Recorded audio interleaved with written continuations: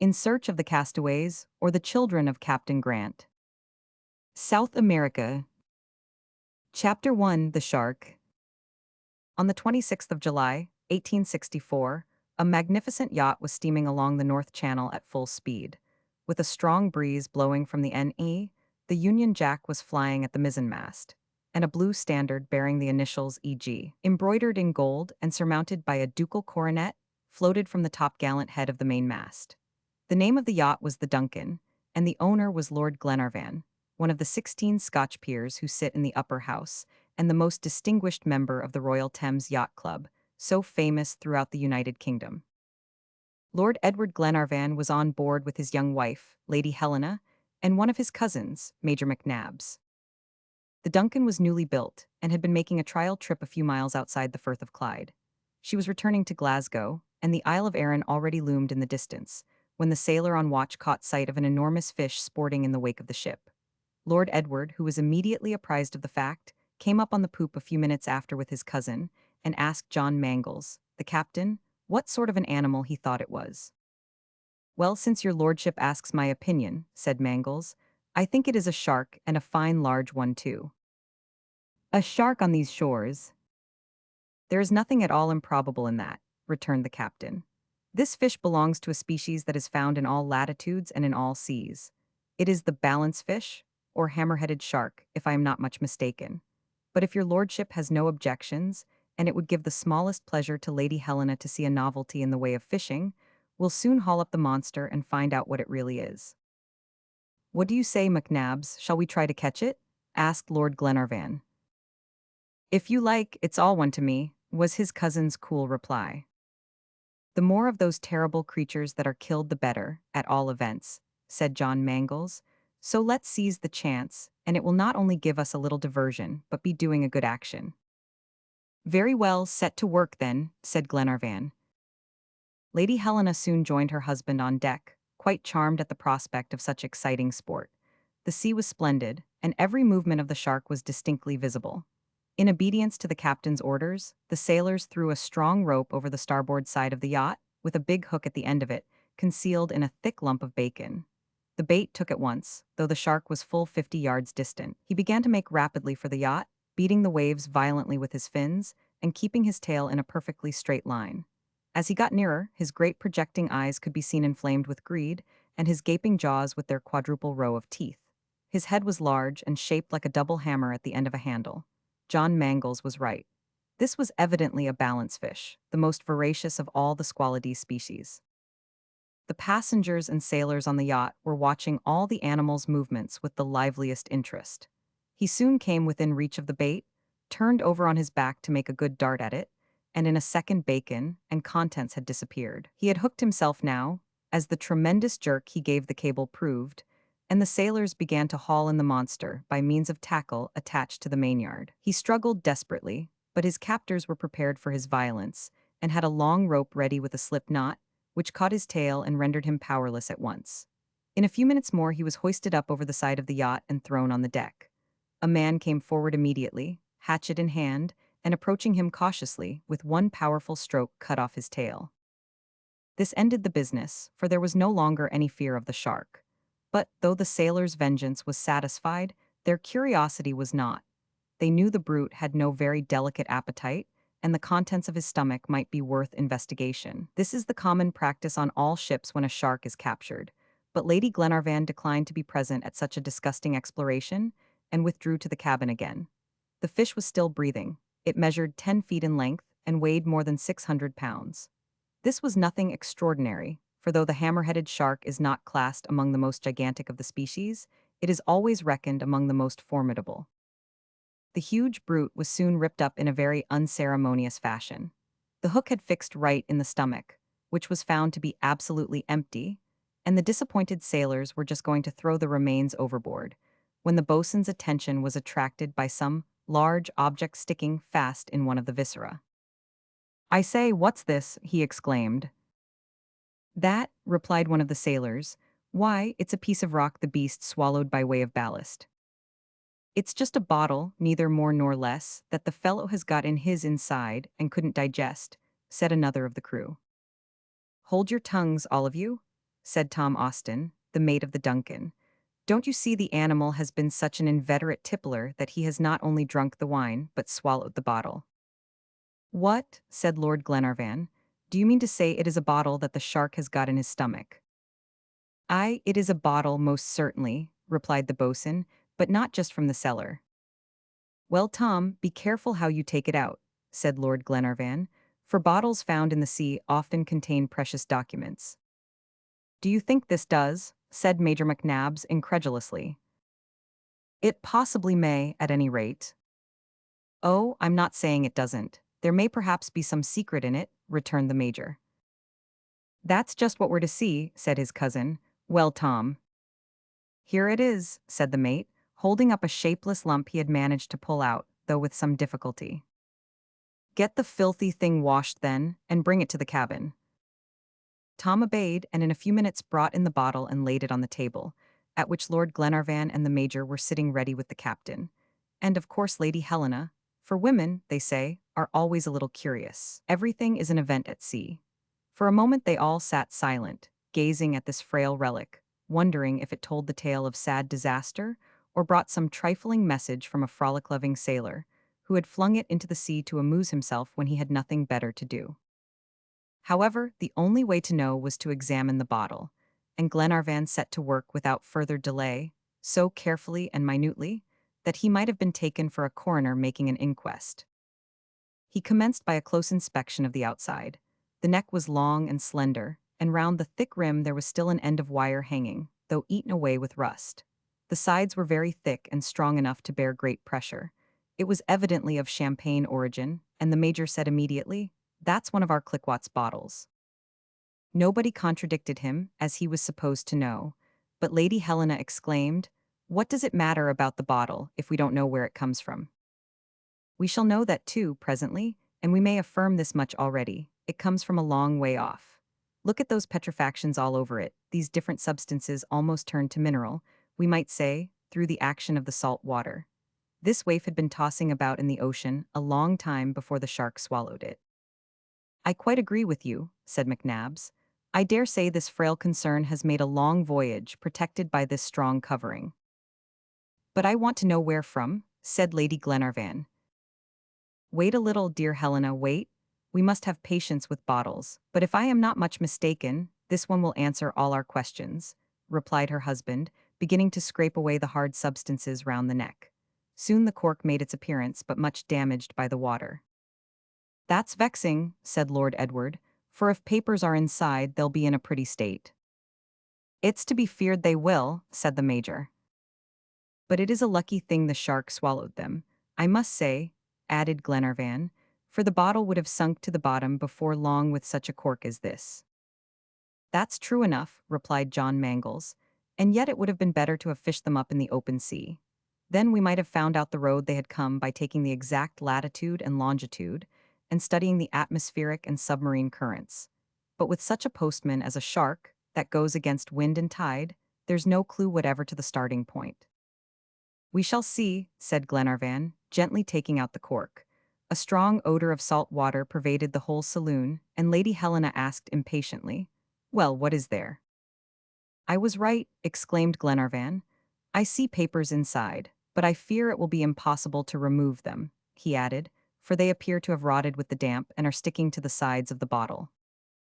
"Break it," said the Major. "I would rather preserve the whole if I could." "No doubt you would," said Lady Helena, "but the contents are more valuable than the bottle, and we had better sacrifice the one than the other." "If your lordship would simply break off the neck, I think we might easily withdraw the papers," suggested John Mangles. "Try it, Edward, try it," said Lady Helena. Lord Glenarvan was very unwilling, but he found there was no alternative. The precious bottle must be broken. They had to get a hammer before this could be done, though, for the stony material had acquired the hardness of granite.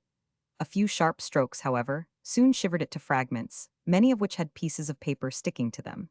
These were carefully removed by Lord Glenarvan and separated and spread out on the table before the eager gaze of his wife and friends. Chapter 2: The Three Documents. All that could be discovered, however, on these pieces of paper was a few words here and there. the remainder of the lines being almost completely obliterated by the action of the water. Lord Glenarvan examined them attentively for a few minutes, turning them over on all sides, holding them up to the light, and trying to decipher the least scrap of writing, while the others looked on with anxious eyes. At last he said, "There are three distinct documents here, apparently copies of the same document in three different languages. Here is one in English, one in French, and one in German." "But can you make any sense out of them?" asked Lady Helena. "That's hard to say, my dear Helena. The words are quite incomplete." "Perhaps the one may supplement the other," suggested Major McNabbs. "Very likely they will," said the captain. "It is impossible that the very same words should have been effaced in each document, and by putting the scraps together, we might gather some intelligible meaning out of them." "That's what we will do," rejoined Lord Glenarvan, "but let us proceed methodically. Here is the English document first." All that remained of it was the following: 62 Brigau, Sinkstraw, Alland, Skip Gr. Dat Monit of Long, and Assistance. Lost. "There's not much to be made out of that," said the Major, looking disappointed. "No, but it is good English anyhow," returned the captain. "There's no doubt of it," said Glenarvan. "The words sink, Alland, lost are entire. Skip is evidently part of the word skipper, and that's what they call ship captains often in England. There seems a Mr. Gr. mentioned, and that most likely is the captain of the shipwrecked vessel." "Well, come, we have made out a good deal already," said Lady Helena. "Yes, but unfortunately there are whole lines wanting," said the Major, "and we have neither the name of the ship nor the place where she was shipwrecked." "We'll get that by and by," said Edward. "Oh, yes, there is no doubt of it," replied the Major, who always echoed his neighbor's opinion. "But how?" "By comparing one document with the other." "Let us try them," said his wife. The second piece of paper was even more destroyed than the first. Only a few scattered words remained here and there. It ran as follows: 7 Juniglas, Zwei Atrosen, Graus, Bringt Eichnen. "This is written in German," said John Mangles the moment he looked at it. "And you understand that language, don't you?" asked Lord Glenarvan. "Perfectly." "Come then, tell us the meaning of these words." The captain examined the document carefully and said, "Well, here's the date of the occurrence first. 7 Juni means June 7, and if we put that before the figure 62 we have in the other document, it gives us the exact date, 7th of June, 1862. "Capital," exclaimed Lady Helena. "Go on, John." "On the same line," resumed the young captain, "there is the syllable Glas, and if we add that to the gow we found in the English paper, we get the whole word Glasgow at once. The documents evidently refer to some ship that sailed out of the port of Glasgow." "That is my opinion, too," said the Major. "The second line is completely effaced," continued the captain, "but here are two important words on the third. There is Zwei, which means two, and Atrosen or Matrosen, the German for sailors." "Then I suppose it is about a captain and two sailors," said Lady Helena. "It seems so," replied Lord Glenarvan. "I must confess, your lordship, that the next word puzzles me. I can make nothing of it. Perhaps the third document may throw some light on it. The last two words are plain enough. Bringt Eichnen means bring them, and if you recollect, in the English paper we had assistance, so by putting the parts together it reads thus, I think, bring them assistance." "Yes, that must be it," replied Lord Glenarvan. "But where are the poor fellows? We have not the slightest indication of the place, meantime, nor of where the catastrophe happened." "Perhaps the French copy will be more explicit," suggested Lady Helena.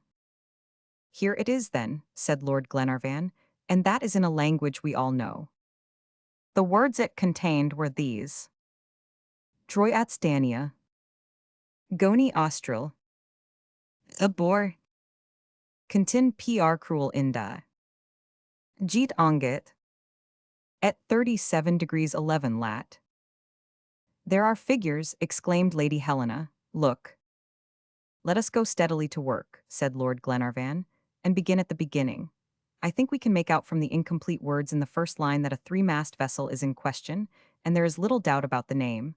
We get that from the fragments of the other papers. It is the Britannia. As to the next two words, Goni and Austral, it is only Austral that has any meaning to us. But that is a valuable scrap of information, said John Mangles. The shipwreck occurred in the southern hemisphere. That's a wide world, said the major. Well, we'll go on, resumed Glenarvan. Here is the word abor, that is clearly the root of the verb aborder. The poor men have landed somewhere, but where? Contin, does that mean continent? Cruel. Cruel, interrupted John Mangles. I see now what grouse is part of in the second document. It is grossum, the word in German for cruel.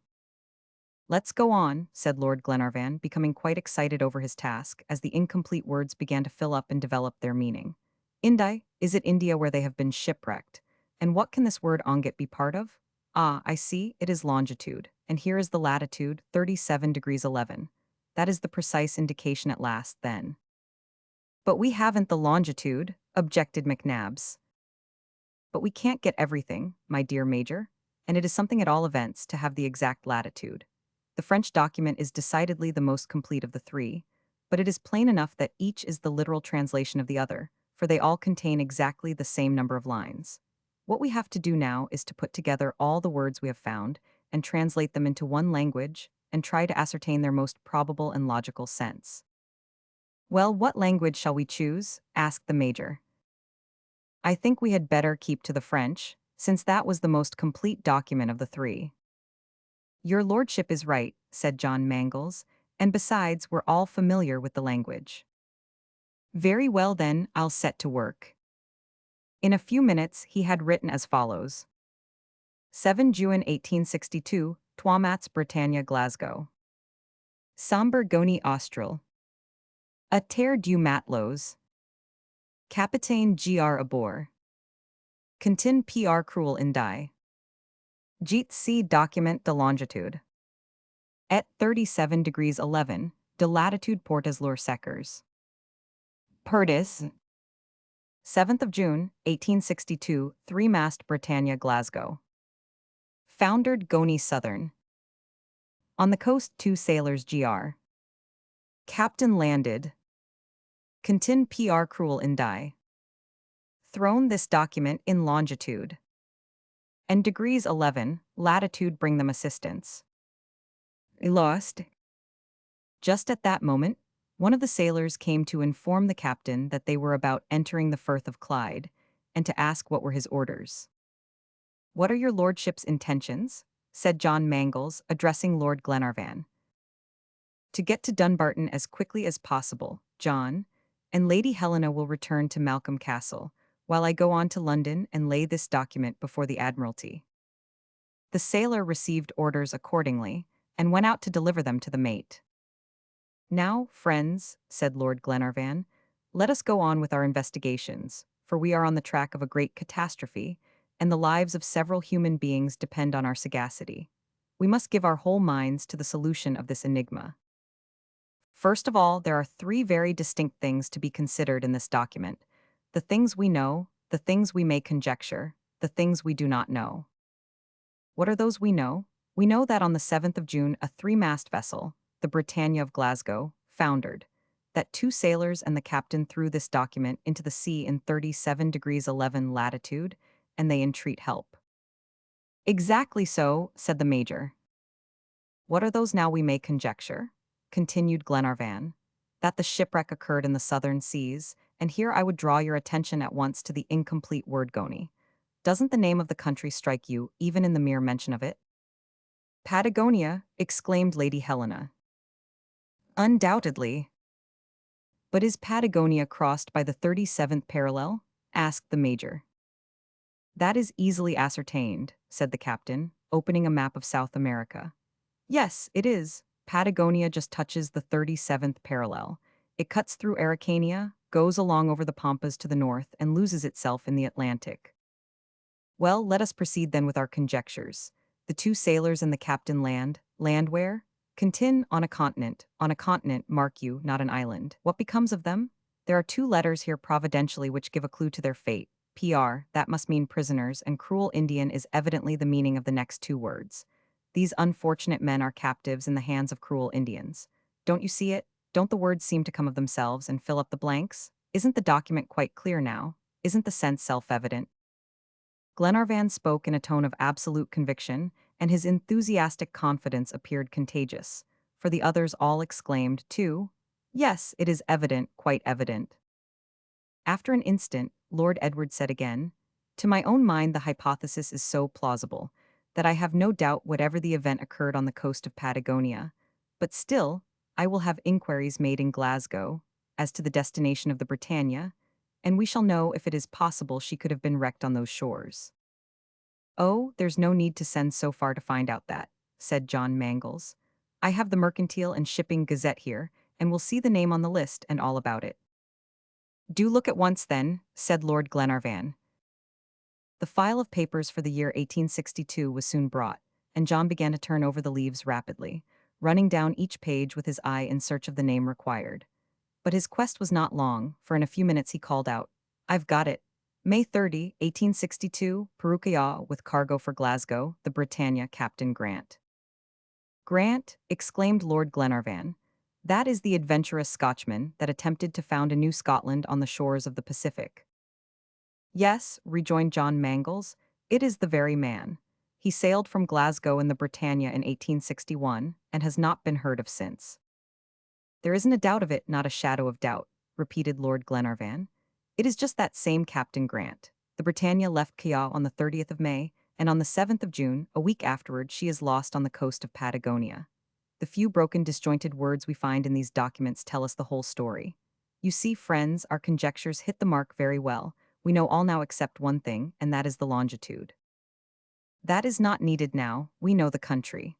With the latitude alone, I would engage to go right to the place where the wreck happened." "Then have we really all the particulars now?" asked Lady Helena. "All, dear Helena. I can fill up every one of these blanks the sea has made in the document as easily as if Captain Grant were dictating to me." And he took up the pen and dashed off the following lines immediately. "On the 7th of June, 1862, the three-mast vessel Britannia of Glasgow has sunk on the coast of Patagonia in the southern hemisphere. Making for the shore, two sailors and Captain Grant are about to land on the continent, where they will be taken prisoners by cruel Indians.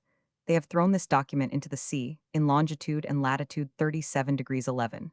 Bring them assistance, or they are lost." "Capital, capital, dear Edward," said Lady Helena. "If those poor creatures ever see their native land again, it is you they will have to thank for it." "And they will see it again," returned Lord Glenarvan.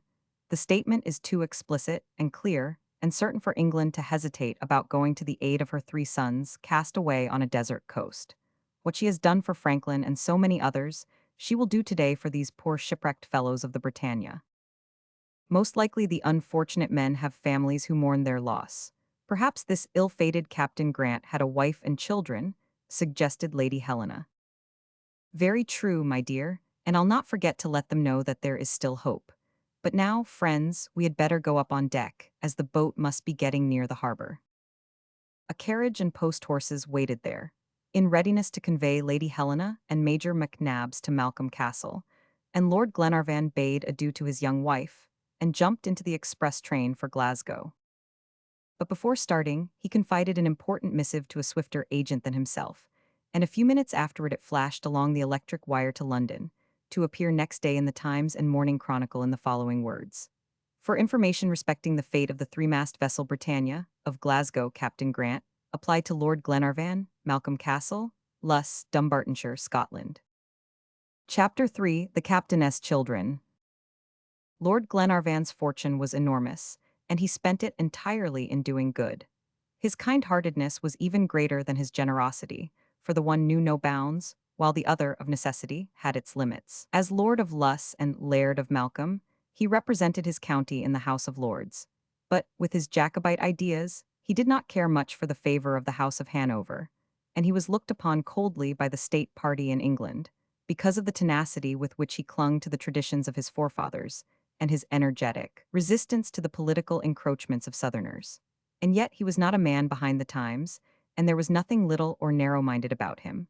but while always keeping open his ancestral county to progress, he was a true Scotchman at heart, and it was for the honor of Scotland that he competed in the yacht races of the Royal Thames Yacht Club. Edward Glenarvan was 32 years of age. He was tall in person and had rather stern features, but there was an exceeding sweetness in his look and a stamp of Highland poetry about his whole bearing. He was known to be brave to excess and full of daring and chivalry, a Fergus of the 19th century, but his goodness excelled every other quality, and he was more charitable than St. Martin himself, for he would have given the whole of his cloak to any of the poor Highlanders. He had scarcely been married 3 months, and his bride was Miss Helena Tuffnell, the daughter of William Tuffnell, the great traveler, one of the many victims of geographical science and of the passion for discovery. Miss Helena did not belong to a noble family, but she was Scotch, and that was better than all nobility in the eyes of Lord Glenarvan, and she was, moreover, a charming, high-souled, religious young woman. Lord Glenarvan did not forget that his wife was the daughter of a great traveler, and he thought it likely that she would inherit her father's predilections.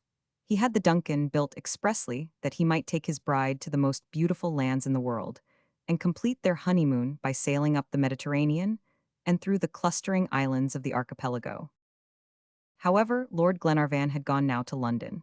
The lives of the shipwrecked men were at stake, and Lady Helena was too much concerned herself about them to grudge her husband's temporary absence. A telegram next day gave hope of his speedy return, but in the evening, a letter apprised her of the difficulties his proposition had met with, and the morning after brought another, in which he openly expressed his dissatisfaction with the Admiralty. Lady Helena began to get anxious as the day wore on. In the evening, when she was sitting alone in her room, Mr. Halbert, the house steward, came in and asked if she would see a young girl and boy that wanted to speak to Lord Glenarvan. "Some of the country people?" asked Lady Helena. "No, madame," replied the steward. "I do not know them at all. They came by rail to Balloch and walked the rest of the way to Luss." "Tell them to come up, Halbert." In a few minutes a girl and boy were shown in. They were evidently brother and sister, for the resemblance was unmistakable. The girl was about 16 years of age. Her tired, pretty face and sorrowful eyes, and resigned but courageous look, as well as her neat though poor attire, made a favorable impression. The boy she held by the hand was about 12, but his face expressed such determination that he appeared quite his sister's protector. The girl seemed too shy to utter a word at first, but Lady Helena quickly relieved her embarrassment by saying, with an encouraging smile, "You wish to speak to me, I think." "No," replied the boy in a decided tone, "not to you, but to Lord Glenarvan." "Excuse him, ma'am," said the girl with a look at her brother. "Lord Glenarvan is not at the castle just now," returned Lady Helena, "but I am his wife, and if I can do anything for you—" "You are Lady Glenarvan?" interrupted the girl. "I am the wife of Lord Glenarvan, of Malcolm Castle, that put an announcement in the Times about the shipwreck of the Britannia." "Yes, yes," said Lady Helena eagerly. "And you?" "I am Miss Grant, ma'am, and this is my brother." Miss Grant," exclaimed Lady Helena, drawing the young girl toward her, and taking both her hands and kissing the boy's rosy cheeks. "What is it you know, ma'am, about the shipwreck? Tell me, is my father living? Shall we ever see him again? Oh, tell me," said the girl earnestly. "My dear child," replied Lady Helena, "heaven forbid that I should answer you lightly such a question. I would not delude you with vain hopes." "Oh, tell me all, ma'am. I'm proof against sorrow. I can bear to hear anything." "My poor child, there is but a faint hope, but with the help of Almighty Heaven, it is just possible you may one day see your father once more." The girl burst into tears, and Robert seized Lady Glenarvan's hand and covered it with kisses. As soon as they grew calmer, they asked a complete string of questions, and Lady Helena recounted the whole story of the document, telling them that their father had been wrecked on the coast of Patagonia, and that he and two sailors, the sole survivors, appeared to have reached the shore, and had written an appeal for help in 3 languages and committed it to the care of the waves. During the recital, Robert Grant was devouring the speaker with his eyes and hanging on her lips. His childish imagination evidently retraced all the scenes of his father's shipwreck. He saw him on the deck of the Britannia, and then struggling with the billows, then clinging to the rocks, and lying at length exhausted on the beach. More than once he cried out, "Oh, papa, my poor papa," and pressed close to his sister. Miss Grant sat silent and motionless, with clasped hands, and all she said when the narration ended was, "Oh, ma'am, the paper, please." "I have not it now, my dear child," replied Lady Helena. "You haven't it?" "No, Lord Glenarvan was obliged to take it to London, for the sake of your father, but I have told you all it contained, word for word, and how we managed to make out the complete sense from the fragments of words left, all except the longitude, unfortunately." "We can do without that," said the boy. "Yes, Mr. Robert," rejoined Lady Helena, smiling at the child's decided tone. "And so you see, Miss Grant, you know the smallest details now just as well as I do." "Yes, ma'am, but I should like to have seen my father's writing." "Well, tomorrow, perhaps tomorrow, Lord Glenarvan will be back. My husband determined to lay the document before the Lords of the Admiralty, to induce them to send out a ship immediately in search of Captain Grant." "Is it possible, ma'am," exclaimed the girl, "that you have done that for us?" "Yes, my dear Miss Grant, and I am expecting Lord Glenarvan back every minute now." "Oh, ma'am, heaven bless you and Lord Glenarvan," said the young girl fervently, overcome with grateful emotion. "My dear girl, we deserve no thanks. Anyone in our place would have done the same. I only trust the hopes we are leading you to entertain may be realized, but till my husband returns, you will remain at the castle." "Oh, no, ma'am, I could not abuse the sympathy you show to strangers." "Strangers, dear child," interrupted Lady Helena. "You and your brother are not strangers in this house, and I should like Lord Glenarvan to be able on his arrival to tell the children of Captain Grant himself what is going to be done to rescue their father." It was impossible to refuse an invitation given with such heart, and Miss Grant and her brother consented to stay till Lord Glenarvan returned. Chapter 4: Lady Glenarvan's Proposal. Lady Helena thought it best to say nothing to the children about the fears Lord Glenarvan had expressed in his letters respecting the decisions of the Lords of the Admiralty with regard to the document. Nor did she mention the probable captivity of Captain Grant among the Indians of South America. Why sadden the poor children and damp their newly cherished hopes? It would not in the least alter the actual state of the case. So not a word was said, and after answering all Miss Grant's questions, Lady Helena began to interrogate in her turn, asking her about her past life and her present circumstances. It was a touching, simple story she heard in reply, and one which increased her sympathy for the young girl. Mary and Robert were the captain's only children. Harry Grant lost his wife when Robert was born, and during his long voyages he left his little ones in charge of his cousin, a good old lady. Captain Grant was a fearless sailor. He not only thoroughly understood navigation, but commerce also, a twofold qualification eminently useful to skippers in the merchant service. He lived in Dundee, in Perthshire, Scotland. His father, a minister of St. Catherine's Church, had given him a thorough education, as he believed that could never hurt anybody. Harry's voyages were prosperous from the first, and a few years after Robert was born, he found himself possessed of a considerable fortune. It was then that he projected the grand scheme which made him popular in Scotland. Like Glenarvan and a few noble families in the Lowlands, he had no heart for the union with England. In his eyes, the interests of his country were not identified with those of the Anglo-Saxons, and to give scope for personal development, he resolved to found an immense Scotch colony on one of the ocean continents. Possibly he might have thought that someday they would achieve their independence, as the United States did, an example doubtless to be followed eventually by Australia and India. But whatever might be his secret motives, such was his dream of colonization. But, as is easily understood, the government opposed his plans and put difficulties enough in his way to have killed an ordinary man. But Harry would not be beaten. He appealed to the patriotism of his countrymen, placed his fortune at the service of the cause, built a ship, and manned it with a picked crew, and leaving his children to the care of his old cousin, set off to explore the great islands of the Pacific. This was in 1861, and for 12 months or up to May 1862, letters were regularly received from him, but no tidings whatever had come since his departure from Callao in June, and the name of the Britannia never appeared in the shipping list. Just at this juncture the old cousin died, and Harry Grant's 2 children were left alone in the world. Mary Grant was then only 14, but she resolved to face her situation bravely, and to devote herself entirely to her little brother, who was still a mere child. By dint of close economy, combined with tact and prudence, she managed to support and educate him, working day and night, denying herself everything that she might give him all he needed, watching over him and caring for him like a mother. The two children were living in this touching manner in Dundee, struggling patiently and courageously with their poverty. Mary thought only of her brother and indulged in dreams of a prosperous future for him. She had long given up all hope of the Britannia and was fully persuaded that her father was dead. What, then, was her emotion when she accidentally saw the notice in the Times? She never hesitated for an instant as to the course she should adopt, but determined to go to Dumbartonshire immediately, to learn the best and worst. Even if she were to be told that her father's lifeless body had been found on a distant shore, or in the bottom of some abandoned ship, it would be a relief from incessant doubt and torturing suspense. She told her brother about the advertisement, and the two children started off together that same day for Perth, where they took the train and arrived in the evening at Malcolm Castle. Such was Mary Grant's sorrowful story, and she recounted it in so simple and unaffected a manner that it was evident she never thought her conduct had been that of a heroine through those long trying years. But Lady Helena thought it for her, and more than once she put her arms round both the children and could not restrain her tears. As for Robert, he seemed to have heard these particulars for the first time.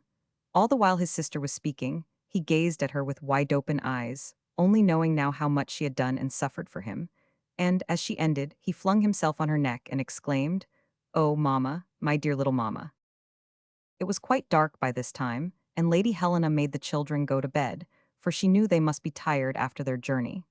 They were soon both sound asleep, dreaming of happy days. After they had retired, Lady Helena sent for Major McNabbs and told him the incidents of the evening. "That Mary Grant must be a brave girl," said the Major. "I only hope my husband will succeed, for the poor children's sake," said his cousin. "It would be terrible for them if he did not." "He will be sure to succeed, or the Lords of the Admiralty must have hearts harder than Portland stone." But notwithstanding McNabbs's assurance, Lady Helena passed the night in great anxiety and could not close her eyes. Mary Grant and her brother were up very early next morning and were walking about in the courtyard when they heard the sound of a carriage approaching. It was Lord Glenarvan, and, almost immediately, Lady Helena and the Major came out to meet him. Lady Helena flew toward her husband the moment he alighted, but he embraced her silently and looked gloomy and disappointed, indeed, even furious. "Well, Edward," she said, "tell me." "Well, Helena dear, those people have no heart. They have refused." "Yes, they have refused me a ship." They talked of the millions that had been wasted in search for Franklin, and declared the document was obscure and unintelligible. And then, they said it was 2 years now since they were cast away, and there was little chance of finding them. Besides, they would have it that the Indians, who made them prisoners, would have dragged them into the interior, and it was impossible, they said, to hunt all through Patagonia for 3 men, 3 Scotchmen, that the search would be vain and perilous and cost more lives than it saved. In short, they assigned all the reasons that people invent who have made up their minds to refuse. The truth is, they remembered Captain Grant's projects, and that is the secret of the whole affair. So the poor fellow is lost forever. My poor father," cried Mary Grant, throwing herself on her knees before Lord Glenarvan, who exclaimed in amazement, "Your father, what is this, miss?" "Yes, Edward," said Lady Helena. "This is Miss Mary Grant and her brother, the 2 children condemned to orphanage by the cruel Admiralty." "Oh, Miss Grant," said Lord Glenarvan, raising the young girl, "if I had known of your presence." He said no more, and there was a painful silence in the courtyard, broken only by sobs.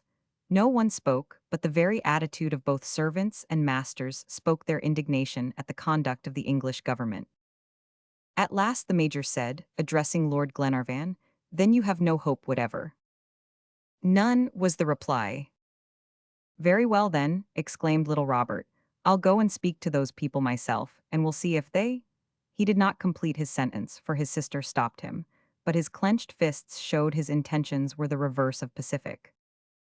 "No, Robert," said Mary Grant, "we will thank this noble lord and lady for what they have done for us, and never cease to think of them with gratitude, and then we'll both go together." "Mary," said Lady Helena in a tone of surprise. "Go where?" asked Lord Glenarvan. "I am going to throw myself at the Queen's feet, and we shall see if she will turn a deaf ear to the prayers of 2 children, who implore their father's life. Lord Glenarvan shook his head, not that he doubted the kind heart of Her Majesty, but he knew Mary would never gain access to her. Suppliants but two rarely reach the steps of a throne. It seems as if royal palaces had the same inscription on their doors that the English have on their ships. Passengers are requested not to speak to the man at the wheel. Lady Glenarvan understood what was passing in her husband's mind, and she felt the young girl's attempt would be useless, and only plunge the poor children in deeper despair. Suddenly, a grand, generous purpose fired her soul, and she called out, "Mary Grant, wait, my child, and listen to what I'm going to say." Mary had just taken her brother by the hand and turned to go away, but she stepped back at Lady Helena's bidding. The young wife went up to her husband and said, with tears in her eyes, though her voice was firm and her face beamed with animation, "Edward, when Captain Grant wrote that letter and threw it into the sea, he committed it to the care of God. God has sent it to us. Undoubtedly, God intends us to undertake the rescue of these poor men." "What do you mean, Helena?" "I mean this, that we ought to think ourselves fortunate if we can begin our married life with a good action. Well, you know, Edward, that to please me you planned a pleasure trip. But what could give us such genuine pleasure, or be so useful, as to save those unfortunate fellows, cast off by their country?" "Helena," exclaimed Lord Glenarvan. "Yes, Edward, you understand me. The Duncan is a good strong ship. She can venture in the southern seas, or go round the world if necessary. Let us go, Edward. Let us start off and search for Captain Grant." Lord Glenarvan made no reply to this bold proposition, but smiled, and holding out his arms, drew his wife into a close, fond embrace. Mary and Robert seized her hands and covered them with kisses, and the servants who thronged the courtyard and had been witnesses of this touching scene shouted with one voice, "Hurrah for the Lady of Luss!" 3 cheers for Lord and Lady Glenarvan. Chapter 5: The Departure of the Duncan. We have said already that Lady Helena was a brave, generous woman, and what she had just done proved it indisputably. Her husband had good reason to be proud of such a wife, one who could understand and enter into all his views. The idea of going to Captain Grant's rescue had occurred to him in London when his request was refused, and he would have anticipated Lady Helena, only he could not bear the thought of parting from her. But now that she herself proposed to go, all hesitation was at an end. The servants of the castle had hailed the project with loud acclamations, for it was to save their brothers, Scotchmen, like themselves, and Lord Glenarvan cordially joined his cheers with theirs for the Lady of Luss. The departure once resolved upon, there was not an hour to be lost. A telegram was dispatched to John Mangles the very same day, conveying Lord Glenarvan's orders to take the Duncan immediately to Glasgow, and to make preparations for a voyage to the southern seas, and possibly round the world. For Lady Helena was right in her opinion that the yacht might safely attempt the circumnavigation of the globe, if necessary. The Duncan was a steam yacht of the finest description.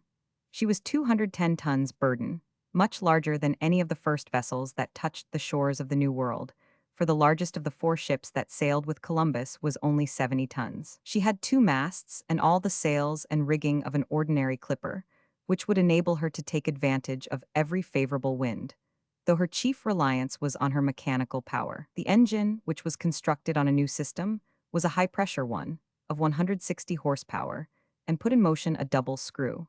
This gave the yacht such swiftness that during her trial trip in the Firth of Clyde, she made 17 miles an hour, a higher speed than any vessel had yet attained. No alterations were consequently needed in the Duncan herself. John Mangles had only to attend to her interior arrangements. His first care was to enlarge the bunkers to carry as much coal as possible, for it is difficult to get fresh supplies en route. He had to do the same with the storerooms, and managed so well that he succeeded in laying in provisions enough for 2 years. There was abundance of money at his command, and enough remained to buy a cannon, on a pivot carriage, which he mounted on the forecastle. There was no knowing what might happen, and it is always well to be able to send a good round bullet flying 4 miles off. John Mangles understood his business. Though he was only the captain of a pleasure yacht, he was one of the best skippers in Glasgow. He was 30 years of age, and his countenance expressed both courage and goodness, if the features were somewhat coarse. He had been brought up at the castle by the Glenarvan family, and had turned out a capital sailor, having already given proof, in some of his long voyages, of his skill and energy and sang-froid. When Lord Glenarvan offered him the command of the Duncan, he accepted it with right good will, for he loved the master of Malcolm Castle, like a brother, and had hitherto vainly sought some opportunity of showing his devotion. Tom Austin, the mate, was an old sailor, worthy of all confidence. The crew, consisting of 25 men, including the captain and chief officer, were all from Dumbartonshire, experienced sailors, and all belonging to the Glenarvan estate. In fact, it was a regular clan, and they did not forget to carry with them the traditional bagpipes. Lord Glenarvan had in them a band of trusty fellows, skilled in their calling, devoted to himself, full of courage, and as practiced in handling firearms as in the maneuvering of a ship. A valiant little troop, ready to follow him anywhere, even in the most dangerous expeditions. When the crew heard whither they were bound, they could not restrain their enthusiasm, and the rocks of Dumbarton rang again with their joyous outbursts of cheers. But while John Mangles made the stowage and provisioning of the yacht his chief business, he did not forget to fit up the rooms of Lord and Lady Glenarvan for a long voyage. He had also to get cabins ready for the children of Captain Grant, as Lady Helena could not refuse Mary's request to accompany her. As for young Robert, he would have smuggled himself in somewhere in the hold of the Duncan rather than be left behind. He would willingly have gone as cabin boy like Nelson. It was impossible to resist a little fellow like that, and indeed no one tried. He would not even go as a passenger, but must serve in some capacity. As cabin boy, apprentice, or sailor, he did not care which, so he was put in charge of John Mangles to be properly trained for his vocation. "And I hope he won't spare me the cat-o'-nine-tails, if I don't do properly," said Robert. "Rest easy on that score, my boy," said Lord Glenarvan, gravely. He did not add that this mode of punishment was forbidden on board the Duncan, and moreover was quite unnecessary. To complete the roll of passengers, we must name Major McNabbs. The Major was about 50 years of age, with a calm face and regular features. A man who did whatever he was told, of an excellent, indeed, a perfect temper. Modest, silent, peaceable, and amiable, agreeing with everybody on every subject. Never discussing, never disputing, never getting angry. He wouldn't move a step quicker or slower, whether he walked upstairs to bed or mounted a breach. Nothing could excite him, nothing could disturb him, not even a cannon ball, and no doubt he will die without ever having known even a passing feeling of irritation. This man was endowed in an eminent degree, not only with ordinary animal courage, that physical bravery of the battlefield which is solely due to muscular energy, but he had what is far nobler, moral courage, firmness of soul. If he had any fault, it was his being so intensely Scotch from top to toe, a Caledonian of the Caledonians, an obstinate stickler for all the ancient customs of his country. This was the reason he would never serve in England, and he gained his rank of major in the 42nd Regiment, the Highland Black Watch, composed entirely of Scotch noblemen. As a cousin of Glenarvan, he lived in Malcolm Castle, and as a major he went as a matter of course with the Duncan. Such, then, was the personnel of this yacht, so unexpectedly called to make one of the most wonderful voyages of modern times. From the hour she reached the steamboat quay at Glasgow, she completely monopolized the public attention. A considerable crowd visited her every day, and the Duncan was the one topic of interest and conversation, to the great vexation of the different captains in the port, among others of Captain Burton, in command of the Scotia, a magnificent steamer lying close beside her and bound for Calcutta. Considering her size, the Scotia might justly look upon the Duncan as a mere flyboat, and yet this pleasure yacht of Lord Glenarvan was quite the center of attraction, and the excitement about her daily increased. The Duncan was to sail out with the tide at 3 o'clock on the morning of the 25th of August. But before starting, a touching ceremony was witnessed by the good people of Glasgow.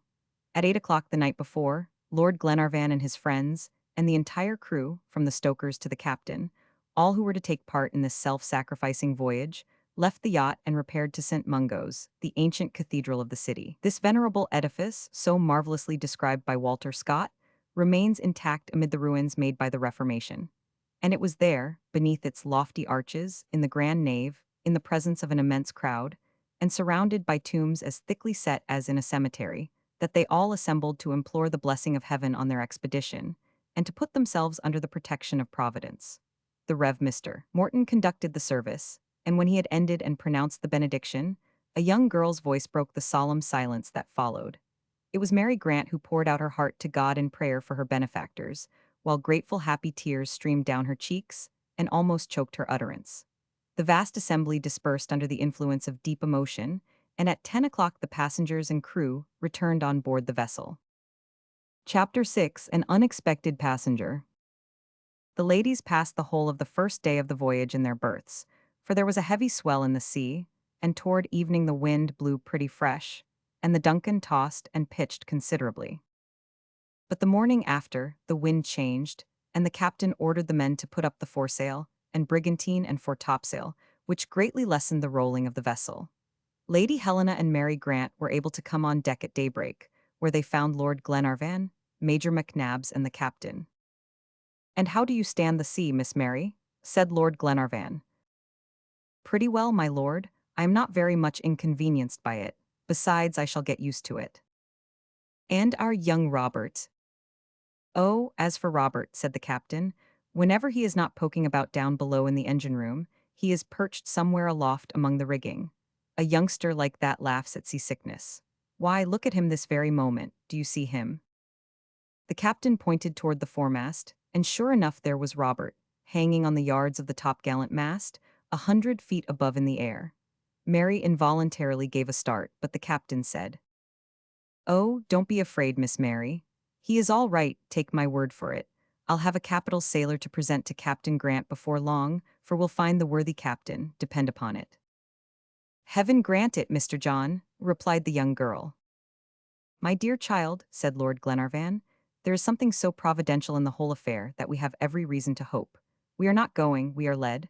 We are not searching, we are guided. And then see all the brave men that have enlisted in the service of the good cause. We shall not only succeed in our enterprise, but there will be little difficulty in it. I promised Lady Helena a pleasure trip, and I am much mistaken if I don't keep my word." "Edward," said his wife, "you are the best of men." "Not at all," was the reply, "but I have the best of crews and the best of ships. You don't admire the Duncan, I suppose, Miss Mary?" "On the contrary, my lord, I do admire her, and I'm a connoisseur in ships," returned the young girl. "Indeed?" "Yes, I have played all my life on my father's ships. He should have made me a sailor, for I dare say, at a push, I could reef a sail or plait a gasket easily enough." "Do you say so, miss?" exclaimed John Mangles. "If you talk like that, you and John will be great friends, for he can't think any calling is equal to that of a seaman. He can't fancy any other, even for a woman. Isn't it true, John?" "Quite so," said the captain. "And yet, your lordship, I must confess that Miss Grant is more in her place on the poop than reefing a topsail. But for all that, I am quite flattered by her remarks." "And especially when she admires the Duncan," replied Glenarvan.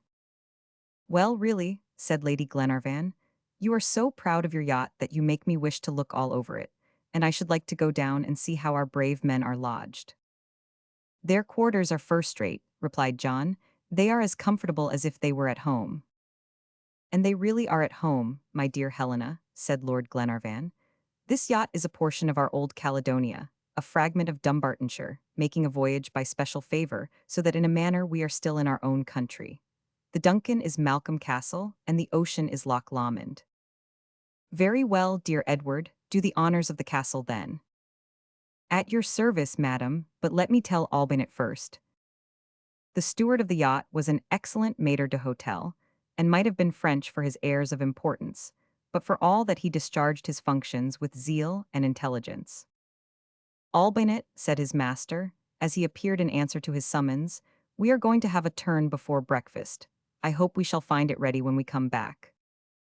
He said this just as if it had been a walk to Tarbert or Loch Katrine they were going, and the steward bowed with perfect gravity in reply. "Are you coming with us, Major?" asked Lady Helena. "If you command me," replied McNabbs. "Oh," said Lord Glenarvan, "the Major is absorbed in his cigar, you mustn't tear him from it. He is an inveterate smoker, Miss Mary, I can tell you. He is always smoking, even while he sleeps." The Major gave an assenting nod, and Lord Glenarvan and his party went below. McNabbs remained alone, talking to himself, as was his habit, and was soon enveloped in still thicker clouds of smoke. He stood motionless, watching the track of the yacht. After some minutes of this silent contemplation, he turned round, and suddenly found himself face to face with a newcomer. Certainly, if anything could have surprised him, this rencontre would, for he had never seen the stranger in his life before. He was a tall, thin, withered-looking man, about 40 years of age, and resembled a long nail with a big head. His head was large and massive, his forehead high, his chin very marked. His eyes were concealed by enormous round spectacles, and in his look was that peculiar indecision which is common to nyctalopes, or people who have a peculiar construction of the eye, which makes the sight imperfect in the day and better at night. It was evident from his physiognomy that he was a lively, intelligent man. He had not the crabbed expression of those grave individuals who never laugh on principle and cover their emptiness with a mask of seriousness. He looked far from that. His careless, good-humored air and easy, unceremonious manners showed plainly that he knew how to take men and things on their bright side. But though he had not yet opened his mouth, he gave one the impression of being a great talker, and moreover, one of those absent folks who neither see though they are looking, nor hear though they are listening. He wore a traveling cap and strong, low, yellow boots with leather gaiters. His pantaloons and jacket were of brown velvet, and their innumerable pockets were stuffed with notebooks, memorandum books, account books, pocketbooks, and 1,000 other things equally cumbersome and useless, not to mention a telescope in addition, which he carried in a shoulder belt.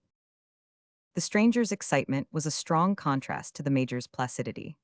He walked round McNabbs, looking at him and questioning him with his eyes without eliciting one remark from the imperturbable Scotchman, or awakening his curiosity in the least, to know where he came from, and where he was going, and how he had got on board the Duncan. Finding all his efforts baffled by the major's indifference, the mysterious passenger seized his telescope, drew it out to its fullest extent, about 4 feet, and began gazing at the horizon, standing motionless with his legs wide apart. His examination lasted some few minutes, and then he lowered the glass, set it up on deck, and leaned on it as if it had been a walking stick.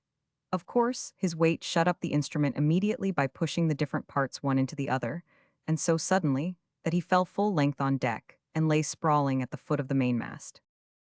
Anyone else but the major would have smiled, at least, at such a ludicrous sight, but McNabbs never moved a muscle of his face. This was too much for the stranger, and he called out, with an unmistakably foreign accent, "A steward." He waited a minute but nobody appeared, and he called again, still louder, "Steward." Mr. Albinett chanced to be passing that minute on his way from the galley, and what was his astonishment at hearing himself addressed like this, by a lanky individual of whom he had no knowledge whatever. "Where can he have come from? Who is he?" he thought to himself. "He cannot possibly be one of Lord Glenarvan's friends." However, he went up on the poop, and approached the unknown personage, who accosted him with the inquiry, "Are you the steward of this vessel?" "Yes, sir," replied Albinett, "but I have not the honor of." "I am the passenger in cabin number 6. "Number 6, repeated the steward. "Certainly, and your name, what is it?" "Albinett." "Well, Albinett, my friend, we must think of breakfast, and that pretty quickly. It is 36 hours since I have had anything to eat, or rather 36 hours that I have been asleep, pardonable enough in a man who came all the way without stopping, from Paris to Glasgow. What is the breakfast hour?" 9 o'clock, replied Albinett mechanically. The stranger tried to pull out his watch to see the time, but it was not till he had rummaged through the 9th pocket that he found it. "Ah, well," he said, "it is only 8 o'clock at present. Fetch me a glass of sherry and a biscuit while I am waiting, for I am actually falling through sheer inanition." Albinett heard him without understanding what he meant, for the voluble stranger kept on talking incessantly, flying from one subject to another. "The captain, isn't the captain up yet? And the chief officer, what is he doing? Is he asleep still? It is fine weather, fortunately, and the wind is favorable, and the ship goes all alone." Just at that moment, John Mangles appeared at the top of the stairs. "Here is the captain," said Albinett.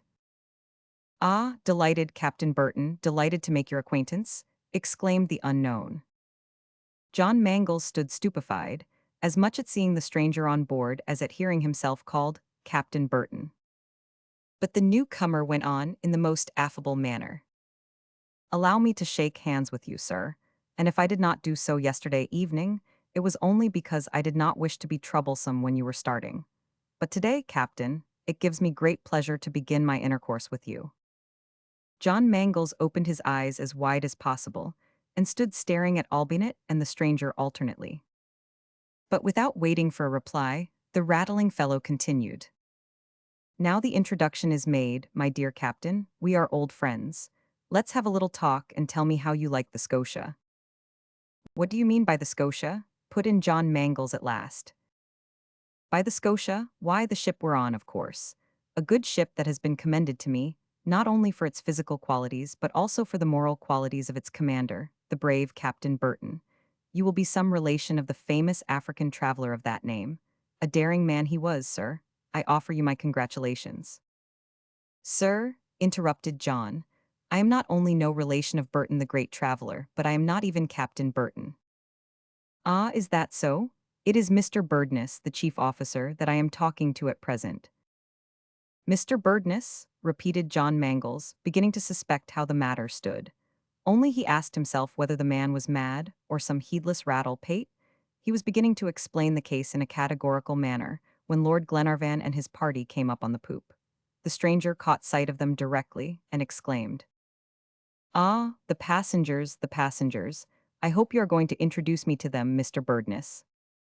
But he could not wait for anyone's intervention, and going up to them with perfect ease and grace, said, bowing to Miss Grant, Madame, then to Lady Helena with another bow, Miss, and to Lord Glenarvan, Sir. Here John Mangles interrupted him and said, Lord Glenarvan. My lord, continued the unknown, I beg pardon for presenting myself to you, but at sea, it is well to relax the strict rules of etiquette a little. I hope we shall soon become acquainted with each other, and that the company of these ladies will make our voyage in the Scotia appear as short as agreeable. Lady Helena and Miss Grant were too astonished to be able to utter a single word. The presence of this intruder on the poop of the Duncan was perfectly inexplicable. Lord Glenarvan was more collected and said, Sir, to whom have I the honor of speaking? To Jacques Eliason Francois-Marie Paganel, Secretary of the Geographical Society of Paris, corresponding member of the Societies of Berlin, Bombay, Darmstadt, Leipzig, London, St. Petersburg, Vienna, and New York, honorary member of the Royal Geographical and Ethnographical Institute of the East Indies, who, after having spent 20 years of his life in geographical work in the study, wishes to see active service, and is on his way to India to gain for the science what information he can by following up the footsteps of great travelers. Chapter 7, Jacques Paganel is undeceived. The secretary of the Geographical Society was evidently an amiable personage, for all this was said in a most charming manner. Lord Glenarvan knew quite well who he was now, for he had often heard Paganel spoken of, and was aware of his merits. His geographical works, his papers on modern discoveries, inserted in the reports of the Society, and his worldwide correspondence, gave him a most distinguished place among the literati of France. Lord Glenarvan could not but welcome such a guest, and shook hands cordially. And now that our introductions are over, he added, you will allow me, Monsieur Paganel, to ask you a question. 20, my lord, replied Paganel. It will always be a pleasure to converse with you. Was it last evening that you came on board this vessel? Yes, my lord, about 8 o'clock. I jumped into a cab at the Caledonian Railway, and from the cab into the Scotia, where I had booked my cabin before I left Paris. It was a dark night, and I saw no one on board, so I found cabin No. 6 and went to my berth immediately, for I had heard that the best way to prevent seasickness is to go to bed as soon as you start, and not to stir for the first few days, and moreover, I had been traveling for 30 hours. So I tucked myself in and slept conscientiously, I assure you, for 36 hours.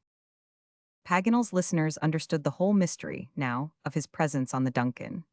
The French traveler had mistaken his vessel, and gone on board while the crew were attending the service at St. Mungo's. All was explained. But what would the learned geographer say when he heard the name and destination of the ship in which he had taken passage? Then it is Calcutta, M. Paganel, that you have chosen as your point of departure on your travels. Yes, my lord, to see India has been a cherished purpose with me all my life. It will be the realization of my fondest dreams, to find myself in the country of elephants and thugs. Then it would be by no means a matter of indifference to you, to visit another country instead. No, my lord, indeed it would be very disagreeable, for I have letters from Lord Somerset, the Governor-General, and also a commission to execute for the Geographical Society. Ah, you have a commission. Yes, I have to attempt a curious and important journey, the plan of which has been drawn up by my learned friend and colleague, M. Vivian de Saint Martin. I am to pursue the track of the Schlagenwaite brothers, and Colonels Waugh and Webb and Hodgson, and Huck and Gabbett, the missionaries, and Murraycroft and M. Jules Ramai, and so many celebrated travelers. I mean to try and succeed where Crick, the missionary so unfortunately failed in 1846. In a word, I want to follow the course of the river Yarudizangbotichu, which waters Thibet for a distance of 1,500 kilometers, flowing along the northern base of the Himalayas, and to find out at last whether this river does not join itself to the Brahmaputra in the northeast of Assam. The gold medal, my lord, is promised to the traveler who will succeed in ascertaining a fact which is one of the greatest desiderata to the geography of India. Paganel was magnificent. He spoke with superb animation, soaring away on the wings of imagination. It would have been as impossible to stop him as to stop the Rhine at the falls of Schaffhausen. Monsieur Jacques Paganel, said Lord Glenarvan, after a brief pause, that would certainly be a grand achievement, and you would confer a great boon on science. But I should not like to allow you to be laboring under a mistake any longer. And I must tell you, therefore, that for the present at least, you must give up the pleasure of a visit to India. Give it up, and why? Because you are turning your back on the Indian peninsula. What's Captain Burton? I am not Captain Burton, said John Mangles. But the Scotia. This vessel is not the Scotia. It would be impossible to depict the astonishment of Paganel. He stared first at one, and then at another in the utmost bewilderment. Lord Glenarvan was perfectly grave, and Lady Helena and Mary showed their sympathy for his vexation by their looks. As for John Mangles, he could not suppress a smile, but the Major appeared as unconcerned as usual. At last the poor fellow shrugged his shoulders, pushed down his spectacles over his nose, and said, "You are joking." But just at that very moment, his eye fell on the wheel of the ship, and he saw the two words on it, Duncan. Glasgow. The Duncan, the Duncan, he exclaimed with a cry of despair, and forthwith rushed down the stairs and away to his cabin. As soon as the unfortunate savant had disappeared, everyone, except the Major, broke out into such peals of laughter that the sound reached the ears of the sailors in the forecastle. To mistake a railway or to take the train to Edinburgh when you want to go to Dumbarton might happen, but to mistake a ship and be sailing for Chile when you meant to go to India, that is a blunder indeed. However, said Lord Glenarvan, I am not much astonished at it in Paganel. He is quite famous for such misadventures. One day he published a celebrated map of America and put Japan in it, but for all that, he is distinguished for his learning, and he is one of the best geographers in France. But what shall we do with the poor gentleman? Said Lady Helena. We can't take him with us to Patagonia. Why not? Replied McNabbs gravely. We are not responsible for his heedless mistakes. Suppose he were in a railway train, would they stop it for him? No, but he would get out at the first station. Well, that is just what he can do here too, if he likes. He can disembark at the first place where we touch. While they were talking, Paganel came up again on the poop, looking very woebegone and crestfallen.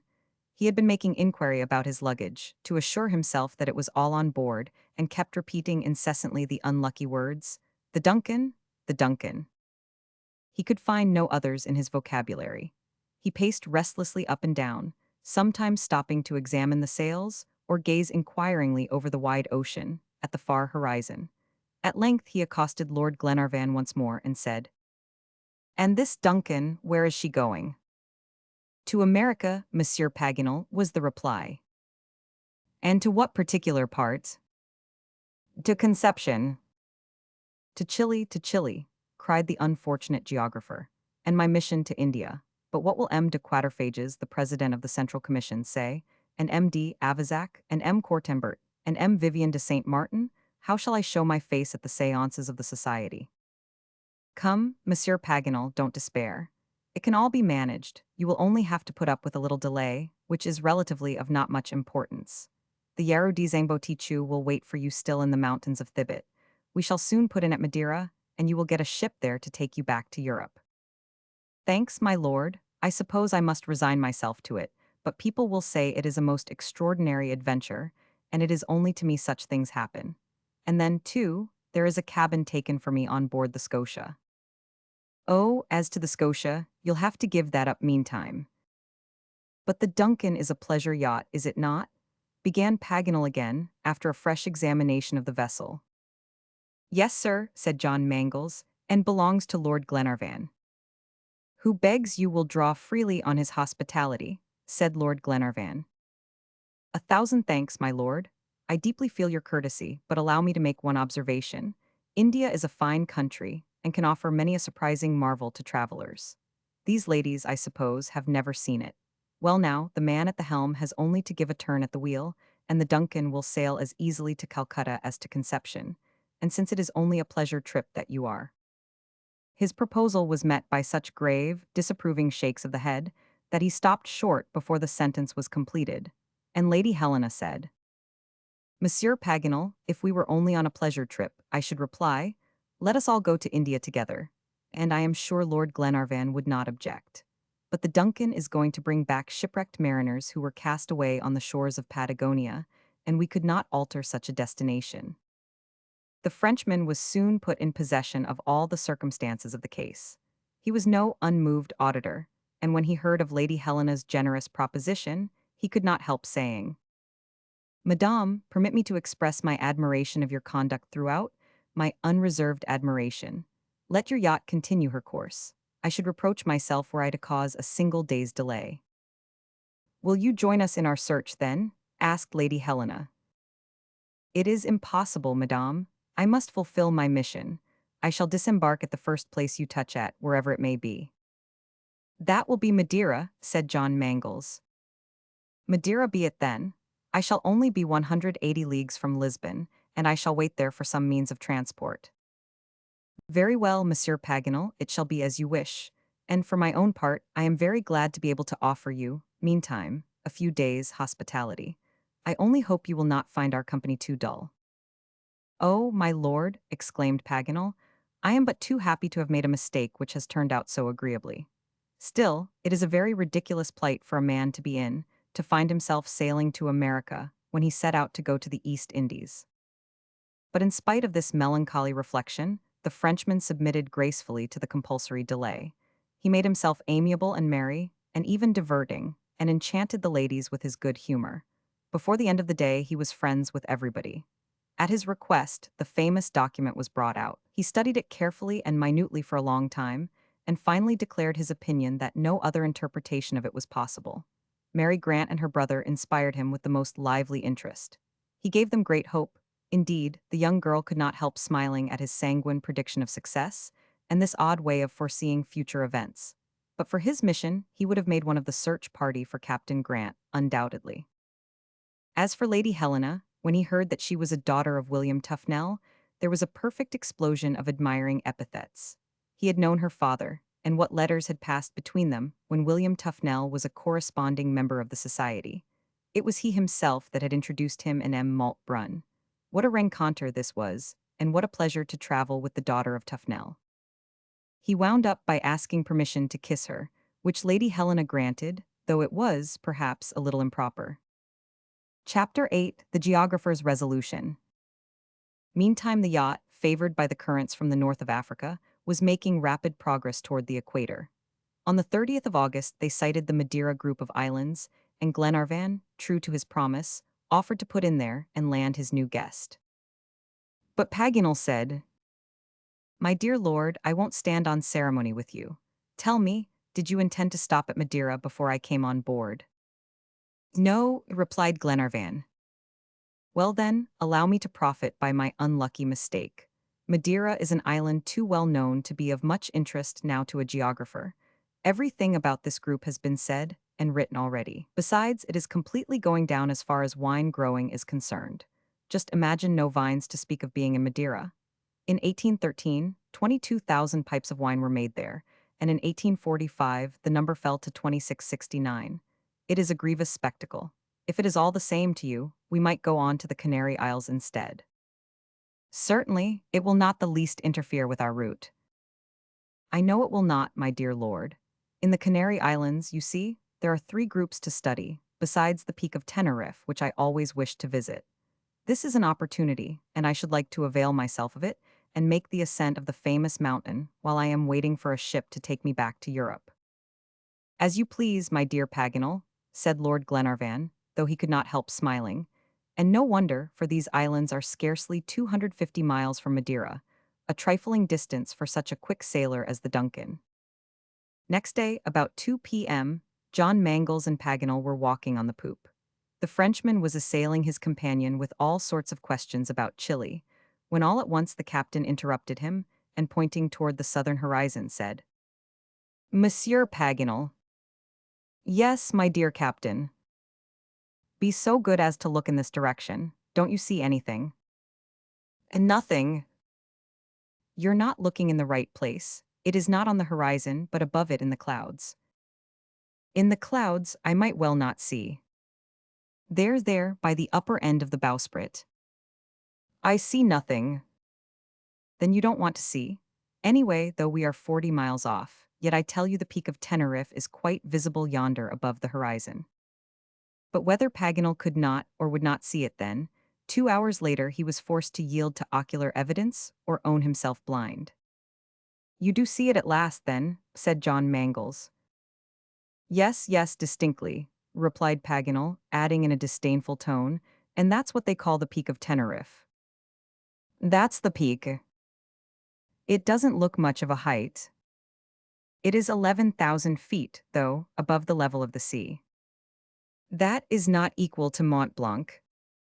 "Likely enough, but when you come to ascend it, probably you'll think it high enough." "Oh, ascend it, my dear captain. What would be the good after Humboldt and Bonpland? That Humboldt was a great genius.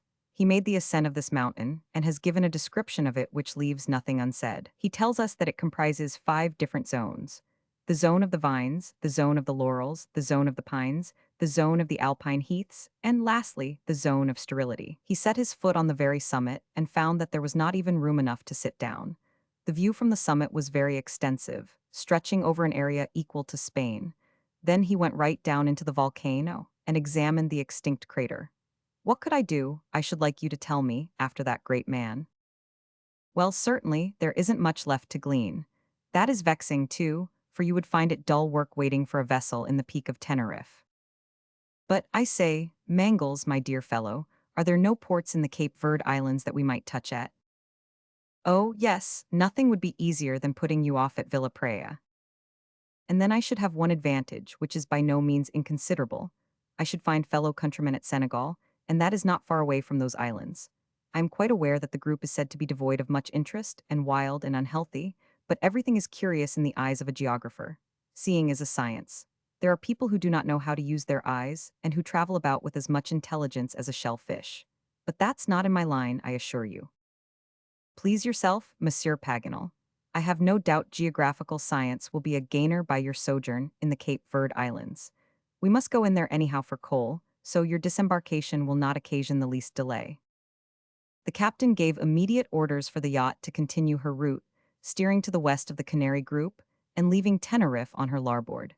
She made rapid progress and passed the Tropic of Cancer on the 2nd of September at 5 a.m. The weather now began to change, and the atmosphere became damp and heavy.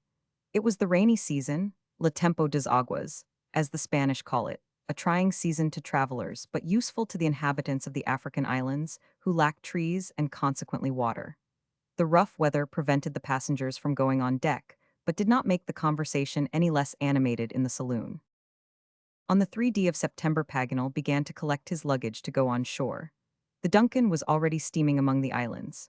She passed Sal, a complete tomb of sand lying barren and desolate, and went on among the vast coral reefs and athwart the Isle of St. Jacques with its long chain of basaltic mountains, till she entered the port of Villa Prea and anchored in 8 fathoms of water before the town. The weather was frightful, and the surf excessively violent, though the bay was sheltered from the sea winds. The rain fell in such torrents that the town was scarcely visible through it. It rose on a plain in the form of a terrace, buttressed on volcanic rocks 300 feet high. The appearance of the island through the thick veil of rain was mournful in the extreme. Lady Helena could not go on shore as she had purposed. Indeed, even coaling was a difficult business, and the passengers had to content themselves below the poop as best they might. Naturally enough, the main topic of conversation was the weather. Everybody had something to say about it except the Major, who surveyed the universal deluge with the utmost indifference. Paganel walked up and down shaking his head. "It is clear enough, Paganel," said Lord Glenarvan, "that the elements are against you." "I'll be even with them for all that," replied the Frenchman. "You could not face rain like that, Monsieur Paganel," said Lady Helena. "Oh, quite well, madam, as far as I myself am concerned. It is for my luggage and instruments that I am afraid. Everything will be ruined. The disembarking is the worst part of the business. Once at Villa Prea, you might manage to find pretty good quarters. They wouldn't be over clean, and you might find the monkeys and pigs not always the most agreeable companions. But travelers are not too particular, and, moreover, in 7 or 8 months you would get a ship, I dare say, to take you back to Europe." 7 or 8 months, exclaimed Paganel. "At least, the Cape Verde Islands are not much frequented by ships during the rainy season, but you can employ your time usefully. This archipelago is still but little known." "You can go up the large rivers," suggested Lady Helena. "There are none, madam." "Well then, the small ones." "There are none, madam." "The running brooks, then." "There are no brooks either." "You can console yourself with the forests if that's the case," put in the Major. "You can't make forests without trees, and there are no trees." "A charming country," said the Major. "Comfort yourself, my dear Paganel, you'll have the mountains at any rate," said Glenarvan. "Oh, they are neither lofty nor interesting, my lord, and beside, they have been described already." "Already," said Lord Glenarvan. "Yes, that is always my luck. At the Canary Islands, I saw myself anticipated by Humboldt, and here by M. Charles St. Clair Deville, a geologist." "Impossible." "It is too true," replied Paganel in a doleful voice. "Monsieur Deville was on board the government corvette La Decidi when she touched at the Cape Verde Islands, and he explored the most interesting of the group, and went to the top of the volcano in Isle Fogo. What is left for me to do after him?" "It is really a great pity," said Helena. "What will become of you, Monsieur Paganel?" Paganel remained silent. "You would certainly have done much better to have landed at Madeira, even though there had been no wine," said Glenarvan. Still the learned secretary was silent. "I should wait," said the Major, just as if he had said, "I should not wait." Paganel spoke again at length and said, "My dear Glenarvan, where do you mean to touch next?" "At Conception." "Plague it, that is a long way out of the road to India." "Not it, from the moment you pass Cape Horn, you're getting nearer to it." "I doubt it much." "Beside," resumed Lord Glenarvan, with perfect gravity, "when people are going to the Indies, it doesn't matter much whether it is to the east or west." "What, it does not matter much?" "Without taking into account the fact that the inhabitants of the Pampas in Patagonia are as much Indians as the natives of the Punjab." "Well done, my lord, that's a reason that would never have entered my head." "And then, my dear Paganel, you can gain the gold medal anyway. There is as much to be done, and sought, and investigated, and discovered in the Cordilleras as in the mountains of Thibet." "But the course of the Yarudi Zangbotichu, what about that?" "Go up the Rio Colorado instead. It is a river but little known, and its course on the map is marked out too much according to the fancy of geographers." "I know it is, my dear lord. They have made grave mistakes. Oh, I make no question that the Geographical Society would have sent me to Patagonia as soon as to India, if I had sent in a request to that effect. But I never thought of it." "Just like you." "Come, Monsieur Paganel, will you go with us?" asked Lady Helena in her most winning tone. "Madam, my mission." "We shall pass through the Straits of Magellan, I must tell you," said Lord Glenarvan. "My lord, you are a tempter." "Let me add that we shall visit Port Famine." "Port Famine," exclaimed the Frenchman, besieged on all sides, "that famous port in French annals. Think, too, Monsieur Paganel, that by taking part in our enterprise, you will be linking France with Scotland." "Undoubtedly. A geographer would be of much use to our expedition, and what can be nobler than to bring science to the service of humanity?" "That's well said, madam." "Take my advice, then, and yield to chance, or rather Providence. Follow our example. It was Providence that sent us the document, and we set out in consequence. The same providence brought you on board the Duncan. Don't leave her. Shall I say yes, my good friends? Come now, tell me, you want me very much to stay, don't you? Said Paganel. And you're dying to stay now, aren't you, Paganel? Returned Glenarvan. That's about it, confessed the learned geographer, but I was afraid it would be inconsiderate. Chapter 9, Through the Straits of Magellan. The joy on board was universal when Paganel's resolution was made known. Little Robert flung himself on his neck in such tumultuous delight that he nearly threw the worthy secretary down, and made him say, "Rude petty bonham, I'll teach him geography." Robert bade fair to be an accomplished gentleman some day, for John Mangles was to make a sailor of him, and the Major was to teach him sang-froid, and Glenarvan and Lady Helena were to instill into him courage and goodness and generosity, while Mary was to inspire him with gratitude toward such instructors. The Duncan soon finished taking in coal and turned her back on the dismal region. She fell in before long with the current from the coast of Brazil, and on the 7th of September entered the southern hemisphere. So far, then, the voyage had been made without difficulty. Everybody was full of hope, for in this search for Captain Grant, each day seemed to increase the probability of finding him. The captain was among the most confident on board, but his confidence mainly arose from the longing desire he had to see Miss Mary happy. He was smitten with quite a peculiar interest for this young girl, and managed to conceal his sentiments so well that everyone on board saw it except himself and Mary Grant. As for the learned geographer, he was probably the happiest man in all the southern hemisphere. He spent the whole day in studying maps, which were spread out on the saloon table, to the great annoyance of M. Albinet, who could never get the cloth laid for meals, without disputes on the subject. But all the passengers took his part except the Major, who was perfectly indifferent about geographical questions, especially at dinner time. Paganel also came across a regular cargo of old books in the chief officer's chest. They were in a very damaged condition, but among them he raked out a few Spanish volumes, and determined forthwith to set to work to master the language of Cervantes, as no one on board understood it, and it would be helpful in their search along the Chilean coast. Thanks to his taste for languages, he did not despair of being able to speak the language fluently when they arrived at Conception. He studied it furiously, and kept constantly muttering heterogeneous syllables. He spent his leisure hours in teaching young Robert, and instructed him in the history of the country they were so rapidly approaching. On the 25th of September, the yacht arrived off the Straits of Magellan, and entered them without delay. This route is generally preferred by steamers on their way to the Pacific Ocean.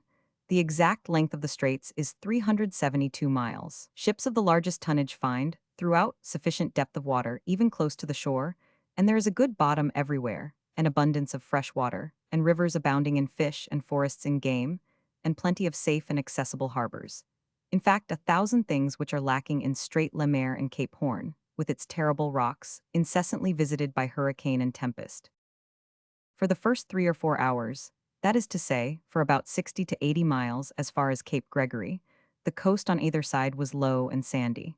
Jacques Paganel would not lose a single point of view, nor a single detail of the straits. It would scarcely take 36 hours to go through them, and the moving panorama on both sides, seen in all the clearness and glory of the light of a southern sun, was well worth the trouble of looking at and admiring. On the Terra del Fuego side, a few wretched-looking creatures were wandering about on the rocks, but on the other side not a solitary inhabitant was visible. Paganel was so vexed at not being able to catch a glimpse of any Patagonians that his companions were quite amused at him. He would insist that Patagonia without Patagonians was not Patagonia at all. But Glenarvan replied, "Patience, my worthy geographer, we shall see the Patagonians yet." "I am not sure of it." "But there is such a people anyhow," said Lady Helena. "I doubt it much, madam, since I don't see them." "But surely the very name Patagonia, which means great feet in Spanish, would not have been given to imaginary beings." "Oh, the name is nothing," said Paganel, who was arguing simply for the sake of arguing. "And besides, to speak the truth, we are not sure if that is their name." "What an idea!" exclaimed Glenarvan. "Did you know that, Major?" "No," replied McNabbs, "and wouldn't give a Scotch pound note for the information." "You shall hear it, however, Major Indifferent. Though Magellan called the natives Patagonians, the Fuegians called them Tyremenon, the Chileans Cocklehues, the colonists of Carmen Tehulches, the Araucans Huliches, Bougainville gives them the name of Chaha and Faulkner that of Tehil Hits. The name they give themselves is Anakin. Now tell me then, how would you recognize them? Indeed, is it likely that a people with so many names has any actual existence? That's a queer argument, certainly, said Lady Helena. Well, let us admit it, said her husband. But our friend Paganel must own that, even if there are doubts about the name of the race, there is none about their size. Indeed, I will never own anything so outrageous as that, replied Paganel. They are tall, said Glenarvan. I don't know that. Are they little then? Asked Lady Helena. No one can affirm that they are. About the average then, said McNabbs. I don't know that either. That's going a little too far, said Glenarvan. Travelers who have seen them tell us. Travelers who have seen them, interrupted Paganel, don't agree at all in their accounts. Magellan said that his head scarcely reached to their waist. Well then, that proves. Yes, but Drake declares that the English are taller than the tallest Patagonian. Oh, the English that may be, replied the Major disdainfully, but we are talking of the Scotch. Cavendish assures us that they are tall and robust, continued Paganel. Hawkins makes out they are giants. Lemaire and Schouten declare that they are 11 feet high.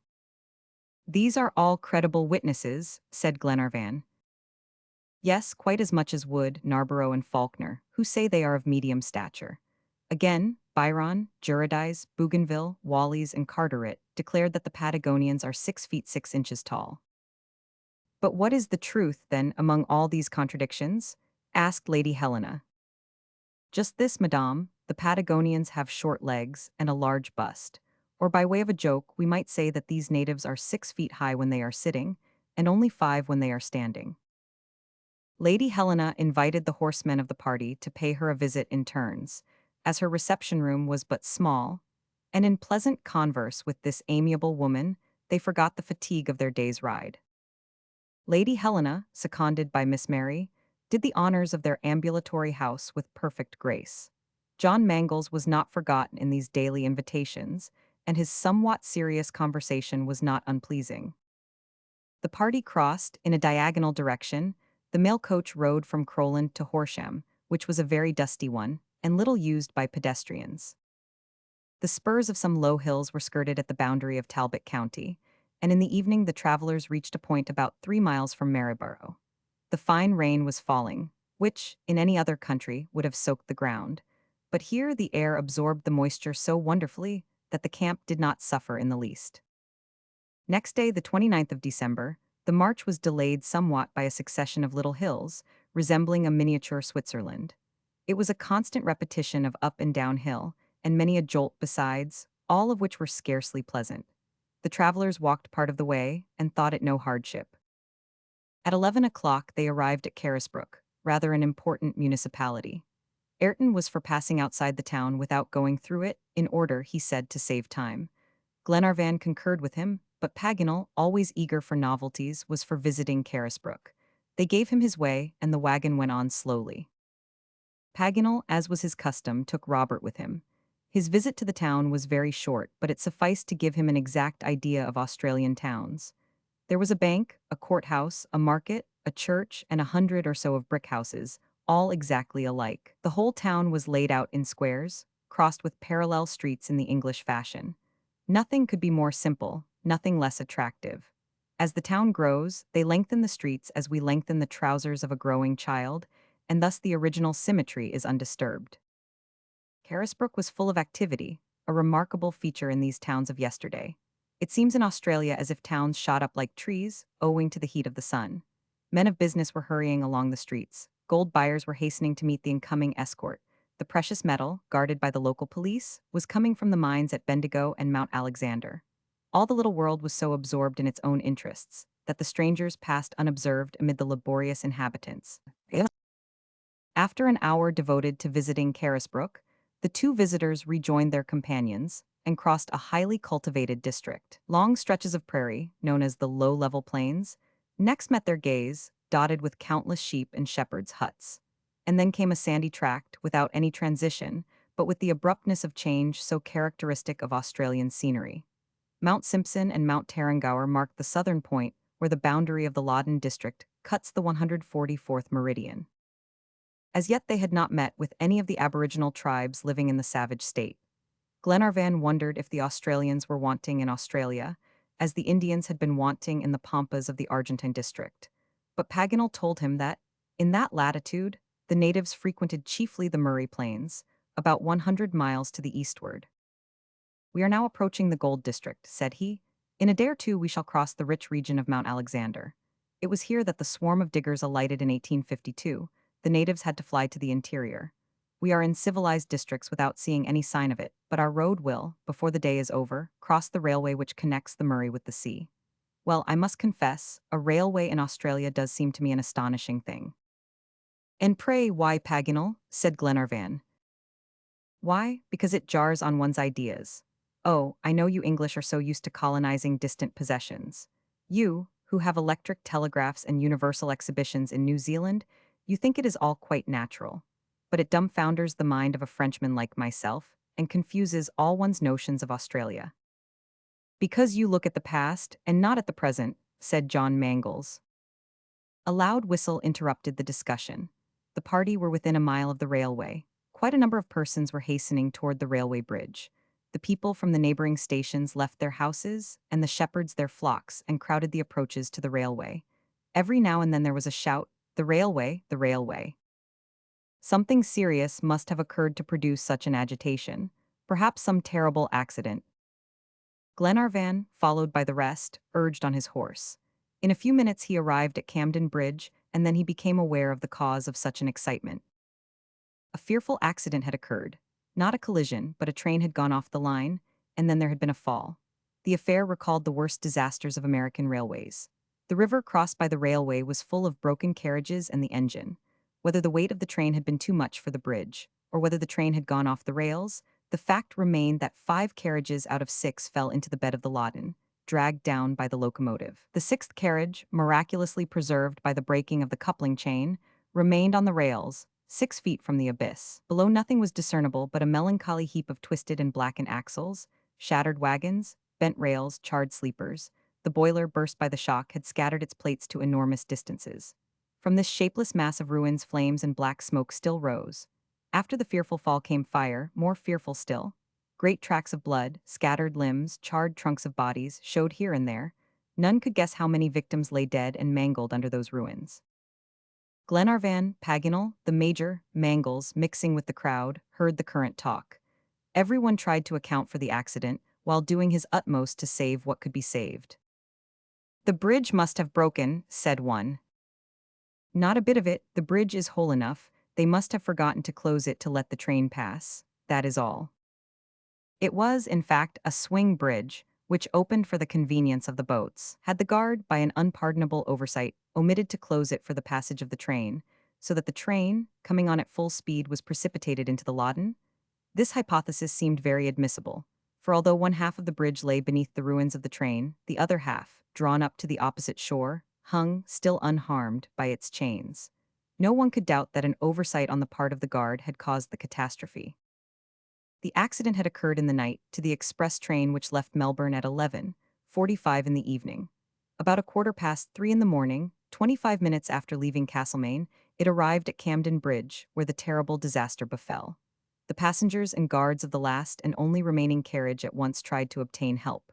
But the telegraph, whose posts were lying on the ground, could not be worked. It was 3 hours before the authorities from Castlemaine reached the scene of the accident, and it was 6 o'clock in the morning when the salvage party was organized, under the direction of Mr. Mitchell, the Surveyor General of the colony, and a detachment of police, commanded by an inspector. The squatters and their hands lent their aid, and directed their efforts first to extinguishing the fire which raged in the ruined heap with unconquerable violence. A few unrecognizable bodies lay on the slope of the embankment, but from that blazing mass no living thing could be saved. The fire had done its work too speedily. Of the passengers, 10 only survived, those in the last carriage. The railway authorities sent a locomotive to bring them back to Castlemaine. Lord Glenarvan, having introduced himself to the Surveyor General, entered into conversation with him and the Inspector of Police. The latter was a tall, thin man, imperturbably cool, and whatever he may have felt allowed no trace of it to appear on his features. He contemplated this calamity as a mathematician does a problem. He was seeking to solve it and to find the unknown, and when Glenarvan observed, "This is a great misfortune," he quietly replied, "Better than that, my lord." "Better than that?" cried Glenarvan. "I do not understand you." "It is better than a misfortune, it is a crime," he replied in the same quiet tone. Glenarvan looked inquiringly at Mr. Mitchell for a solution. "Yes, my lord," replied the Surveyor General, "our inquiries have resulted in the conclusion that the catastrophe is the result of a crime. The last luggage van has been robbed. The surviving passengers were attacked by a gang of 5 or 6 villains. The bridge was intentionally opened, and not left open by the negligence of the guard. And connecting with this fact the guard's disappearance, we may conclude that the wretched fellow was an accomplice of these ruffians." The police officer shook his head at this inference. "You do not agree with me," said Mr. Mitchell. "No, not as to the complicity of the guard." "Well, but granting that complicity, we may attribute the crime to the natives who haunt the Murray. Without him, the blacks could never have opened a swing bridge. They know nothing of its mechanism." "Exactly so," said the police inspector. "Well," added Mr. Mitchell, "we have the evidence of a boatman whose boat passed Camden Bridge at 10:40 p.m., that the bridge was properly shut after he passed." "True." "Well, after that I cannot see any doubt as to the complicity of the guard." The police officer shook his head gently, but continuously. "Then, you don't attribute the crime to the natives?" "Not at all." "To whom then?"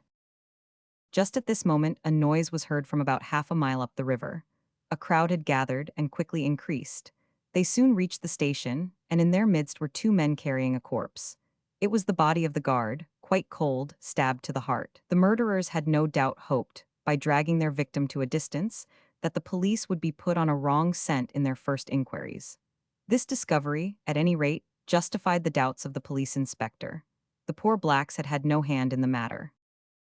"Those who dealt that blow," said he, "were already well used to this little instrument."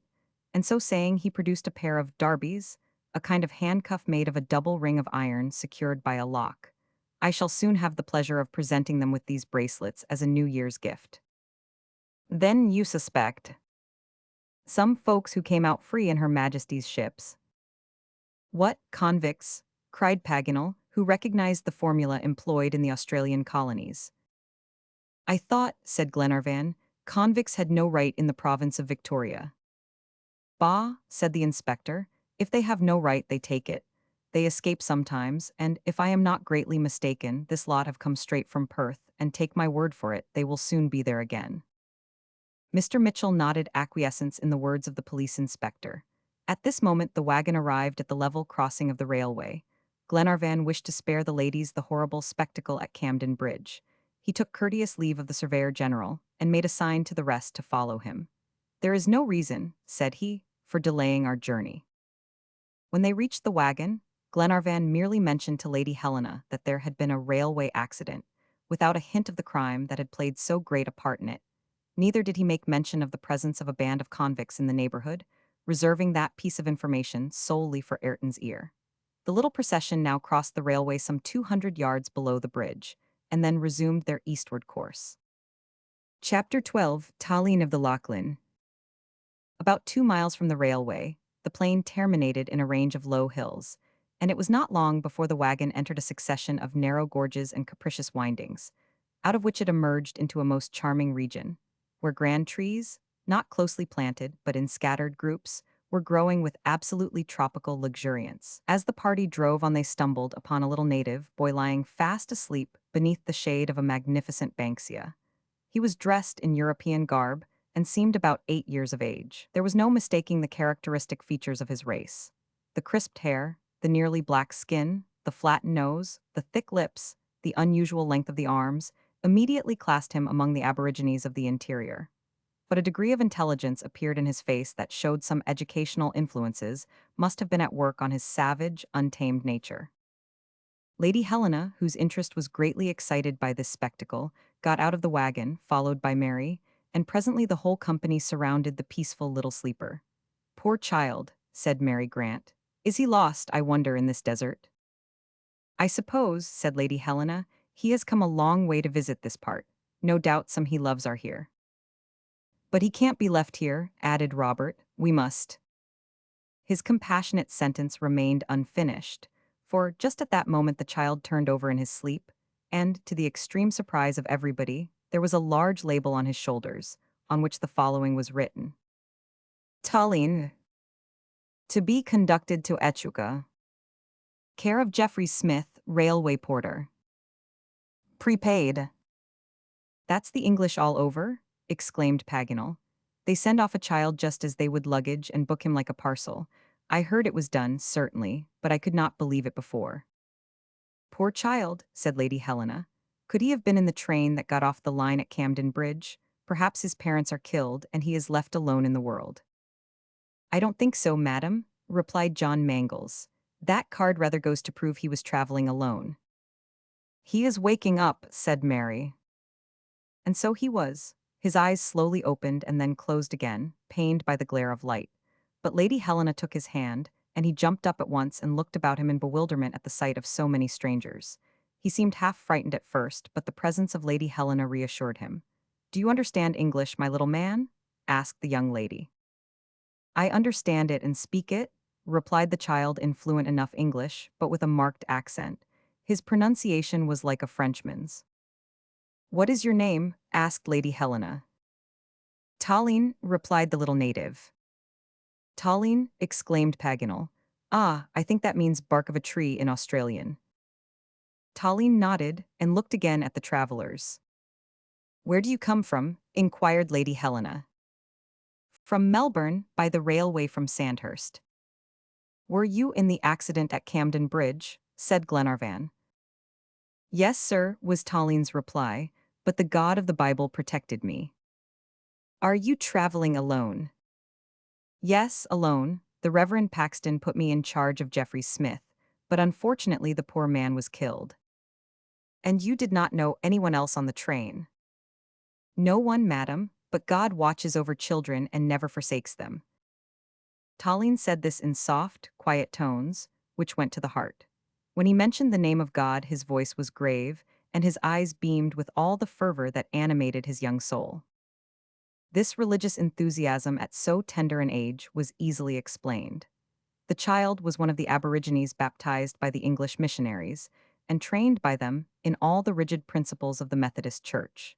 His calm replies, proper behavior, and even his somber garb made him look like a little reverend already. But where was he going all alone in these solitudes, and why had he left Camden Bridge? Lady Helena asked him about this. I was returning to my tribe in the Lachlan, he replied. I wish to see my family again. Are they Australians? Inquired John Mangles. Yes, Australians of the Lachlan, replied Tallinn. Have you a father and mother? Said Robert Grant. Yes, my brother, replied Tallinn, holding out his hand to little Grant. Robert was so touched by the word brother that he kissed the black child, and they were friends forthwith. The whole party were so interested in these replies of the little Australian savage that they all sat round him in a listening group. But the sun had meantime sunk behind the tall trees, and as a few miles would not greatly retard their progress, and the spot they were in would be suitable for a halt, Glenarvan gave orders to prepare their camp for the night at once. Ayrton unfastened the bullocks and turned them out to feed at will. The tent was pitched, and Albinett got the supper ready. Tallinn consented, after some difficulty, to share it, though he was hungry enough. He took his seat beside Robert, who chose out all the titbits for his new friend. Tallinn accepted them with a shy grace that was very charming. The conversation with him, however, was still kept up, for everyone felt an interest in the child, and wanted to talk to him and hear his history. It was simple enough. He was one of the poor native children confided to the care of charitable societies by the neighboring tribes. The Australian Aborigines are gentle and inoffensive, never exhibiting the fierce hatred toward their conquerors which characterizes the New Zealanders, and possibly a few of the races of northern Australia. They often go to the large towns, such as Adelaide, Sydney, and Melbourne, and walk about in very primitive costume. They go to barter their few articles of industry, hunting and fishing implements, weapons, etc., and some of the chiefs, from pecuniary motives, no doubt, willingly leave their children to profit by the advantages of a gratuitous education in English. This was how Tallinn's parents had acted. They were true Australian savages living in the Lachlan, a vast region lying beyond the Murray.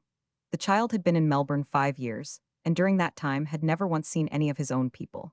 And yet the imperishable feeling of kindred was still so strong in his heart that he had dared to brave this journey over the wilds to visit his tribe once more, scattered though perchance it might be, and his family, even should he find it decimated.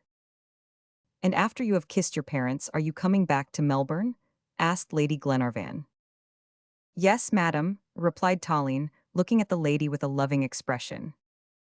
"And what are you going to be some day?" she continued. "I am going to snatch my brothers from misery and ignorance. I am going to teach them, to bring them to know and love God. I am going to be a missionary." Words like those, spoken with such animation from a child of only 8 years, might have provoked a smile in light, scoffing auditors, but they were understood and appreciated by the grave Scotch, who admired the courage of this young disciple, already armed for the battle. Even Paganel was stirred to the depths of his heart, and felt his warmer sympathy awakened for the poor child. To speak the truth, up to that moment he did not care much for a savage in European attire. He had not come to Australia to see Australians in coats and trousers. He preferred them simply tattooed, and this conventional dress jarred on his preconceived notions. But the child's genuine religious fervor won him over completely. Indeed, the wind-up of the conversation converted the worthy geographer into his best friend. It was in reply to a question Lady Helena had asked that Tallien said he was studying at the normal school in Melbourne, and that the principal was the Reverend Mr. Paxton. "And what do they teach you?" she went on to say. "They teach me the Bible, and mathematics and geography." Paganel pricked up his ears at this and said, "Indeed, geography." "Yes, sir," said Tallien, "and I had the first prize for geography before the Christmas holidays." "You had the first prize for geography, my boy?" "Yes, sir, here it is," returned Tallien, pulling a book out of his pocket. It was a Bible, 32 mo size and well bound. On the first page was written the words, "Normal School, Melbourne, first prize for geography, Tallien of the Lachlan." Paganel was beside himself, an Australian well versed in geography.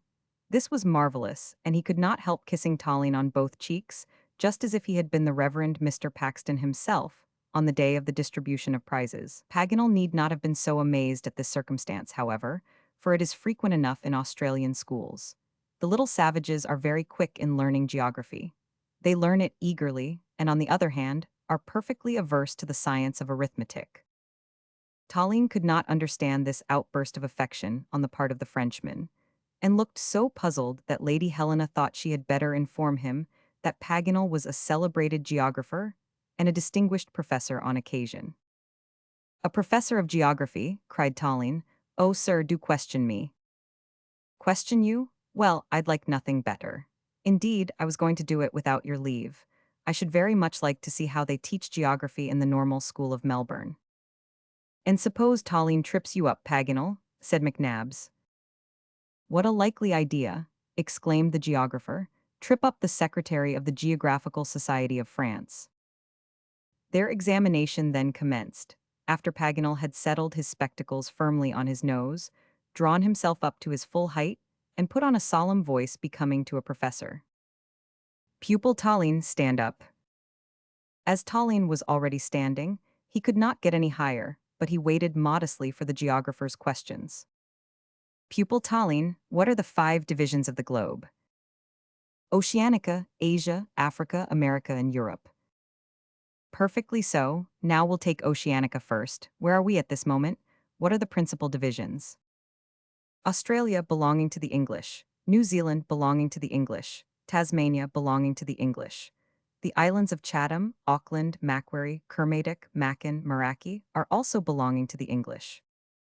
"Very good, and New Caledonia, the Sandwich Islands, the Mendana, the Paumotu." "They are islands under the protectorate of Great Britain." "What?" cried Paganel. "Under the protectorate of Great Britain? I rather think on the contrary that France—" "France," said the child with an astonished look. "Well, well," said Paganel, "is that what they teach you in the Melbourne Normal School?" "Yes, sir, isn't it right?" "Oh, yes, yes, perfectly right. All Oceanica belongs to the English. That's an understood thing, go on." Paganel's face betrayed both surprise and annoyance, to the great delight of the major. "Let us go on to Asia," said the geographer. "Asia," replied Tallien, "is an immense country, capital Calcutta. Chief towns Bombay, Madras, Calicut, Aden, Malacca, Singapore, Pagu, Colombo. The Laccadive Islands, the Maldives, the Chagos, etc., belonging to the English."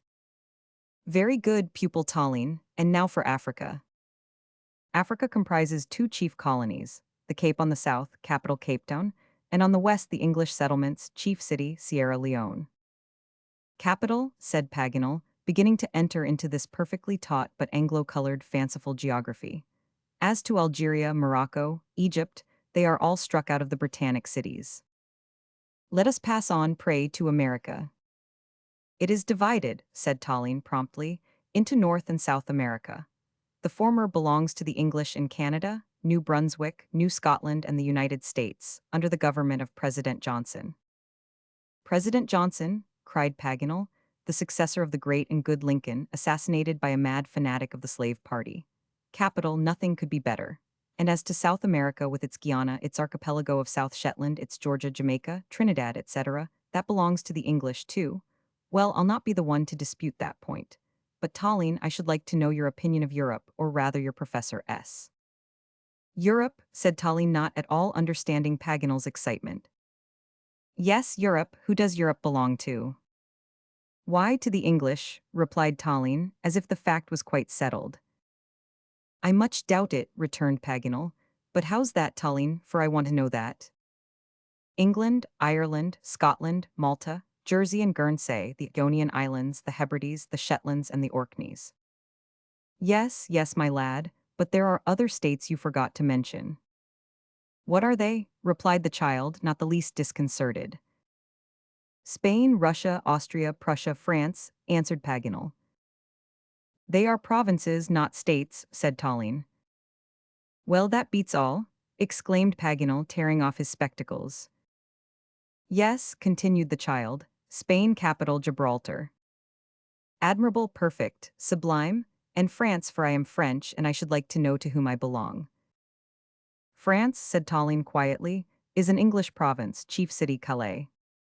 "Calais," cried Paganel, "so you think Calais still belongs to the English?" "Certainly." "And that it is the capital of France?" "Yes, sir, and it is there that the governor, Lord Napoleon, lives." This was too much for Paganel's risible faculties. He burst out laughing. Tallien did not know what to make of him. He had done his best to answer every question put to him, but the singularity of the answers were not his blame. Indeed, he never imagined anything singular about them. However, he took it all quietly and waited for the professor to recover himself. These peals of laughter were quite incomprehensible to him. "You see," said Major McNabbs, laughing, "I was right, the pupil could enlighten you after all." "Most assuredly, friend Major," replied the geographer. "So that's the way they teach geography in Melbourne? They do it well, these professors in the normal school. Europe, Asia, Africa, America, Oceanica, the whole world belongs to the English. My conscience. With such an ingenious education, it is no wonder the natives submit. Ah, well, Tallien, my boy, does the moon belong to England too?" "She will some day," replied the young savage gravely. This was the climax. Paganel could not stand any more. He was obliged to go away and take his laugh out, for he was actually exploding with mirth, and he went fully a quarter of a mile from the encampment before his equilibrium was restored. Meanwhile, Glenarvan looked up a geography they had brought among their books. It was Richardson's Compendium, a work in great repute in England, and more in agreement with modern science than the manual in use in the normal school in Melbourne.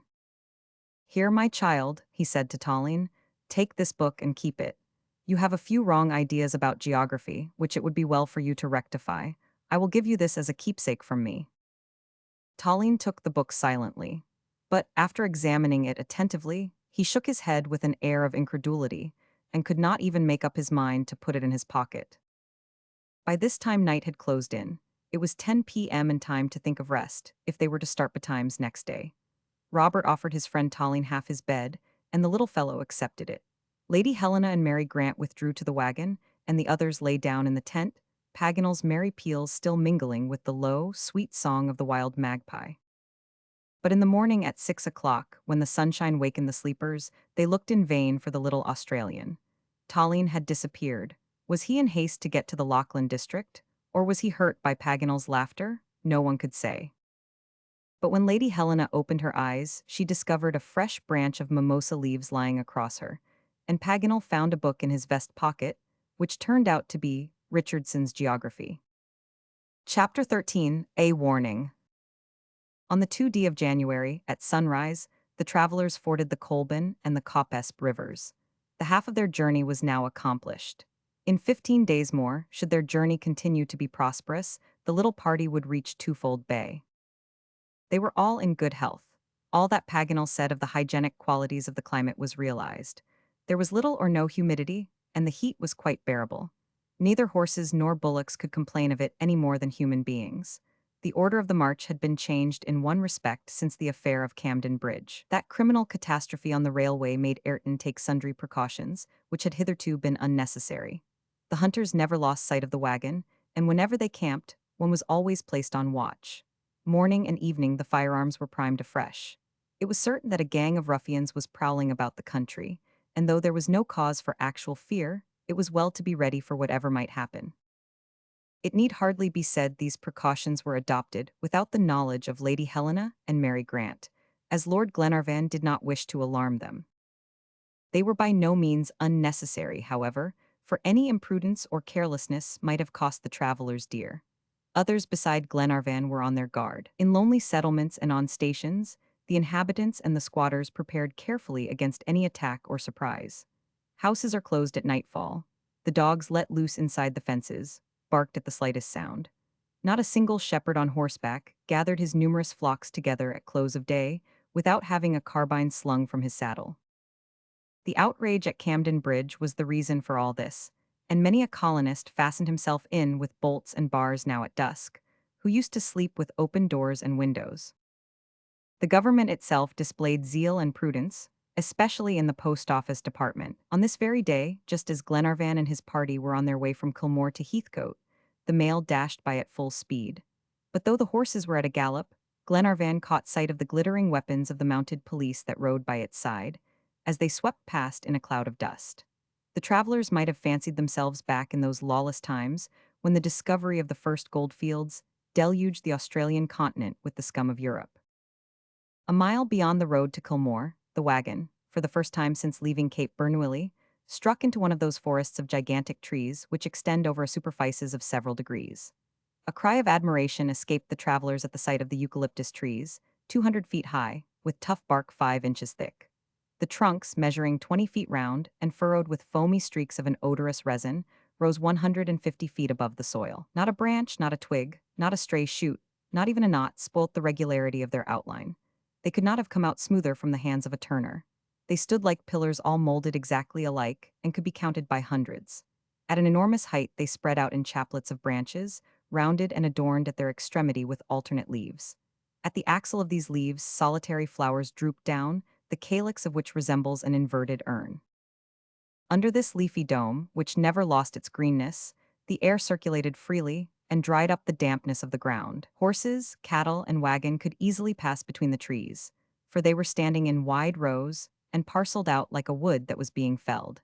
This was neither like the densely packed woods choked up with brambles, nor the virgin forest barricaded with the trunks of fallen trees and overgrown with inextricable tangles of creepers, where only iron and fire could open up a track. A grassy carpet at the foot of the trees and a canopy of verdure above, long perspectives of bold colors, little shade, little freshness at all, a peculiar light, as if the rays came through a thin veil, dappled lights and shades sharply reflected on the ground, made up a whole and constituted a peculiar spectacle rich in novel effects. The forests of the oceanic continent do not in the least resemble the forests of the New World, and the eucalyptus, the tara of the aborigines, belonging to the family of Myrtaceae, the different varieties of which can hardly be enumerated, is the tree par excellence of the Australian flora. The reason of the shade not being deep, nor the darkness profound, under these domes of verdure, was that these trees presented a curious anomaly in the disposition of the leaves. Instead of presenting their broad surface to the sunlight, only the side is turned. Only the profile of the leaves is seen in this singular foliage. Consequently, the sun's rays slant down them to the earth, as if through the open slants of a Venetian blind. Glenarvan expressed his surprise at this circumstance and wondered what could be the cause of it. Paganel, who was never at a loss for an answer, immediately replied, "What astonishes me is not the caprice of nature. She knows what she is about, but botanists don't always know what they are saying. Nature made no mistake in giving this peculiar foliage to the tree, but men have erred in calling them eucalyptus." "What does the word mean?" asked Mary Grant. "It comes from a Greek word, meaning I cover well. They took care to commit the mistake in Greek, that it might not be so self-evident, for anyone can see that the eucalyptus covers badly." "I agree with you there," said Glenarvan. "But now tell us, Paganel, how it is that the leaves grow in this fashion." "From a purely physical cause, friends," said Paganel, "and one that you will easily understand. In this country where the air is dry and rain seldom falls and the ground is parched, the trees have no need of wind or sun. Moisture lacking, sap is lacking also.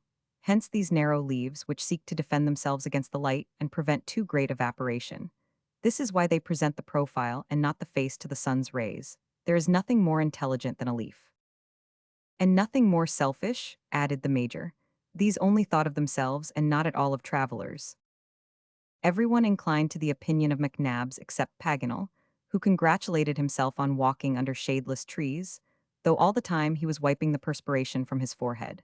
However, this disposition of foliage was certainly to be regretted, for the journey through the forest was often long and painful, as the traveler had no protection whatever against the sun's fierce rays.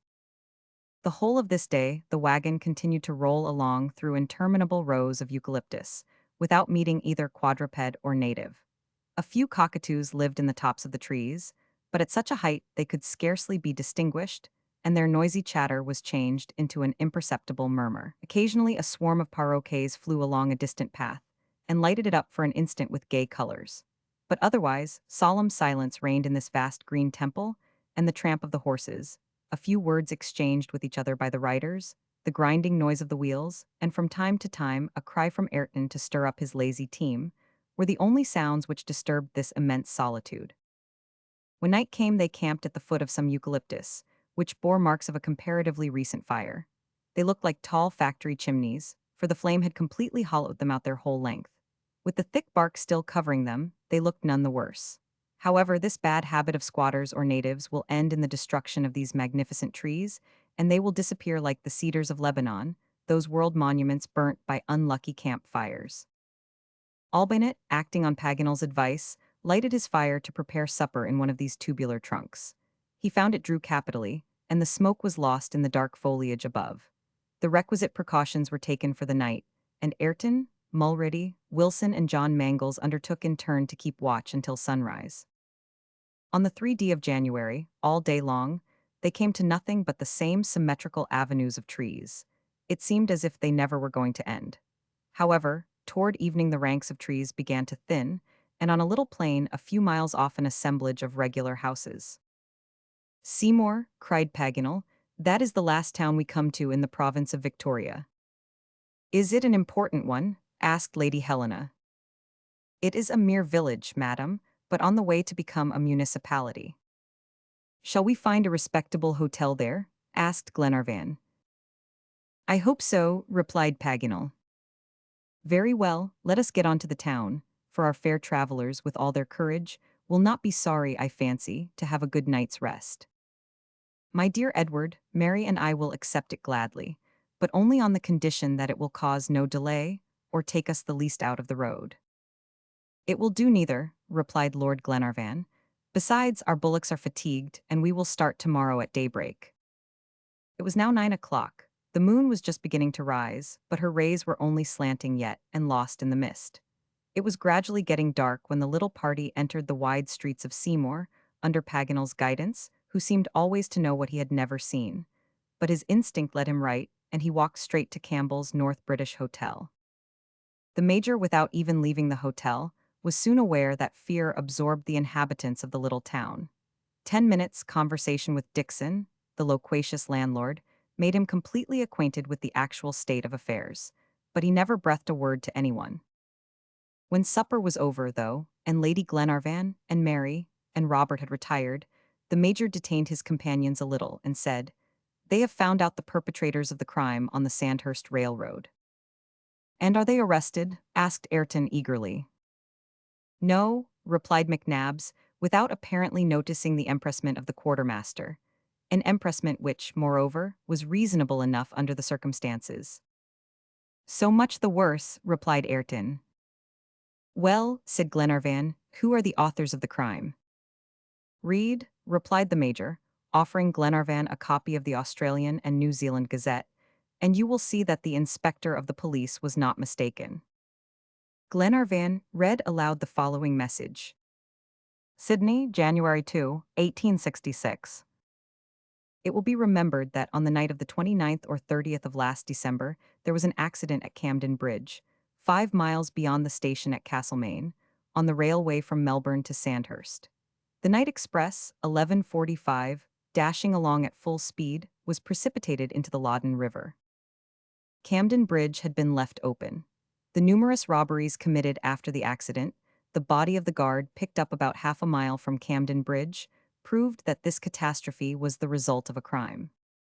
Indeed, the coroner's inquest decided that the crime must be attributed to the band of convicts, which escaped 6 months ago from the penitentiary at Perth, Western Australia, just as they were about to be transferred to Norfolk Island. The gang numbers 29 men. They are under the command of a certain Ben Joyce, a criminal of the most dangerous class, who arrived in Australia a few months ago, by what ship is not known, and who has hitherto succeeded in evading the hands of justice. The inhabitants of towns, colonists, and squatters at stations are hereby cautioned to be on their guard, and to communicate to the Surveyor General any information that may aid his search. J. P. Mitchell, S.G. When Glenarvan had finished reading this article, McNabbs turned to the geographer and said, You see, Paganel, there can be convicts in Australia. Escaped convicts, that is evident, replied Paganel, but not regularly transported criminals. Those fellows have no business here. Well, they are here at any rate, said Glenarvan, but I don't suppose the fact need materially alter our arrangements. What do you think, John? John Mangles did not reply immediately. He hesitated between the sorrow it would cause the 2 children to give up the search, and the fear of compromising the expedition. If Lady Glenarvan and Miss Grant were not with us, he said, I should not give myself much concern about these wretches. Glenarvan understood him and added, Of course I need not say that it is not a question of giving up our task, but would it perhaps be prudent, for the sake of our companions, to rejoin the Duncan at Melbourne, and proceed with our search for traces of Harry Grant on the eastern side? What do you think of it, McNabbs? Before I give my opinion, replied the Major, I should like to hear Ayrton S. At this direct appeal, the quartermaster looked at Glenarvan and said, I think we are 200 miles from Melbourne, and that the danger, if it exists, is as great on the route to the south as on the route to the east. Both are little frequented, and both will serve us. Besides, I do not think that 30 scoundrels can frighten 8 well-armed, determined men. My advice, then, is to go forward. And good advice, too, Ayrton, replied Paganel. By going on, we may come across the traces of Captain Grant. In returning south, on the contrary, we turn our backs to them. I think with you, then, and I don't care a snap for these escaped fellows. A brave man wouldn't care a bit for them. Upon this, they agreed with the one voice to follow their original program. Just one thing, my lord, said Ayrton, when they were about to separate. Say on, Ayrton. Wouldn't it be advisable to send orders to the Duncan to be at the coast? What good would that be? Replied John Mangles. When we reach Twofold Bay, it will be time enough for that. If any unexpected event should oblige us to go to Melbourne, we might be sorry not to find the Duncan there. Besides, her injuries cannot be repaired yet. For these reasons, then, I think it would be better to wait. All right, said Ayrton, and forbore to press the matter further. Chapter 14, Wealth in the Wilderness. On January 6, at 7 a.m., after a tranquil night passed in longitude 146 degrees 15, the travelers continued their journey across the vast district. They directed their course steadily toward the rising sun, and made a straight line across the plain. Twice over they came upon the traces of squatters going toward the north, and their different footprints became confused, and Glenarvan's horse no longer left on the dust the black mint mark, recognizable by its double shamrock. The plain was furrowed in some places by fantastic winding creeks surrounded by box, and whose waters were rather temporary than permanent. They originated in the slopes of the Buffalo Ranges, a chain of mountains of moderate height, the undulating line of which was visible on the horizon. It was resolved to camp there the same night. Ayrton goaded on his team, and after a journey of 35 miles, the bullocks arrived, somewhat fatigued. The tent was pitched beneath the great trees, and as night had drawn on, supper was served as quickly as possible, for all the party cared more for sleeping than eating after such a day's march. Paganel, who had the first watch, did not lie down, but shouldered his rifle and walked up and down before the camp, to keep himself from going to sleep. In spite of the absence of the moon, the night was almost luminous with the light of the southern constellations. The savant amused himself with reading the great book of the firmament, a book which is always open, and full of interest to those who can read it. The profound silence of sleeping nature was only interrupted by the clanking of the hobbles on the horses' feet. Paganel was engrossed in his astronomical meditations, and thinking more about the celestial than the terrestrial world, when a distant sound aroused him from his reverie. He listened attentively, and to his great amaze, fancied he heard the sounds of a piano. He could not be mistaken, for he distinctly heard chords struck. "A piano in the wilds," said Paganel to himself. "I can never believe it is that." It certainly was very surprising, but Paganel found it easier to believe it was some Australian bird imitating the sounds of a plail or Erard, as others do the sounds of a clock or mill. But at this very moment, the notes of a clear ringing voice rose on the air. The pianist was accompanied by singing. Still Paganel was unwilling to be convinced. However, next minute he was forced to admit the fact, for there fell on his ear the sublime strains of Mozart's Il mio tesoro tanto from Don Juan.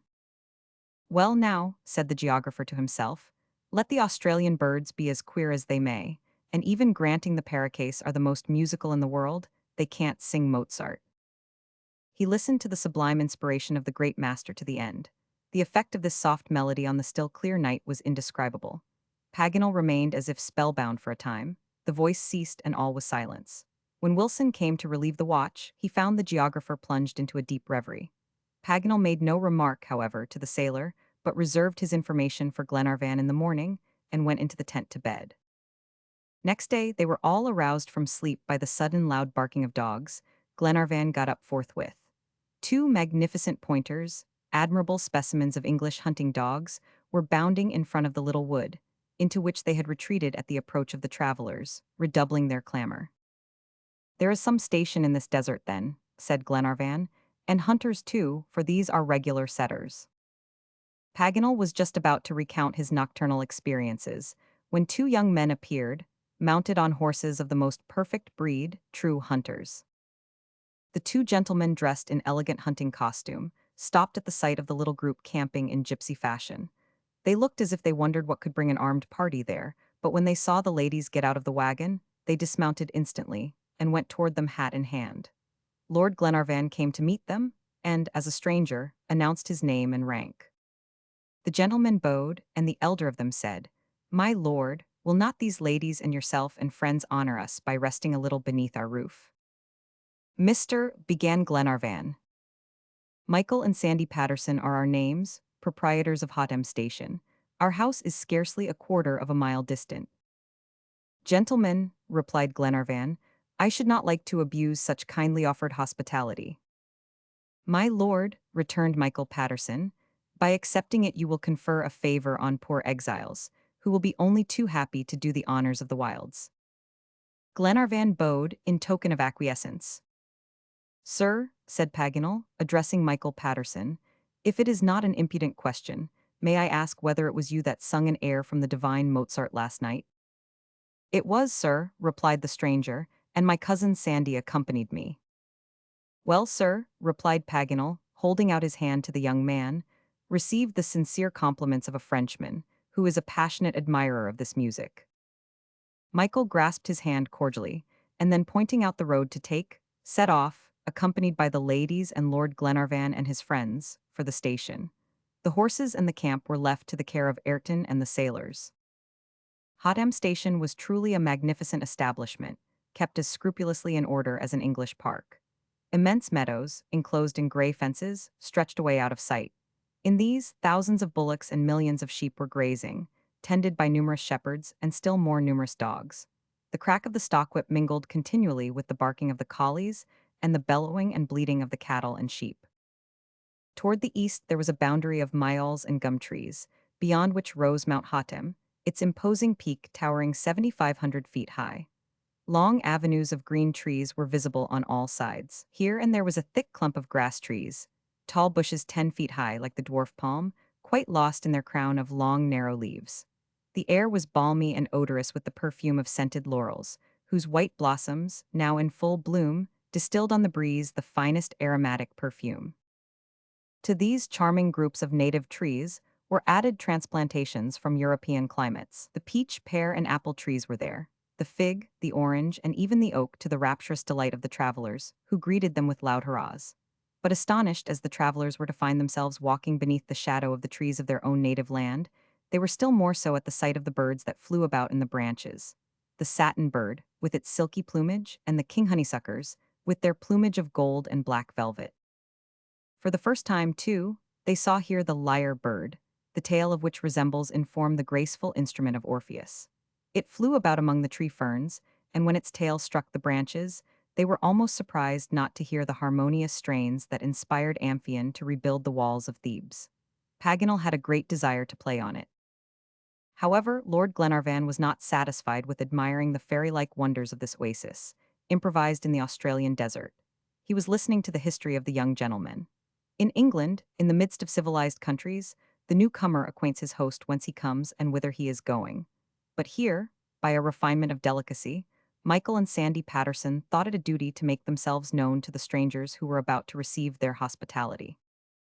Michael and Sandy Patterson were the sons of London bankers. When they were 20 years of age, the head of their family said, "Here are some thousands, young men. Go to a distant colony and start some useful settlement there. Learn to know life by labor. If you succeed, so much the better. If you fail, it won't matter much. We shall not regret the money which makes you men." The two young men obeyed. They chose the colony of Victoria in Australia as the field for sowing the paternal banknotes and had no reason to repent the selection. At the end of 3 years, the establishment was flourishing. In Victoria, New South Wales, and southern Australia, there are more than 3,000 stations, some belonging to squatters who rear cattle, and others to settlers who farm the ground. Till the arrival of the two Pattersons, the largest establishment of this sort was that of Mr. Jamieson, which covered an area of 75 miles, with a frontage of about 8 miles along the Perron, one of the affluents of the Darling. Now Hatem Station bore the palm for business and extent. The young men were both squatters and settlers. They managed their immense property with rare ability and uncommon energy. The station was far removed from the chief towns in the midst of the unfrequented districts of the Murray. It occupied a long, wide space of 5 leagues in extent, lying between the Buffalo Ranges and Mount Hatem. At the two angles north of this vast quadrilateral, Mount Aberdeen rose on the left, and the peaks of High Barvin on the right. Winding, beautiful streams were not wanting, thanks to the creeks and affluents of the Ovens River, which throws itself at the north into the bed of the Murray. Consequently, they were equally successful in cattle breeding and farming. 10,000 acres of ground, admirably cultivated, produced harvests of native productions and exotics, and several millions of animals fattened in the fertile pastures. The products of Hatem Station fetched the very highest price in the markets of Castlemaine and Melbourne. Michael and Sandy Patterson had just concluded these details of their busy life, when their dwelling came in sight, at the extremity of the Avenue of the Oaks. It was a charming house, built of wood and brick, hidden in groves of amaryllis. Nothing at all, however, belonging to a station was visible, neither sheds, nor stables, nor cart houses. All these outbuildings, a perfect village comprising more than 20 huts and houses, were about a quarter of a mile off in the heart of a little valley. Electric communication was established between this village and the master's house, which, far removed from all noise, seemed buried in a forest of exotic trees. At Sandy Patterson's bidding, a sumptuous breakfast was served in less than a quarter of an hour. The wines and viands were of the finest quality, but what pleased the guests most of all in the midst of these refinements of opulence was the joy of the young squatters in offering them this splendid hospitality. It was not long before they were told the history of the expedition, and had their liveliest interest awakened for its success. They spoke hopefully to the young Grants, and Michael said, "Harry Grant has evidently fallen into the hands of natives, since he has not turned up at any of the settlements on the coast. He knows his position exactly, as the document proves, and the reason he did not reach some English colony is that he must have been taken prisoner by the savages the moment he landed. That is precisely what befell his quartermaster, Ayrton, said John Mangles. But you, gentlemen, then, have never heard the catastrophe of the Britannia mentioned? Inquired Lady Helena. Never, madam, replied Michael. And what treatment, in your opinion, has Captain Grant met with among the natives? The Australians are not cruel, madam, replied the young squatter, and Miss Grant may be easy on that score. There have been many instances of the gentleness of their nature, and some Europeans have lived a long time among them without having the least cause to complain of their brutality. King, among others the sole survivor of the Burke expedition, put in Paganel. And not only that bold explorer, returned Sandy, but also an English soldier named Buckley, who deserted at Port Phillip in 1803 and who was welcomed by the natives and lived 33 years among them. And more recently, added Michael, one of the last numbers of the Australasia informs us that a certain Morelli has just been restored to his countrymen after 16 years of slavery. His story is exactly similar to the captain's, for it was at the very time of his shipwreck in the Peruvian, in 1846, that he was made prisoner by the natives and dragged away into the interior of the continent. I therefore think you have reason to hope still. The young squatter's words caused great joy to his auditors. They completely corroborated the opinions of Paganel and Ayrton. The conversation turned on the convicts after the ladies had left the table. The squatters had heard of the catastrophe at Camden Bridge, but felt no uneasiness about the escaped gang. It was not a station, with more than 100 men on it, that they would dare to attack. Besides, they would never go into the deserts of the Murray, where they could find no booty, nor near the colonies of New South Wales, where the roads were too well watched. Ayrton had said this too. Glenarvan could not refuse the request of his amiable hosts to spend the whole day at the station. It was 12 hours delay, but also 12 hours rest, and both horses and bullocks would be the better for the comfortable quarters they would find there. This was accordingly agreed upon, and the young squatters sketched out a program of the day's amusements, which was adopted eagerly. At noon, 7 vigorous hunters were before the door. An elegant break was intended for the ladies, in which the coachman could exhibit his skill in driving four in hand. The cavalcade set off preceded by huntsmen, and armed with first-rate rifles, followed by a pack of pointers barking joyously as they bounded through the bushes. For 4 hours the hunting party wandered through the paths and avenues of the park, which was as large as a small German state. The Ruislets or Saxe-Coburg Gotha would have gone inside it comfortably. Few people were to be met in it certainly, but sheep in abundance. As for game, there was a complete preserve awaiting the hunters. The noisy reports of guns were soon heard on all sides. Little Robert did wonders in company with Major McNabbs. The daring boy, in spite of his sister's injunctions, was always in front and the first to fire. But John Mangles promised to watch over him, and Mary felt less uneasy. During this battue they killed certain animals peculiar to the country, the very names of which were unknown to Paganel, among others the wombat and the bandicoot. The wombat is an herbivorous animal, which burrows in the ground like a badger. It is as large as a sheep, and the flesh is excellent. The bandicoot is a species of marsupial animal which could outwit the European fox and give him lessons in pillaging poultry yards. It was a repulsive-looking animal, a foot and a half long, but, as Paganel chanced to kill it, of course he thought it charming. An adorable creature, he called it. But the most interesting event of the day, by far, was the kangaroo hunt. About 4 o'clock, the dogs roused a troop of these curious marsupials. The little ones retreated precipitately into the maternal pouch, and all the troop decamped in file. Nothing could be more astonishing than the enormous bounds of the kangaroo.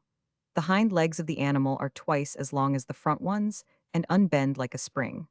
At the head of the flying troop was a male 5 feet high, a magnificent specimen of the Macropus giganteus, an old man, as the bushmen say. For 4 or 5 miles the chase was vigorously pursued. The kangaroos showed no signs of weariness, and the dogs, who had reason enough to fear their strong paws and sharp nails, did not care to approach them.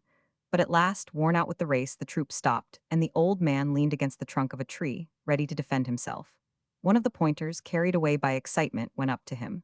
Next minute the unfortunate beast leaped into the air and fell down again completely ripped up. The whole pack, indeed, would have had little chance with these powerful marsupia. They had to dispatch the fellow with rifles. Nothing but balls could bring down the gigantic animal. Just at this moment, Robert was well nigh the victim of his own imprudence. To make sure of his aim, he had approached too near the kangaroo, and the animal leaped upon him immediately.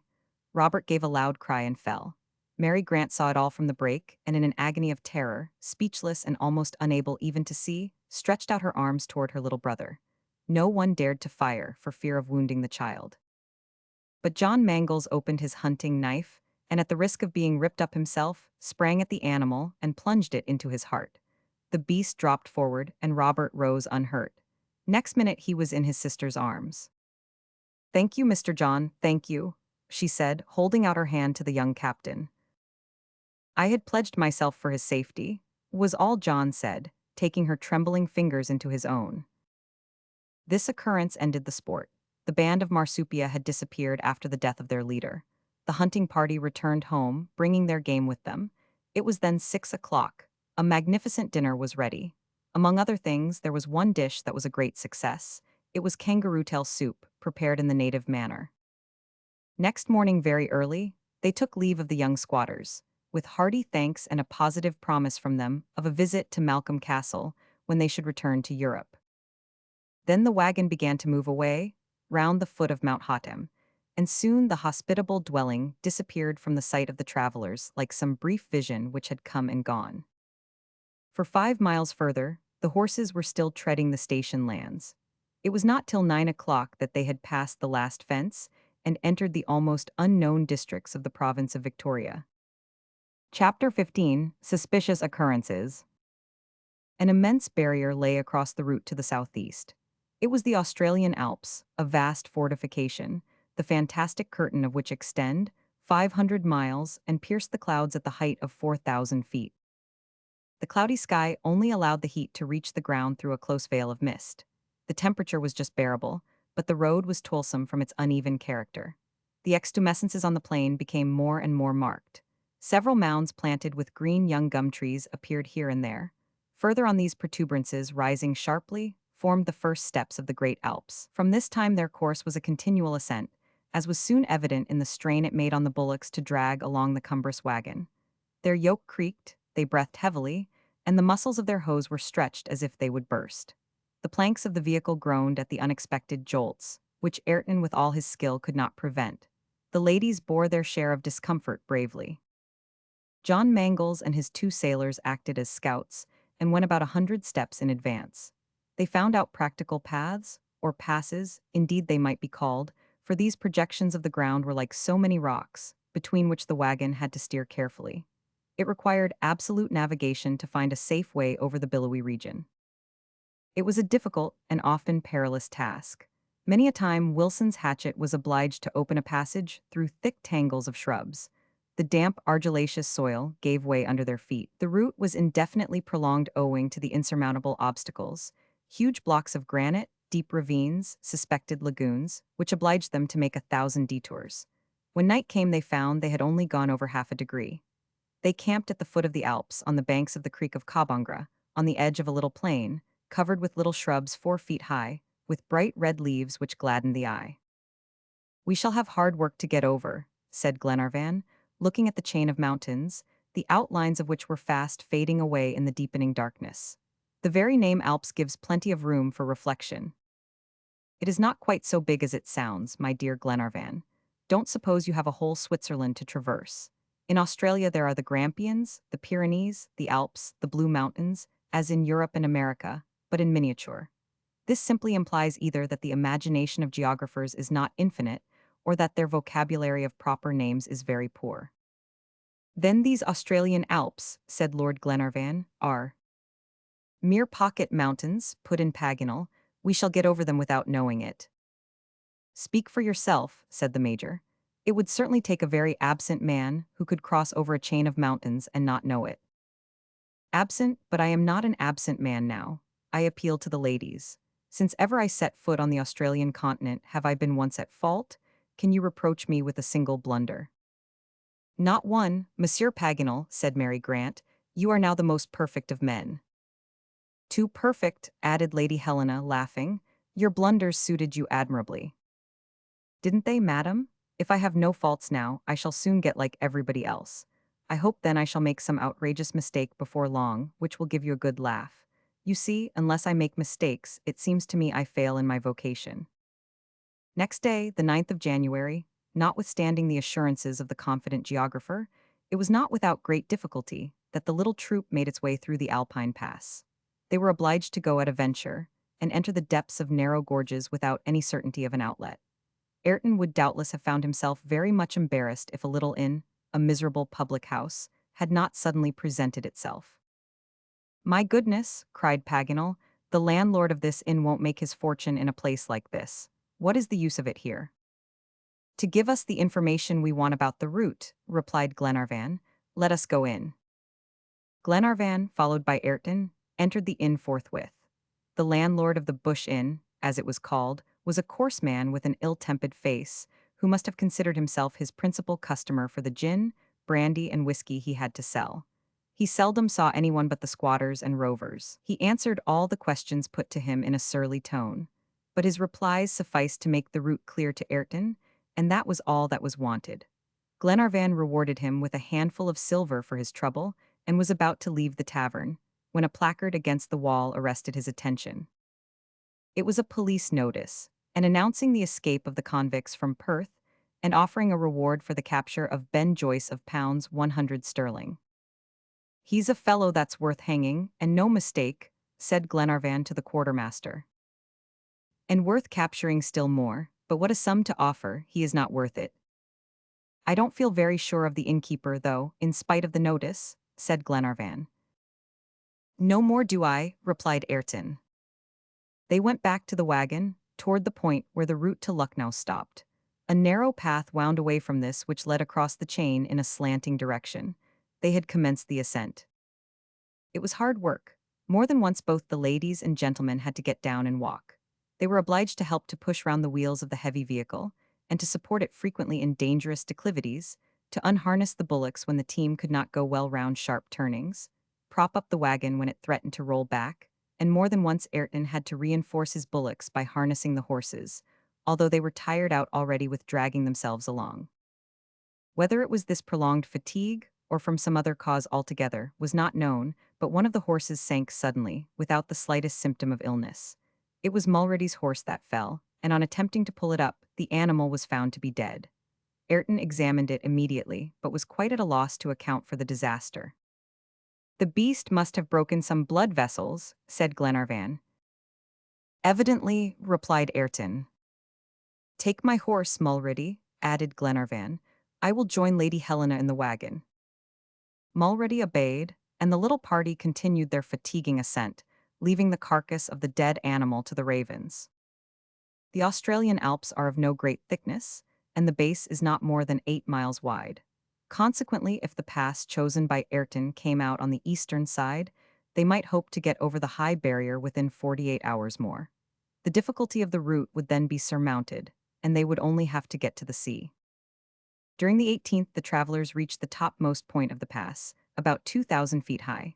They found themselves on an open plateau, with nothing to intercept the view. Toward the north, the quiet waters of Lake Omco, all alive with aquatic birds, and beyond this lay the vast plains of the Murray.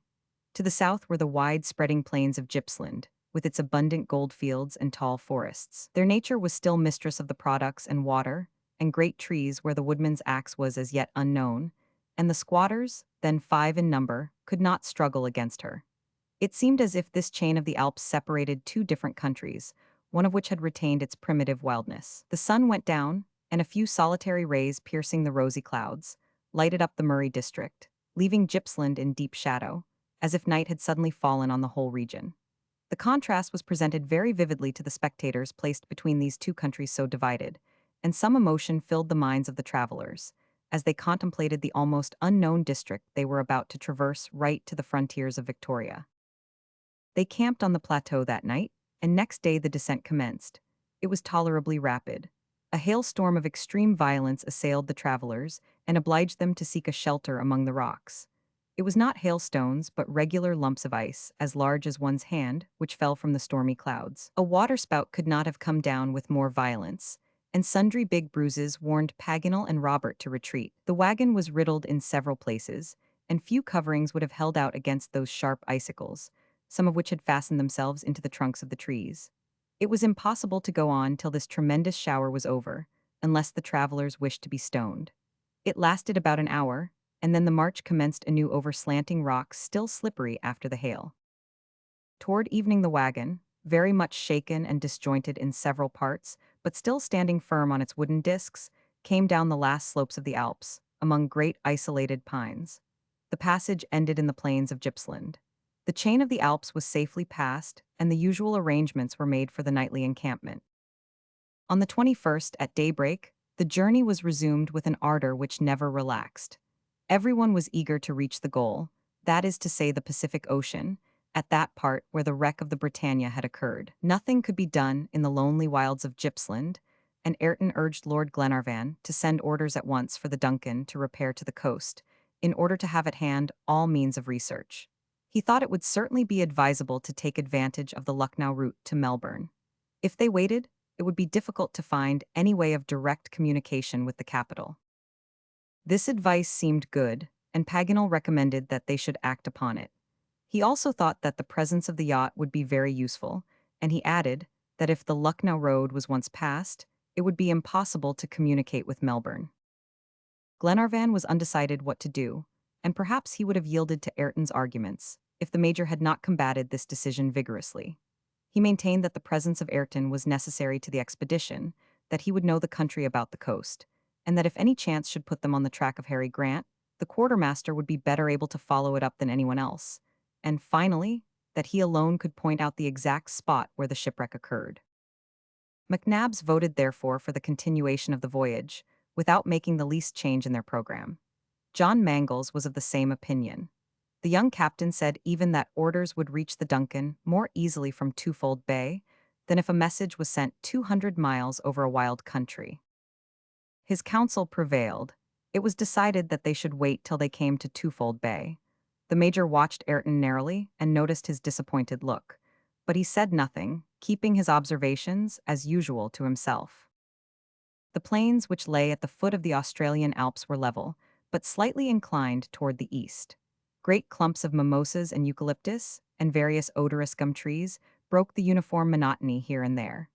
The Gastrolobium grandiflorum covered the ground, with its bushes covered with gay flowers. Several unimportant creeks, mere streams full of little rushes, and half covered up with orchids, often interrupted the route. They had to ford these. Flocks of bustards and emus fled at the approach of the travelers. Below the shrubs, kangaroos were leaping and springing like dancing jacks.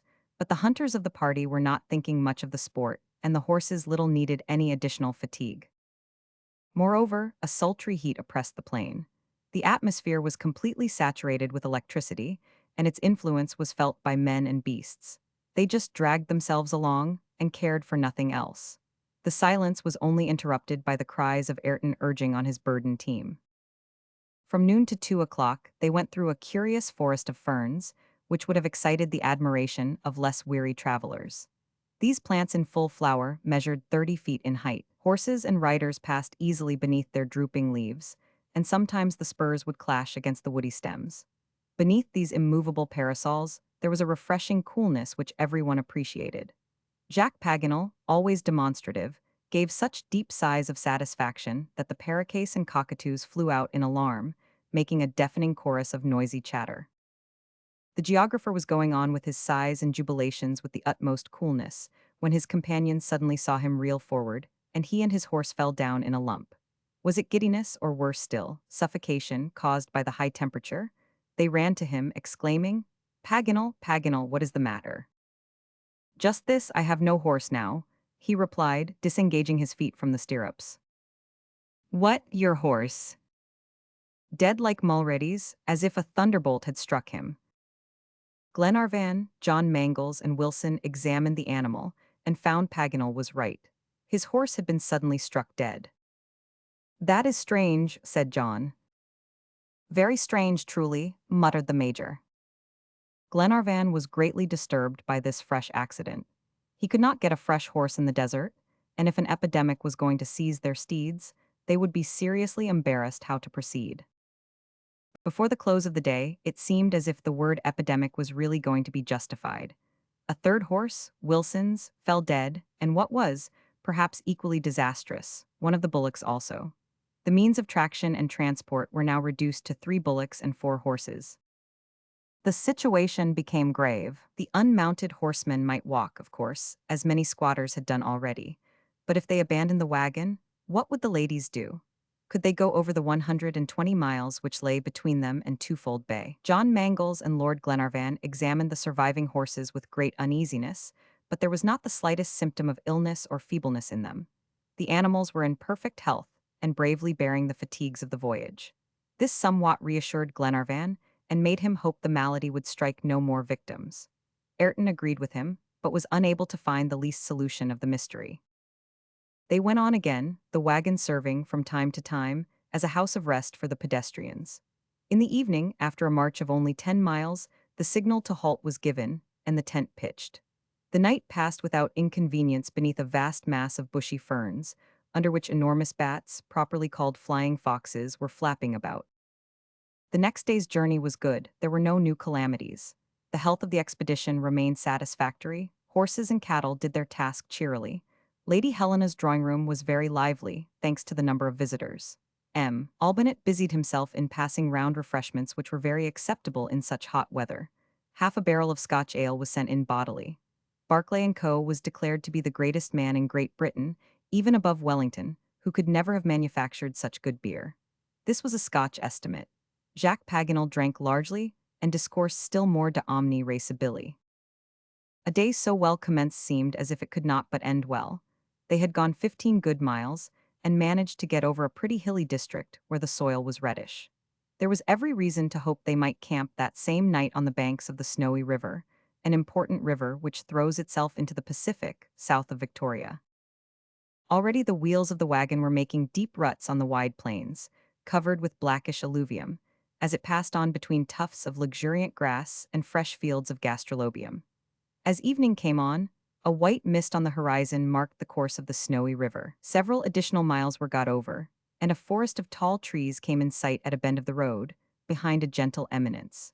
Ayrton turned his team a little toward the great trunks, lost in shadow, and he had got to the skirts of the wood, about half a mile from the river, when the wagon suddenly sank up to the middle of the wheels.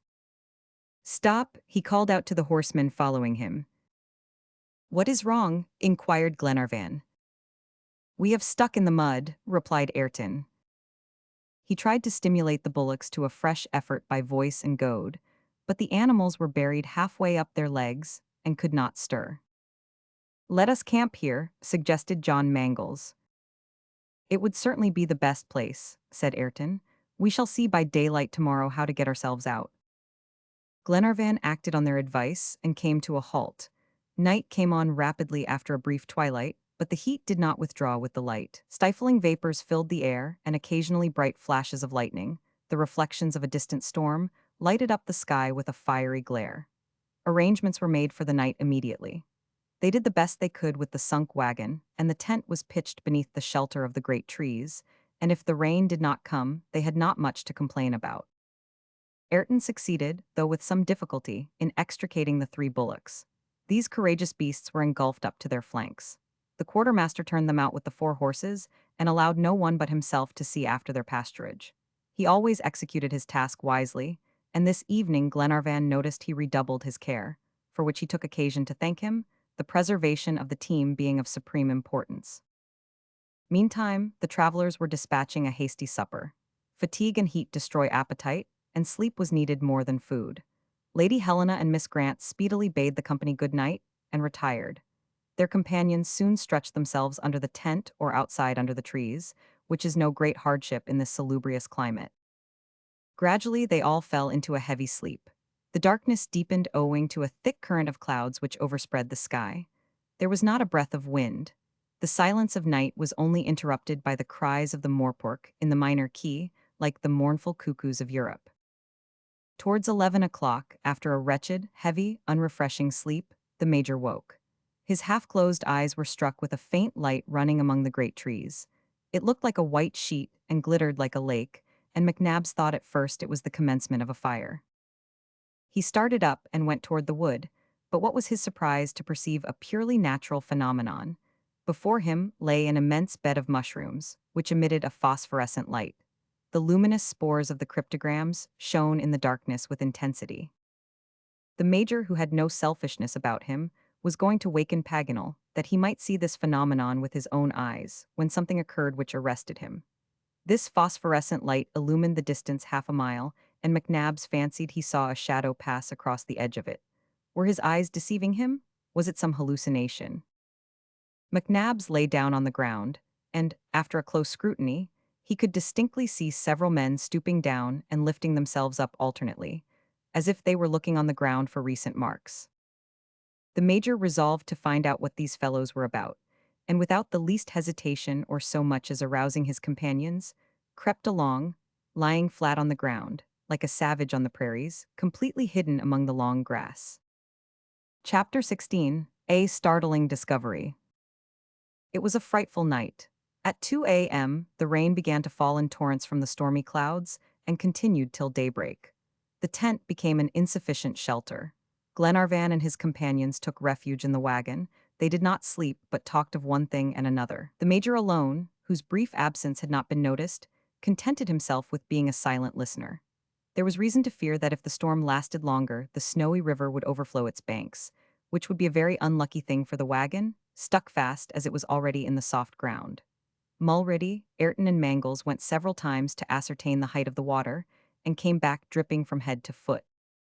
At last day appeared, the rain ceased, but sunlight could not break through the thick clouds. Large patches of yellowish water, muddy, dirty ponds indeed they were, covered the ground. A hot steam rose from the soaking earth and saturated the atmosphere with unhealthy humidity. Glenarvan's first concern was the wagon. This was the main thing in his eyes. They examined the ponderous vehicle and found it sunk in the mud in a deep hollow in the stiff clay. The forepart had disappeared completely, and the hind part up to the axle. It would be a hard job to get the heavy conveyance out, and would need the united strength of men, bullocks, and horses. "At any rate, we must make haste," said John Mangles. "If the clay dries, it will make our task still more difficult." "Let us be quick, then," replied Ayrton. Glenarvan, his two sailors, John Mangles, and Ayrton went off at once into the wood, where the animals had passed the night. It was a gloomy-looking forest of tall gum trees, nothing but dead trees, with wide spaces between, which had been barked for ages, or rather skinned like the cork oak at harvest time. A miserable network of bare branches was seen above 200 feet high in the air. Not a bird built its nest in these aerial skeletons. Not a leaf trembled on the dry branches, which rattled together like bones. To what cataclysm is this phenomenon to be attributed, so frequent in Australia, entire forests struck dead by some epidemic? No one knows. Neither the oldest natives, nor their ancestors who have lain long buried in the groves of the dead, have ever seen them green. Glenarvan, as he went along, kept his eye fixed on the gray sky, on which the smallest branch of the gum trees was sharply defined. Ayrton was astonished not to discover the horses and bullocks where he had left them the preceding night. They could not have wandered far with the hobbles on their legs. They looked over the wood, but saw no signs of them, and Ayrton returned to the banks of the river, where magnificent mimosas were growing. He gave a cry well known to his team, but there was no reply. The quartermaster seemed uneasy, and his companions looked at him with disappointed faces. An hour had passed in vain endeavors, and Glenarvan was about to go back to the wagon, when a neigh struck on his ear, and immediately after a bellow. "They are there," cried John Mangles, slipping between the tall branches of gastrolobium, which grew high enough to hide a whole flock. Glenarvan, Mulready, and Ayrton darted after him, and speedily shared his stupefaction at the spectacle which met their gaze. 2 bullocks and 3 horses lay stretched on the ground, struck down like the rest. Their bodies were already cold, and a flock of half-starved-looking ravens croaking among the mimosas were watching the unexpected prey. Glenarvan and his party gazed at each other, and Wilson could not keep back the oath that rose to his lips.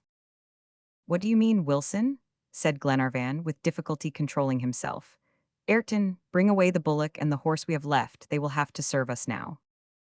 "If the wagon were not sunk in the mud," said John Mangles, "these 2 animals, by making short journeys, would be able to take us to the coast. So we must get the vehicle out, cost what it may." "We will try, John," replied Glenarvan. "Let us go back now, or they will be uneasy at our long absence." Ayrton removed the hobbles from the bullock and Mulready from the horse, and they began to return to the encampment, following the winding margin of the river. In half an hour they rejoined Paganel and McNabbs and the ladies, and told them of this fresh disaster. "Upon my honor, Ayrton," the major could not help saying, "it is a pity that you hadn't had the shoeing of all our beasts when we forded the Wimmera." "Why, sir?" asked Ayrton. "Because out of all our horses, only the one your blacksmith had in his hands has escaped the common fate." "That's true," said John Mangles. "It's strange it happened so." "A mere chance and nothing more," replied the quartermaster, looking firmly at the major. Major McNabbs bit his lips as if to keep back something he was about to say. Glenarvan and the rest waited for him to speak out his thoughts, but the major was silent and went up to the wagon, which Ayrton was examining. "What was he going to say, Mangles?" asked Glenarvan. "I don't know," replied the young captain, "but the major is not at all a man to speak without reason." "No, John," said Lady Helena, "McNabbs must have suspicions about Ayrton." "Suspicions?" exclaimed Paganel, shrugging his shoulders. "And what can they be?" asked Glenarvan. "Does he suppose him capable of having killed our horses and bullocks? And for what purpose? Is not Ayrton's interest identical with our own?" "You are right, dear Edward," said Lady Helena. "And what is more, the quartermaster has given us incontestable proofs of his devotion ever since the commencement of the journey." "Certainly he has," replied Mangles. "But still, what could the major mean? I wish he would speak his mind plainly out." "Does he suppose him acting in concert with the convicts?" asked Paganel imprudently. "What convicts?" said Miss Grant. "Monsieur Paganel is making a mistake," replied John Mangles instantly. "He knows very well there are no convicts in the province of Victoria." "Ah, that is true," returned Paganel, trying to get out of his unlucky speech. "Whatever had I got in my head? Convicts? Who ever heard of convicts being in Australia? Besides, they would scarcely have disembarked before they would turn into good, honest men. The climate, you know, Miss Mary, the regenerative climate." Here the poor savant stuck fast, unable to get further, like the wagon in the mud. Lady Helena looked at him in surprise, which quite deprived him of his remaining sang-froid. But seeing his embarrassment, she took Mary away to the side of the tent, where M. Albinett was laying out an elaborate breakfast. "I deserve to be transported myself," said Paganel woefully. "I think so," said Glenarvan.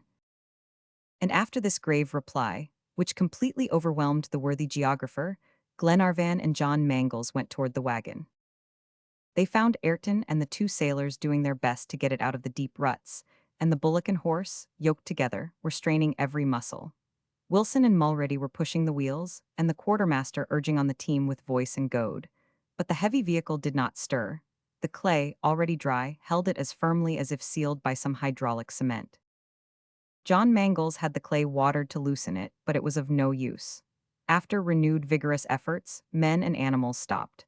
Unless the vehicle was taken to pieces, it would be impossible to extricate it from the mud, but they had no tools for the purpose and could not attempt such a task. However, Ayrton, who was for conquering this obstacle at all costs, was about to commence afresh, when Glenarvan stopped him by saying, "Enough, Ayrton, enough. We must husband the strength of our remaining horse and bullock. If we are obliged to continue our journey on foot, the one animal can carry the ladies and the other the provisions. They may thus still be of great service to us." "Very well, my lord," replied the quartermaster, unyoking the exhausted beasts. "Now, friends," added Glenarvan, "let us return to the encampment and deliberately examine our situation, and determine on our course of action." After a tolerably good breakfast to make up for their bad night, the discussion was opened, and every one of the party was asked to give his opinion. The first point was to ascertain their exact position, and this was referred to Paganel, who informed them, with his customary rigorous accuracy, that the expedition had been stopped on the 37th parallel, in longitude 147 degrees 53 minutes, on the banks of the Snowy River. "What is the exact longitude of Twofold Bay?" asked Glenarvan.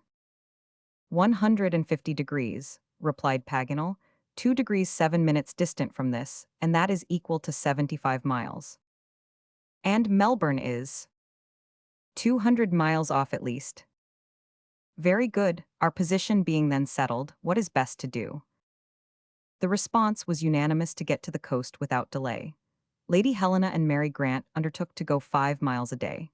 The courageous ladies did not shrink, if necessary, from walking the whole distance between the snowy river and Twofold Bay. "You are a brave traveling companion, dear Helena," said Lord Glenarvan, "but are we sure of finding at the bay all we want when we get there?" "Without the least doubt," replied Paganel. "Eden is a municipality which already numbers many years in existence. Its port must have frequent communication with Melbourne. I suppose even at Delegate, on the Victoria frontier, 35 miles from here, we might revictual our expedition and find fresh means of transport." "And the Duncan?" asked Ayrton. "Don't you think it advisable to send for her to come to the bay?" "What do you think, John?" said Glenarvan. "I don't think your lordship should be in any hurry about it," replied the young captain, after brief reflection. "There will be time enough to give orders to Tom Austin, and summon him to the coast." "That's quite certain," added Paganel. "You see," said John, "in 4 or 5 days we shall reach Eden." 4 or 5 days, repeated Ayrton, shaking his head. "Say 15 or 20, Captain, if you don't want to repent your mistake when it is too late." 15 or 20 days to go 75 miles, cried Glenarvan. "At the least, my lord. You are going to traverse the most difficult portion of Victoria, a desert where everything is wanting, the squatters say, plains covered with scrub, where is no beaten track and no stations. You will have to walk hatchet or torch in hand, and believe me, that's not quick work." Ayrton had spoken in a firm tone, and Paganel, at whom all the others looked inquiringly, nodded his head in token of his agreement in opinion with the quartermaster. But John Mangles said, "Well, admitting these difficulties, in 15 days at most your lordship can send orders to the Duncan." "I have to add," said Ayrton, "that the principal difficulties are not the obstacles in the road, but the snowy river has to be crossed, and most probably we must wait till the water goes down." "Wait," cried John, "is there no ford?" "I think not," replied Ayrton. "This morning I was looking for some practical crossing, but could not find any. It is unusual to meet with such a tumultuous river at this time of the year, and it is a fatality against which I am powerless." "Is this snowy river wide?" asked Lady Helena. "Wide and deep, madam," replied Ayrton, "a mile wide with an impetuous current. A good swimmer could not go over without danger." "Let us build a boat then," said Robert, who never stuck at anything. "We have only to cut down a tree and hollow it out and get in and be off." "He's going ahead, this boy of Captain Grant S," said Paganel. "And he's right," returned John Mangles. "We shall be forced to come to that, and I think it is useless to waste our time in idle discussion." "What do you think of it, Ayrton?" asked Glenarvan seriously. "I think, my lord, that a month hence, unless some help arrives, we shall find ourselves still on the banks of the Snowy." "Well then, have you any better plan to propose?" said John Mangles, somewhat impatiently. "Yes, that the Duncan should leave Melbourne, and go to the east coast." "Oh, always the same story. And how could her presence at the bay facilitate our means of getting there?" Ayrton waited an instant before answering, and then said, rather evasively, "I have no wish to obtrude my opinions. What I do is for our common good, and I am ready to start the moment His Honor gives the signal." And he crossed his arms and was silent. "That is no reply, Ayrton," said Glenarvan. "Tell us your plan, and we will discuss it. What is it you propose?" Ayrton replied in a calm tone of assurance. "I propose that we should not venture beyond the Snowy in our present condition. It is here we must wait till help comes, and this help can only come from the Duncan. Let us camp here, where we have provisions, and let one of us take your orders to Tom Austin to go on to Twofold Bay." This unexpected proposition was greeted with astonishment, and by John Mangles with openly expressed opposition. "Meantime," continued Ayrton, "either the river will get lower and allow us to ford it, or we shall have time to make a canoe. This is the plan I submit for your lordship's approval." "Well, Ayrton," replied Glenarvan, "your plan is worthy of serious consideration. The worst thing about it is the delay it would cause, but it would save us great fatigue and perhaps danger. What do you think of it, friends?" "Speak your mind, McNabbs," said Lady Helena. "Since the beginning of the discussion you have been only a listener, and very sparing of your words." "Since you ask my advice," said the Major, "I will give it you frankly. I think Ayrton has spoken wisely and well, and I side with him." Such a reply was hardly looked for, as hitherto the Major had been strongly opposed to Ayrton's project. Ayrton himself was surprised and gave a hasty glance at the major. However, Paganel, Lady Helena, and the sailors were all of the same way of thinking, and since McNabbs had come over to his opinion, Glenarvan decided that the quartermaster's plan should be adopted in principle. And now, John, he added, don't you think yourself it would be prudent to encamp here, on the banks of the river Snowy, till we can get some means of conveyance? Yes, replied John Mangles, if our messenger can get across the Snowy when we cannot. All eyes were turned on the quartermaster, who said, with the air of a man who knew what he was about, the messenger will not cross the river. Indeed, said John Mangles. He will simply go back to the Lucknow road, which leads straight to Melbourne. Go 250 miles on foot, cried the young captain. On horseback, replied Ayrton. There is one horse sound enough at present. It will only be an affair of 4 days. Allow the Duncan 2 days more to get to the bay and 20 hours to get back to the camp, and in a week the messenger can be back with the entire crew of the vessel. The major nodded approvingly as Ayrton spoke, to the profound astonishment of John Mangles. But as everyone was in favor of the plan, all there was to do was to carry it out as quickly as possible. Now then, friends, said Glenarvan, we must settle who is to be our messenger. It will be a fatiguing, perilous mission. I would not conceal the fact from you. Who is disposed, then, to sacrifice himself for his companions and carry our instructions to Melbourne? Wilson and Mulready, and also Paganel, John Mangles and Robert instantly offered their services. John particularly insisted that he should be entrusted with the business, but Ayrton, who had been silent till that moment, now said, with your honor's permission I will go myself. I am accustomed to all the country round. Many a time I have been across worse parts. I can go through where another would stick. I ask then, for the good of all, that I may be sent to Melbourne. A word from you will accredit me with your chief officer, and in 6 days I guarantee the Duncan shall be in Twofold Bay. That's well spoken, replied Glenarvan. You are a clever, daring fellow, and you will succeed. It was quite evident the quartermaster was the fittest man for the mission. All the rest withdrew from the competition.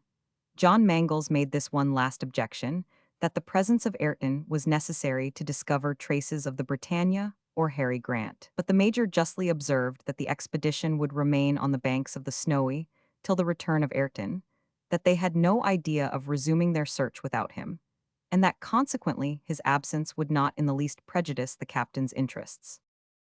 Well, go, Ayrton, said Glenarvan.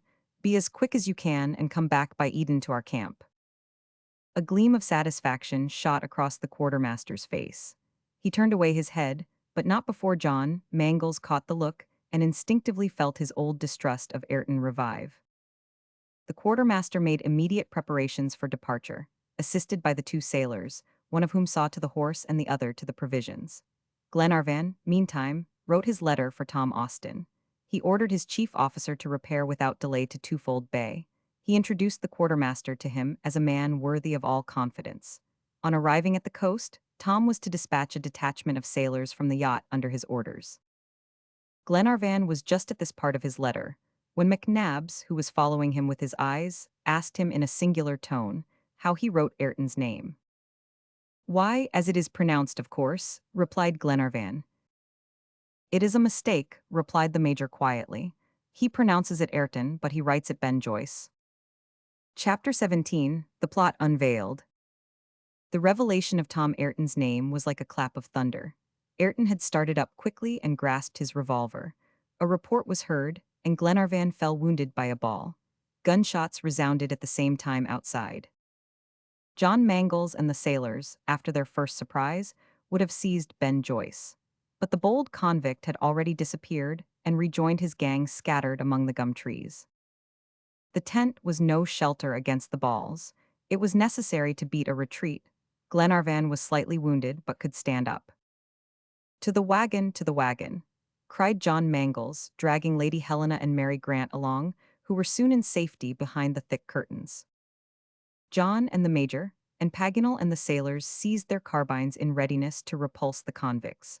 Glenarvan and Robert went in beside the ladies, while Albinett rushed to the common defense. These events occurred with the rapidity of lightning.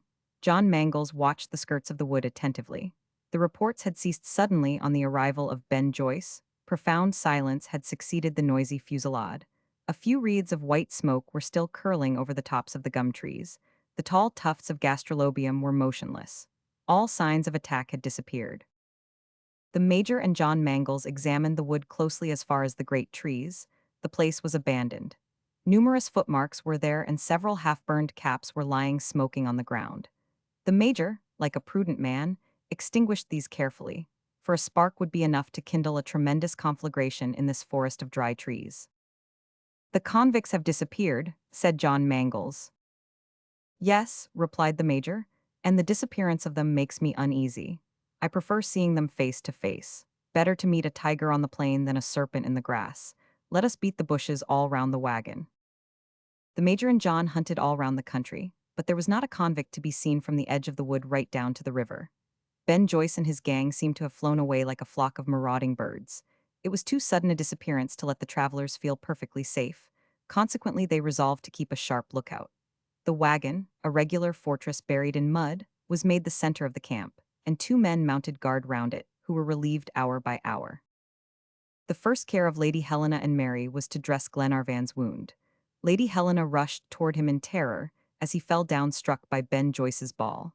Controlling her agony, the courageous woman helped her husband into the wagon. Then his shoulder was bared, and the Major found, on examination, that the ball had only gone into the flesh, and there was no internal lesion. Neither bone nor muscle appeared to be injured. The wound bled profusely, but Glenarvan could use his fingers and forearm, and consequently there was no occasion for any uneasiness about the issue. As soon as his shoulder was dressed, he would not allow any more fuss to be made about himself, but at once entered on the business in hand. All the party, except Mulready and Wilson, who were on guard, were brought into the wagon, and the Major was asked to explain how this denouement had come about. Before commencing his recital, he told Lady Helena about the escape of the convicts at Perth and their appearance in Victoria, as also their complicity in the railway catastrophe. He handed her the Australian and New Zealand Gazette they had bought in Seymour, and added that a reward had been offered by the police for the apprehension of Ben Joyce, a redoubtable bandit, who had become a noted character during the last 18 months for doing deeds of villainy and crime. But how had McNabbs found out that Ayrton and Ben Joyce were one and the same individual? This was the mystery to be unraveled, and the Major soon explained it. Ever since their first meeting, McNabbs had felt an instinctive distrust of the quartermaster. 2 or 3 insignificant facts, a hasty glance exchanged between him and the blacksmith at the Wimmera River, his unwillingness to cross towns and villages, his persistence about getting the Duncan summoned to the coast, the strange death of the animals entrusted to his care, and lastly, a want of frankness in all his behavior. All these details combined had awakened the Major's suspicions. However, he could not have brought any direct accusation against him till the events of the preceding evening had occurred. He then told of his experience. McNabbs, slipping between the tall shrubs, got within reach of the suspicious shadows he had noticed about half a mile away from the encampment. The phosphorescent firs emitted a faint light, by which he could discern 3 men examining marks on the ground, and one of the 3 was the blacksmith of Black Point. "It is them," said one of the men. "Yes," replied another, "there is the trefoil on the mark of the horseshoe. It has been like that since the Wimmera. All the horses are dead. The poison is not far off. There is enough to kill a regiment of cavalry. A useful plant, this gastrolobium." I heard them say this to each other, and then they were quite silent, but I did not know enough yet, so I followed them. Soon the conversation began again. "He is a clever fellow, this Ben Joyce," said the blacksmith. "A capital quartermaster with his invention of shipwreck. If his project succeeds, it will be a stroke of fortune. He is a very devil, is this Ayrton. Call him Ben Joyce, for he has well earned his name." And then the scoundrels left the forest. I had all the information I wanted now, and came back to the camp quite convinced, begging Paganel's pardon, that Australia does not reform criminals. This was all the Major's story, and his companions sat silently thinking over it. "Then Ayrton has dragged us here," said Glenarvan, pale with anger, "on purpose to rob and assassinate us." "For nothing else," replied the Major, "and ever since we left the Wimmera, his gang has been on our track and spying on us, waiting for a favorable opportunity." "Yes." "Then the wretch was never one of the sailors on the Britannia. He had stolen the name of Ayrton and the shipping papers." They were all looking at McNabbs for an answer, for he must have put the question to himself already. There is no great certainty about the matter, he replied, in his usual calm voice.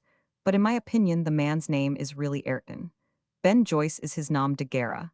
It is an incontestable fact that he knew Harry Grant, and also that he was quartermaster on the Britannia. These facts were proved by the minute details given us by Ayrton, and are corroborated by the conversation between the convicts, which I repeated to you. We need not lose ourselves in vain conjectures, but consider it as certain that Ben Joyce is Ayrton, and that Ayrton is Ben Joyce.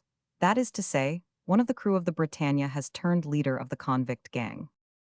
The explanations of McNabbs were accepted without discussion. Now then, said Glenarvan, will you tell us how and why Harry Grant's quartermaster comes to be in Australia? How, I don't know, replied McNabbs, and the police declare they are as ignorant on the subject as myself. Why, it is impossible to say. That is a mystery which the future may explain.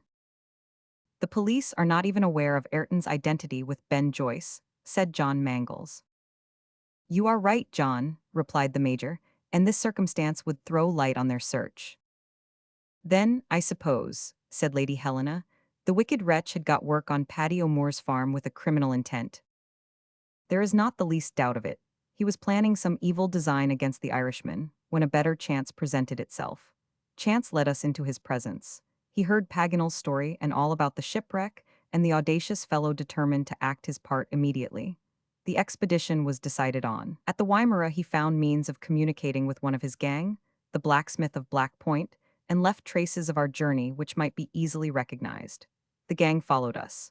A poisonous plant enabled them gradually to kill our bullocks and horses. At the right moment he sunk us in the marshes of the Snowy and gave us into the hands of his gang. Such was the history of Ben Joyce. The major had shown him up in his character, a bold and formidable criminal. His manifestly evil designs called for the utmost vigilance on the part of Glenarvan. Happily, the unmasked bandit was less to be feared than the traitor. But one serious consequence must come out of this revelation. No one had thought of it yet except Mary Grant. John Mangles was the first to notice her pale, despairing face. He understood what was passing in her mind at a glance. Miss Mary, he cried, you are crying. Crying, my child, said Lady Helena. My father, madam, my father, replied the poor girl. She could say no more, but the truth flashed on every mind. They all knew the cause of her grief, and why tears fell from her eyes and her father's name came to her lips. The discovery of Ayrton's treachery had destroyed all hope. The convict had invented a shipwreck to entrap Glenarvan. In the conversation overheard by McNabbs, the convicts had plainly said that the Britannia had never been wrecked on the rocks in Twofold Bay. Harry Grant had never set foot on the Australian continent. A second time they had been sent on the wrong track by an erroneous interpretation of the document. Gloomy silence fell on the whole party at the sight of the children's sorrow, and no one could find a cheering word to say. Robert was crying in his sister's arms. Paganel muttered in a tone of vexation, "That unlucky document, it may boast of having half-crazed a dozen people's wits." The worthy geographer was in such a rage with himself that he struck his forehead as if he would smash it in. Glenarvan went out to Mulready and Wilson, who were keeping watch. Profound silence reigned over the plain between the wood and the river. Ben Joyce and his band must be at considerable distance, for the atmosphere was in such a state of complete torpor that the slightest sound would have been heard. It was evident, from the flocks of birds on the lower branches of the trees, and the kangaroos feeding quietly on the young shoots, and a couple of emus whose confiding heads passed between the great clumps of bushes, that those peaceful solitudes were untroubled by the presence of human beings. You have neither seen nor heard anything for the last hour? Said Glenarvan to the two sailors. Nothing whatever, your honor, replied Wilson. The convicts must be miles away from here. They were not in numbers enough to attack us, I suppose, added Mulready. Ben Joyce will have gone to recruit his party, with some bandits like himself, among the bushrangers who may be lurking about the foot of the Alps. That is probably the case, Mulready, replied Glenarvan. The rascals are cowards, they know we are armed and well armed too. Perhaps they are waiting for nightfall to commence the attack. We must redouble our watchfulness. Oh, if we could only get out of this bog and down the coast, but this swollen river bars our passage. I would pay its weight in gold for a raft which would carry us over to the other side. Why does not your honor give orders for a raft to be constructed? We have plenty of wood. No, Wilson, replied Glenarvan. This snowy is not a river, it is an impassable torrent.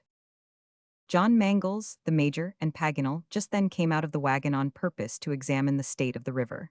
They found it still so swollen by the heavy rain that the water was a foot above the level. It formed an impetuous current, like the American rapids. To venture over that foaming current and that rushing flood, broken into 1,000 eddies and hollows and gulfs, was impossible. John Mangles declared the passage impracticable. But we must not stay here, he added, without attempting anything. What we were going to do before Ayrton's treachery is still more necessary now. What do you mean, John? Asked Glenarvan. I mean that our need is urgent, and that since we cannot go to Twofold Bay, we must go to Melbourne. We have still one horse. Give it to me, my lord, and I will go to Melbourne. But that will be a dangerous venture, John, said Glenarvan. Not to speak of the perils of a journey of 200 miles over an unknown country, the road and the byways will be guarded by the accomplices of Ben Joyce. I know it, my lord, but I know also that things can't stay long as they are. Ayrton only asked a week's absence to fetch the crew of the Duncan, and I will be back to the snowy river in 6 days. Well, my lord, what are your commands?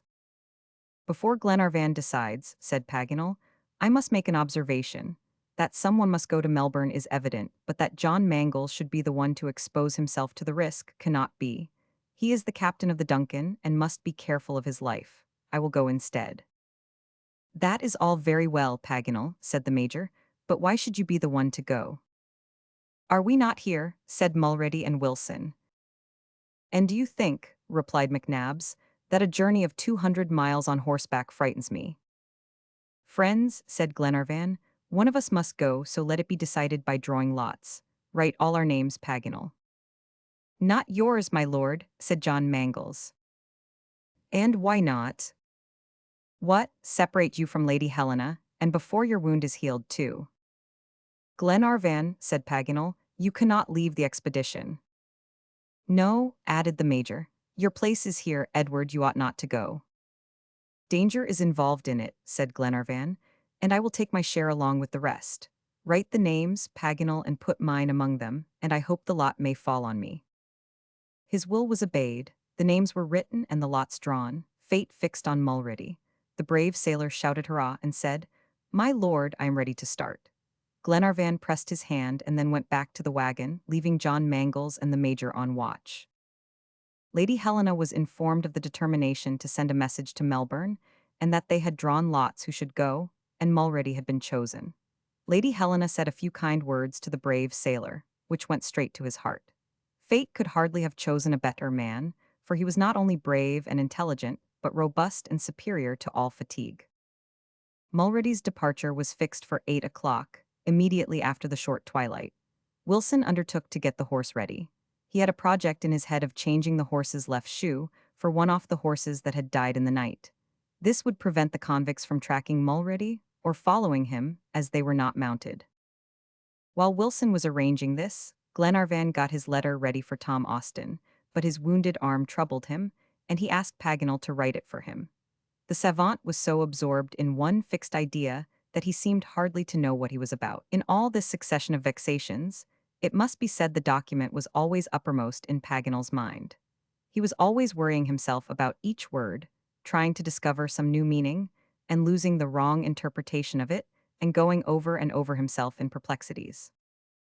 He did not hear Glenarvan when he first spoke, but on the request being made a second time, he said, Ah, very well, I'm ready. While he spoke, he was mechanically getting paper from his notebook. He tore a blank page off and sat down, pencil in hand, to write. Glenarvan began to dictate as follows. Order to Tom Austin, chief officer, to get to sea without delay, and bring the Duncan to. Paganel was just finishing the last word, when his eye chanced to fall on the Australian and New Zealand Gazette lying on the ground. The paper was so folded that only the last 2 syllables of the title were visible. Paganel's pencil stopped, and he seemed to become oblivious of Glenarvan and the letter entirely, till his friends called out, Come, Paganel. Ah, said the geographer with a loud exclamation. What is the matter? Asked the major. Nothing, nothing, replied Paganel. Then he muttered to himself, Alland, Alland, Alland. He had got up and seized the newspaper. He shook it in his efforts to keep back the words that involuntarily rose to his lips. Lady Helena, Mary, Robert, and Glenarvan gazed at him in astonishment, at a loss to understand this unaccountable agitation. Paganel looked as if a sudden fit of insanity had come over him. But his excitement did not last. He became by degrees calmer. The gleam of joy that shone in his eyes died away. He sat down again and said quietly, "When you please, my lord, I am ready." Glenarvan resumed his dictation at once, and the letter was soon completed. It read as follows: Order to Tom Austin to go to sea without delay, and take the Duncan to Melbourne by the 37th degree of latitude to the eastern coast of Australia. Of Australia, said Paganel. Ah yes, of Australia. Then he finished the letter, and gave it to Glenarvan to sign, who went through the necessary formality as well as he could, and closed and sealed the letter. Paganel, whose hand still trembled with emotion, directed it thus: Tom Austin, chief officer on board the yacht Duncan, Melbourne. Then he got up and went out of the wagon, gesticulating and repeating the incomprehensible words. Alland, Alland, Alland. Chapter 18, 4 Days of Anguish. The rest of the day passed on, without any further incident. All the preparations for Mulready's journey were completed, and the brave sailor rejoiced in being able to give his lordship this proof of devotion. Paganel had recovered his usual sang-froid and manners. His look, indeed, betrayed his preoccupation, but he seemed resolved to keep it secret. No doubt he had strong reasons for this course of action, for the Major heard him repeating, like a man struggling with himself, "No, no, they would not believe it. And besides, what good would it be? It is too late." Having taken this resolution, he busied himself with giving Mulready the necessary directions for getting to Melbourne, and showed him his way on the map. All the tracks, that is to say, paths through the prairie, came out on the road to Lucknow. This road, after running right down to the coast, took a sudden bend in the direction of Melbourne. This was the route that must be followed steadily, for it would not do to attempt a short cut across an almost unknown country. Nothing, consequently, could be more simple. Mulready could not lose his way. As to dangers, there were none after he had gone a few miles beyond the encampment, out of the reach of Ben Joyce and his gang. Once past their hiding place, Mulready was certain of soon being able to outdistance the convicts and execute his important mission successfully. At 6 o'clock they all dined together. The rain was falling in torrents. The tent was not protection enough, and the whole party had to take refuge in the wagon. This was a sure refuge. The clay kept it firmly embedded in the soil, like a fortress resting on sure foundations. The arsenal was composed of 7 carbines and 7 revolvers, and could stand a pretty long siege, for they had plenty of ammunition and provisions. But before 6 days were over, the Duncan would anchor in Twofold Bay, and 24 hours after her crew would reach the other shore of the Snowy River. And should the passage still remain impracticable, the convicts at any rate would be forced to retire before the increased strength. But all depended on Mulready's success in his perilous enterprise. At 8 o'clock it got very dark. Now was the time to start. The horse prepared for Mulready was brought out. His feet, by way of extra precaution, were wrapped round with cloths, so that they could not make the least noise on the ground. The animal seemed tired, and yet the safety of all depended on his strength and surefootedness. The Major advised Mulready to let him go gently as soon as he got past the convicts. Better delay half a day than not arrive safely. John Mangles gave his sailor a revolver, which he had loaded with the utmost care. This is a formidable weapon in the hand of a man who does not tremble, for 6 shots fired in a few seconds would easily clear a road infested with criminals. Mulready seated himself in the saddle ready to start. "Here is the letter you are to give to Tom Austin," said Glenarvan. "Don't let him lose an hour. He is to sail for Twofold Bay at once, and if he does not find us there, if we have not managed to cross the Snowy, let him come on to us without delay. Now go, my brave sailor, and God be with you." He shook hands with him and bade him goodbye, and so did Lady Helena and Mary Grant. A more timorous man than the sailor would have shrunk back a little from setting out on such a dark, raining night on an errand so full of danger, across vast, unknown wilds. But his farewells were calmly spoken, and he speedily disappeared down a path which skirted the wood. At the same moment, the gusts of wind redoubled their violence. The high branches of the eucalyptus clattered together noisily, and bough after bough fell on the wet ground. More than one great tree, with no living sap but still standing hitherto, fell with a crash during this storm. The wind howled amid the cracking wood, and mingled its moans with the ominous roaring of the rain. The heavy clouds, driving along toward the east, hung on the ground like rays of vapor, and deep, cheerless gloom intensified the horrors of the night. The travelers went back into the wagon immediately Mulready had gone. Lady Helena, Mary Grant, Glenarvan, and Paganel occupied the first compartment, which had been hermetically closed. The second was occupied by Albinett, Wilson, and Robert. The Major and John Mangles were on duty outside. This precaution was necessary, for an attack on the part of the convicts would be easy enough, and therefore probable enough. The two faithful guardians kept close watch, bearing philosophically the rain and wind that beat on their faces. They tried to pierce through the darkness so favorable to ambushes, for nothing could be heard but the noise of the tempest, the sough of the wind, the rattling branches, falling trees, and roaring of the unchained waters. At times, the wind would cease for a few moments, as if to take breath. Nothing was audible but the moan of the snowy river as it flowed between the motionless reeds and the dark curtain of gum trees. The silence seemed deeper in these momentary lulls, and the Major and John Mangles listened attentively. During one of these calms, a sharp whistle reached them. John Mangles went hurriedly up to the Major. "You heard that?" he asked. "Yes," said McNabbs. "Is it man or beast?" "A man," replied John Mangles. And then both listened. The mysterious whistle was repeated and answered by a kind of report, but almost indistinguishable, for the storm was raging with renewed violence. McNabbs and John Mangles could not hear themselves speak. They went for comfort under the shelter of the wagon. At this moment the leather curtains were raised and Glenarvan rejoined his two companions. He too had heard this ill-boding whistle and the report which echoed under the tilt. "Which way was it?" asked he. "There," said John, pointing to the dark track in the direction taken by Mulready. "How far?" "The wind brought it, I should think, 3 or 4 miles at least." "Come," said Glenarvan, putting his gun on his shoulder. "No," said the Major. "It is a decoy to get us away from the wagon." "But if Mulready has even now fallen beneath the blows of these rascals," exclaimed Glenarvan, seizing McNabbs by the hand. "We shall know by tomorrow," said the Major, coolly, determined to prevent Glenarvan from taking a step which was equally rash and futile. "You cannot leave the camp, my lord," said John. "I will go alone." "You will do nothing of the kind," cried McNabbs energetically. "Do you want to have us killed one by one to diminish our force and put us at the mercy of these wretches? If Mulready has fallen a victim to them, it is a misfortune that must not be repeated. Mulready was sent, chosen by chance. If the lot had fallen to me, I should have gone as he did, but I should neither have asked nor expected assistance." In restraining Glenarvan and John Mangles, the Major was right in every aspect of the case. To attempt to follow the sailor, to run in the darkness of night among the convicts in their leafy ambush was madness, and more than that, it was useless. Glenarvan's party was not so numerous that it could afford to sacrifice another member of it. Still Glenarvan seemed as if he could not yield. His hand was always on his carbine. He wandered about the wagon and bent a listening ear to the faintest sound.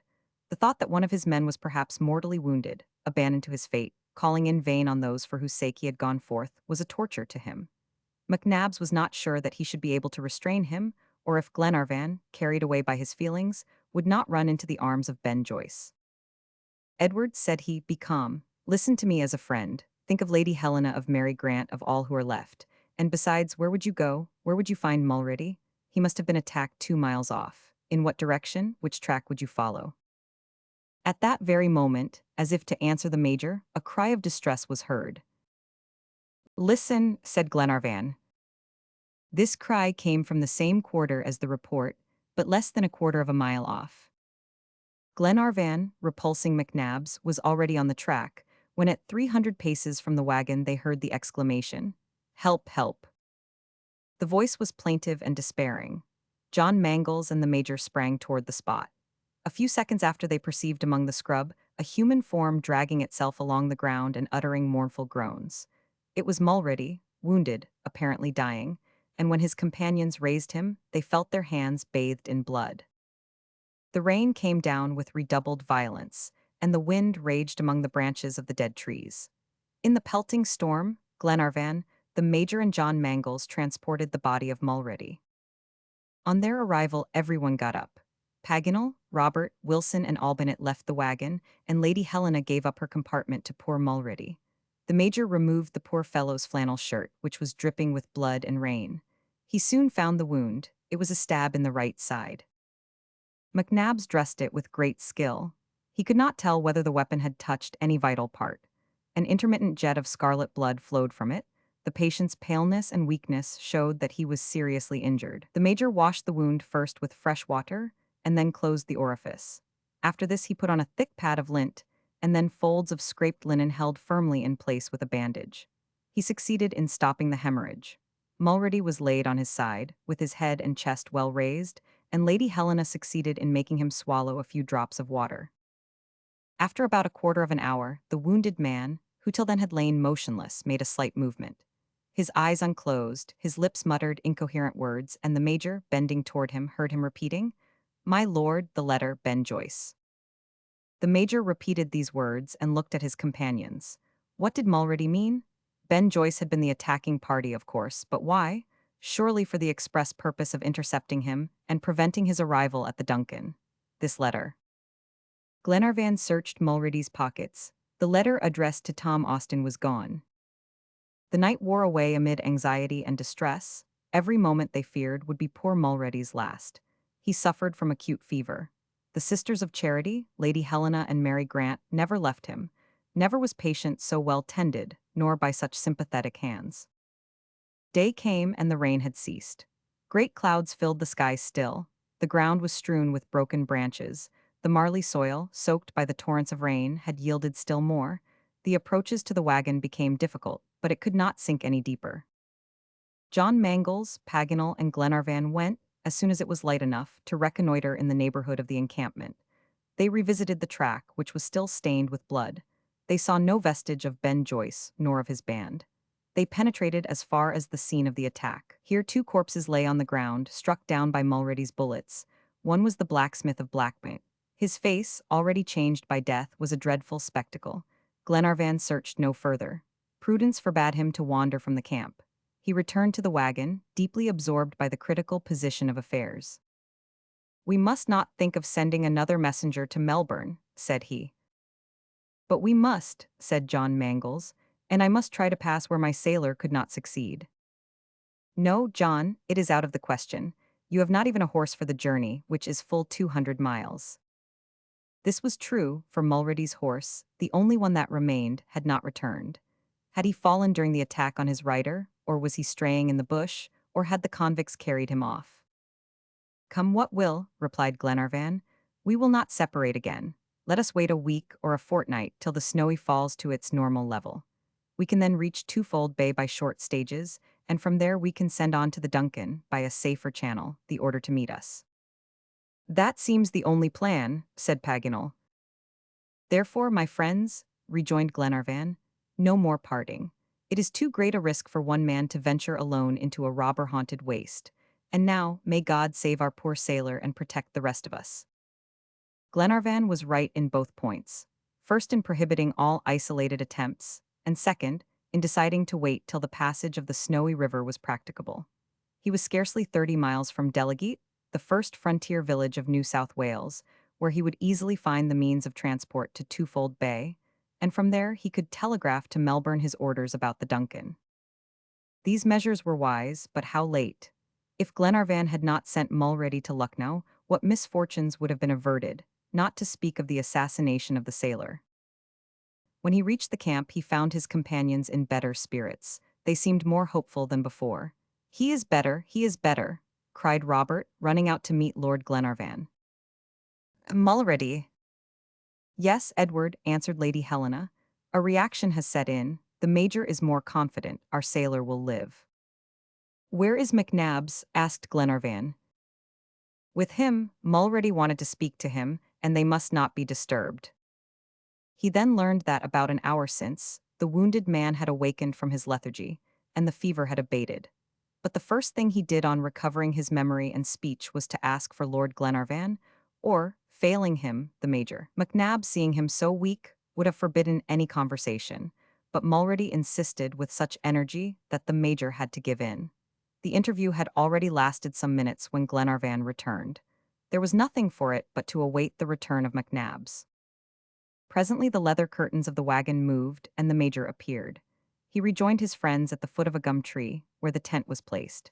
His face, usually so stolid, showed that something disturbed him. When his eyes fell on Lady Helena and the young girl, his glance was full of sorrow.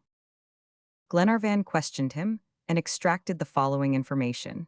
When he left the camp, Mulrady followed one of the paths indicated by Paganel. He made as good speed as the darkness of the night would allow. He reckoned that he had gone about 2 miles when several men, 5, he thought, sprang to his horse's head. The animal reared. Mulrady seized his revolver and fired. He thought he saw 2 of his assailants fall. By the flash he recognized Ben Joyce. But that was all. He had not time to fire all the barrels. He felt a violent blow on his side and was thrown to the ground. Still he did not lose consciousness. The murderers thought he was dead. He felt them search his pockets and then heard one of them say, "I have the letter." "Give it to me," returned Ben Joyce, "and now the Duncan is ours." At this point of the story, Glenarvan could not help uttering a cry. McNabbs continued, "Now you fellows," added Ben Joyce, "catch the horse. In 2 days I shall be on board the Duncan, and in 6 I shall reach Twofold Bay. This is to be the rendezvous. My lord and his party will be still stuck in the marshes of the Snowy River. Cross the river at the bridge of Kemple Pier, proceed to the coast, and wait for me. I will easily manage to get you on board. Once at sea in a craft like the Duncan, we shall be masters of the Indian Ocean." "Hurrah for Ben Joyce!" cried the convicts. Mulready's horse was brought, and Ben Joyce disappeared, galloping on the Lucknow road, while the band took the road southeast of the Snowy River. Mulready, though severely wounded, had the strength to drag himself to within 300 paces from the camp, whence we found him almost dead. "There," said McNabbs, "is the history of Mulready, and now you can understand why the brave fellow was so determined to speak." This revelation terrified Glenarvan and the rest of the party. "Pirates, pirates!" cried Glenarvan. "My crew massacred, my Duncan in the hands of these bandits." "Yes, for Ben Joyce will surprise the ship," said the major, and then, "Well, we must get to the coast first," said Paganel. "But how are we to cross the Snowy River?" said Wilson. "As they will," replied Glenarvan. "They are to cross at Kemple Pier Bridge, and so will we." "But about Mulready?" asked Lady Helena. "We will carry him, we will have relays. Can I leave my crew to the mercy of Ben Joyce and his gang?" To cross the Snowy River at Kemple Pier was practicable, but dangerous. The convicts might entrench themselves at that point and defend it. They were at least 30 against 7, but there are moments when people do not deliberate, or when they have no choice but to go on. "My lord," said John Mangles, "before we throw away our chance, before venturing to this bridge, we ought to reconnoiter, and I will undertake it."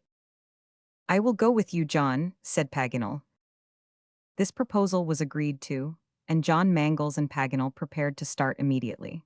They were to follow the course of the Snowy River, follow its banks till they reached the place indicated by Ben Joyce, and especially they were to keep out of sight of the convicts, who were probably scouring the bush. So the 2 brave comrades started, well provisioned and well armed, and were soon out of sight as they threaded their way among the tall reeds by the river. The rest anxiously awaited their return all day.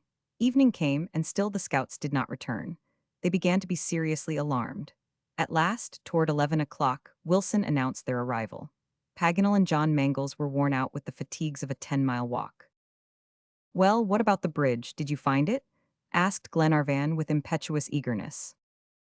"Yes, a bridge of supple jacks," said John Mangles. "The convicts passed over, but—" "But what?" said Glenarvan, who foreboded some new misfortune. "They burned it after they passed," said Paganel. Chapter 19, Helpless and Hopeless. It was not a time for despair, but action. The bridge at Kemple Pier was destroyed, but the Snowy River must be crossed, come what might, and they must reach Twofold Bay before Ben Joyce and his gang. So, instead of wasting time in empty words, the next day, the 16th of January, John Mangles and Glenarvan went down to examine the river and arrange for the passage over. The swollen and tumultuous waters had not gone down the least. They rushed on with indescribable fury. It would be risking life to battle with them. Glenarvan stood gazing with folded arms and downcast face. "Would you like me to try and swim across?" said John Mangles. "No, John, no," said Lord Glenarvan, holding back the bold, daring young fellow. "Let us wait." And they both returned to the camp. The day passed in the most intense anxiety. 10 times Lord Glenarvan went to look at the river, trying to invent some bold way of getting over, but in vain. Had a torrent of lava rushed between the shores, it could not have been more impassable. During these long wasted hours, Lady Helena, under the Major's advice, was nursing Mulready with the utmost skill. The sailor felt a throb of returning life. McNabbs ventured to affirm that no vital part was injured. Loss of blood accounted for the patient's extreme exhaustion. The wound once closed and the hemorrhage stopped. Time and rest would be all that was needed to complete his cure. Lady Helena had insisted on giving up the first compartment of the wagon to him, which greatly tried his modesty. The poor fellow's greatest trouble was the delay his condition might cause Glenarvan, and he made him promise that they should leave him in the camp under Wilson's care, should the passage of the river become practicable. But unfortunately, no passage was practicable. Either that day or the next, January 17, Glenarvan was in despair.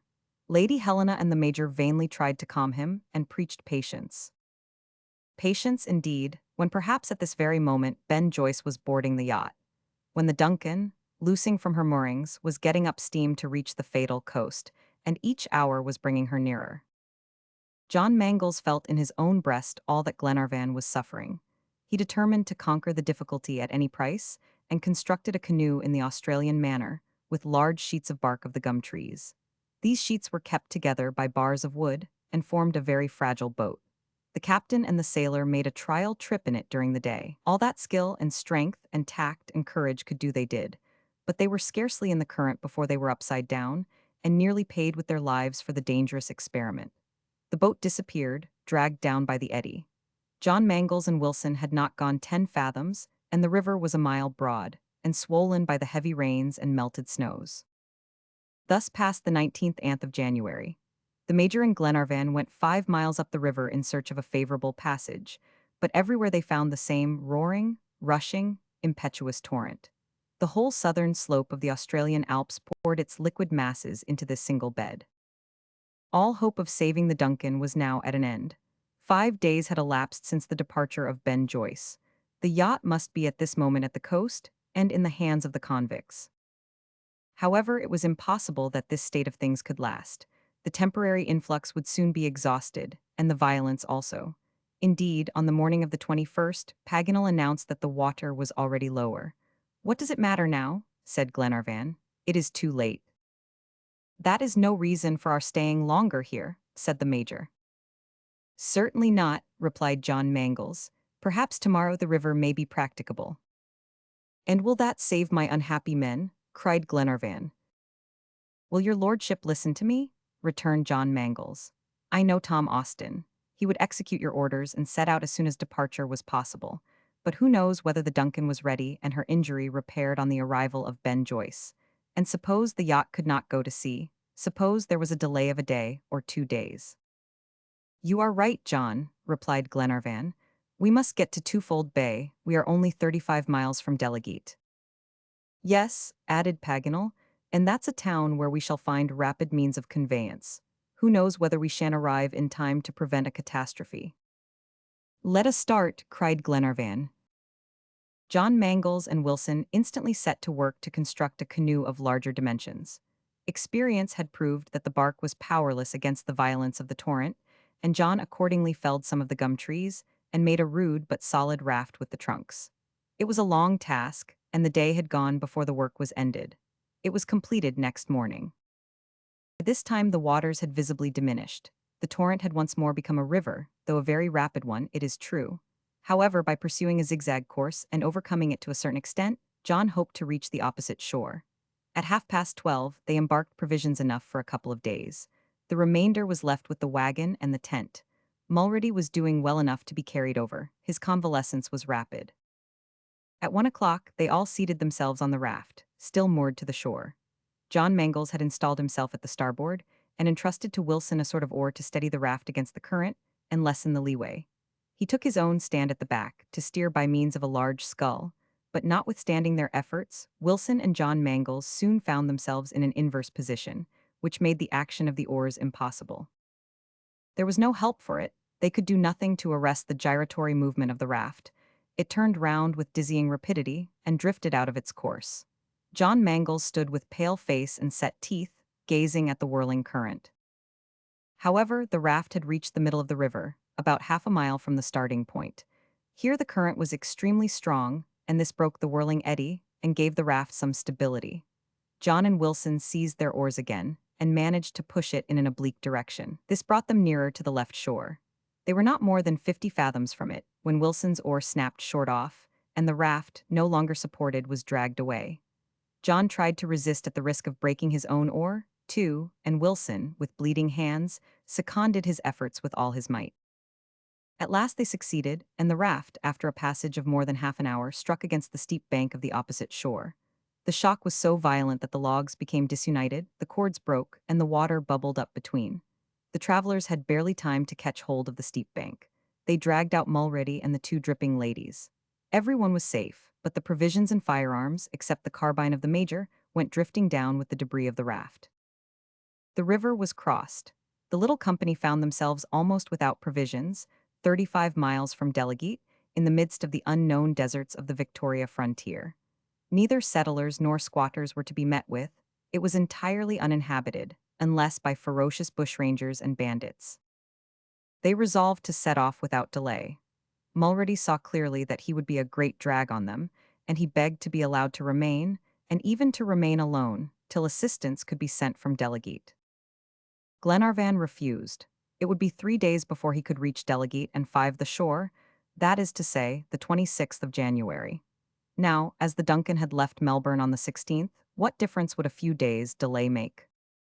"No, my friend," he said, "I will not leave anyone behind. We will make a litter and carry you in turn." The litter was made of boughs of eucalyptus covered with branches, and, whether he would or not, Mulready was obliged to take his place on it. Glenarvan would be the first to carry his sailor. He took hold of one end and Wilson of the other, and all set off. What a sad spectacle, and how lamentably was this expedition to end which had commenced so well. They were no longer in search of Harry Grant. This continent, where he was not and never had been, threatened to prove fatal to those who sought him, and when these intrepid countrymen of his should reach the shore, they would find the Duncan waiting to take them home again. The first day passed silently and painfully. Every 10 minutes the litter changed bearers. All the sailors' comrades took their share in this task without murmuring, though the fatigue was augmented by the great heat. In the evening, after a journey of only 5 miles, they camped under the gum trees. The small store of provisions saved from the raft composed the evening meal, but all they had to depend upon now was the major's carbine. It was a dark, rainy night, and morning seemed as if it would never dawn. They set off again, but the major could not find a chance of firing a shot. This fatal region was only a desert, unfrequented even by animals. Fortunately, Robert discovered a bustard's nest with a dozen of large eggs in it, which Albinett cooked on hot cinders. These, with a few roots of purslane which were growing at the bottom of a ravine, were all the breakfast of the 22D. The route now became extremely difficult. The sandy plains were bristling with spinifex, a prickly plant which is called in Melbourne the porcupine. It tears the clothing to rags and makes the legs bleed. The courageous ladies never complained, but footed it bravely, setting an example and encouraging one and another by word or look. They stopped in the evening at Mount Bulla Bulla, on the edge of the Yungala Creek. The supper would have been very scant if McNabbs had not killed a large rat, the Mews conditor, which is highly spoken of as an article of diet. Albinett roasted it, and it would have been pronounced even superior to its reputation had it equaled the sheep in size. They were obliged to be content with it, however, and it was devoured to the bones. On the 23D, the weary but still energetic travelers started off again. After having gone round the foot of the mountain, they crossed the long prairies where the grass seemed made of whalebone. It was a tangle of darts, a medley of sharp little sticks, and a path had to be cut through either with the hatchet or fire. That morning there was not even a question of breakfast. Nothing could be more barren than this region strewn with pieces of quartz. Not only hunger, but thirst began to assail the travelers. A burning atmosphere heightened their discomfort. Glenarvan and his friends could only go half a mile an hour. Should this lack of food and water continue till evening, they would all sink on the road, never to rise again. But when everything fails a man, and he finds himself without resources, at the very moment when he feels he must give up, then Providence steps in. Water presented itself in the cephalotes, a species of cup-shaped flower, filled with refreshing liquid, which hung from the branches of coralliform-shaped bushes. They all quenched their thirst with these and felt new life returning. The only food they could find was the same as the natives were forced to subsist upon, when they could find neither game, nor serpents, nor insects. Paganel discovered in the dry bed of a creek a plant whose excellent properties had been frequently described by one of his colleagues in the Geographical Society. It was the nardu, a cryptogamous plant of the family Marcellacea, and the same which kept Burke and King alive in the deserts of the interior. Under its leaves, which resembled those of the trefoil, there were dried sporals as large as a lentil, and these sporals, when crushed between two stones, made a sort of flour. This was converted into coarse bread, which stilled the pangs of hunger at least. There was a great abundance of this plant growing in the district, and Albinett gathered a large supply, so that they were sure of food for several days. The next day, the 24th, Mulready was able to walk part of the way. His wound was entirely cicatrized. The town of Delegate was not more than 10 miles off, and that evening they camped in longitude 140 degrees on the very frontier of New South Wales. For some hours, a fine but penetrating rain had been falling. There would have been no shelter from this if by chance John Mangles had not discovered a sawyer's hut, deserted and dilapidated to a degree. But with this miserable cabin, they were obliged to be content. Wilson wanted to kindle a fire to prepare the nardu bread, and he went out to pick up the dead wood scattered all over the ground. But he found it would not light. The great quantity of albuminous matter, which it contained, prevented all combustion. This is the incombustible wood put down by Paganel in his list of Australian products. They had to dispense with fire, and consequently with food too, and sleep in their wet clothes, while the laughing jackasses, concealed in the high branches, seemed to ridicule the poor unfortunates. However, Glenarvan was nearly at the end of his sufferings. It was time. The two young ladies were making heroic efforts, but their strength was hourly decreasing. They dragged themselves along, almost unable to walk. Next morning they started at daybreak. At 11 a.m. Delegate came in sight in the county of Wellesley, and 50 miles from Twofold Bay. Means of conveyance were quickly procured here. Hope returned to Glenarvan as they approached the coast. Perhaps there might have been some slight delay, and after all, they might get there before the arrival of the Duncan. In 24 hours they would reach the bay.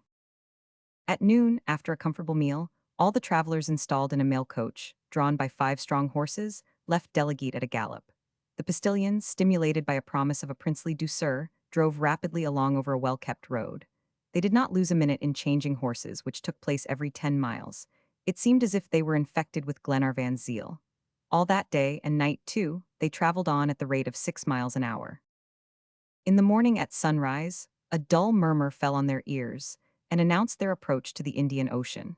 They required to go round the bay to gain the coast at the 37th parallel, the exact point where Tom Austin was to wait their arrival. When the sea appeared, all eyes anxiously gazed at the offing.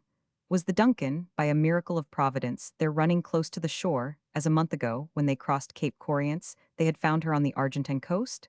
They saw nothing. Sky and earth mingled in the same horizon. Not a sail enlivened the vast stretch of ocean. One hope still remained. Perhaps Tom Austin had thought it his duty to cast anchor in Twofold Bay, for the sea was heavy, and a ship would not dare to venture near the shore. "To Eden!" cried Glenarvan. Immediately the mail coach resumed the route round the bay, toward the little town of Eden, 5 miles distant. The postilions stopped not far from the lighthouse, which marks the entrance of the port. Several vessels were moored in the roadstead, but none of them bore the flag of Malcolm. Glenarvan, John Mangles, and Paganel got out of the coach, and rushed to the custom-house, to inquire about the arrival of vessels within the last few days. No ship had touched the bay for a week. "Perhaps the yacht has not started," Glenarvan said, a sudden revulsion of feeling lifting him from despair. "Perhaps we have arrived first." John Mangles shook his head. He knew Tom Austin. His first mate would not delay the execution of an order for 10 days. "I must know at all events how they stand," said Glenarvan. "Better certainty than doubt." A quarter of an hour afterward, a telegram was sent to the syndicate of shipbrokers in Melbourne. The whole party then repaired to the Victoria Hotel. At 2 p.m. the following telegraphic reply was received. Lord Glenarvan, Eden. Twofold Bay. The Duncan left on the 16th current. Destination unknown. J. Andrews, S.B. The telegram dropped from Glenarvan's hands. There was no doubt now. The good, honest Scotch yacht was now a pirate ship in the hands of Ben Joyce. So ended this journey across Australia, which had commenced under circumstances so favorable. All trace of Captain Grant and his shipwrecked men seemed to be irrevocably lost. This ill success had cost the loss of a ship's crew. Lord Glenarvan had been vanquished in the strife, and the courageous searchers, whom the unfriendly elements of the Pampas had been unable to check, had been conquered on the Australian shore by the perversity of man. End of Book 2.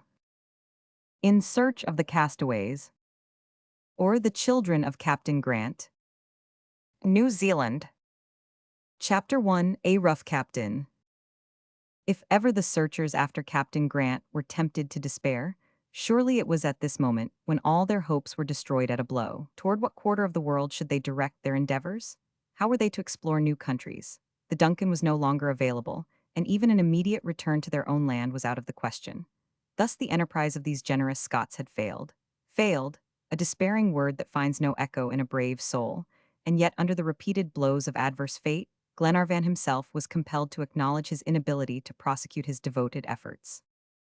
Mary Grant at this crisis nerved herself to the resolution never to utter the name of her father.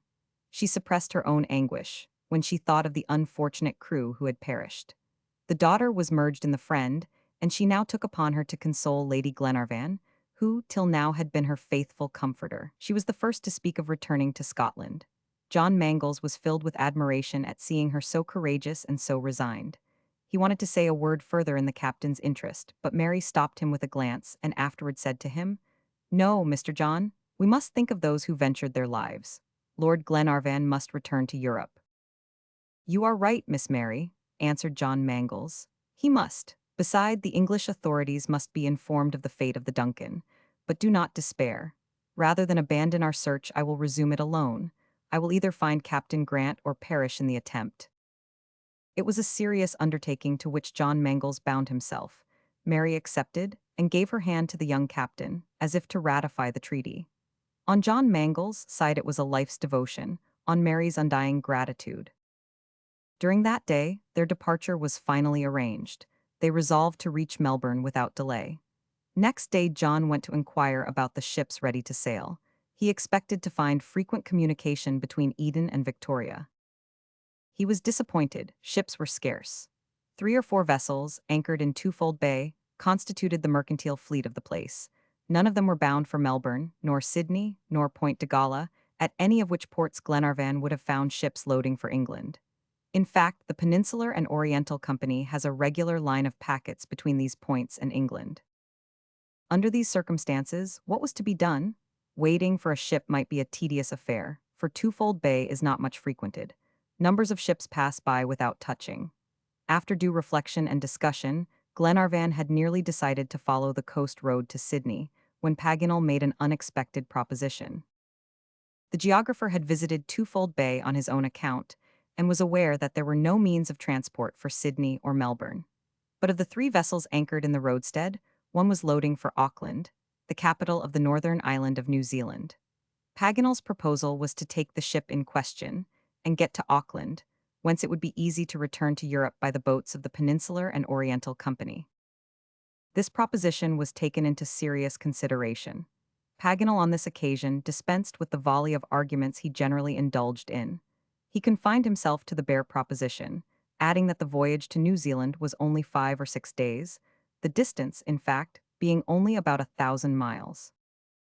By a singular coincidence, Auckland is situated on the selfsame parallel, the 37th, which the explorers had perseveringly followed since they left the coast of Araucania. Paganel might fairly have used this as an argument in favor of his scheme. In fact, it was a natural opportunity of visiting the shores of New Zealand.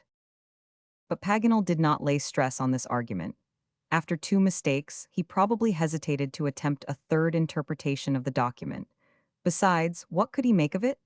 It said positively that a continent had served as a refuge for Captain Grant, not an island. Now, New Zealand was nothing but an island.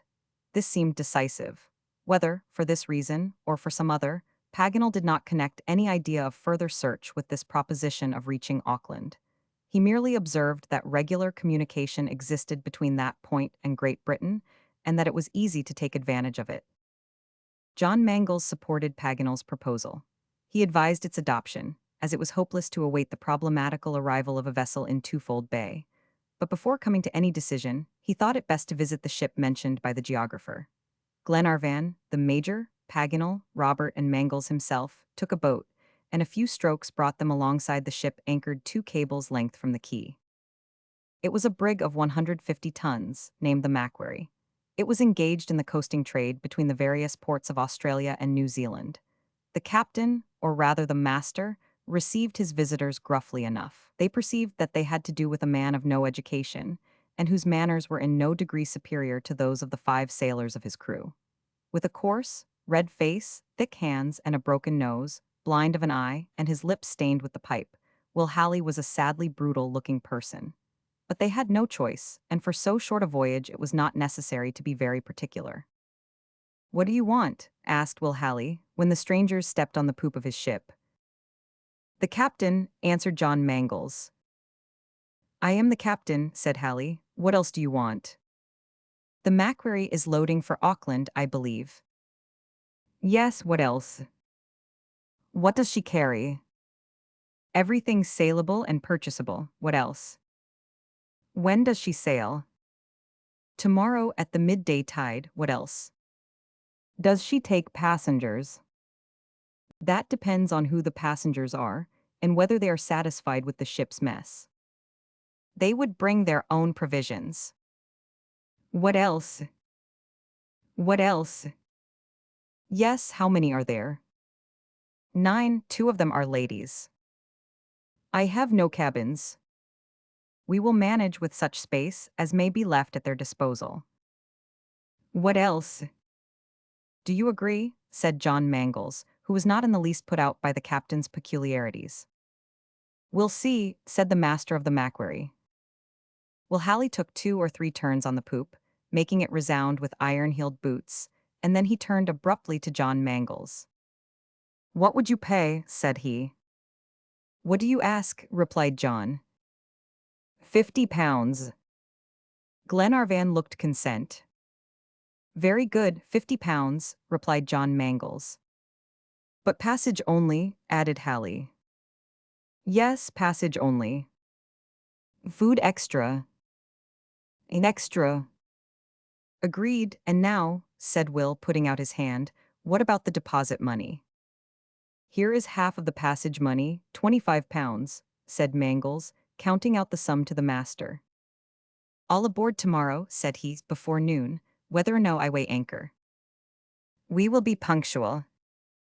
This said, Glenarvan, the Major, Robert, Paganel, and John Mangles left the ship, Halley not so much as touching the oilskin that adorned his red locks.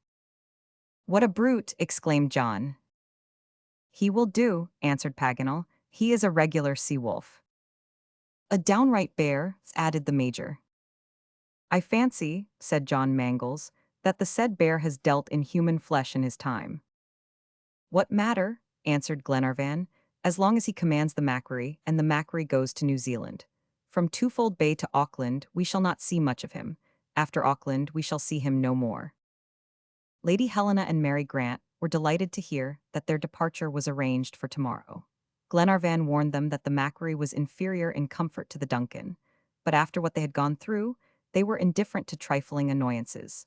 Wilson was told off to arrange the accommodation on board the Macquarie. Under his busy brush and broom things soon changed their aspect. Will Halley shrugged his shoulders and let the sailor have his way. Glenarvan and his party gave him no concern.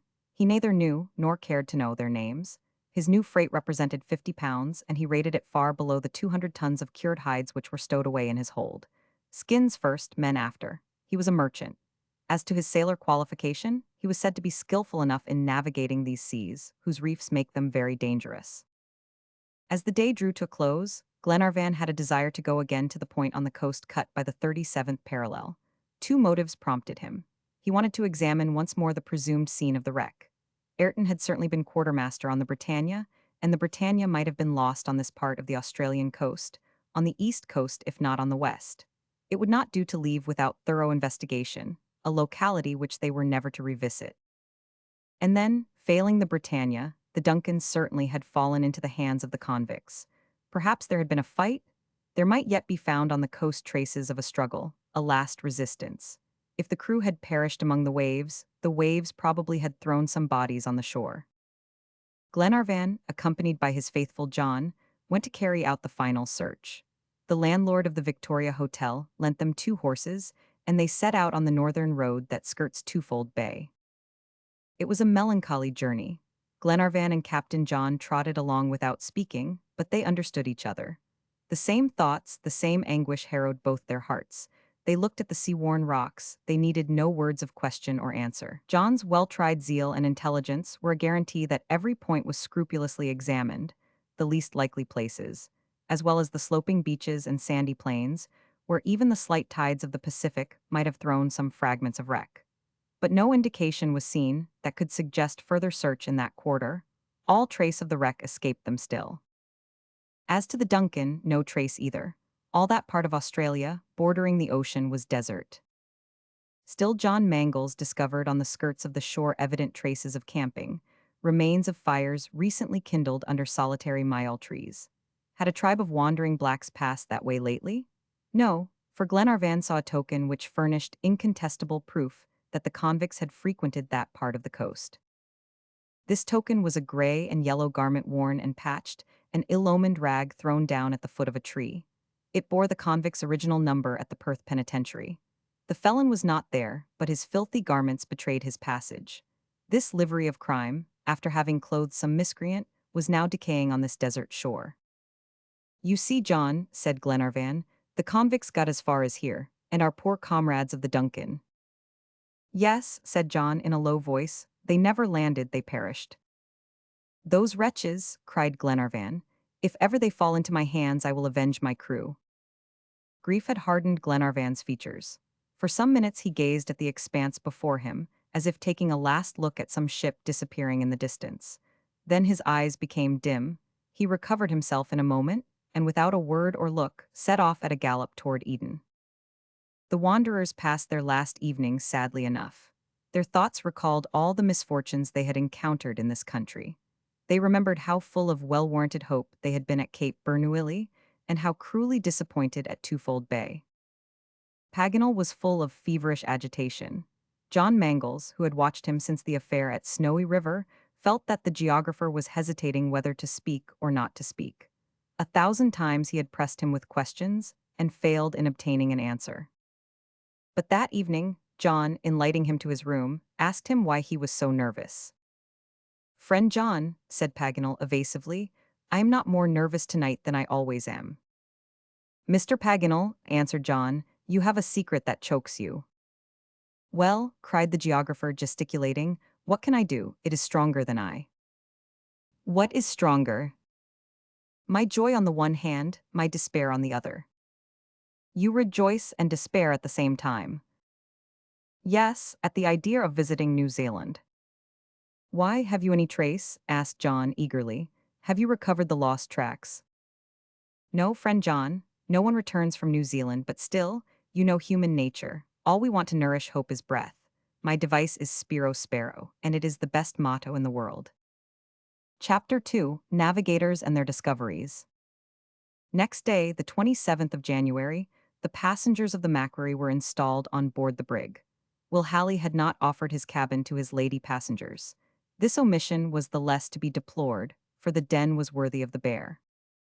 At 12:30 the anchor was weighed, having been loosed from its holding ground with some difficulty. A moderate breeze was blowing from the southwest. The sails were gradually unfurled. The 5 hands made slow work. Wilson offered to assist the crew, but Halley begged him to be quiet and not to interfere with what did not concern him. He was accustomed to manage his own affairs, and required neither assistance nor advice. This was aimed at John Mangles, who had smiled at the clumsiness of some maneuver. John took the hint, but mentally resolved that he would nevertheless hold himself in readiness in case the incapacity of the crew should endanger the safety of the vessel. However, in time, the sails were adjusted by the 5 sailors, aided by the stimulus of the captain's oaths. The Macquarie stood out to sea on the larboard tack, under all her lower sails, topgallants, crossjack, and jib. By and by, the other sails were hoisted. But in spite of this additional canvas, the brig made very little way. Her rounded bow, the width of her hold, and her heavy stern made her a bad sailor. The the perfect type of a wooden shoe. They had to make the best of it. Happily, 5 days, or at most 6, would take them to Auckland, no matter how bad a sailor the Macquarie was. At 7 o'clock in the evening, the Australian coast and the lighthouse of the Port of Eden had faded out of sight. The ship labored on the lumpy sea and rolled heavily in the trough of the waves. The passengers below suffered a good deal from this motion, but it was impossible to stay on deck, as it rained violently. Thus, they were condemned to close imprisonment. Each one of them was lost in his own reflections. Words were few. Now and then Lady Helena and Miss Grant exchanged a few syllables. Glenarvan was restless. He went in and out while the Major was impassive. John Mangles, followed by Robert, went on the poop from time to look at the weather. Paganel sat in his corner, muttering vague and incoherent words. What was the worthy geographer thinking of? Of New Zealand, the country to which destiny was leading him. He went mentally over all his history. He called to mind the scenes of the past in that ill-omened country. But in all that history, was there a fact? Was there a solitary incident that could justify the discoverers of these islands in considering them as a continent? Could a modern geographer or a sailor concede to them such a designation? Paganel was always revolving the meaning of the document. He was possessed with the idea. It became his ruling thought. After Patagonia, after Australia, his imagination, allured by a name, flew to New Zealand. But in that direction, one point, and only one, stood in his way. Contin, he repeated, that must mean continent. And then he resumed his mental retrospect of the navigators who made known to us these two great islands of the Southern Sea. It was on the 13th of December, 1642, that the Dutch navigator Tasman, after discovering Van Diemen's Land, sighted the unknown shores of New Zealand. He coasted along for several days, and on the 17th of December his ships penetrated into a large bay, which, terminating in a narrow strait, separated the two islands. The northern island was called by the natives Economani, a word which signifies the fish of Manny. The southern island was called Tavipaunamu, the whale that yields the green stones. Abel Tasman sent his boats on shore, and they returned accompanied by 2 canoes and a noisy company of natives. These savages were middle height, of brown or yellow complexion, angular bones, harsh voices, and black hair, which was dressed in the Japanese manner and surmounted by a tall white feather. This first interview between Europeans and Aborigines seemed to promise amicable and lasting intercourse. But the next day, when one of Tasman's boats was looking for an anchorage nearer to the land, 7 canoes, manned by a great number of natives, attacked them fiercely. The boat capsized and filled. The quartermaster in command was instantly struck with a badly sharpened spear and fell into the sea. Of his 6 companions, 4 were killed. The other 2 and the quartermaster were able to swim to the ships and were picked up and recovered. After this sad occurrence, Tasman set sail, confining his revenge to giving the natives a few musket shots, which probably did not reach them. He left this bay, which still bears the name of Massacre Bay, followed the western coast, and on the 5th of January, anchored near the northernmost point. Here the violence of the surf, as well as the unfriendly attitude of the natives, prevented his obtaining water, and he finally quitted these shores, giving them the name State Land or the Land of the States, in honor of the States General. The Dutch navigator concluded that these islands were adjacent to the islands of the same name on the east of Terra del Fuego, at the southern point of the American continent. He thought he had found the great southern continent. But, said Paganel to himself, what a 17th century sailor might call a continent would never stand for one with a 19th century man. No such mistake can be supposed. No, there is something here that baffles me.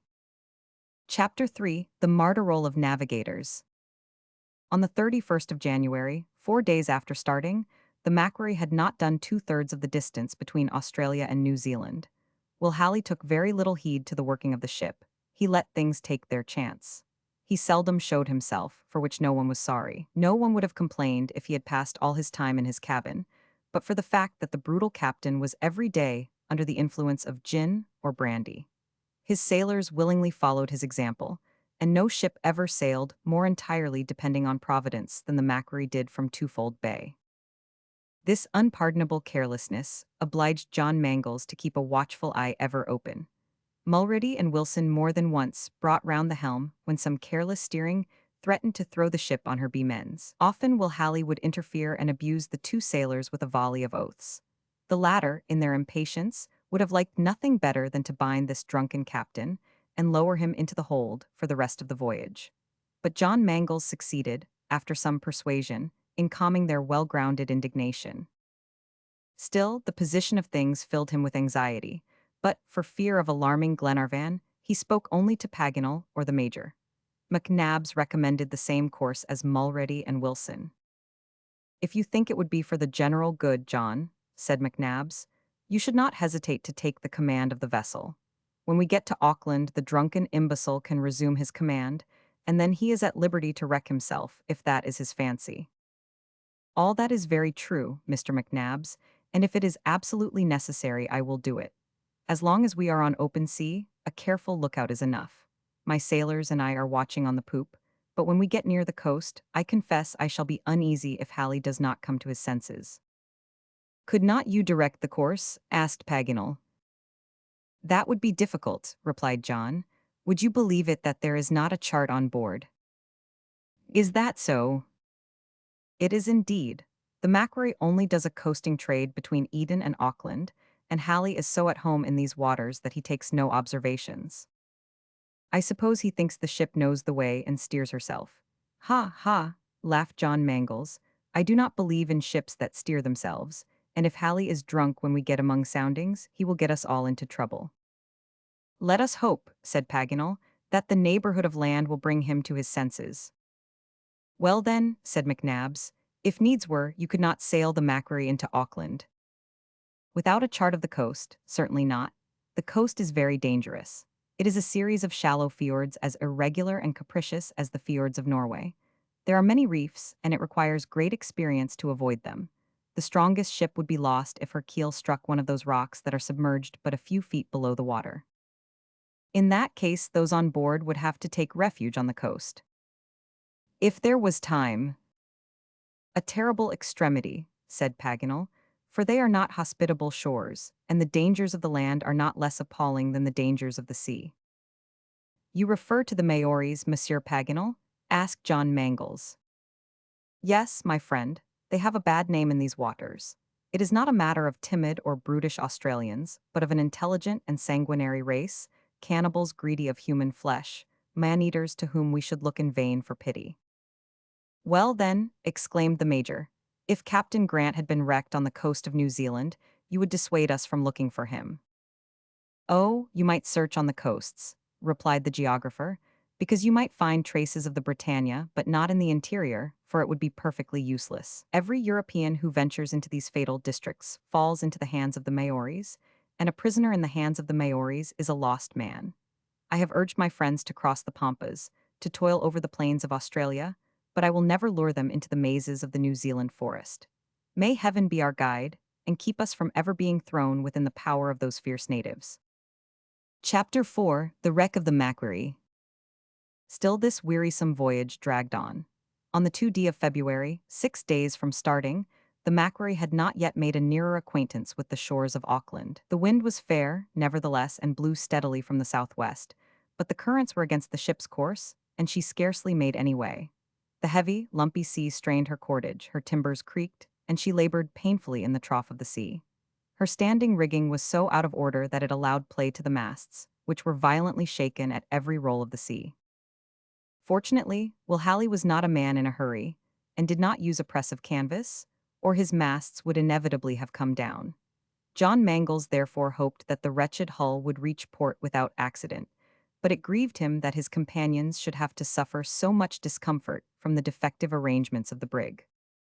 But neither Lady Helena nor Mary Grant uttered a word of complaint, though the continuous rain obliged them to stay below, where the want of air and the violence of the motion were painfully felt.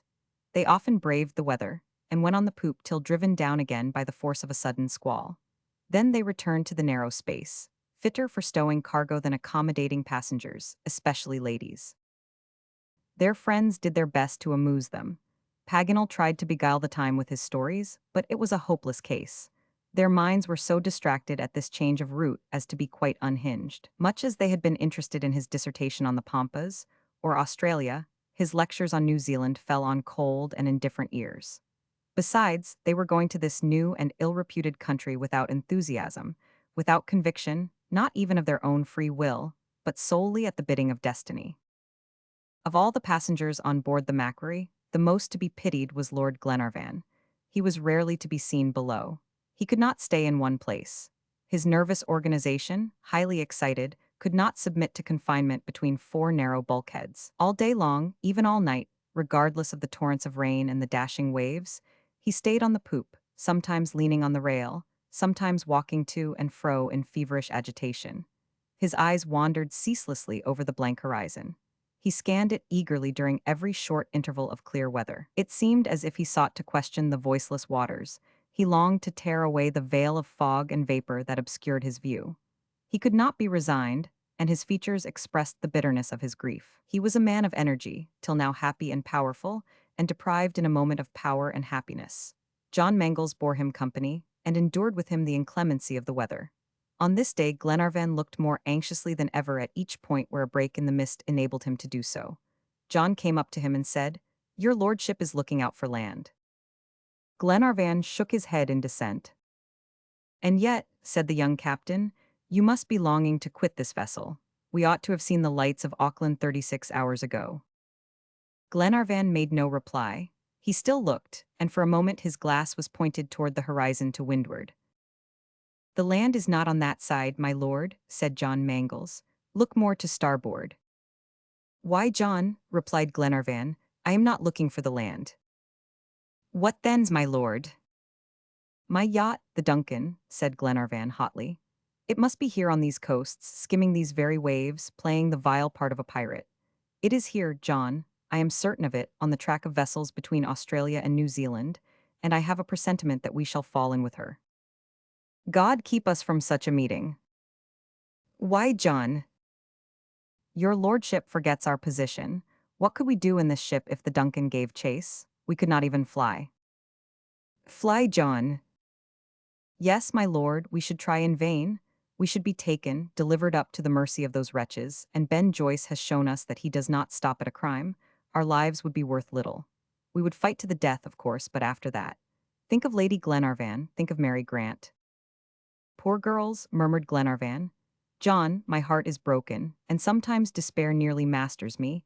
I feel as if fresh misfortunes awaited us and that heaven itself is against us. It terrifies me." "You, my lord." "Not for myself, John, but for those I love, whom you love also." "Keep up your heart, my lord," said the young captain. "We must not look out for troubles. The Macquarie sails badly, but she makes some way nevertheless. Halley is a brute, but I am keeping my eyes open, and if the coast looks dangerous, I will put the ship's head to sea again, so that on that score there is little or no danger. But as to getting alongside the Duncan, God forbid, and if your lordship is bent on looking out for her, let it be in order to give her a wide berth." John Mangles was right. An encounter with the Duncan would have been fatal to the Macquarie. There was every reason to fear such an engagement in these narrow seas, in which pirates could ply their trade without risk. However, for that day at least, the yacht did not appear, and the sixth night from their departure from Twofold Bay came, without the fears of John Mangles being realized. But that night was to be a night of terrors. Darkness came on almost suddenly at 7 o'clock in the evening. The sky was very threatening. The sailor instinct rose above the stupefaction of the drunkard and roused Halley. He left his cabin, rubbed his eyes, and shook his great red head. Then he drew a great deep breath of air, as other people swallow a draught of water to revive themselves. He examined the masts. The wind freshened, and veering a point more to the westward, blew right for the New Zealand coast. Halley, with many an oath, called his men, tightened his topmast cordage, and made all snug for the night. John Mangles approved in silence. He had ceased to hold any conversation with the coarse seamen, but neither Glenarvan nor he left the poop. 2 hours after a stiff breeze came on, Halley took in the lower reef of his topsails.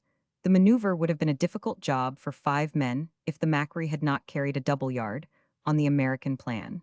In fact, they had only to lower the upper yard to bring the sail to its smallest size. 2 hours passed, the sea was rising.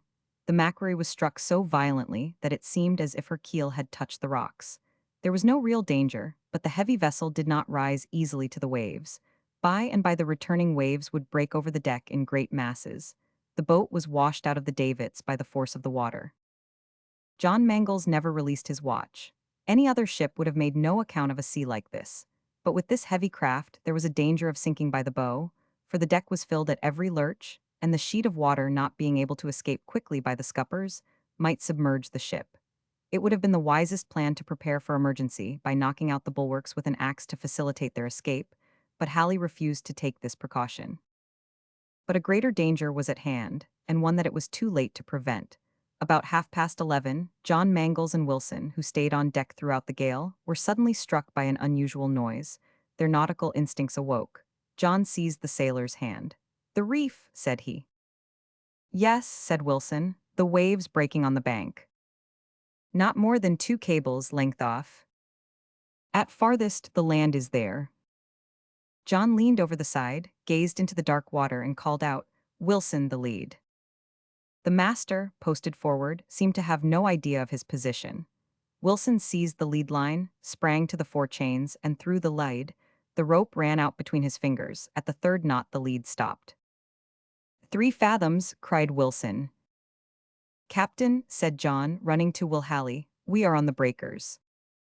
Whether or not he saw Halley shrug his shoulders is of very little importance, but he hurried to the helm, put it hard down, while Wilson, leaving the line, hauled at the main topsail brace to bring the ship to the wind. The man who was steering received a smart blow and could not comprehend the sudden attack. let her go," said the young captain, working her to get away from the reefs. For half a minute the starboard side of the vessel was turned toward them, and in spite of the darkness, John could discern a line of foam which moaned and gleamed 4 fathoms away. At this moment, Will Halley, comprehending the danger, lost his head. His sailors, hardly sobered, could not understand his orders. His incoherent words, his contradictory orders showed that the stupid sot had quite lost his self-control. He was taken by surprise at the proximity of the land, which was 8 miles off, when he thought it was 30 or 40 miles off. The currents had thrown him out of his habitual track, and this miserable slave of routine was left quite helpless. Still, the prompt maneuver of John Mangles succeeded in keeping the Macquarie off the breakers, but John did not know the position. For anything he could tell, he was girdled in by reefs. The wind blew them strongly toward the east, and at every lurch they might strike. In fact, the sound of the reef soon redoubled on the starboard side of the bow. They must luff again. John put the helm down again and brought her up. The breakers increased under the bow of the vessel, and it was necessary to put her about to regain the open sea. Whether she would be able to go about under shortened sail, and badly trimmed as she was, remained to be seen, but there was nothing else to be done. "Helm hard down," cried Mangles to Wilson.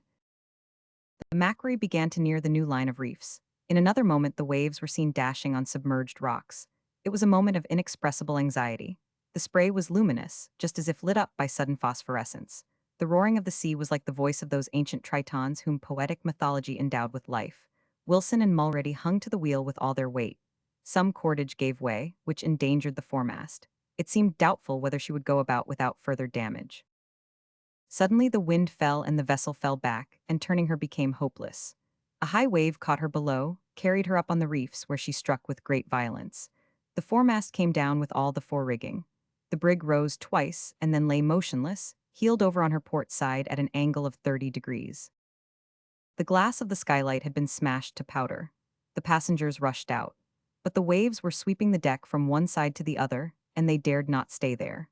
John Mangles, knowing the ship to be safely lodged in the sand, begged them to return to their own quarters. "Tell me the truth, John," said Glenarvan calmly. "The truth, my lord, is that we are at a standstill. Whether the sea will devour us is another question, but we have time to consider." "It is midnight." "Yes, my lord, and we must wait for the day." "Can we not lower the boat?" "In such a sea, and in the dark, it is impossible. And besides, where could we land?" "Well then, John, let us wait for the daylight." Will Halley, however, ran up and down the deck like a maniac. His crew had recovered their senses, and now broached a cask of brandy and began to drink. John foresaw that if they became drunk, terrible scenes would ensue. The captain could not be relied on to restrain them. The wretched man tore his hair and wrung his hands. His whole thought was his uninsured cargo. "I am ruined, I am lost," he would cry as he ran from side to side.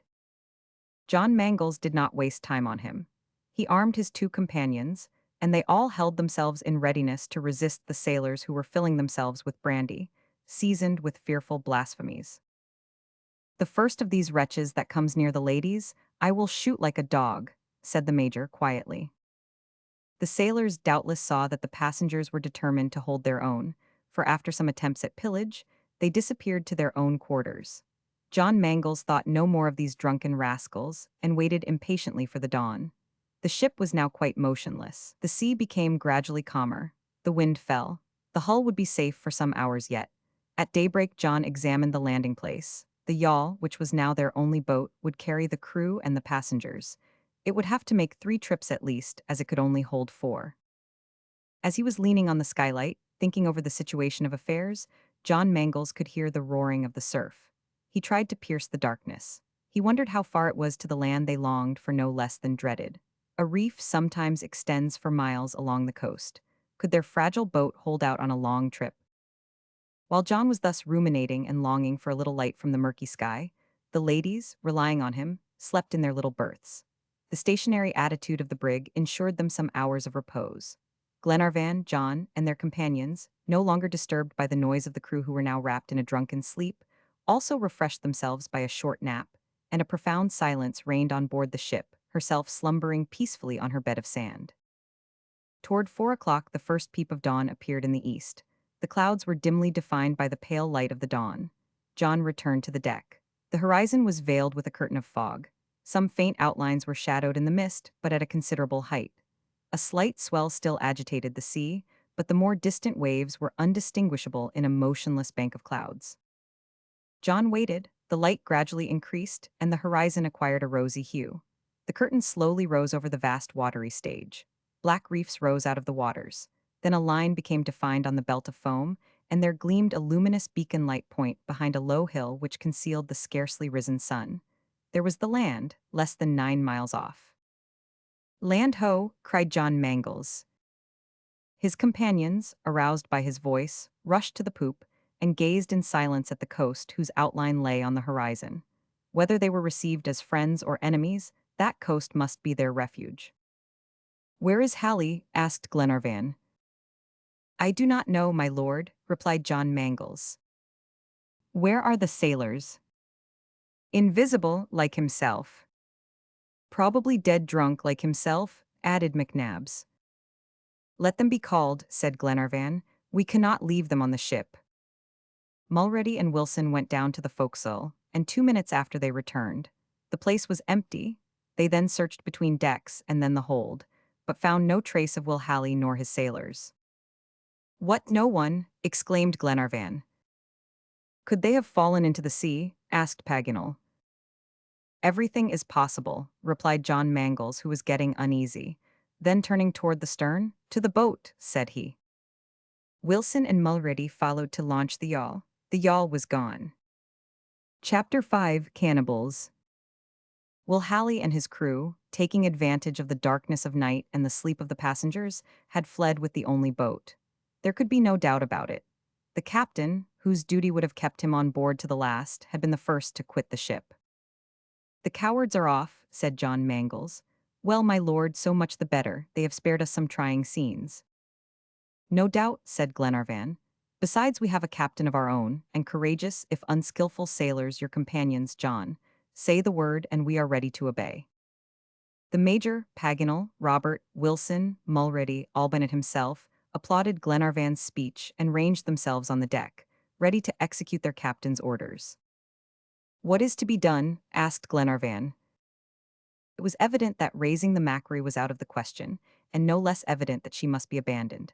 Waiting on board for succor that might never come would have been imprudence and folly. Before the arrival of a chance vessel on the scene, the Macquarie would have broken up.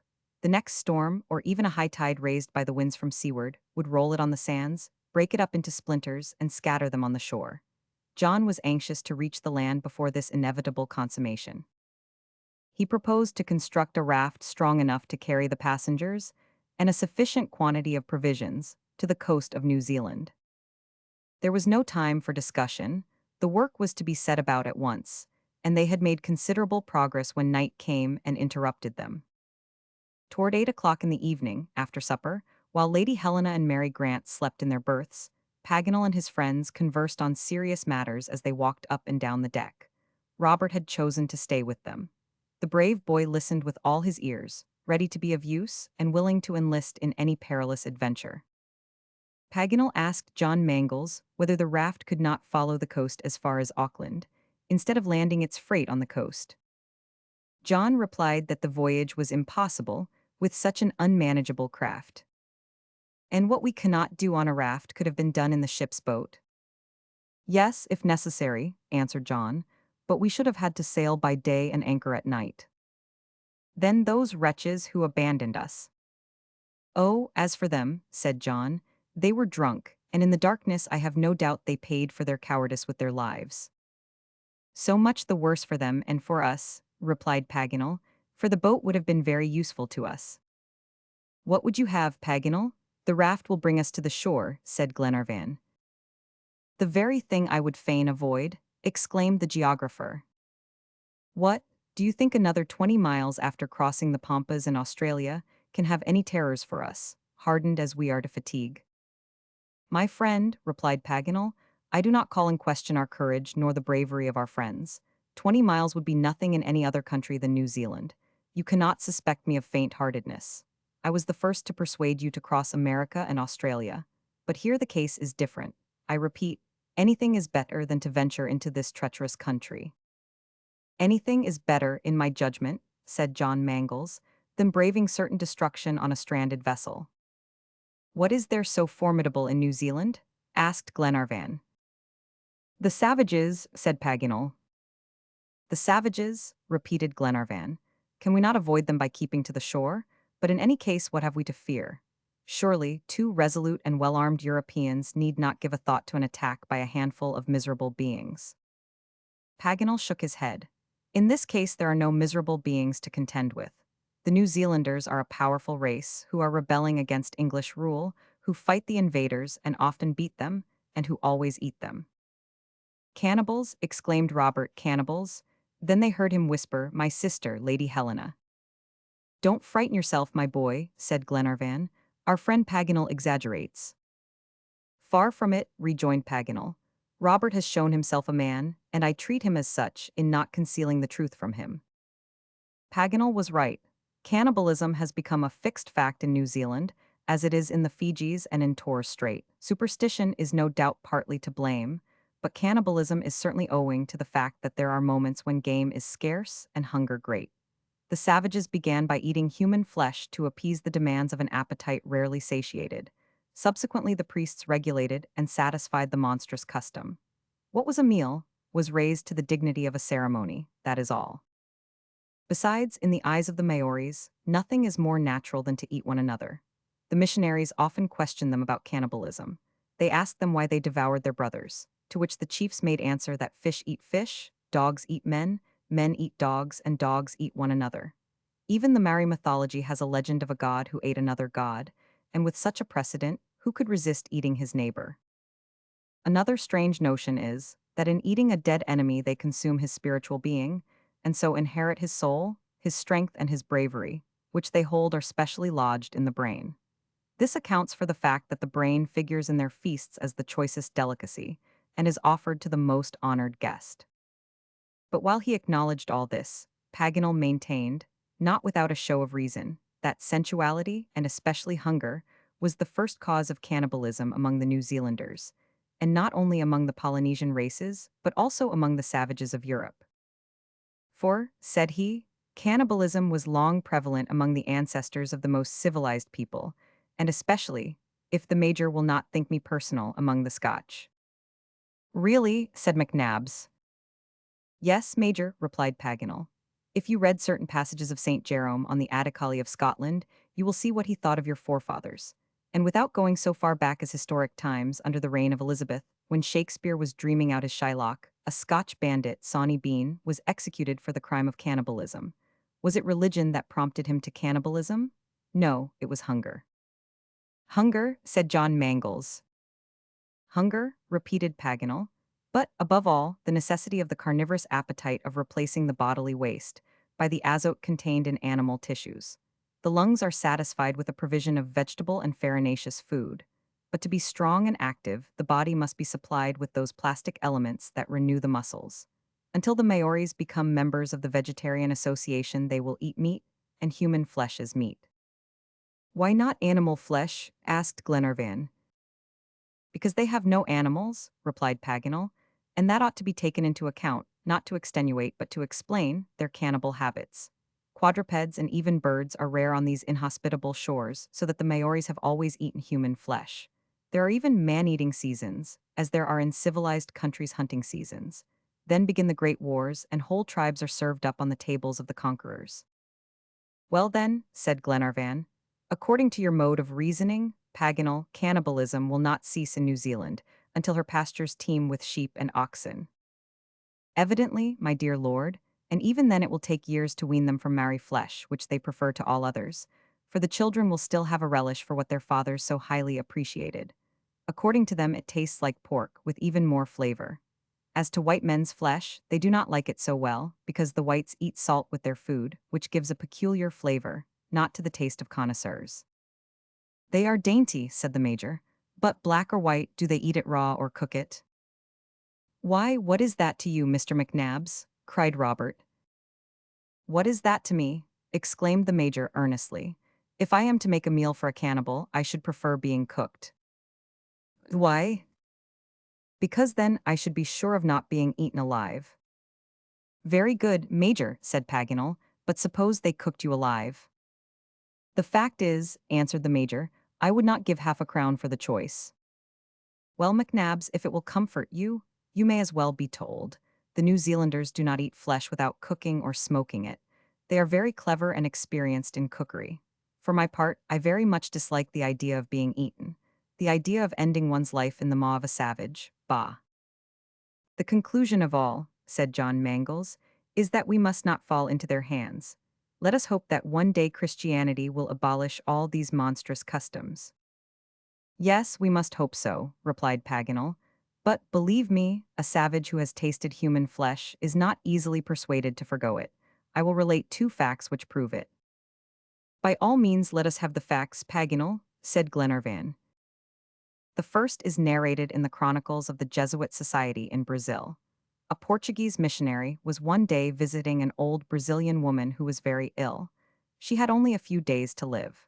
The Jesuit inculcated the truths of religion, which the dying woman accepted, without objection. Then, having attended to her spiritual wants, he bethought himself of her bodily needs and offered her some European delicacies. Alas, said she, my digestion is too weak to bear any kind of food. There is only one thing I could fancy, and nobody here could get it for me.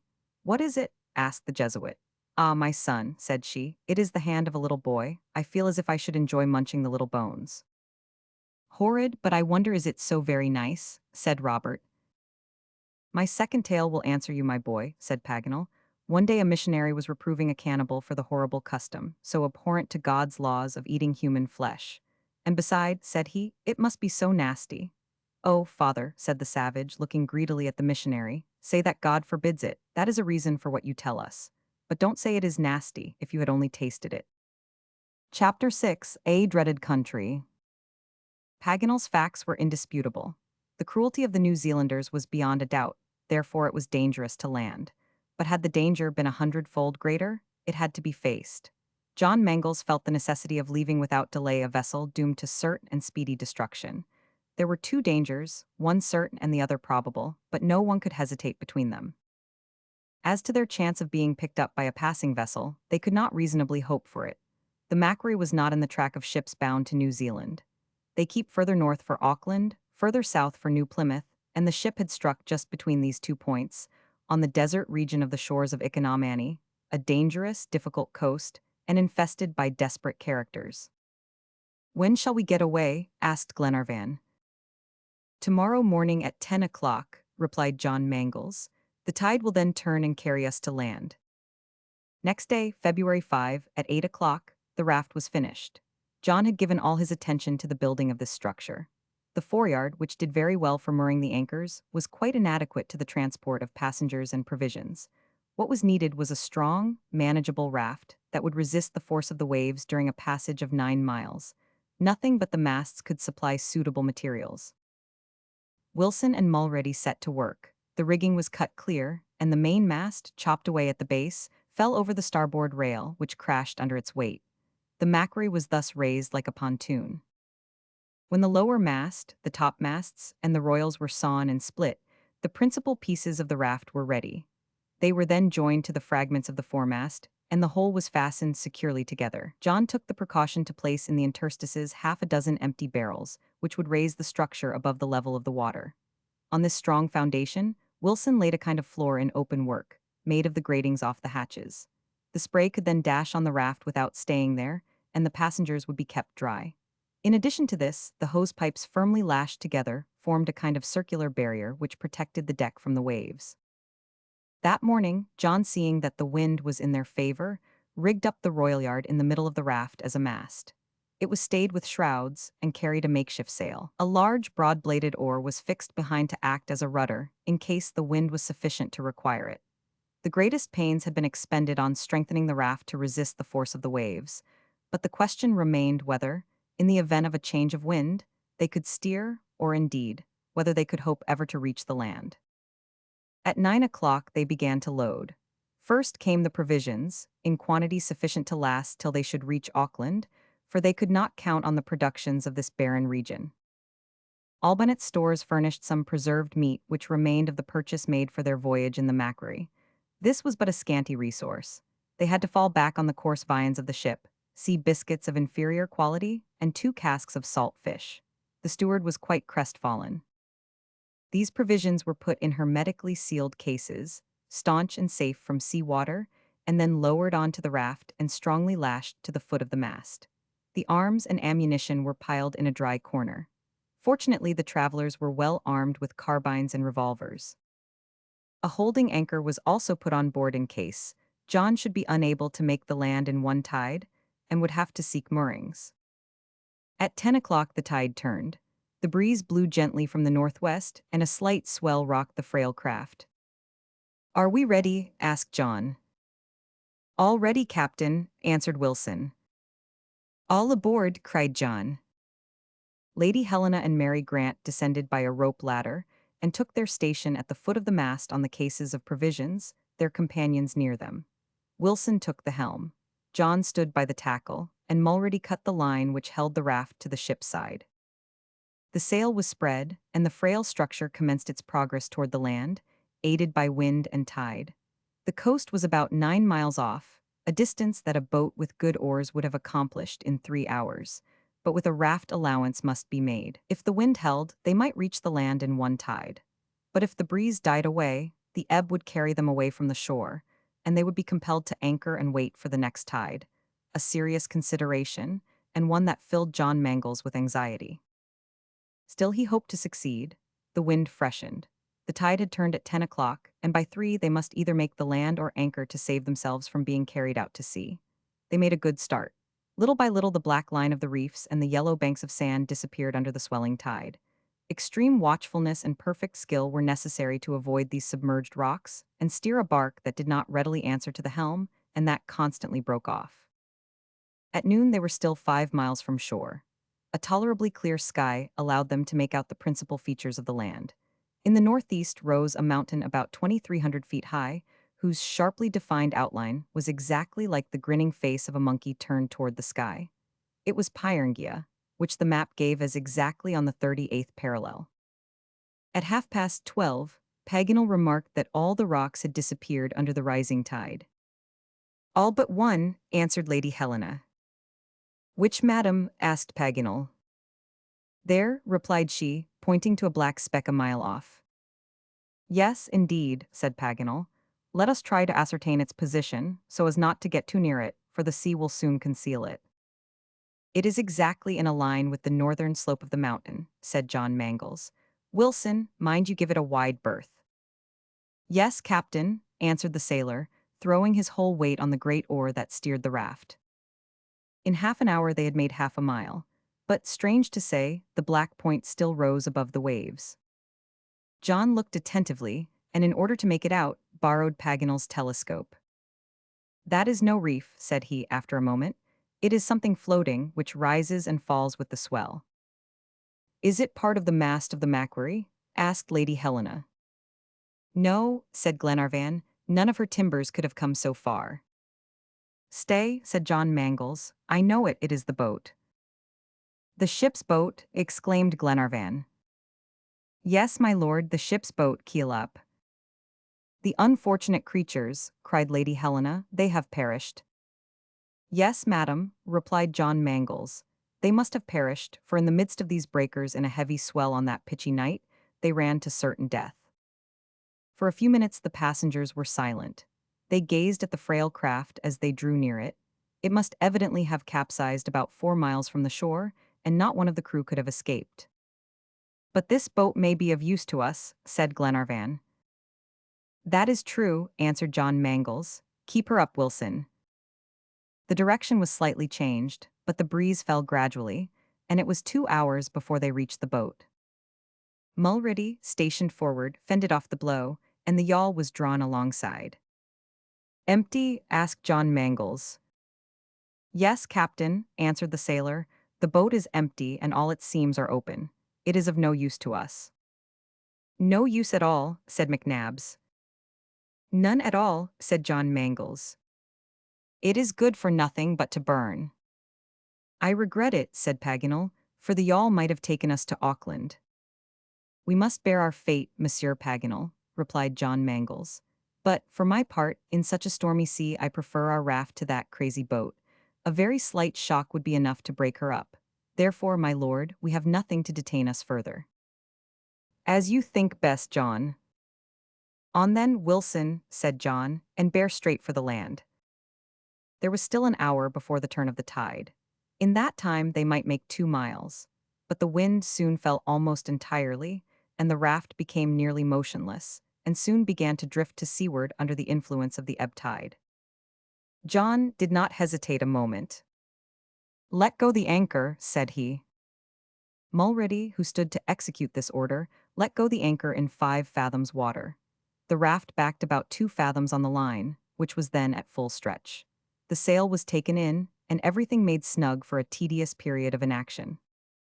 The returning tide would not occur till 9 o'clock in the evening, and as John Mangles did not care to go on in the dark, the anchorage was for the night, or at least till 5 o'clock in the morning, land being in sight at a distance of less than 3 miles. A considerable swell raised the waves, and seemed to set in continuously toward the coast, and perceiving this, Glenarvan asked John why he did not take advantage of this swell to get nearer to the land. "Your lordship is deceived by an optical illusion," said the young captain. "Although the swell seems to carry the waves landward, it does not really move at all. It is mere undulating molecular motion, nothing more. Throw a piece of wood overboard and you will see that it will remain quite stationary except as the tide affects it. There is nothing for it but patience." "And dinner," said the major. Albinett unpacked some dried meat and a dozen biscuits. The steward blushed as he proffered the meager bill of fare, but it was received with a good grace, even by the ladies, who, however, had not much appetite, owing to the violent motion. This motion, produced by the jerking of the raft on the cable, while she lay head onto the sea, was very severe and fatiguing. The blows of the short, tumbling seas were as severe as if she had been striking on a submerged rock. Sometimes it was hard to believe that she was not aground. The cable strained violently, and every half-hour John had to take in a fathom to ease it. Without this precaution it would certainly have given way, and the raft must have drifted to destruction. John's anxiety may easily be understood. His cable might break, or his anchor lose its hold, and in either case the danger was imminent. Night drew on. The sun's disk, enlarged by refraction, was dipping blood-red below the horizon. The distant waves glittered in the west and sparkled like sheets of liquid silver. Nothing was to be seen in that direction but sky and water, except one sharply defined object, the hull of the Macquarie motionless on her rocky bed. The short twilight postponed the darkness only by a few minutes, and soon the coast outline, which bounded the view on the east and north, was lost in darkness. The shipwrecked party were in an agonizing situation on their narrow raft, and overtaken by the shades of night. Some of the party fell into a troubled sleep, a prey to evil dreams. Others could not close an eye. When the day dawned, the whole party were worn out with fatigue. With the rising tide, the wind blew again toward the land.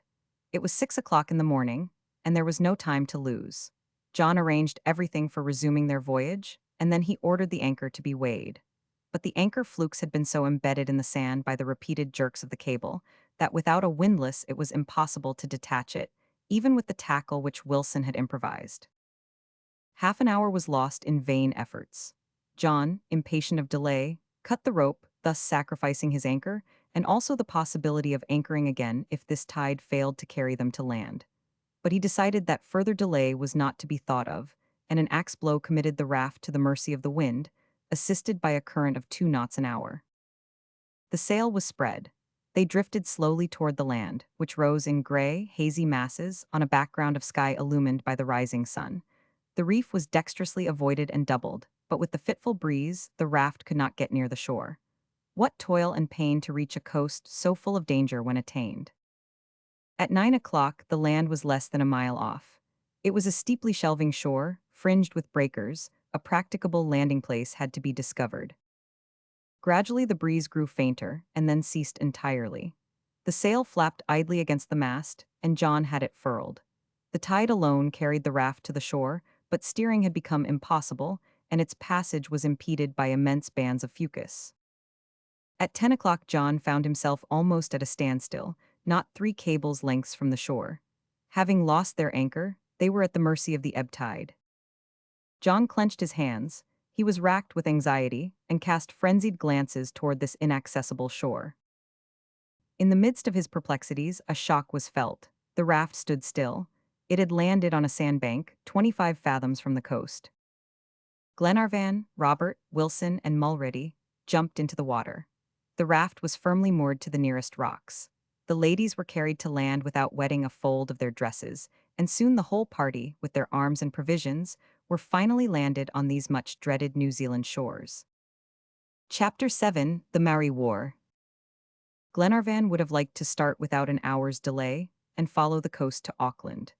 But since the morning heavy clouds had been gathering, and toward 11 o'clock, after the landing was effected, the vapors condensed into violent rain, so that instead of starting they had to look for shelter. Wilson was fortunate enough to discover what just suited their wants: a grotto hollowed out by the sea in the basaltic rocks. Here the travelers took shelter with their arms and provisions. In the cave they found a ready-garnered store of dried seaweed, which formed a convenient couch. For fire, they lighted some wood near the mouth of the cavern and dried themselves as well as they could. John hoped that the duration of this deluge of rain would be in an inverse ratio to its violence, but he was doomed to disappointment. Hours passed without any abatement of its fury. Toward noon the wind freshened and increased the force of the storm. The most patient of men would have rebelled at such an untoward incident, but what could be done? Without any vehicle, they could not brave such a tempest. And after all, unless the natives appeared on the scene, a delay of 12 hours was not so much consequence, as the journey to Auckland was only a matter of a few days. During this involuntary halt, the conversation turned on the incidents of the New Zealand War. But to understand and appreciate the critical position into which these Macquarie passengers were thrown, something ought to be known of the history of the struggle which had deluged the island of Economani with blood. Since the arrival of Abel Tasman in Cook Strait, on the 16th of December, 1642, though the New Zealanders had often been visited by European vessels, they had maintained their liberty in their several islands. No European power had thought of taking possession of this archipelago, which commands the whole Pacific Ocean. The missionaries stationed at various points were the sole channels of Christian civilization. Some of them, especially the Anglicans, prepared the minds of the New Zealand chiefs for submitting to the English yoke. It was cleverly managed, and these chiefs were influenced to sign a letter addressed to Queen Victoria to ask her protection. But the most clear-sighted of them saw the folly of this step, and one of them, after having affixed his tattoo mark to the letter by way of signature, uttered these prophetic words: "We have lost our country. Henceforth it is not ours. Soon the stranger will come and take it, and we shall be his slaves." And so it was. On January 29, 1840, the English corvette Herald arrived to claim possession. From the year 1840 till the day the Duncan left the Clyde, nothing had happened here that Paganel did not know, and he was ready to impart his information to his companions.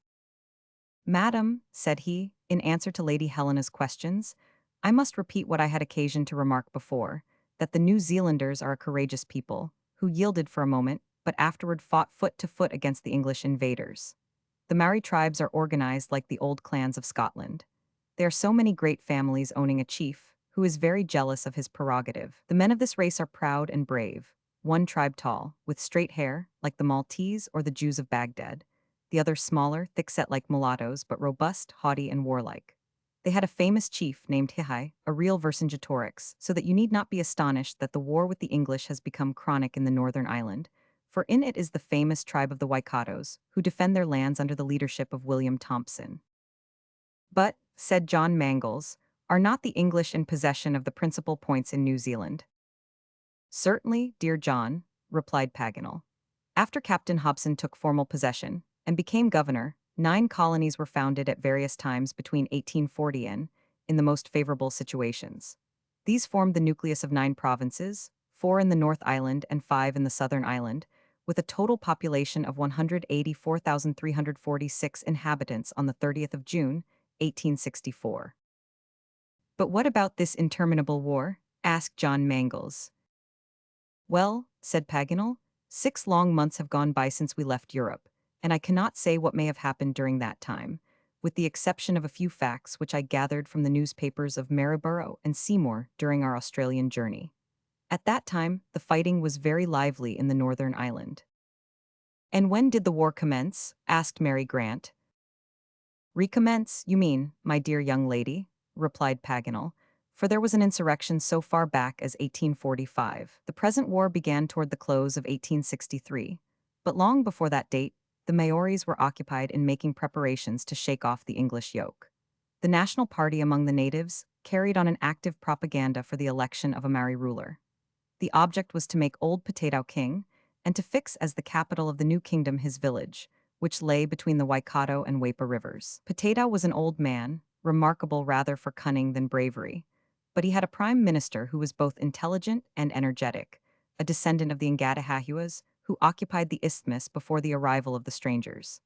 This minister, William Thompson, became the soul of the War of Independence and organized the Maori troops with great skill. Under this guidance, a Taranaki chief gathered the scattered tribes around the same flag.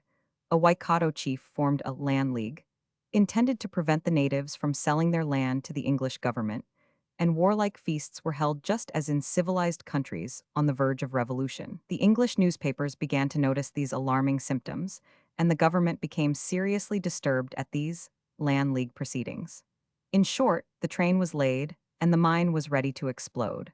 Nothing was wanted but the spark, or rather the shock of rival interests to produce the spark. This shock took place in 1860, in the Taranaki province on the southwest coast of Ikanomani. A native had 600 acres of land in the neighborhood of New Plymouth. He sold them to the English government, but when the surveyor came to measure the purchased land, the chief Kingi protested, and by the month of March he had made the 600 acres in question into a fortified camp, surrounded with high palisades. Some days after Colonel Gold carried this fortress at the head of his troops, and that day heard the first shot fired of the native war. Have the rebels been successful up to this time? Yes, madam, and the English themselves have often been compelled to admire the courage and bravery of the New Zealanders. Their mode of warfare is of the guerrilla type. They form skirmishing parties, come down in small detachments, and pillage the colonists' homes.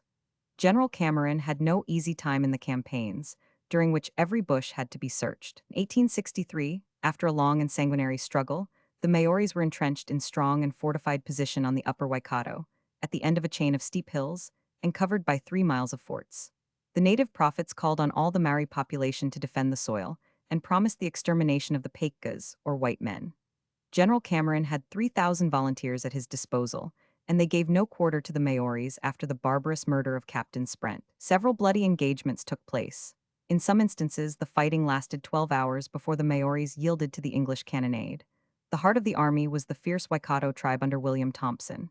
This native general commanded at the outset 2,500 warriors, afterward increased to 8,000. The men of Shangi and Heki, 2 powerful chiefs, came to his assistance. The women took their part in the most trying labors of this patriotic war. But right has not always might. After severe struggles, General Cameron succeeded in subduing the Waikato district, but empty and depopulated, for the Maoris escaped in all directions. Some wonderful exploits were related. 400 Maoris who were shut up in the fortress of Oricau, besieged by 1,000 English, under Brigadier General Carey, without water or provisions, refused to surrender, but one day at noon cut their way through the then decimated regiment and escaped to the marshes. But, asked John Mangles, did the submission of the Waikato district put an end to this sanguinary war? No, my friend, replied Paganel. The English resolved to march on Taranaki province and besiege Matetawa, William Thompson's fortress, but they did not carry it without great loss. Just as I was leaving Paris, I heard that the governor and the general had accepted the submission of the Toranga tribes and left them in possession of three-fourths of their lands. It was also rumored that the principal chief of the rebellion, William Thompson, was inclined to surrender, but the Australian papers have not confirmed this, but rather the contrary, and I should not be surprised to find that, at this moment, the war is going on with renewed vigor. Then, according to you, Paganel, said Glenarvan, this struggle is still going on in the provinces of Auckland and Taranaki. I think so. This very province where the Macquarie's wreck has deposited us. Exactly. We have landed a few miles above Kahia Harbor, where the Maori flag is probably still floating. Then our most prudent course would be to keep toward the north, remarked Glenarvan. By far the most prudent, said Paganel. The New Zealanders are incensed against Europeans, and especially against the English. Therefore let us avoid falling into their hands. We might have the good fortune to fall in with a detachment of European troops, said Lady Helena. We may, madam, replied the geographer, but I do not expect it. Detached parties do not like to go far into the country, where the smallest tussock, the thinnest brushwood, may conceal an accomplished marksman. I don't fancy we shall pick up an escort of the 40th Regiment, but there are mission stations on this west coast, and we shall be able to make them our halting places till we get to Auckland. Chapter 8 On the Road to Auckland. On the 7th of February, at 6 o'clock in the morning, the signal for departure was given by Glenarvan. During the night the rain had ceased. The sky was veiled with light gray clouds, which moderated the heat of the sun and allowed the travelers to venture on a journey by day. Paganel had measured on the map a distance of 80 miles between Point Kahia and Auckland. It was an 8 days' journey if they made 10 miles a day, but instead of following the windings of the coast, he thought it better to make for a point 30 miles off, at the confluence of the Waikato and the Waipa, at the village of Ngarnavahia. The overland track passes that point, and is rather a path than a road, practicable for the vehicles which go almost across the island, from Napier, in Hawke's Bay, to Auckland. From this village it would be easy to reach Drury, and there they could rest in an excellent hotel, highly recommended by Dr. Hitchstetter. The travelers, each carrying a share of the provisions, commenced to follow the shore of Aitea Bay. From prudential motives they did not allow themselves to straggle, and by instinct they kept a lookout over the undulating plains to the eastward, ready with their loaded carbines. Paganel, map in hand, took a professional pleasure in verifying the minutest details. The country looked like an immense prairie which faded into distance, and promised an easy walk. But the travelers were undeceived when they came to the edge of this verdant plain. The grass gave way to a low scrub of small bushes bearing little white flowers, mixed with those innumerable tall ferns with which the lands of New Zealand abound. They had to cut a path across the plain, through these woody stems, and this was a matter of some difficulty. But at 8 o'clock in the evening the first slopes of the Hakarihuta ranges were turned, and the party camped immediately. After a 14 miles march, they might well think of resting. Neither wagon or tent being available, they sought repose beneath some magnificent Norfolk Island pines. They had plenty of rugs which make good beds. Glenarvan took every possible precaution for the night. His companions and he, well armed, were to watch in turns, 2 and 2, till daybreak. No fires were lighted. Barriers of fire are a potent preservation from wild beasts, but New Zealand has neither tiger, nor lion, nor bear, nor any wild animal, but the Maori adequately fills their place, and a fire would only have served to attract this two-footed jaguar. The night passed pleasantly with the exception of the attack of the sandflies, called by the natives Ngamu, and the visit of the audacious family of rats, who exercised their teeth on the provisions. Next day, on the 8th of February, Paganel rose more sanguine, and almost reconciled to the country. The Maoris, whom he particularly dreaded, had not yet appeared, and these ferocious cannibals had not molested him even in his dreams. I begin to think that our little journey will end favorably. This evening we shall reach the confluence of the Waipa and Waikato, and after that there is not much chance of meeting natives on the way to Auckland. How far is it now, said Glenarvan, to the confluence of the Waipa and Waikato? 15 miles, just about what we did yesterday. But we shall be terribly delayed if this interminable scrub continues to obstruct our path. No, said Paganel, we shall follow the banks of the Waipa, and then we shall have no obstacle, but on the contrary, a very easy road. Well then, said Glenarvan, seeing the ladies ready, let us make a start. During the early part of the day, the thick brushwood seriously impeded their progress. Neither wagon nor horses could have passed where travelers passed, so that their Australian vehicle was but slightly regretted. Until practicable wagon roads are cut through these forests of scrub, New Zealand will only be accessible to foot passengers. The Ferns, whose name is Legion, concur with the Maoris in keeping strangers off the lands. The little party overcame many obstacles in crossing the plains in which the Hakarehota ranges rise. But before noon, they reached the banks of the Waipa and followed the northward course of the river. The Major and Robert, without leaving their companions, shot some snipe and partridge under the low shrubs of the plain. Albinett, to save time, plucked the birds as he went along. Paganel was less absorbed by the culinary importance of the game than by the desire of obtaining some bird peculiar to New Zealand. His curiosity as a naturalist overcame his hunger as a traveler. He called to mind the peculiarities of the tui of the natives, sometimes called the mockingbird from its incessant chuckle, and sometimes the parson, in allusion to the white cravat it wears over its black, cassock-like plumage. The tui, said Paganel to the Major, grows so fat during the winter that it makes him ill and prevents him from flying. Then he tears his breast with his beak to relieve himself of his fat and so becomes lighter. Does not that seem to you singular, McNabbs? So singular that I don't believe a word of it, replied the Major. Paganel, to his great regret, could not find a single specimen, or he might have shown the incredulous Major the bloody scars on the breast. But he was more fortunate with a strange animal which, hunted by men, cats and dogs, has fled toward the unoccupied country, and is fast disappearing from the fauna of New Zealand. Robert, searching like a ferret, came upon a nest made of interwoven roots, and in it a pair of birds destitute of wings and tail, with 4 toes, a long snipe-like beak, and a covering of white feathers over the whole body, singular creatures, which seemed to connect the oviparous tribes with the mammifers. It was the New Zealand kiwi, the Apteryx australis of naturalists, which lives with equal satisfaction on larvae, insects, worms, or seeds. This bird is peculiar to the country. It has been introduced into very few of the zoological collections of Europe. Its graceless shape and comical motions have always attracted the notice of travelers, and during the great exploration of the astrolabe and the Zélie, Dumont d'Urville was principally charged by the Academy of Sciences to bring back a specimen of these singular birds. But in spite of rewards offered to the natives, he could not obtain a single specimen. Paganel, who was elated at such a piece of luck, tied the 2 birds together and carried them along with the intention of presenting them to the Jardin des Plantes in Paris. Presented by M. Jacques Paganel. He mentally saw the flattering inscription on the handsomest cage in the gardens, Sanguine Geographer. The party pursued their way without fatigue along the banks of the Waipa. The country was quite deserted, not a trace of natives, nor any track that could betray the existence of man.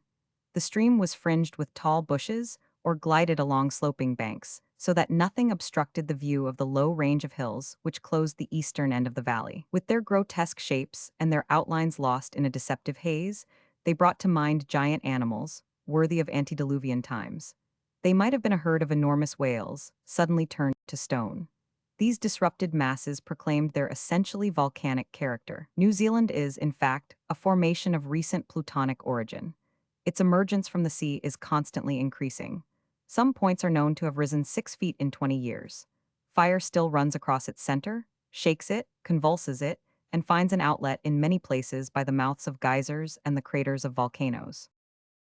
At 4 in the afternoon, 9 miles had been easily accomplished. According to the map which Paganel constantly referred to, the confluence of the Waipa and Waikato ought to be reached about 5 miles further on, and there the night halt could be made. 2 or 3 days would then suffice for the 50 miles which lay between them and the capital, and if Glenarvan happened to fall in with the mail coach that plies between Hawke's Bay and Auckland twice a month, 8 hours would be sufficient. Therefore, said Glenarvan, we shall be obliged to camp during the night once more. Yes, said Paganel, but I hope for the last time. I am very glad to think so, for it is very trying for Lady Helena and Mary Grant. And they never utter a murmur? added John Mangles. But I think I heard you mention a village at the confluence of these rivers. Yes, said the geographer. Here it is, marked on Johnston's map. It is in Garnavahia, 2 miles below the junction. Well, could we not stay there for the night?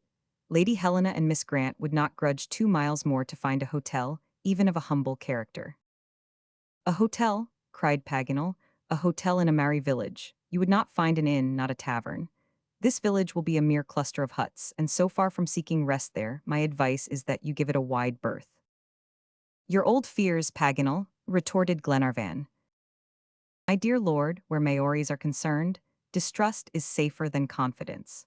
I do not know on what terms they are with the English, whether the insurrection is suppressed or successful, or whether indeed the war may not be going on with full vigor. Modesty apart, people like us would be a prize, and I must say, I would rather forgo a taste of Maori hospitality.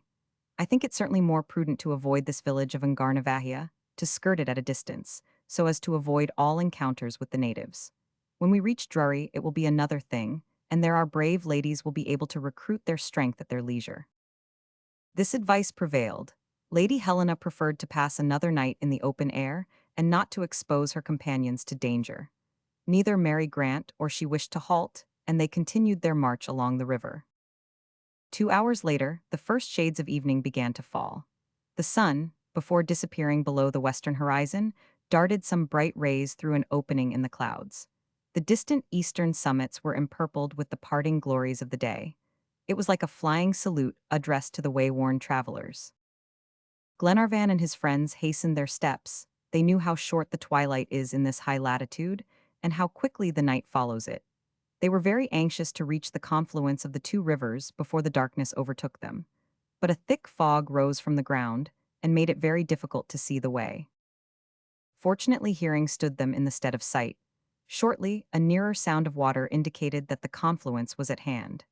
At 8 o'clock, the little troop arrived at the point where the Waipa loses itself in the Waikato, with a moaning sound of meeting waves.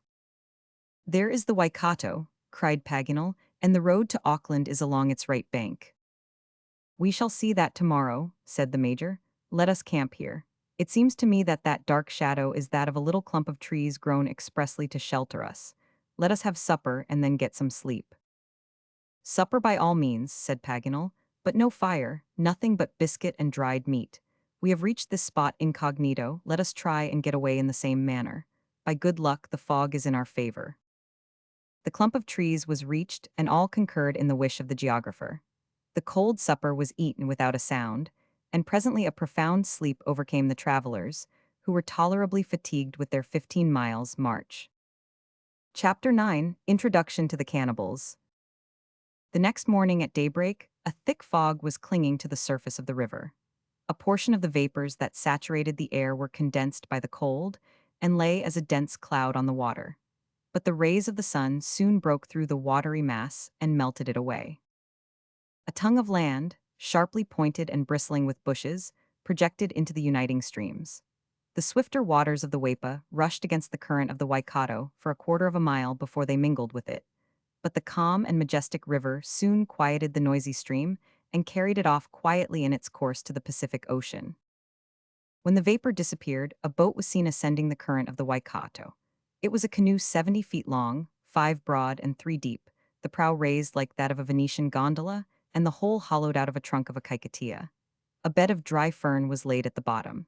It was swiftly rowed by 8 oars and steered with a paddle by a man seated in the stern.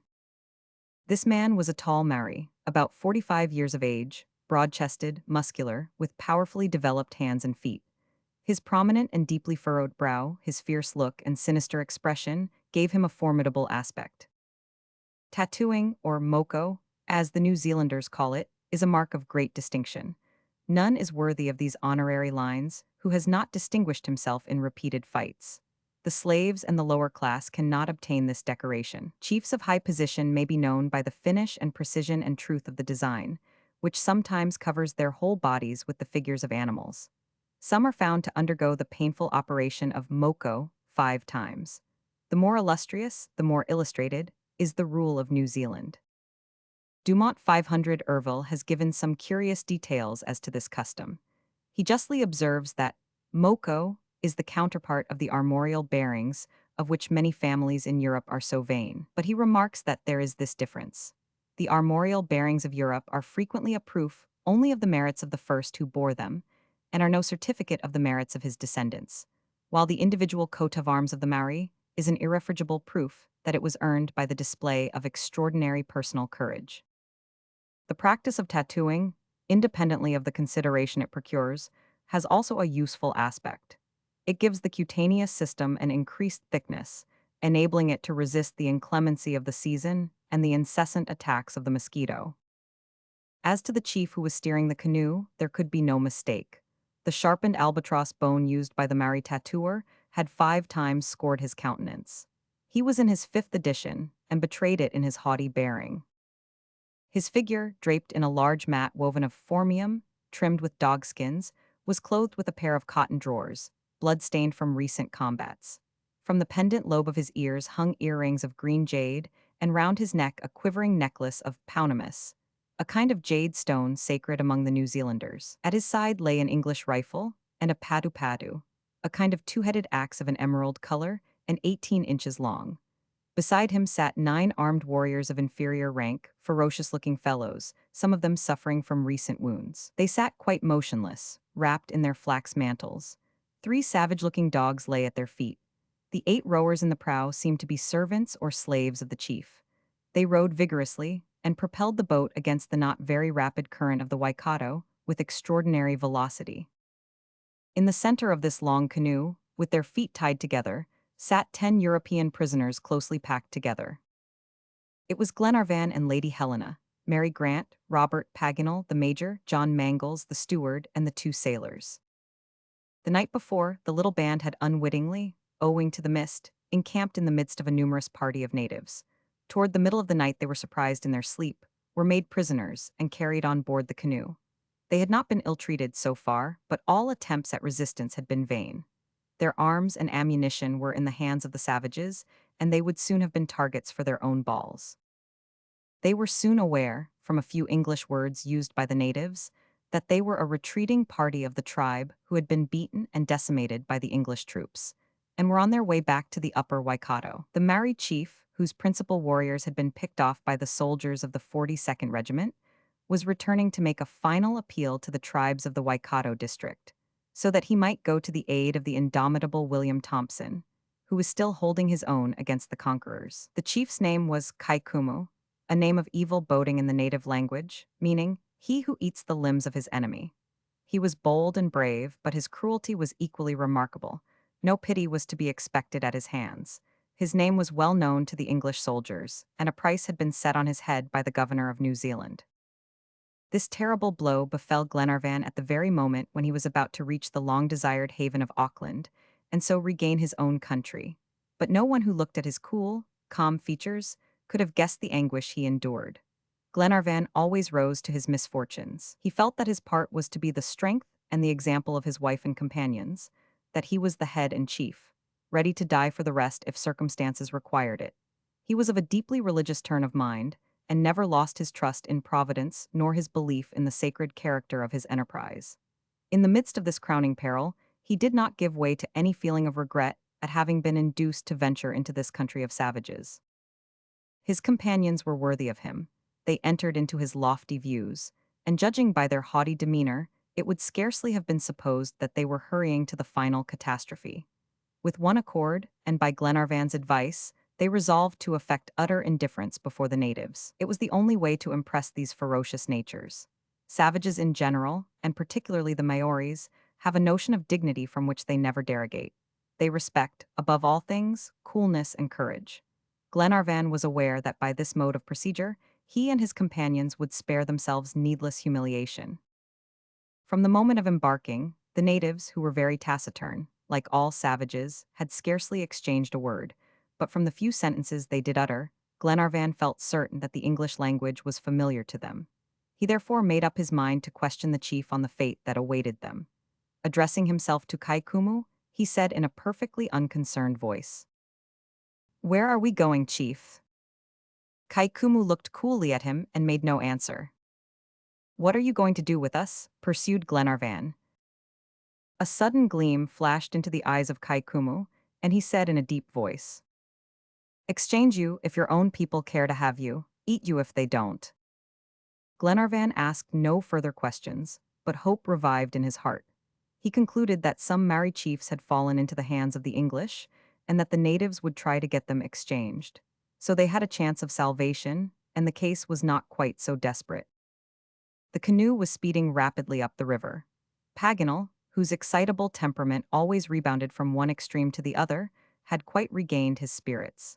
He consoled himself that the natives were saving them the trouble of the journey to the English outposts, and that was so much gain. So he took it quite quietly, and followed on the map the course of the Waikato across the plains and valleys of the province. Lady Helena and Mary Grant, concealing their alarm, conversed in a low voice with Glenarvan, and the keenest physiognomists would have failed to see any anxiety in their faces. The Waikato is the national river in New Zealand. It is to the Maoris what the Rhine is to the Germans, and the Danube to the Slavs. In its course of 200 miles, it waters the finest lands of the North Island, from the province of Wellington to the province of Auckland. It gave its name to all those indomitable tribes of the river district, which rose en masse against the invaders. The waters of this river are still almost strangers to any craft but the native canoe. The most audacious tourist will scarcely venture to invade these sacred shores. In fact, the upper Waikato is sealed against profane Europeans. Paganel was aware of the feelings of veneration with which the natives regard this great arterial stream. He knew that the English and German naturalists had never penetrated further than its junction with the Waipa. He wondered how far the good pleasure of Kaikumu would carry his captives. He could not have guessed, but for hearing the word Taupo repeatedly uttered between the chief and his warriors. He consulted his map and saw that Taupo was the name of a lake celebrated in geographical annals and lying in the most mountainous part of the island, at the southern extremity of Auckland Province. The Waikato passes through this lake and then flows on for 120 miles. Chapter 10: A Momentous Interview. An unfathomable gulf 25 miles long and 20 miles broad was produced, but long before historic times, by the falling in of caverns among the trachytic lavas of the center of the island. And these waters falling from the surrounding heights have taken possession of this vast basin. The gulf has become a lake, but it is also an abyss, and no lead line has yet sounded its depths.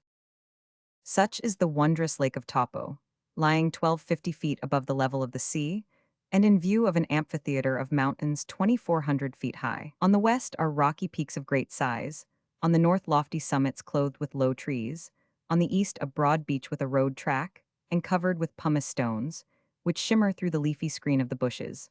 On the southern side rise volcanic cones behind a forest flat. Such is the majestic frame that encloses this vast sheet of water, whose roaring tempests rival the cyclones of ocean. The whole region boils like an immense cauldron hung over subterranean fires. The ground vibrates from the agitation of the central furnace. Hot springs filter out everywhere. The crust of the earth cracks in great rifts like a cake, too quickly baked. About a quarter of a mile off, on a craggy spur of the mountain stood a pa, or Maori fortress. The prisoners, whose feet and hands were liberated, were landed one by one and conducted into it by the warriors. The path which led up to the entrenchment lay across fields of phormium and a grove of beautiful trees, the caicadias with persistent leaves and red berries, Dracaenas australis, the tea trees of the natives, whose crown is a graceful counterpart of the cabbage palm, and huias, which are used to give a black dye to cloth. Large doves with metallic sheen on their plumage, and a world of starlings with reddish caramels flew away at the approach of the natives. After a rather circuitous walk, Glenarvan and his party arrived at the pa. The fortress was defended by an outer enclosure of strong palisades, 15 feet high, a second line of stakes, then a fence composed of osiers with loopholes enclosed Verne the inner space, that is the plateau of the pa, on which were erected the Maori buildings, and about 40 huts arranged symmetrically. When the captives approached, they were horror-struck at the sight of the heads which adorned the posts of the inner circle. Lady Helena and Mary Grant turned away their eyes more with disgust than with terror. These heads were those of hostile chiefs who had fallen in battle and whose bodies had served to feed the conquerors. The geographer recognized that it was so, from their eye sockets being hollow and deprived of eyeballs. Glenarvan and his companions had taken in all this scene at a glance. They stood near an empty house, waiting the pleasure of the chief, and exposed to the abuse of a crowd of old crones. This troop of harpies surrounded them, shaking their fists, howling and vociferating. Some English words that escaped their coarse mouths left no doubt that they were clamoring for immediate vengeance. In the midst of all these cries and threats, Lady Helena, tranquil to all outward seeming, affected an indifference she was far from feeling. This courageous woman made heroic efforts to restrain herself, lest she should disturb Glenarvan's coolness. Poor Mary Grant felt her heart sink within her, and John Mangles stood by ready to die in her behalf. His companions bore the deluge of invectives, each according to his disposition, the major with utter indifference, Paganel with exasperation that increased every moment. Glenarvan, to spare Lady Helena the attacks of these witches, walked straight up to Kaikumu and pointing to the hideous group. "Send them away," said he. The Maori chief stared fixedly at his prisoner without speaking, and then, with a nod, he silenced the noisy horde. Glenarvan bowed as a sign of thanks and went slowly back to his place. At this moment 100 Maoris were assembled in the pa. Old men, full-grown men, youths. The former were calm, but gloomy, awaiting the orders of Kaikumu. The others gave themselves up to the most violent sorrow, bewailing their parents and friends who had fallen in the late engagements. Kaikumu was the only one of all the chiefs that obeyed the call of William Thompson, who had returned to the Lake District, and he was the first to announce to his tribe the defeat of the national insurrection, beaten on the plains of the lower Waikato. Of the 200 warriors who, under his orders, hastened to the defense of the soil, 150 were missing on his return. Allowing for a number being made prisoners by the invaders, how many must be lying on the field of battle, never to return to the country of their ancestors? This was the secret of the outburst of grief with which the tribe saluted the arrival of Kaikumu. Up to that moment, nothing had been known of the last defeat, and the fatal news fell on them like a thunderclap. Among the savages, sorrow is always manifested by physical signs. The parents and friends of deceased warriors, the women especially, lacerated their faces and shoulders with sharpened shells. The blood spurted out and blended with their tears. Deep wounds denoted great despair. The unhappy Maoris, bleeding and excited, were hideous to look upon. There was another serious element in their grief. Not only had they lost the relative or friend they mourned, but his bones would be missing in the family mausoleum. In the Maori religion, the possession of these relics is regarded as indispensable to the destinies of the future life. Not the perishable flesh, but the bones, which are collected with the greatest care, cleaned, scraped, polished, even varnished, and then deposited in the autupa. That is the house of glory. These tombs are adorned with wooden statues, representing with perfect exactness the tattoo of the deceased. But now their tombs would be left empty, the religious rites would be unsolemnized, and the bones that escaped the teeth of the wild dog would whiten without burial on the field of battle. Then the sorrowful chorus redoubled. The menaces of the women were intensified by the imprecations of the men against the Europeans. Abusive epithets were lavished, the accompanying gestures became more violent. The howl was about to end in brutal action. Kaikumu, fearing that he might be overpowered by the fanatics of his tribe, conducted his prisoners to a sacred place, on an abruptly raised plateau at the other end of the pa. This hut rested against a mound elevated 100 feet above it, which formed the steep outer buttress of the entrenchment. In this Weratwa, sacred house, the priests or Arakis taught the Maoris about a triune god, father, son, and bird or spirit.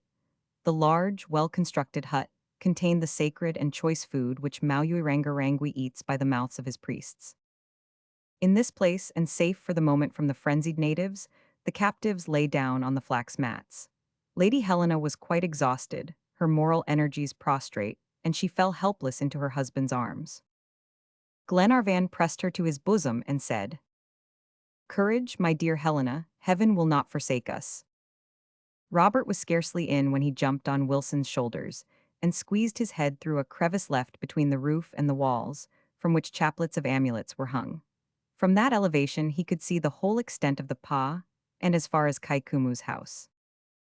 "They are all crowding round the chief," said he softly. "They are throwing their arms about. They are howling. Kaikumu is trying to speak." Then he was silent for a few minutes. "Kaikumu is speaking. The savages are quieter. They are listening." "Evidently," said the major, "this chief has a personal interest in protecting us. He wants to exchange his prisoners for some chiefs of his tribe, but will his warriors consent?" Yes, they are listening. They have dispersed, some are gone into their huts, the others have left the entrenchment. Are you sure? Said the major. Yes, Mr. McNabbs, replied Robert. Kaikumu is left alone with the warriors of his canoe. Oh, one of them is coming up here. Come down, Robert, said Glenarvan. At this moment, Lady Helena, who had risen, seized her husband's arm. Edward, she said in a resolute tone, neither Mary Grant nor I must fall into the hands of these savages alive. And so saying, she handed Glenarvan a loaded revolver. Firearm, exclaimed Glenarvan with flashing eyes. Yes, the Maoris do not search their prisoners, but Edward, this is for us, not for them. Glenarvan slipped the revolver under his coat. At the same moment, the mat at the entrance was raised, and a native entered. He motioned to the prisoners to follow him. Glenarvan and the rest walked across the pa and stopped before Kaikumu. He was surrounded by the principal warriors of his tribe, and among them the Maori whose canoe joined that of the Kaikumu at the confluence of Pohinhena on the Waikato. He was a man about 40 years of age, powerfully built and of fierce and cruel aspect.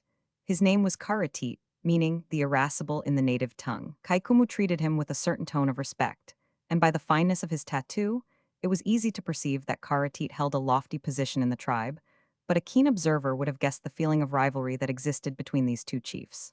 The major observed that the influence of Karatit gave umbrage to Kaikumu.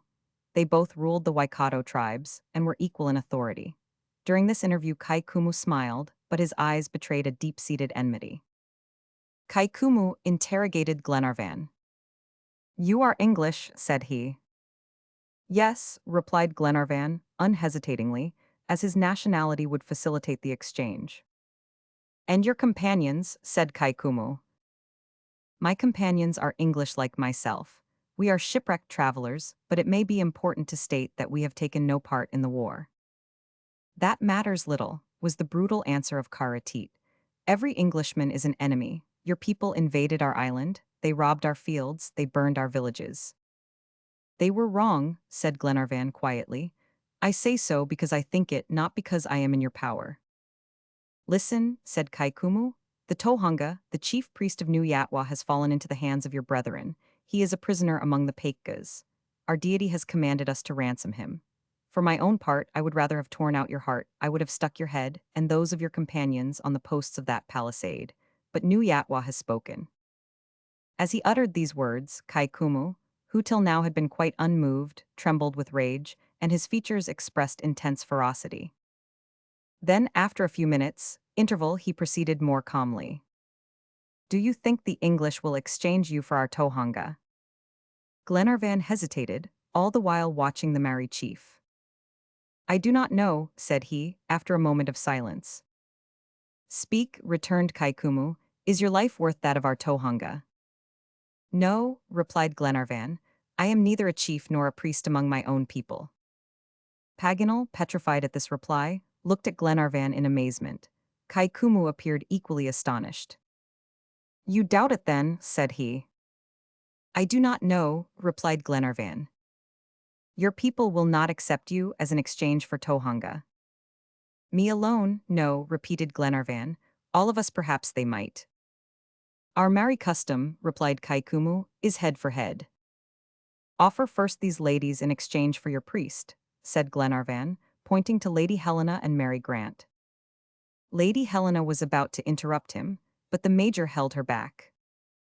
"Those two ladies," continued Glenarvan, bowing respectfully toward Lady Helena and Mary Grant, "are personages of rank in their own country." The warrior gazed coldly at his prisoner. An evil smile relaxed his lips for a moment, then he controlled himself, and in a voice of ill-concealed anger. "Do you hope to deceive Kaikumu with lying words, accursed Pekka? Cannot the eyes of Kaikumu read hearts?" And pointing to Lady Helena, "That is your wife," he said. "No, mine," exclaimed Karatit. And then pushing his prisoners aside, he laid his hand on the shoulder of Lady Helena, who turned pale at his touch. "Edward," cried the unfortunate woman in terror. Glenarvan, without a word, raised his arm, a shot, and Karatit fell at his feet. The sound brought a crowd of natives to the spot. 100 arms were ready, and Glenarvan's revolver was snatched from him. Kaikumu glanced at Glenarvan with a curious expression. Then, with one hand protecting Glenarvan, with the other he waved off the crowd who were rushing on the party. At last, his voice was heard above the tumult. "Taboo, taboo," he shouted.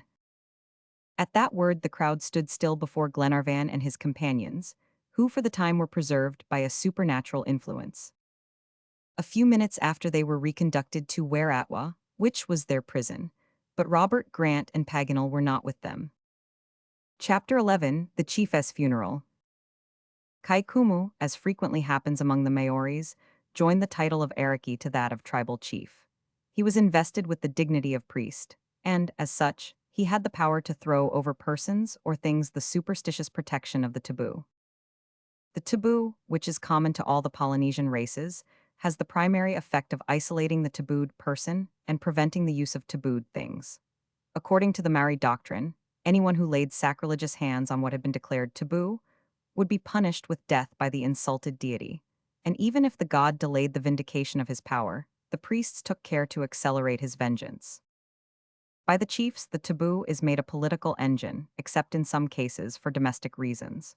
For instance, a native is tabooed for several days when his hair is cut, when he is tattooed, when he is building a canoe or a house, when he is seriously ill, and when he is dead. If excessive consumption threatens to exterminate the fish of a river or ruin the early crop of sweet potatoes, these things are put under the protection of the taboo. If a chief wishes to clear his house of hangers-on, he taboos it. If an English trader displeases him, he is tabooed.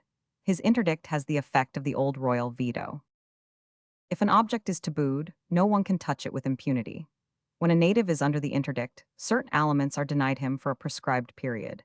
If he is relieved, as regards the severe diet, his slaves feed him with the viands he is forbidden to touch with his hands.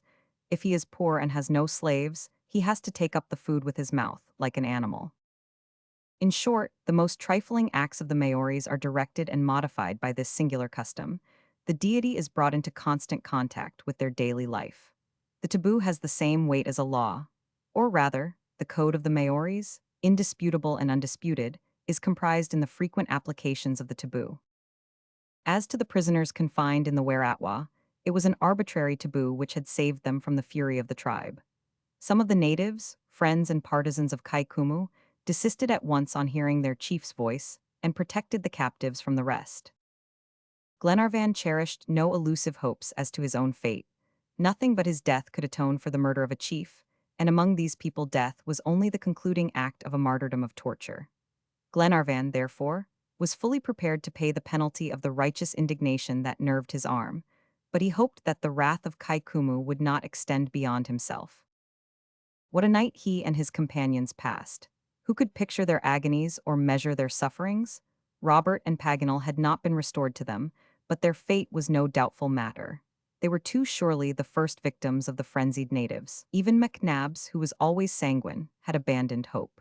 John Mangles was nearly frantic at the sight of Mary Grant's despair at being separated from her brother. Glenarvan pondered over the terrible request of Lady Helena, who preferred dying by his hand to submitting to torture and slavery. How was he to summon the terrible courage? And Mary, who has a right to strike her dead, thought John, whose heart was broken. Escape was clearly impossible. 10 warriors, armed to the teeth, kept watch at the door of Whereatwa. The morning of February 13th arrived. No communication had taken place between the natives and the tabooed prisoners. A limited supply of provisions was in the house, which the unhappy inmates scarcely touched. Misery deadened the pangs of hunger. The day passed without change, and without hope. The funeral ceremonies of the dead chief would doubtless be the signal for their execution. Although Glenarvan did not conceal from himself the probability that Kaikumu had given up all idea of exchange, the major still cherished a spark of hope. "Who knows," said he, as he reminded Glenarvan of the effect produced on the chief by the death of Karateet. "Who knows but that Kaikumu, in his heart, is very much obliged to you?" But even McNabbs' remarks failed to awaken hope in Glenarvan's mind. The next day passed without any appearance of preparation for their punishment, and this was the reason of the delay. The Maoris believe that for 3 days after death the soul inhabits the body, and therefore, for 3 times 24 hours, the corpse remains unburied. This custom was rigorously observed. Till February 15th, the paw was deserted. John Mangles, hoisted on Wilson's shoulders, frequently reconnoitered the outer defenses. Not a single native was visible, only the watchful sentinels relieving guard at the door of the Weratwa. But on the third day the huts opened. All the savages, men, women, and children in all several hundred Maoris, assembled in the pa, silent and calm. Kaikumu came out of his house, and surrounded by the principal chiefs of his tribe, he took his stand on a mound some feet above the level, in the center of the enclosure. The crowd of natives formed in a half-circle some distance off, in dead silence. At a sign from Kaikumu, a warrior bent his steps toward Weratwa. "Remember," said Lady Helena to her husband. Glenarvan pressed her to his heart, and Mary Grant went closer to John Mangles and said hurriedly, "Lord and Lady Glenarvan cannot but think if a wife may claim death at her husband's hands, to escape a shameful life, a betrothed wife may claim death at the hands of her betrothed husband, to escape the same fate. John, at this last moment I ask you, have we not long been betrothed to each other in our secret hearts? May I rely on you, as Lady Helena relies on Lord Glenarvan?" "Mary," cried the young captain in his despair, "ah, dear Mary." The mat was lifted, and the captives led to Kaikumu. The two women were resigned to their fate. The men dissembled their sufferings with superhuman effort. They arrived in the presence of the Maori chief. "You killed Karatit," said he to Glenarvan. "I did," answered Glenarvan. "You die tomorrow at sunrise." "Alone?" asked Glenarvan with a beating heart. "Oh, if our Tohunga's life was not more precious than yours," exclaimed Kaikumu with a ferocious expression of regret. At this moment there was a commotion among the natives. Glenarvan looked quickly around, the crowd made way, and a warrior appeared heated by running and sinking with fatigue.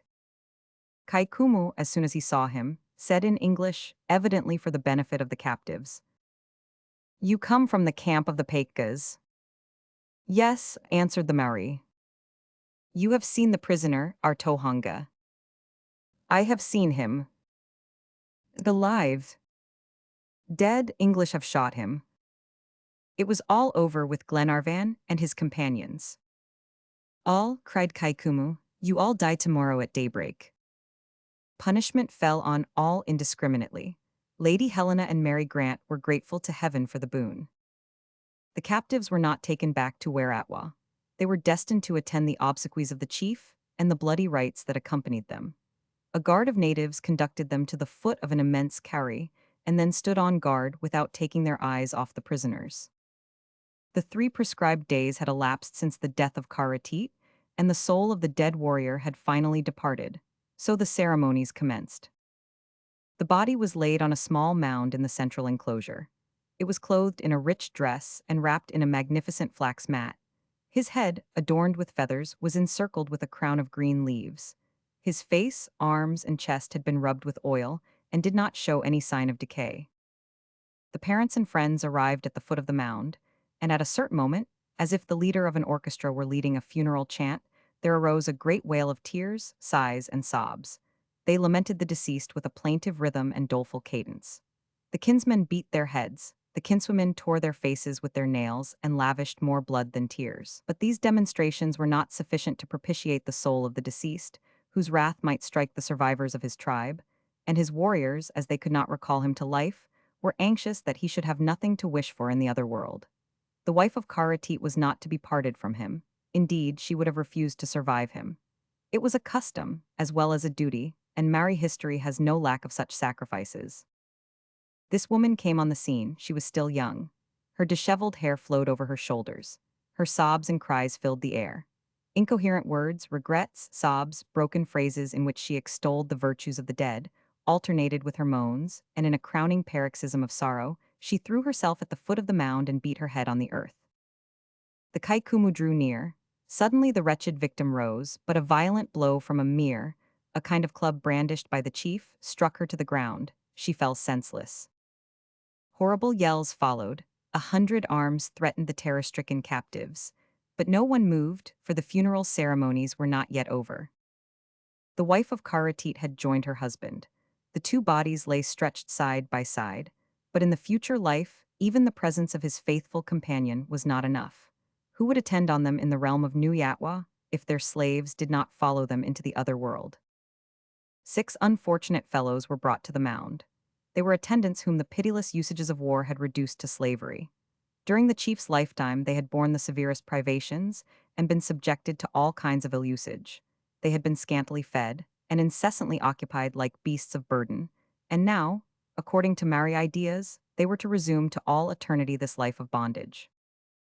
These poor creatures appeared quite resigned to their destiny. They were not taken by surprise.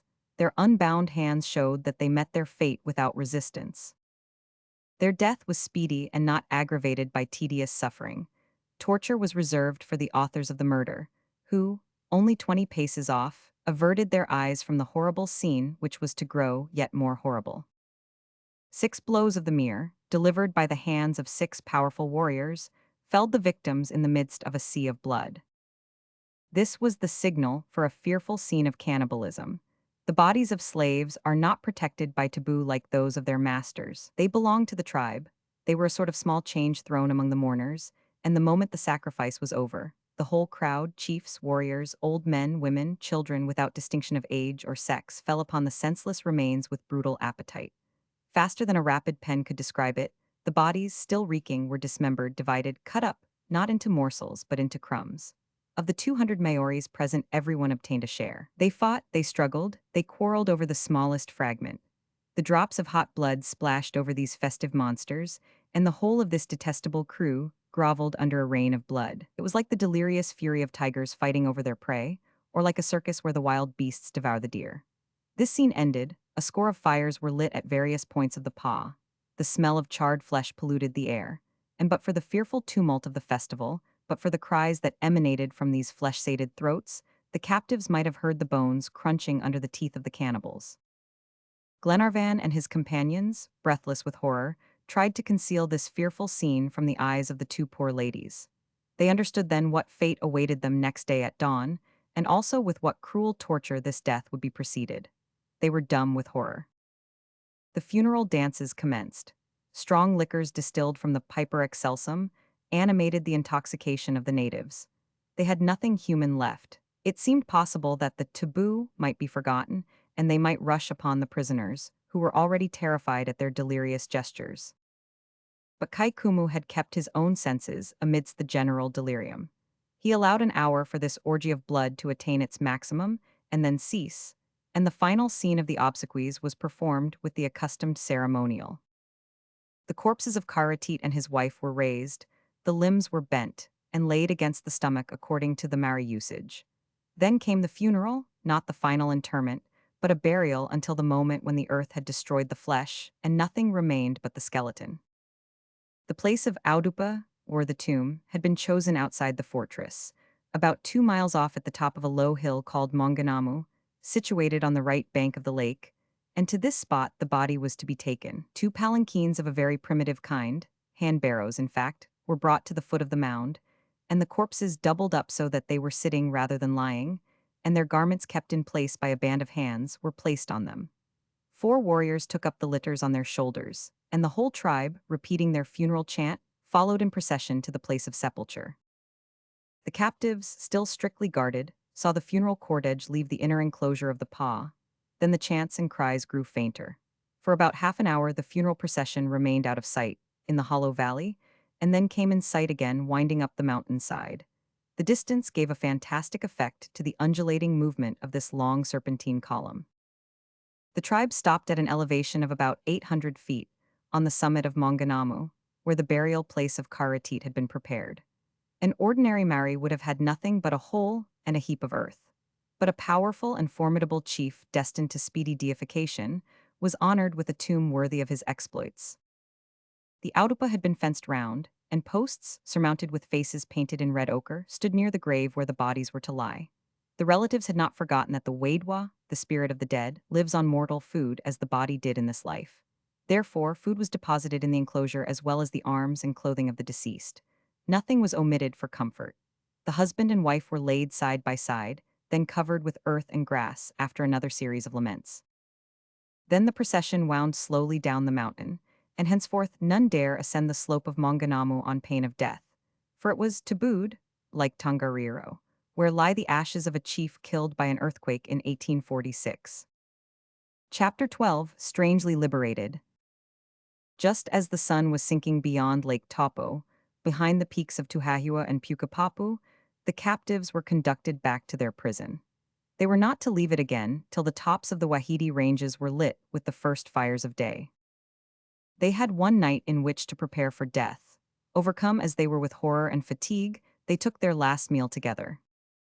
"We shall need all our strength," Glenarvan had said, "to look death in the face. We must show these savages how Europeans can die." The meal ended. Lady Helena repeated the evening prayer aloud. Her companions, bareheaded, repeated it after her. Who does not turn his thoughts toward God in the hour of death? This done, the prisoners embraced each other. Mary Grant and Helena, in a corner of the hut, lay down on a mat. Sleep, which keeps all sorrow in abeyance, soon weighed down their eyelids. They slept in each other's arms, overcome by exhaustion and prolonged watching. Then Glenarvan, taking his friends aside, said, "My dear friends, our lives and the lives of these poor women are in God's hands. If it is decreed that we die tomorrow, let us die bravely, like Christian men, ready to appear without terror before the Supreme Judge. God, who reads our hearts, knows that we had a noble end in view. If death awaits us instead of success, it is by his will. Stern as the decree may seem, I will not repine. But death here means not death only, it means torture, insult, perhaps, and here are two ladies." Glenarvan's voice, firm till now, faltered. He was silent a moment, and having overcome his emotion, he said, addressing the young captain, "John, you have promised Mary what I promised Lady Helena. What is your plan?" "I believe," said John, "that in the sight of God I have a right to fulfill that promise." "Yes, John, but we are unarmed." "No," replied John, showing him a dagger. "I snatched it from Karateet when he fell at your feet. My lord, whichever of us survives the other will fulfill the wish of Lady Helena and Mary Grant." After these words were said, a profound silence ensued. At last the major said, "My friends, keep that to the last moment. I am not an advocate of irremediable measures." "I did not speak for ourselves," said Glenarvan. "Be it as it may, we can face death. Had we been alone, I should ere now have cried, 'My friends, let us make an effort. Let us attack these wretches.' But with these poor girls—" At this moment John raised the mat and counted 25 natives keeping guard on the Weratwa. A great fire had been lighted, and its lurid glow threw into strong relief the irregular outlines of the pa. Some of the savages were sitting round the brazier, the others standing motionless, their black outlines relieved against the clear background of flame. But they all kept watchful guard on the hut confided to their care. It has been said that between a vigilant jailer and a prisoner who wishes to escape, the chances are in favor of the prisoner. The fact is, the interest of the one is keener than that of the other. The jailer may forget that he is on guard. The prisoner never forgets that he is guarded. The captive thinks oftener of escaping than the jailer of preventing his flight, and hence we hear of frequent and wonderful escapes. But in the present instance, hatred and revenge were the jailers, not an indifferent warder. The prisoners were not bound, but it was because bonds were useless when 25 men were watching the only egress from the Weratwa. This house, with its back to the rock which closed the fortress, was only accessible by a long, narrow promontory which joined it in front to the plateau on which the pa was erected. On its two other sides rose pointed rocks, which jutted out over an abyss 100 feet deep. On that side descent was impossible, and had it been possible, the bottom was shut in by the enormous rock. The only outlet was the regular door of the Weratwa, and the Maoris guarded the promontory which united it to the pa like a drawbridge. All escape was thus hopeless, and Glenarvan, having tried the walls for the 20th time, was compelled to acknowledge that it was so. The hours of this night, wretched as they were, slipped away. Thick darkness had settled on the mountain. Neither moon nor stars pierced the gloom. Some gusts of wind whistled by the sides of the pa, and the posts of the house creaked. The fire outside revived with the puffs of wind, and the flames sent fitful gleams into the interior of Weratwa. The group of prisoners was lit up for a moment. They were absorbed in their last thoughts, and a death-like silence reigned in the hut. It might have been about 4 o'clock in the morning, when the major's attention was called to a slight noise, which seemed to come from the foundation of the posts in the wall of the hut which abutted on the rock. McNabbs was at first indifferent, but finding the noise continue, he listened. Then his curiosity was aroused, and he put his ear to the ground. It sounded as if someone was scraping or hollowing out the ground outside. As soon as he was sure of it, he crept over to Glenarvan and John Mangles, and startling them from their melancholy thoughts, led them to the end of the hut. "Listen," said he, motioning them to stoop. The scratching became more and more audible. They could hear the little stones grate on a hard body and roll away. "Some animal in his burrow," said John Mangles. Glenarvan struck his forehead. "Who knows?" said he. "It might be a man." "Animal or man," answered the Major, "I will soon find out." Wilson and Albinett joined their companions, and all united to dig through the wall, John with his dagger, the others with stones taken from the ground, or with their nails, while Mulready, stretched along the ground, watched the native guard through a crevice of the matting. These savages sitting, motionless around the fire, suspected nothing of what was going on 20 feet off. The soil was light and friable, and below lay a bed of silicious tufa, therefore even without tools the aperture deepened quickly. It soon became evident that a man, or men, clinging to the sides of the pah, were cutting a passage into its exterior wall. What could be the object? Did they know of the existence of the prisoners, or was it some private enterprise that led to the undertaking? The prisoners redoubled their efforts. Their fingers bled, but still they worked on. After half an hour they had gone 3 feet deep. They perceived by the increased sharpness of the sounds that only a thin layer of earth prevented immediate communication. Some minutes more passed, and the Major withdrew his hand from the stroke of a sharp blade. He suppressed a cry. John Mangles, inserting the blade of his poniard, avoided the knife which now protruded above the soil, but seized the hand that wielded it. It was the hand of a woman or child, a European. On neither side had a word been uttered. It was evidently the cue of both sides to be silent. "Is it Robert?" whispered Glenarvan. But softly as the name was breathed, Mary Grant, already awakened by the sounds in the hut, slipped over toward Glenarvan, and seizing the hand, all stained with earth, she covered it with kisses. "My darling Robert," said she, never doubting, "it is you, it is you." "Yes, little sister," said he, "it is I am here to save you all, but be very silent." "Brave lad," repeated Glenarvan. "Watch the savages outside," said Robert. Mulready, whose attention was distracted for a moment by the appearance of the boy, resumed his post. "It is all right," said he. "There are only 4 awake, the rest are asleep." A minute after, the hole was enlarged, and Robert passed from the arms of his sister to those of Lady Helena. Round his body was rolled a long coil of flax rope. my child," murmured Lady Helena, "the savages did not kill you." "No, madam," said he.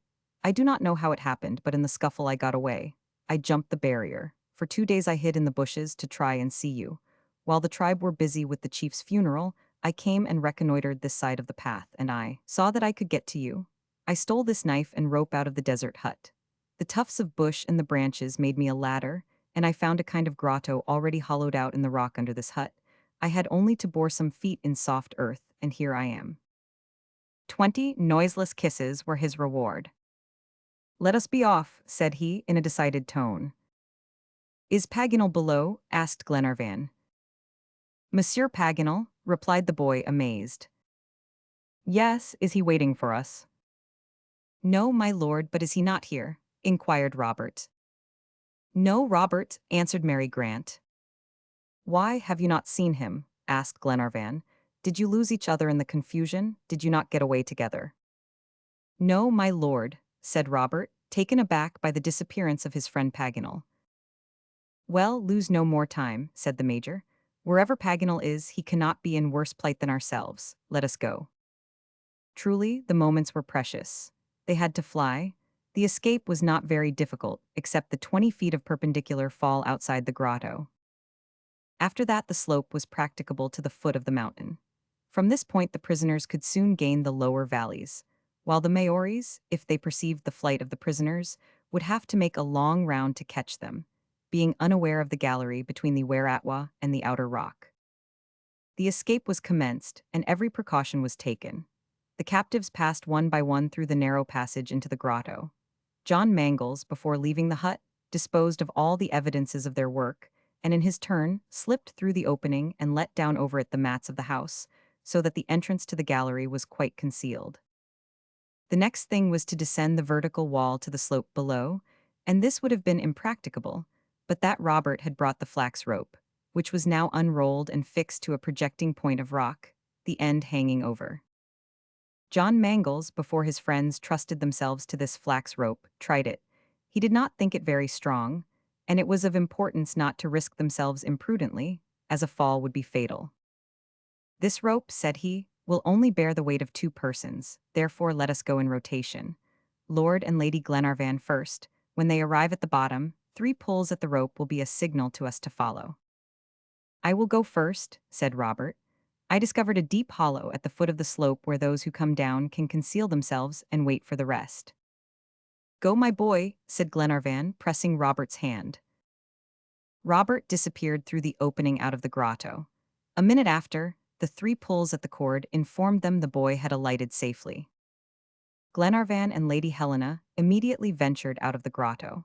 The darkness was still very great, though some grayish streaks were already visible on the eastern summits. The biting cold of the morning revived the poor young lady. She felt stronger and commenced her perilous descent. Glenarvan first, then Lady Helena, let themselves down along the rope, till they came to the spot where the perpendicular wall met the top of the slope. Then Glenarvan, going first and supporting his wife, began to descend backward. He felt for the tufts and grass and shrubs able to afford a foothold, tried them, and then placed Lady Helena's foot on them. Some birds, suddenly awakened, flew away, uttering feeble cries, and the fugitives trembled when a stone loosened from its bed rolled to the foot of the mountain. They had reached halfway down the slope, when a voice was heard from the opening of the grotto. "Stop," whispered John Mangles. Glenarvan, holding with one hand to a tuft of tetragonia, with the other holding his wife, waited with breathless anxiety. Wilson had had an alarm. Having heard some unusual noise outside the Weratwa, he went back into the hut and watched the Maoris from behind the mat. At a sign from him, John stopped Glenarvan. One of the warriors on guard, startled by an unusual sound, rose and drew nearer to the Weratwa.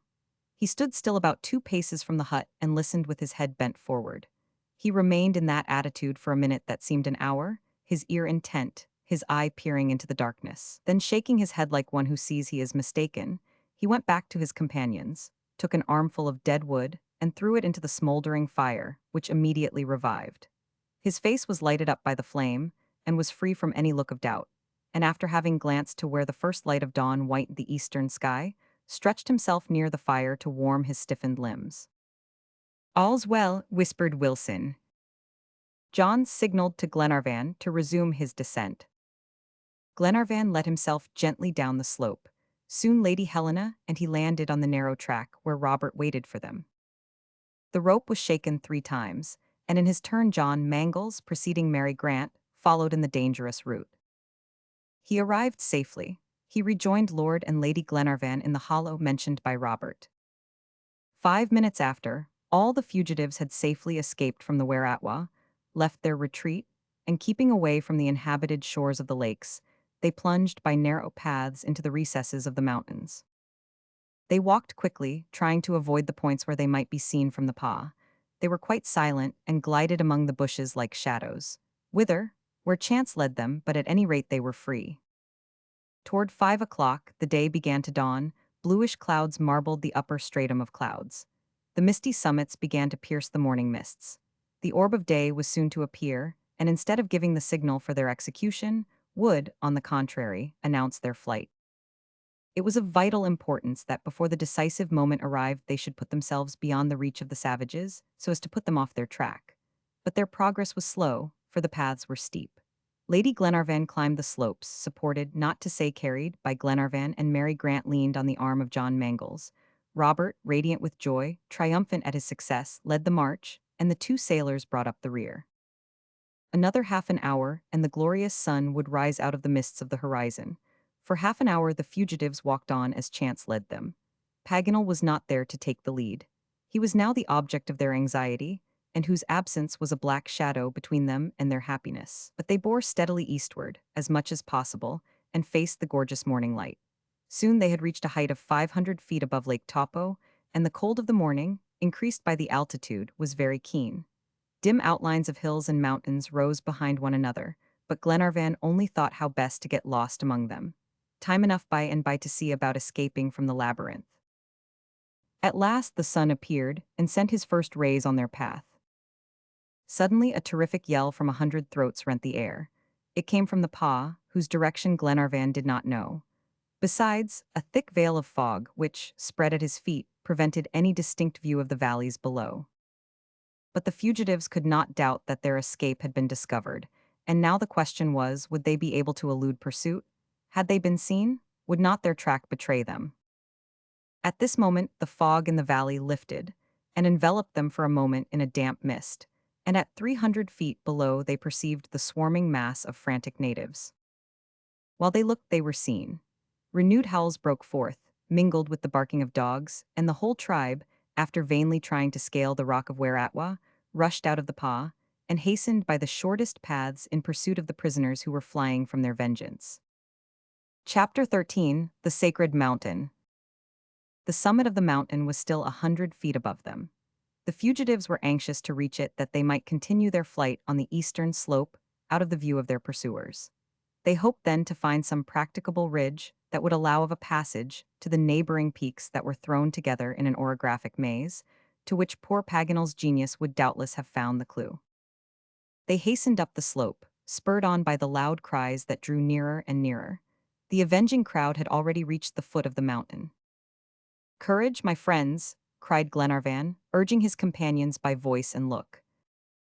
In less than 5 minutes they were at the top of the mountain, and then they turned to judge of their position and decide on a route that would baffle their pursuers. From their elevated position they could see over Lake Taupo, which stretched toward the west in its setting of picturesque mountains. On the north the peaks of Pyrangia, on the south the burning crater of Tongariro, but eastward nothing but the rocky barrier of peaks and ridges that formed the Wahiti Ranges, the great chain whose unbroken links stretch from the East Cape to Cook's Straits. They had no alternative but to descend the opposite slope and enter the narrow gorges, uncertain whether any outlet existed. Glenarvan could not prolong the halt for a moment. Wearied as they might be, they must fly or be discovered. "Let us go down," cried he, "before our passage is cut off." But just as the ladies had risen with a despairing effort, MacNab stopped them and said, "Glenarvan, it is useless, look." And then they all perceived the inexplicable change that had taken place in the movements of the Maoris. Their pursuit had suddenly stopped. The ascent of the mountain had ceased by an imperious command. The natives had paused in their career and surged like the sea waves against an opposing rock. All the crowd, thirsting for blood, stood at the foot of the mountain yelling and gesticulating, brandishing guns and hatchets, but not advancing a foot. Their dogs, rooted to the spot like themselves, barked with rage. What stayed them? What occult power controlled these savages? The fugitives looked without understanding, fearing lest the charm that enchained Kaikumu's tribe should be broken. Suddenly, John Mangles uttered an exclamation which attracted the attention of his companions. He pointed to a little enclosure on the summit of the cone. "The tomb of Karatit," said Robert. "Are you sure, Robert?" said Glenarvan. "Yes, my lord, it is the tomb. I recognize it." Robert was right. 50 feet above, at the extreme peak of the mountain, freshly painted posts formed a small palisaded enclosure, and Glenarvan too was convinced that it was the chief's burial place. The chances of their flight had led them to the crest of Maunganamu. Glenarvan, followed by the rest, climbed to the foot of the tomb. A large opening, covered with mats, led into it. Glenarvan was about to invade the sanctity of the Audupa when he reeled backward. "A savage," said he. "In the tomb?" inquired the major. "Yes, MacNabs." "No matter, go in." Glenarvan, the major, Robert, and John Mangles entered. There sat a Maori, wrapped in a large flax mat, the darkness of the Audupa preventing them from distinguishing his features. He was very quiet and was eating his breakfast quite coolly. Glenarvan was about to speak to him when the native forestalled him by saying gaily and in good English, "Sit down, my lord, breakfast is ready." It was Paganel. At the sound of his voice they all rushed into the Audupa, and he was cordially embraced all round. Paganel was found again. He was their salvation. They wanted to question him, to know how and why he was here on the summit of Maunganamu, but Glenarvan stopped this misplaced curiosity. "The savages," said he. "The savages," said Paganel, shrugging his shoulders. "I have a contempt for those people. Come and look at them." They all followed Paganel out of the Audupa. The Maoris were still in the same position round the base of the mountain, uttering fearful cries. "Shout, yell till your lungs are gone, stupid wretches," said Paganel. "I dare you to come here." "But why?" said Glenarvan. "Because the chief is buried here, and the tomb protects us, because the mountain is tabooed." "Tabooed?" "Yes, my friends, and that is why I took refuge here, as the malefactors used to flee to the sanctuaries in the Middle Ages." "God be praised," said Lady Helena, lifting her hands to heaven. The fugitives were not yet out of danger, but they had a moment's respite, which was very welcome in their exhausted state. Glenarvan was too much overcome to speak, and the Major nodded his head with an air of perfect content. "And now, my friends," said Paganel, "if these brutes think to exercise their patience on us, they are mistaken. In 2 days we shall be out of their reach." "By flight," said Glenarvan, "but how?" "That I do not know," answered Paganel, "but we shall manage it." And now everybody wanted to know about their friend's adventures. They were puzzled by the reserve of a man generally so talkative. On this occasion, they had to drag the words out of his mouth. Usually he was a ready storyteller. Now he gave only evasive answers to the questions of the rest. "Paganel is another man," thought McNabbs. His face was really altered. He wrapped himself closely in his great flax mat and seemed to deprecate observation. Everyone noticed his embarrassment when he was the subject of conversation, though nobody appeared to remark it. When other topics were under discussion, Paganel resumed his usual gaiety. Of his adventures, all that could be extracted from him at this time was as follows.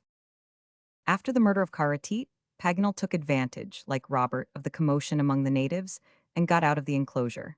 But less fortunate than young Grant, he walked straight into a Maori camp, where he met a tall, intelligent-looking chief, evidently of higher rank than all the warriors of his tribe. The chief spoke excellent English, and he saluted the newcomer by rubbing the end of his nose against the end of the geographer's nose. Paganel wondered whether he was to consider himself a prisoner or not, but perceiving that he could not stir without the polite escort of the chief, he soon made up his mind on that point. This chief, Hihai, or Sunbeam, was not a bad fellow. Paganel's spectacles and telescope seemed to give him a great idea of Paganel's importance, and he manifested great attachment to him, not only by kindness but by a strong flax rope, especially at night. This lasted for 3 days. To the inquiry whether he was well treated, he said yes and no, without further answer. He was a prisoner, and except that he expected immediate execution, his state seemed to him no better than that in which he had left his unfortunate friends. One night, however, he managed to break his rope and escape. He had seen from afar the burial of the chief, and knew that he was buried on the top of Maunganamu, and he was well acquainted with the fact that the mountain would be therefore tabooed. He resolved to take refuge there, being unwilling to leave the region where his companions were in durance. He succeeded in his dangerous attempt, and had arrived the previous night at the tomb of Karateet, and there proposed to recruit his strength while he waited in the hope that his friends might, by divine mercy, find the means of escape. Such was Paganel's story. Did he designedly conceal some incident of his captivity? More than once his embarrassment led them to that conclusion. But however that might be, he was heartily congratulated on all sides. And then the present emergency came on for serious discussion. The natives dare not climb Maunganamu, but they, of course, calculated that hunger and thirst would restore them their prey. It was only a question of time, and patience is one of the virtues of all savages. Glenarvan was fully alive to the difficulty, but made up his mind to watch for an opportunity, or make one. First of all, he made a thorough survey of Maunganamu, their present fortress, not for the purpose of defense but of escape. The Major, John, Robert, Paganel, and himself made an exact map of the mountain. They noted the direction, outlet, and inclination of the paths. The ridge, a mile in length, which united Maunganamu to the Wahiti chain, had a downward inclination. Its slope, narrow and jagged though it was, appeared the only practicable route if they made good their escape at all. If they could do this without observation, under cover of night, they might possibly reach the deep valleys of the range and put the Maoris off the scent. But there were dangers in this route. The last part of it was within pistol shot of natives posted on the lower slopes. Already when they ventured on the exposed part of the crest, they were saluted with a hail of shot which did not reach them. Some gun wads, carried by the wind, fell beside them. They were made of printed paper, which Paganel picked up out of curiosity, and with some trouble deciphered. That is a good idea. My friends, do you know what those creatures use for wads? No, Paganel, said Glenarvan. Pages of the Bible. If that is the use they make of the holy book, I pity the missionaries. It will be rather difficult to establish a Mary library. And what text of scripture did they aim at us? A message from God himself, exclaimed John Mangles, who was in the act of reading the scorched fragment of paper. It bids us hope in him, added the young captain, firm in the faith of his Scotch convictions. Read it, John, said Glenarvan. And John read what the powder had left visible. I will deliver him, for he hath trusted in me. My friends, said Glenarvan, we must carry these words of hope to our dear, brave ladies. The sound will bring comfort to their hearts. Glenarvan and his companions hastened up the steep path to the cone and went toward the tomb. As they climbed, they were astonished to perceive every few moments a kind of vibration in the soil. It was not a movement like earthquake, but that peculiar tremor that affects the metal of a boiler under high pressure. It was clear the mountain was the outer covering of a body of vapor, the product of subterranean fires. This phenomenon, of course, excited no surprise in those that had just traveled among the hot springs of the Waikato. They knew that the central region of the Ikanomani is essentially volcanic. It is a sieve, whose interstices furnish a passage for the Earth's vapors in the shape of boiling geysers and solfataras. Paganel, who had already noticed this, called the attention of his friends to the volcanic nature of the mountain. The peak of Maunganamu was only one of the many cones which bristle on this part of the island. It was a volcano of the future. A slight mechanical change would produce a crater of eruption in these slopes, which consisted merely of whitish silicious tufa. That may be, said Glenarvan, but we are in no more danger here than standing by the boiler of the Duncan. This solid crust is like sheet iron. I agree with you, added the Major, but however good a boiler may be, it bursts at last after too long service. McNabbs, said Paganel, I have no fancy for staying on the cone. When Providence points out a way, I will go at once. I wish, remarked John, that Maunganamu could carry us himself, with all the motive power that he has inside. It is too bad that millions of horsepower should lie under our feet unavailable for our needs. Our Duncan would carry us to the end of the world with the 1,000th part of it. The recollections of the Duncan, evoked by John Mangles, turned Glenarvan's thoughts into their saddest channel. For desperate as his own case was, he often forgot it, in vain regret at the fate of his crew. His mind still dwelt on it when he reached the summit of Maunganamu and met his companions in misfortune. Lady Helena, when she saw Glenarvan, came forward to meet him. Dear Edward, said she, you have made up your mind, are we to hope or fear? Hope, my dear Helena, replied Glenarvan. The natives will never set foot on the mountain, and we shall have time to devise a plan of escape. More than that, madam, God himself has encouraged us to hope. And so saying, John Mangles handed to Lady Helena the fragment of paper on which was legible the sacred words. And these young women, whose trusting hearts were always open to observe providential interpositions, read in these words an indisputable sign of salvation. And now let us go to the Audupa, cried Paganel in his gayest mood. It is our castle, our dining room, our study. None can meddle with us there. Ladies, allow me to do the honors of this charming abode. They followed Paganel, and when the savages saw them profaning anew the tabooed burial place, they renewed their fire and their fearful yells, the one as loud as the other. But fortunately the balls fell short of our friends, though the cries reached them. Lady Helena, Mary Grant, and their companions were quite relieved to find that the Maoris were more dominated by superstition than by anger, and they entered the monument. It was a palisade made of red-painted posts. Symbolic figures, tattooed on the wood, set forth the rank and achievements of the deceased. Strings of amulets, made of shells or cut stones, hung from one part to another. In the interior, the ground was carpeted with green leaves, and in the middle, a slight mound betokened the place of the newly made grave. There lay the chief's weapons, his guns loaded and capped, his spear, his splendid axe of green jade, with a supply of powder and ball for the happy hunting grounds. Quite an arsenal, said Paganel, of which we shall make a better use. What ideas they have, fancy carrying arms in the other world. Well, said the Major, but these are English firearms. No doubt, replied Glenarvan, and it is a very unwise practice to give firearms to savages. They turn them against the invaders, naturally enough. But at any rate, they will be very valuable to us. Yes, said Paganel, but what is more useful still is the food and water provided for Karateet. Things had been handsomely done for the deceased chief. The amount of provisions denoted their esteem for the departed. There was food enough to sustain 10 persons for 15 days, or the dead man forever. The vegetable aliments consisted of edible ferns, sweet potatoes, the convolvulus batatas, which was indigenous, and the potato which had been imported long before by the Europeans. Large jars contained pure water, and a dozen baskets artistically plated contained tablets of an unknown green gum.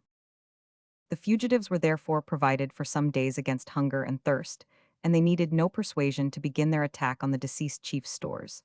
Glenarvan brought out the necessary quantity and put them into Albinet's hands. The steward, who never could forget his routine ideas, even in the most exceptional circumstances, thought the meal a slender one. He did not know how to prepare the roots and, besides, had no fire. But Paganel soon solved the difficulty by recommending him to bury his fern roots and sweet potatoes in the soil. The temperature of the surface stratum was very high, and a thermometer plunged into the soil would have marked fro to 170 degrees. In fact, Albinet narrowly missed being scalded, for just as he had scooped a hole for the roots, a jet of vapor sprang up and with a whistling sound rose 6 feet above the ground. The steward fell back in terror. "Shut off steam," cried the Major, running to close the hole with the loose drift, while Paganel, pondering on the singular phenomenon, muttered to himself, "Let me see, ha ha, why not?" "Are you hurt?" inquired McNabbs of Albinet.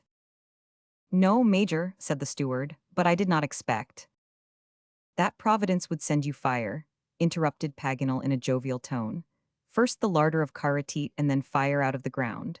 Upon my word, this mountain is a paradise. I propose that we found a colony and cultivate the soil and settle here for life. We shall be the Robinsons of Maunganamu. We should want for nothing." "If it is solid ground," said John Mangles. "Well, it is not a thing of yesterday," said Paganel.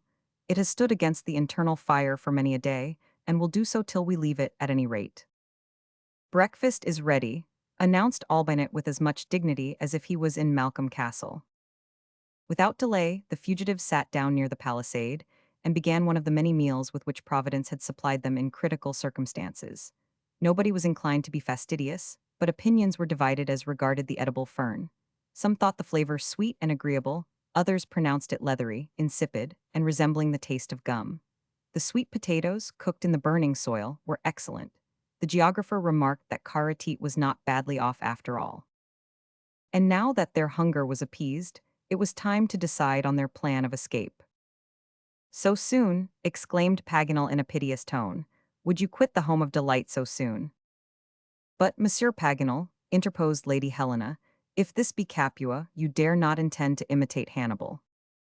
"Madam, I dare not contradict you, and if discussion is the order of the day, let it proceed."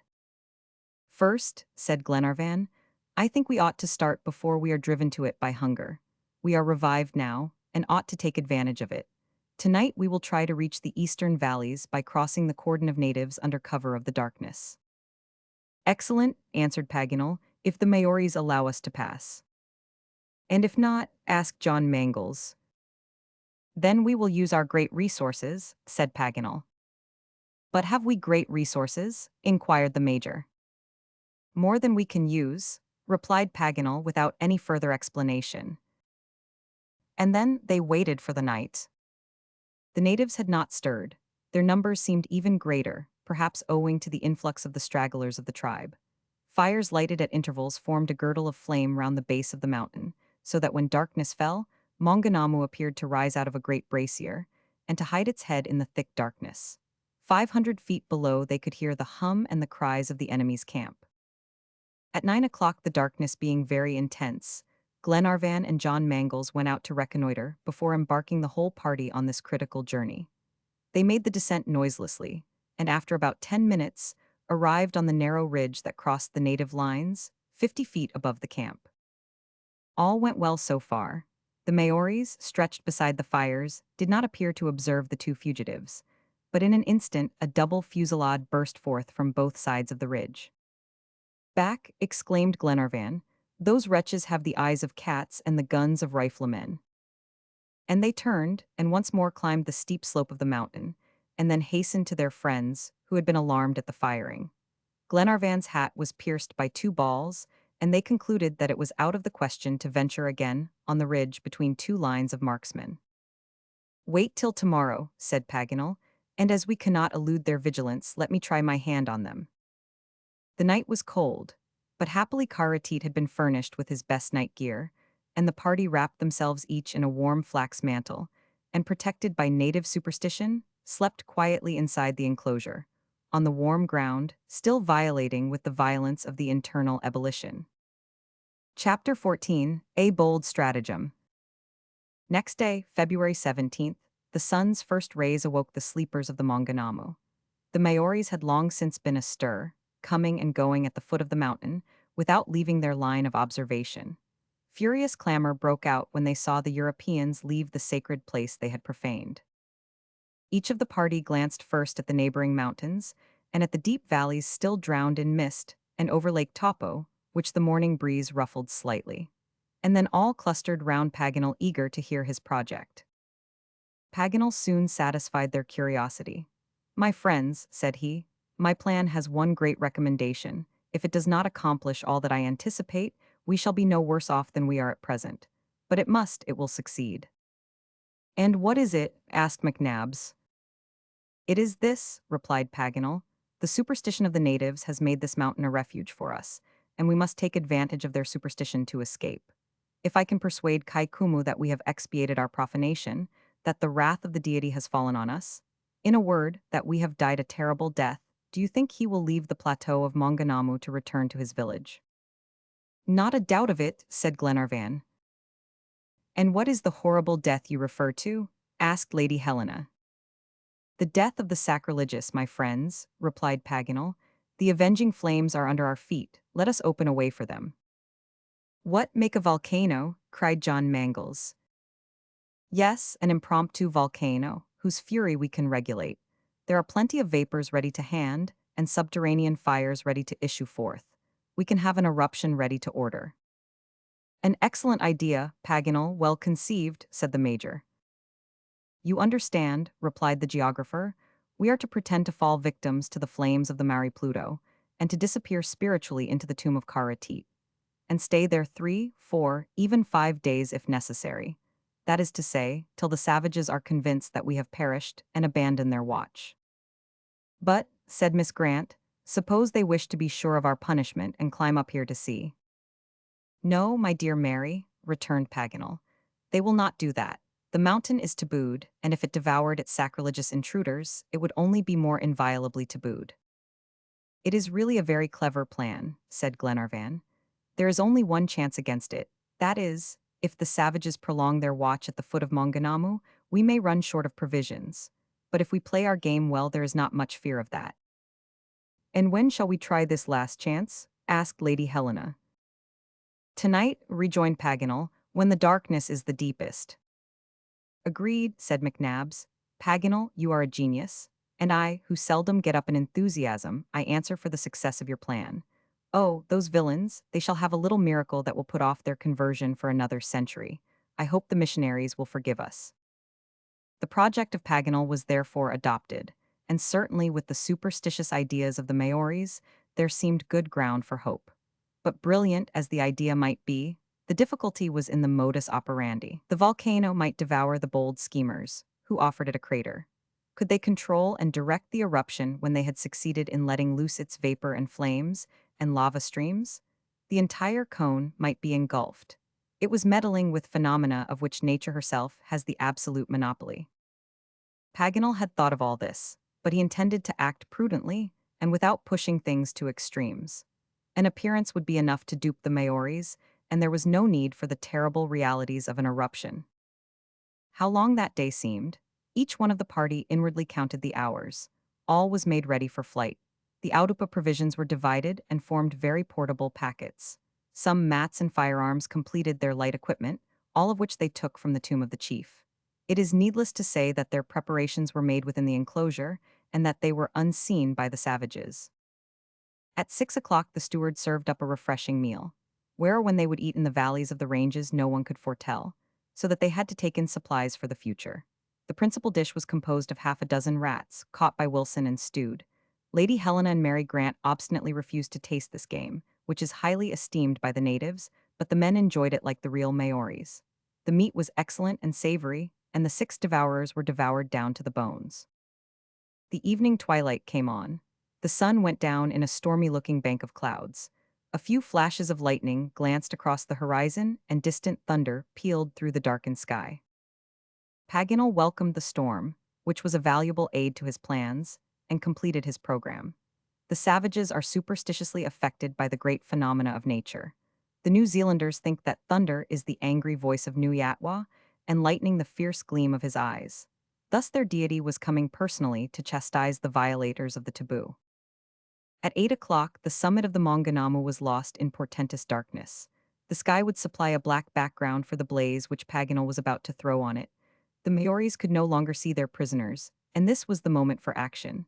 Speed was necessary. Glenarvan, Paganel, McNabbs, Robert, the steward, and the two sailors all lent a hand. The spot for the crater was chosen 30 paces from Karateet's tomb. It was important to keep the Audupa intact, for if it disappeared, the taboo of the mountain would be nullified. At the spot mentioned, Paganel had noticed an enormous block of stone, round which the vapors played with a certain degree of intensity. This block covered a small natural crater hollowed in the cone, and by its own weight prevented the egress of the subterranean fire. If they could move it from its socket, the vapors and the lava would issue by the disencumbered opening. The workers used as levers some posts taken from the interior of the Audupa, and they plied their tools vigorously against the rocky mass. Under their united efforts, the stone soon moved. They made a little trench so that it might roll down the inclined plane. As they gradually raised it, the vibrations underfoot became more distinct. Dull roarings of flame and the whistling sound of a furnace ran along under the thin crust. The intrepid laborers, veritable cyclops handling Earth's fires, worked in silence. Soon some fissures and jets of steam warned them that their place was growing dangerous. But a crowning effort moved the mass, which rolled down and disappeared. Immediately the thin crust gave way. A column of fire rushed to the sky with loud detonations, while streams of boiling water and lava flowed toward the native camp and the lower valleys. All the cone trembled, as if it was about to plunge into a fathomless gulf. Glenarvan and his companions had barely time to get out of the way. They fled to the enclosure of the Audupa, not without having been sprinkled with water at 220 degrees. This water at first spread a smell like soup, which soon changed into a strong odor of sulfur. Then the mud, the lava, the volcanic stones, all spouted forth in a torrent. Streams of fire furrowed the sides of Maunganamu. The neighboring mountains were lit up by the glare. The dark valleys were also filled with dazzling light. All the savages had risen, howling under the pain inflicted by the burning lava, which was bubbling and foaming in the midst of their camp. Those whom the liquid fire had not touched fled to the surrounding hills, then turned and gazed in terror at this fearful phenomenon, this volcano in which the anger of their deity would swallow up the profane intruders on the sacred mountain. Now and then, when the roar of the eruption became less violent, their cry was heard. Taboo, taboo, taboo. An enormous quantity of vapors, heated stones, and lava was escaping by this crater of Maunganamu. It was not a mere geyser like those that girdle round Mount Hekla, in Iceland. It was itself a Hekla. All this volcanic commotion was confined, till then, in the envelope of the cone, because the safety valve of Tongariro was enough for its expansion.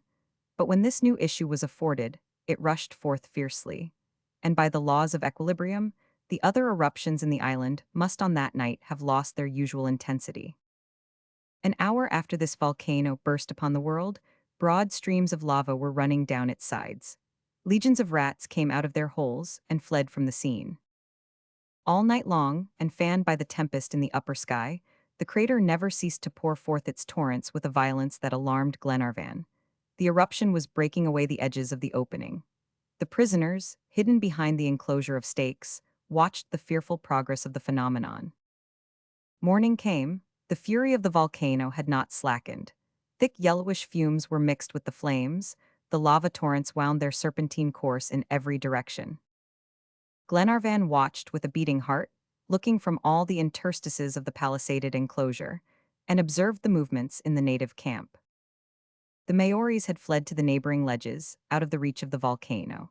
Some corpses which lay at the foot of the cone were charred by the fire. Further off toward the Pa, the lava had reached a group of 20 huts which were still smoking. The Maoris, forming here in their groups, contemplated the canopied summit of Maunganamu with religious awe. Kaikumu approached in the midst of his warriors, and Glenarvan recognized him. The chief advanced to the foot of the hill, on the side untouched by the lava, but he did not ascend the first ledge. Standing there with his arms stretched out like an exerciser, he made some grimaces, whose meaning was obvious to the prisoners. As Paganel had foreseen, Kaikumu launched on the avenging mountain a more rigorous taboo. Soon after the natives left their positions and followed the winding paths that led toward the Pa.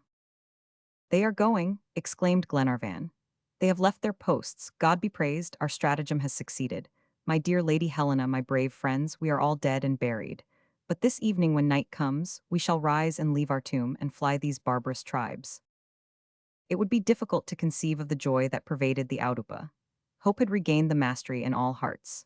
The intrepid travelers forgot the past, forgot the future, to enjoy the present delight, and yet the task before them was not an easy one, to gain some European outpost in the midst of this unknown country. But Kaikumu once off their track, they thought themselves safe from all the savages in New Zealand. A whole day had to elapse before they could make a start, and they employed it in arranging a plan of flight. Paganel had treasured up his map of New Zealand, and on it could trace out the best roads. After discussion, the fugitives resolved to make for the Bay of Plenty, towards the east. The region was unknown, but apparently desert. The travelers, who from their past experience had learned to make light of physical difficulties, feared nothing but meeting Maoris. At any cost they wanted to avoid them and gain the east coast, where the missionaries had several stations. That part of the country had hitherto escaped the horrors of war, and the natives were not in the habit of scouring the country. As to the distance that separated Lake Taupo from the Bay of Plenty, they calculated it about 100 miles. 10 days, march at 10 miles a day, could be done, not without fatigue, but none of the party gave that a thought. If they could only reach the mission stations, they could rest there while waiting for a favorable opportunity to get to Auckland, for that was the point they desired to reach. This question settled, they resumed their watch of the native proceedings, and continued so doing till evening fell. Not a solitary native remained at the foot of the mountain, and when darkness set in over the Taupo valleys, not a fire indicated the presence of the Maoris at the base. The road was free. At 9 o'clock, the night being unusually dark, Glenarvan gave the order to start. His companions and he, armed and equipped at the expense of Karatit, began cautiously to descend the slopes of Maunganamu, John Mangles and Wilson leading the way, eyes and ears on the alert. They stopped at the slightest sound, they started at every passing cloud. They slid rather than walked down the spur, that their figures might be lost in the dark mass of the mountain. At 200 feet below the summit, John Mangles and his sailors reached the dangerous ridge that had been so obstinately defended by the natives. If by ill luck the Maoris, more cunning than the fugitives, had only pretended to retreat, if they were not really duped by the volcanic phenomenon, this was the spot where their presence would be betrayed. Glenarvan could not but shudder, in spite of his confidence, and in spite of the jokes of Paganel. The fate of the whole party would hang in the balance for the 10 minutes required to pass along that ridge. He felt the beating of Lady Helena's heart as she clung to his arm. He had no thought of turning back. Neither had John. The young captain, followed closely by the whole party and protected by the intense darkness, crept along the ridge, stopping when some loose stone rolled to the bottom. If the savages were still in the ambush below, these unusual sounds might provoke from both sides a dangerous fusillade. But speed was impossible in their serpent-like progress down this sloping crest. When John Mangles had reached the lowest point, he was scarcely 25 feet from the plateau, where the natives were encamped the night before, and then the ridge rose again pretty steeply toward a wood for about a quarter of a mile. All this lower part was crossed without molestation, and they commenced the ascent in silence. The clump of bush was invisible, though they knew it was there, and but for the possibility of an ambush, Glenarvan counted on being safe when the party arrived at that point. but he observed that after this point, they were no longer protected by the taboo. The ascending ridge belonged not to Maunganamu, but to the mountain system of the eastern side of Lake Taupo, so that they had not only pistol shots but hand-to-hand fighting to fear. For 10 minutes, the little band ascended by insensible degrees toward the higher tableland. John could not discern the dark wood, but he knew it ought to be within 200 feet.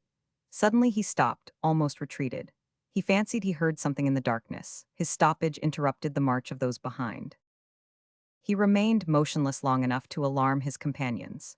They waited with unspeakable anxiety, wondering if they were doomed to retrace their steps and return to the summit of Maunganamu. But John, finding that the noise was not repeated, resumed the ascent of the narrow path of the ridge. Soon they perceived the shadowy outline of the wood showing faintly through the darkness. A few steps more and they were hid from sight in the thick foliage of the trees. Chapter 15, From Peril to Safety. The night favored their escape, and prudence urged them to lose no time in getting away from the fatal neighborhood of Lake Taupo. Paganel took the post of leader, and his wonderful instinct shone out anew in this difficult mountain journey. His nyctalopia was a great advantage, his cat-like sight enabling him to distinguish the smallest object in the deepest gloom. For 3 hours they walked on without halting along the far-reaching slope of the eastern side. Paganel kept a little to the southeast, in order to make use of a narrow passage between the Kaimanawa and the Wahiti Ranges, through which the road from Hawke's Bay to Auckland passes. Once through that gorge, his plan was to keep off the road, and, under the shelter of the high ranges, march to the coast across the inhabited regions of the province. At 9 o'clock in the morning, they had made 12 miles in 12 hours. The courageous women could not be pressed further, and, besides, the locality was suitable for camping. The fugitives had reached the pass that separates the two chains. Paganel, map in hand, made a loop toward the northeast, and at 10 o'clock the little party reached a sort of redan, formed by a projecting rock. The provisions were brought out, and justice was done to their meal. Mary Grant and the Major, who had not thought highly of the edible fern till then, now ate of it heartily. The halt lasted till 2 o'clock in the afternoon, then they resumed their journey. And in the evening they stopped 8 miles from the mountains, and required no persuasion to sleep in the open air. Next day was one of serious difficulties. Their route lay across this wondrous region of volcanic lakes, geysers, and solfataras, which extended to the east of the Wahiti Ranges. It is a country more pleasant for the eye to ramble over than for the limbs. Every quarter of a mile they had to turn aside or go around for some obstacle, and thus incurred great fatigue. But what a strange sight met their eyes! What infinite variety nature lavishes on her great panoramas! On this vast extent of 20 miles square, the subterranean forces had a field for the display of all their varied effects. Salt springs, of singular transparency, peopled by myriads of insects, sprang up from thickets of tea-tree scrub. They diffused a powerful odor of burnt powder, and scattered on the ground a white sediment like dazzling snow. The limpid waters were nearly at boiling point, while some neighboring springs spread out like sheets of glass. Gigantic tree ferns grew beside them, in conditions analogous to those of the Silurian vegetation. On every side jets of water rose like park fountains, out of a sea of vapor, some of them continuous, others intermittent, as if a capricious Pluto controlled their movements. They rose like an amphitheater on natural terraces, their waters gradually flowed together under folds of white smoke, and corroding the edges of the semi-transparent steps of this gigantic staircase. They fed whole lakes with their boiling torrents. Farther still, beyond the hot springs and tumultuous geysers, came the solfataras. The ground looked as if covered with large pustules. These were slumbering craters full of cracks and fissures from which rose various gases. The air was saturated with the acrid and unpleasant odor of sulfurous acid. The ground was encrusted with sulfur and crystalline concretions. All this incalculable wealth had been accumulating for centuries, and if the sulfur beds of Sicily should ever be exhausted, it is here, in this little-known district of New Zealand, that supplies must be sought. The fatigue in traveling in such a country as this will be best understood. Camping was very difficult, and the sportsmen of the party shot nothing worthy of Albonet's skill, so that they had generally to content themselves with fern and sweet potato, a poor diet which was scarcely sufficient to recruit the exhausted strength of the little party, who were all anxious to escape from this barren region. But 4 days at least must elapse before they could hope to leave it. On February 23, at a distance of 50 miles from Maunganamu, Glenarvan called a halt and camped at the foot of a nameless mountain, marked on Paganel's map. The wooded plains stretched away from sight, and great forests appeared on the horizon. That day McNabbs and Robert killed 3 kiwis, which filled the chief place on their table. Not for long, however, for in a few moments they were all consumed from the beaks to the claws. At dessert, between the potatoes and sweet potatoes, Paganel moved a resolution which was carried with enthusiasm. He proposed to give the name of Glenarvan to this unnamed mountain, which rose 3,000 feet high, and then was lost in the clouds, and he printed carefully on his map the name of the Scottish nobleman. Would be idle to narrate all the monotonous and uninteresting details of the rest of the journey. Only 2 or 3 occurrences of any importance took place on the way from the lakes to the Pacific Ocean. The march was all day long across forests and plains. John took observations of the sun and stars. Neither heat nor rain increased the discomfort of the journey, but the travelers were so reduced by the trials they had undergone that they made very slow progress, and they longed to arrive at the mission station. They still chatted, but the conversation had ceased to be general. The little party broke up into groups, attracted to each other, not by narrow sympathies, but by a more personal communion of ideas. Glenarvan generally walked alone. His mind seemed to recur to his unfortunate crew as he drew nearer to the sea. He apparently lost sight of the dangers which lay before them on their way to Auckland in the thought of his massacred men. The horrible picture haunted him. Harry Grant was never spoken of. They were no longer in a position to make any effort on his behalf. If his name was uttered at all, it was between his daughter and John Mangles. John had never reminded Mary of what she had said to him on that last night at Weratwa. He was too wise to take advantage of a word spoken in a moment of despair. When he mentioned Captain Grant, John always spoke of further search.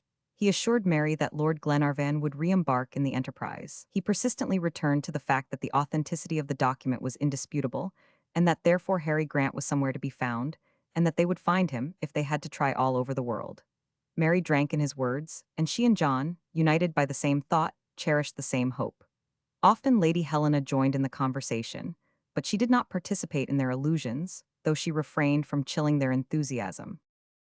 McNabbs, Robert, Wilson, and Mulready kept up their hunting parties, without going far from the rest, and each one furnished his quota of game.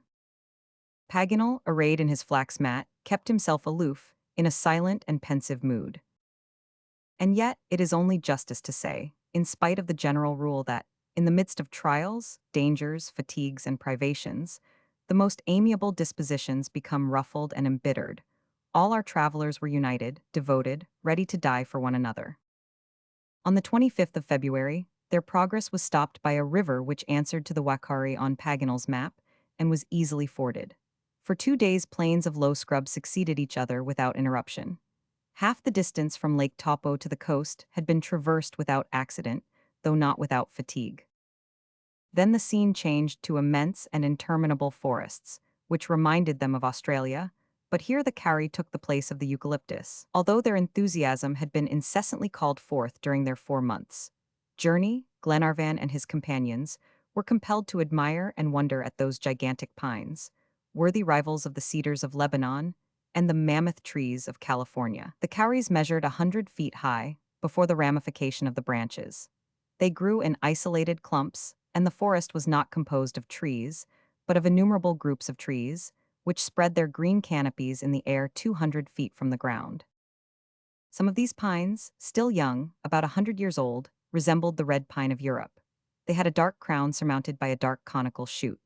Their older brethren, 500 or 600 years of age, formed great green pavilions supported on the inextricable network of their branches. These patriarchs of the New Zealand forest measured 50 yards in circumference, and the united arms of all the travelers could not embrace the giant trunk. For 3 days the little party made their way under these vast arches, over a clayey soil which the foot of man had never trod. They knew this by the quantity of resinous gum that lay in heaps at the foot of the trees, and which would have lasted for native exportation many years. The sportsmen found whole coveys of the kiwi, which are scarce in districts frequented by the Maoris. The native dogs drive them away to the shelter of these inaccessible forests. They were an abundant source of nourishing food to our travelers. Paganel also had the good fortune to espy, in a thicket, a pair of gigantic birds. His instinct as a naturalist was awakened. He called his companions, and in spite of their fatigue, the major, Robert, and he set off on the track of these animals. His curiosity was excusable, for he had recognized, or thought he had recognized, these birds as moas belonging to the species of dinornis, which many naturalists class with the extinct birds. This, if Paganel was right, would confirm the opinion of Dr. Hochstetter and other travelers on the present existence of the wingless giants of New Zealand. These moas which Paganel was chasing, the contemporaries of the megatherium and the pterodactyls, must have been 18 feet high. They were huge ostriches, timid too, for they fled with extreme rapidity, but no shot could stay their course. After a few minutes of chase, these fleet-footed moas disappeared among the tall trees, and the sportsmen lost their powder and their pains. That evening, March 1, Glenarvan and his companions, emerging at last from the immense Karri forest, camped at the foot of Mount Ikarangi, whose summit rose 5,500 feet into the air. At this point they had traveled 100 miles from Maunganamu, and the shore was still 30 miles away. John Mangles had calculated on accomplishing the whole journey in 10 days, but he did not foresee the physical difficulties of the country. On the whole, owing to the circuits, the obstacles, and the imperfect observations, the journey had been extended by fully 1/5, and now that they had reached Mount Ikarangi, they were quite worn out. 2 long days of walking were still to be accomplished, during which time all their activity and vigilance would be required, for their way was through a district often frequented by the natives.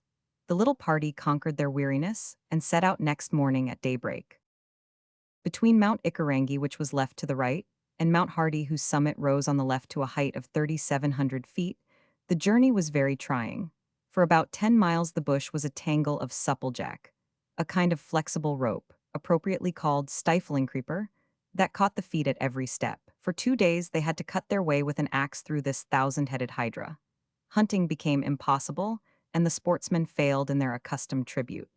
The provisions were almost exhausted, and there was no means of renewing them. Their thirst was increasing by fatigue, and there was no water wherewith to quench it. The sufferings of Glenarvan and his party became terrible, and for the first time their moral energy threatened to give way. They no longer walked, they dragged themselves along, soulless bodies, animated only by the instinct of self-preservation, which survives every other feeling. And in this melancholy plight they reached Point Lawton on the shores of the Pacific. Here they saw several deserted huts, the ruins of a village lately destroyed by the war, abandoned fields, and everywhere signs of pillage and incendiary fires. They were toiling painfully along the shore, when they saw, at a distance of about a mile, a band of natives who rushed toward them brandishing their weapons. Glenarvan, hemmed in by the sea, could not fly, and summoning all his remaining strength he was about to meet the attack when John Mangles cried, "A boat, a boat!" And there, 20 paces off, a canoe with 6 oars lay on the beach. To launch it, jump in and fly from the dangerous shore was only a minute's work. John Mangles, McNabbs, Wilson, and Mulready took the oars, Glenarvan the helm, the 2 women, Robert and Albinett, stretched themselves beside him. In 10 minutes the canoe was a quarter of a mile from the shore. The sea was calm. The fugitives were silent.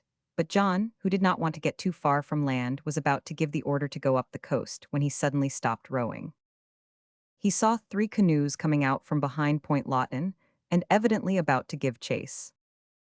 Out to sea," he exclaimed. "Better to drown if we must." The canoe went fast under her 4 rowers. For half an hour she kept her distance, but the poor exhausted fellows grew weaker, and the 3 pursuing boats began to gain sensibly on them. At this moment, scarcely 2 miles lay between them. It was impossible to avoid the attack of the natives, who were already preparing to fire their long guns. What was Glenarvan about? Standing up in the stern, he was looking toward the horizon for some chimerical help. What did he hope for? What did he wish? Had he a presentiment? In a moment his eyes gleamed, his hand pointed out into the distance. A ship, he cried. "My friends, row, row hard." Not one of the rowers turned his head, not an oar stroke must be lost. Paganel alone rose and turned his telescope to the point indicated. "Yes," said he, "a ship, a steamer, they are under full steam, they are coming to us, found now, brave comrades." The fugitives summoned new energy, and for another half hour, keeping their distance, they rowed with hasty strokes. The steamer came nearer and nearer. They made out her 2 masts bare of sails and the great volumes of black smoke. Glenarvan, handing the tiller to Robert, seized Paganel's glass and watched the movements of the steamer. John Mangles and his companions were lost in wonder when they saw Glenarvan's features contract and grow pale, and the glass drop from his hands. One word explained it. "The Duncan!" exclaimed Glenarvan. "The Duncan and the convicts." "The Duncan!" cried John, letting go his oar and rising. "Yes, death on all sides," murmured Glenarvan, crushed by despair. It was indeed the yacht, they could not mistake her, the yacht and her bandit crew. The Major could scarcely restrain himself from cursing their destiny. The canoe was meantime standing still. Where should they go? Whither fly? What choice was there between the convicts and the savages? A shot was fired from the nearest of the native boats, and the ball struck Wilson's oar. A few strokes then carried the canoe nearer to the Duncan. The yacht was coming down at full speed, and was not more than half a mile off. John Mangles, between two enemies, did not know what to advise, whither to fly. The two poor ladies on their knees prayed in their agony. The savages kept up a running fire, and shots were raining round the canoe, when suddenly a loud report was heard, and a ball from the yacht's cannon passed over their heads, and now the boat remained motionless between the Duncan and the native canoes. John Mangles, frenzied with despair, seized his axe. He was about to scuttle the boat and sink it with his unfortunate companions, when a cry from Robert arrested his arm. Tom Austin," the lad shouted. "He is on board, I see him, he knows us, he is waving his hat." The axe hung useless in John's hand. A second ball whistled over his head, and cut in two the nearest of the three native boats, while a loud hurrah burst forth on board the Duncan. The savages took flight, fled, and regained the shore. "Come on, Tom, come on," cried John Mangles in a joyous voice. And a few minutes after, the 10 fugitives, how, they knew not, were all safe on board the Duncan. Chapter 16: Why the Duncan Went to New Zealand. It would be vain to attempt to depict the feelings of Glenarvan and his friends when the songs of old Scotia fell on their ears. The moment they set foot on the deck of the Duncan, the piper blew his bagpipes, and commenced the national pibroch of the Malcolm clan, while loud hurrahs rent the air. Glenarvan and his whole party, even the Major himself, were crying and embracing each other. They were delirious with joy. The geographer was absolutely mad. He frisked about, telescope in hand, pointing it at the last canoe approaching the shore. But at the sight of Glenarvan and his companions, with their clothing in rags and thin, haggard faces, bearing marks of horrible sufferings, the crew ceased their noisy demonstrations. These were specters who had returned, not the bright, adventurous travelers who had left the yacht 3 months before, so full of hope. Chance, and chance only, had brought them back to the deck of the yacht they never thought to see again. And in what a state of exhaustion and feebleness. But before thinking of fatigue, or attending to the imperious demands of hunger and thirst, Glenarvan questioned Tom Austin about his being on this coast. Why had the Duncan come to the eastern coast of New Zealand? How was it not in the hands of Ben Joyce? By what providential fatality had God brought them in the track of the fugitives?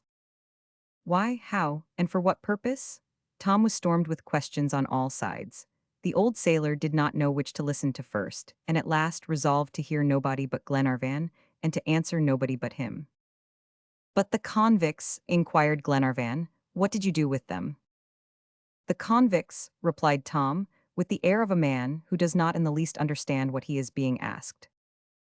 "Yes, the wretches who attacked the yacht." "What yacht, your honor, s?"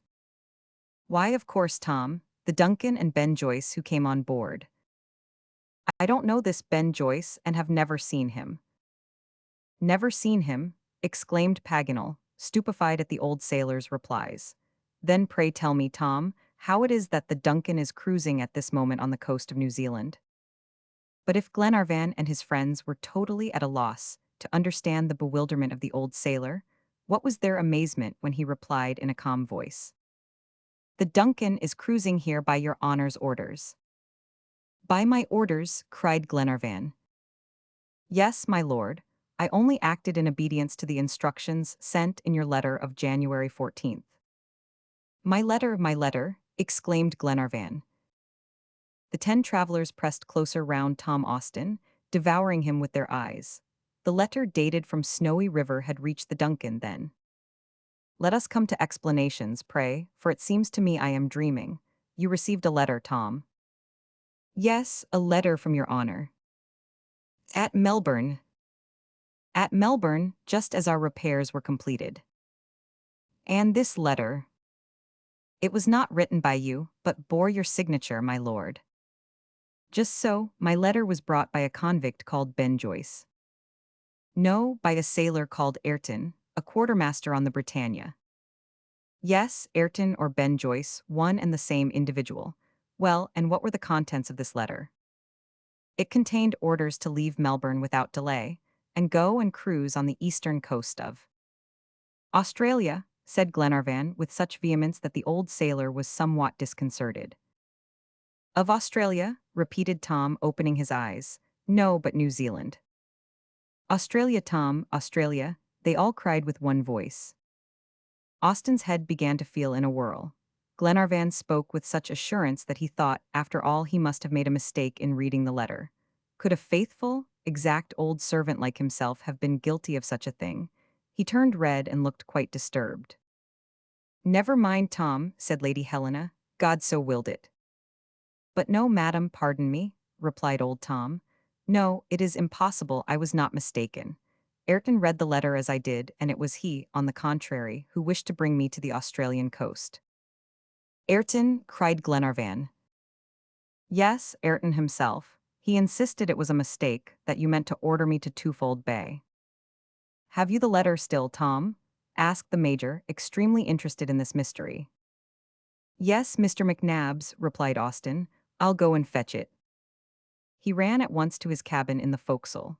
During his momentary absence, they gazed at each other in silence, all but the Major, who crossed his arms and said, Well now, Paganel, you must own this would be going a little too far.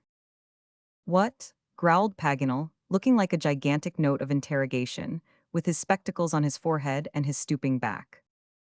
Austin returned directly with the letter written by Paganel and signed by Glenarvan. Will your honor read it? He said, handing it to him. Glenarvan took the letter and read as follows.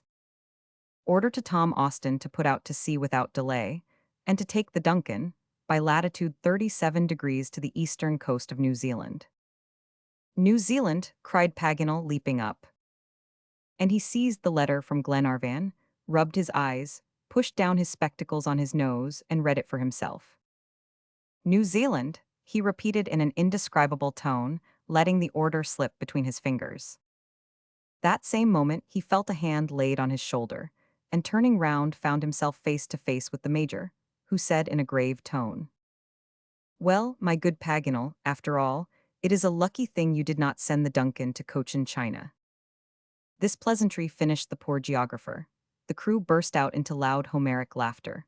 Paganel ran about like a madman, seized his head with both hands, and tore his hair. He neither knew what he was doing nor what he wanted to do. He rushed down the poop stairs mechanically and paced the deck, nodding to himself and going straight before without aim or object till he reached the forecastle. There his feet got entangled in a coil of rope. He stumbled and fell, accidentally catching hold of a rope with both hands in his fall. Suddenly, a tremendous explosion was heard. The forecastle gun had gone off, riddling the quiet calm of the waves with a volley of small shot. The unfortunate Paganel had caught hold of the cord of the loaded gun. The geographer was thrown down the forecastle ladder and disappeared below. A cry of terror succeeded the surprise produced by the explosion. Everybody thought something terrible must have happened. The sailors rushed between decks and lifted up Paganel, almost bent double. The geographer uttered no sound. They carried his long body onto the poop. His companions were in despair. The Major, who was always the surgeon on great occasions, began to strip the unfortunate that he might dress his wounds, but he had scarcely put his hands on the dying man when he started up as if touched by an electrical machine. Never, never, he exclaimed, and pulling his ragged coat tightly round him, he began buttoning it up in a strangely excited manner. But Paganel, began the Major. No, I tell you. I must examine. You shall not examine. You may perhaps have broken, continued McNabbs. Yes, continued Paganel, getting up on his long legs, but what I have broken the carpenter can mend. What is it then? There. Bursts of laughter from the crew greeted this speech. Paganel's friends were quite reassured about him now. They were satisfied that he had come off safe and sound from his adventure with the forecastle gun. At any rate, thought the major, the geographer is wonderfully bashful. But now Paganel was recovered a little. He had to reply to a question he could not escape. "Now, Paganel," said Glenarvan, "tell us frankly all about it. I own that your blunder was providential. It is sure and certain that, but for you, the Duncan would have fallen into the hands of the convicts. But for you, we should have been recaptured by the Maoris. But for my sake, tell me by what supernatural aberration of mind you were induced to write New Zealand instead of Australia." "Well, upon my oath," said Paganel, "it is." But the same instant his eyes fell on Mary and Robert Grant, and he stopped short and then went on. "What would you have me say, my dear Glenarvan? I am mad, I am an idiot, an incorrigible fellow, and I shall live and die the most terrible absent man. I can't change my skin. Unless you get flayed alive." "Get flayed alive," cried the geographer with a furious look. "Is that a personal allusion?" "An allusion to what?" asked McNabbs quietly. This was all that passed. The mystery of the Duncan's presence on the coast was explained, and all that the travelers thought about now was to get back to their comfortable cabins and to have breakfast. However, Glenarvan and John Mangles stayed behind with Tom Austin after the others had retired. They wished to put some further questions to him. "Now then, old Austin," said Glenarvan, "tell me, didn't it strike you as strange to be ordered to go and cruise on the coast of New Zealand?" "Yes, your honor," replied Tom. "I was very much surprised, but it is not my custom to discuss any orders I receive, and I obeyed. Could I do otherwise?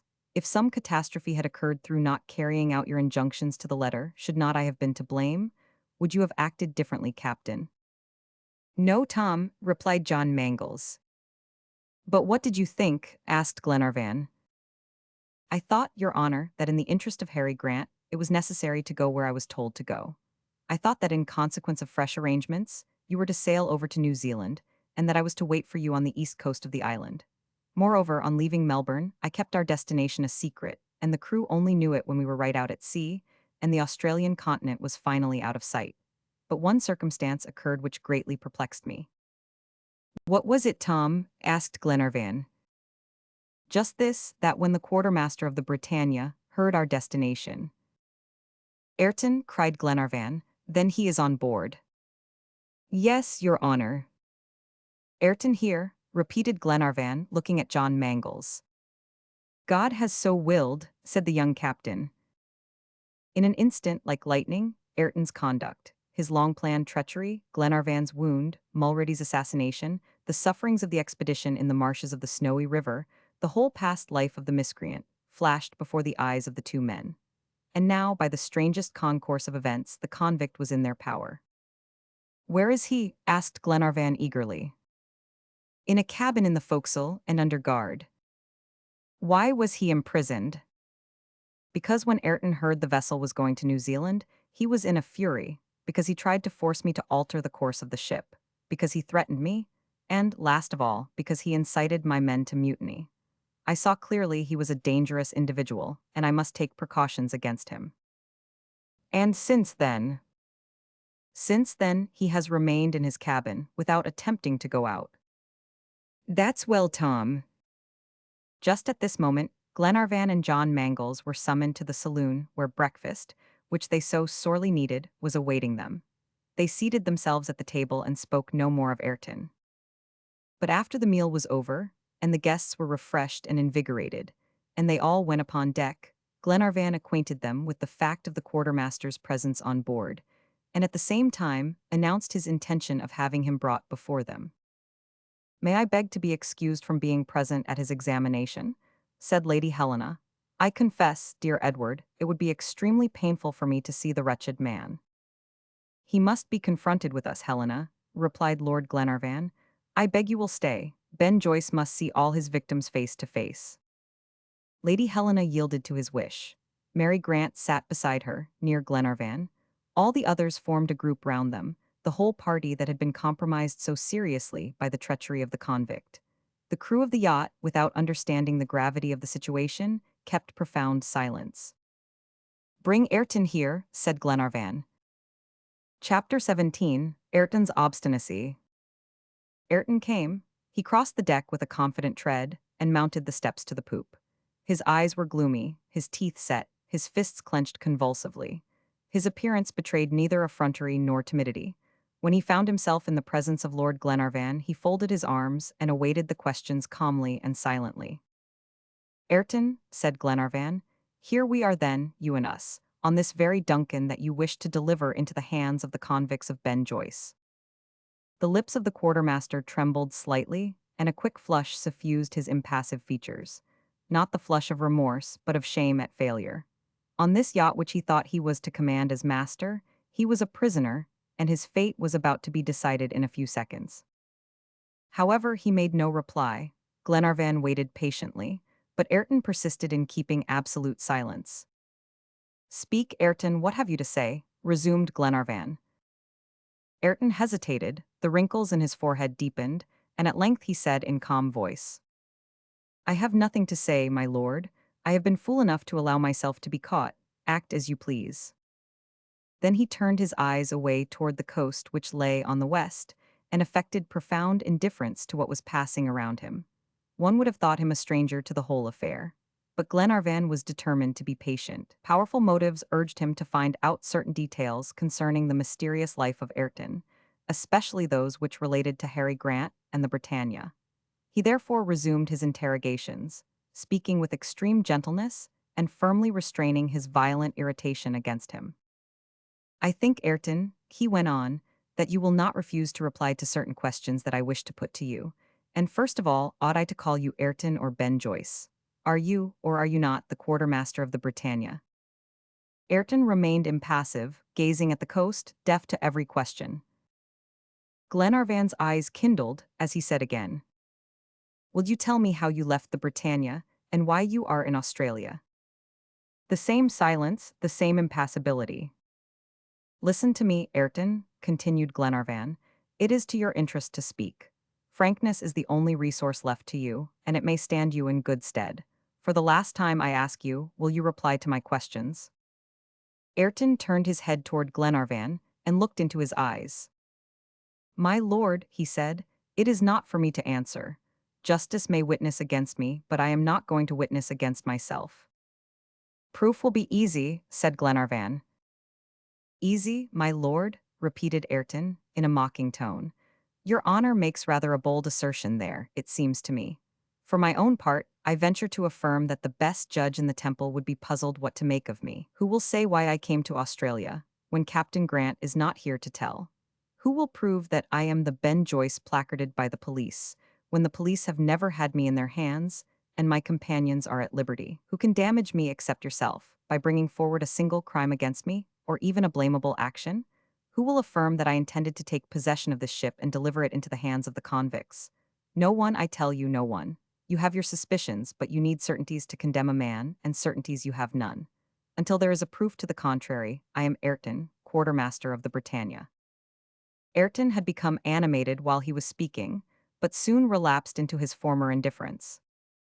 He, no doubt, expected that his reply would close the examination, but Glenarvan commenced again and said, "Ayrton, I am not a crown prosecutor charged with your indictment. That is no business of mine. It is important that our respective situations should be clearly defined. I am not asking you anything that could compromise you. That is for justice to do. But you know what I am searching for, and a single word may put me on the track I have lost. Will you speak?" Ayrton shook his head like a man determined to be silent. "Will you tell me where Captain Grant is?" asked Glenarvan. "No, my lord," replied Ayrton. "Will you tell me where the Britannia was wrecked?" "No, neither the one nor the other." "Ayrton," said Glenarvan in almost beseeching tones, "if you know where Harry Grant is, will you, at least, tell his poor children, who are waiting for you to speak the word?" Ayrton hesitated. His features contracted, and he muttered in a low voice, "I cannot, my lord."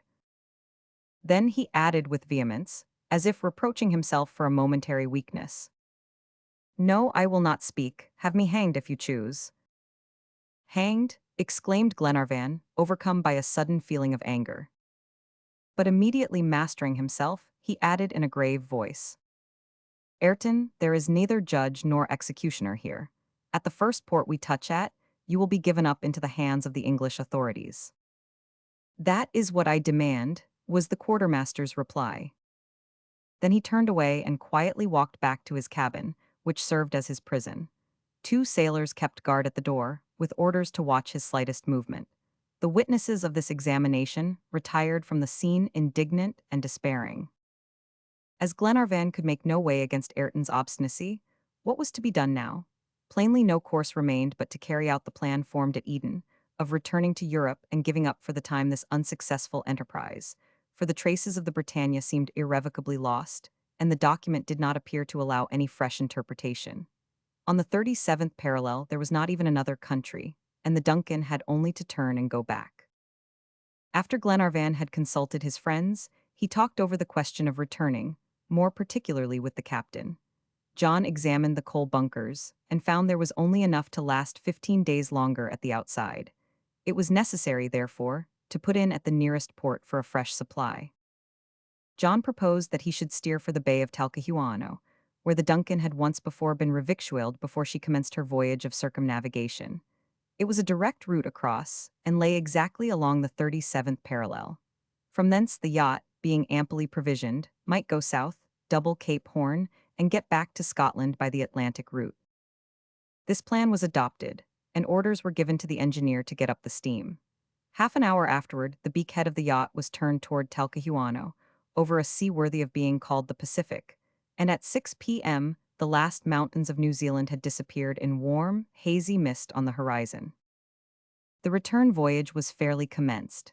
A sad voyage, for the courageous searching party to come back to the port without bringing home Harry Grant with them. The crew, so joyous at departure and so hopeful, were coming back to Europe defeated and discouraged. There was not one among the brave fellows whose heart did not swell at the thought of seeing his own country once more. And yet there was not one among them, either, who would not have been willing to brave the perils of the sea for a long time still, if they could but find Captain Grant. Consequently, the hurrahs which greeted the return of Lord Glenarvan to the yacht soon gave place to dejection. Instead of the close intercourse which had formerly existed among the passengers, and the lively conversations which had cheered the voyage, each one kept apart from the others in the solitude of his own cabin, and it was seldom that anyone appeared on the deck of the Duncan. Paganel, who generally shared in an exaggerated form the feelings of those about him, whether painful or joyous, a man who could have invented hope if necessary, even Paganel was gloomy and taciturn. He was seldom visible. His natural loquacity and French vivacity gave place to silence and dejection. He seemed even more downhearted than his companions. If Glenarvan spoke at all of renewing the search, he shook his head like a man who has given up all hope, and whose convictions concerning the fate of the shipwrecked men appeared settled. It was quite evident he believed them irrevocably lost. And yet there was a man on board who could have spoken the decisive word, and refused to break his silence. This was Ayrton. There was no doubt the fellow knew, if not the present whereabouts of the captain, at least the place of shipwreck. But it was evident that were Grant found, he would be a witness against him. Hence his persistent silence, which gave rise to great indignation on board, especially among the crew, who would have liked to deal summarily with him. Glenarvan repeatedly renewed his attempts with the quartermaster, but promises and threats were alike useless. Ayrton's obstinacy was so great and so inexplicable that the major began to believe he had nothing to reveal. His opinion was shared, moreover, by the geographer, as it corroborated his own notion about Harry Grant. But if Ayrton knew nothing, why did he not confess his ignorance? It could not be turned against him. His silence increased the difficulty of forming any new plan. Was the presence of the quartermaster on the Australian continent a proof of Harry Grant's being there? It was settled that they must get this information out of Ayrton. Lady Helena, seeing her husband's ill success, asked his permission to try her powers against the obstinacy of the quartermaster. When a man had failed, a woman perhaps, with her gentler influence, might succeed. Is there not a constant repetition going on of the story of the fable where the storm, blow as it will, cannot tear the cloak from the shoulders of the traveler, while the first warm rays of sunshine make him throw it off immediately? Glenarvan, knowing his young wife's good sense, allowed her to act as she pleased. The same day, the 5th of March, Ayrton was conducted to Lady Helena's saloon. Mary Grant was to be present at the interview, for the influence of the young girl might be considerable, and Lady Helena would not lose any chance of success. For a whole hour, the two ladies were closeted with the quartermaster, but nothing transpired about their interview.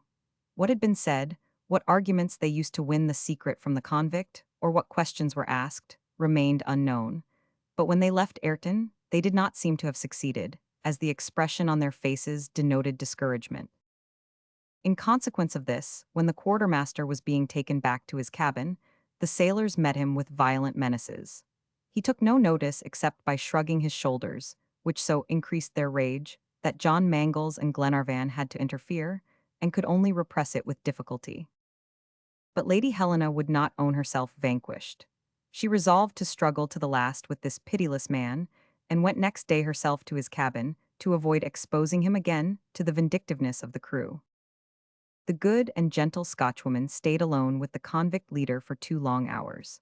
Glenarvan, in a state of extreme nervous anxiety, remained outside the cabin, alternately resolved to exhaust completely this last chance of success, alternately resolved to rush in and snatch his wife from so painful a situation.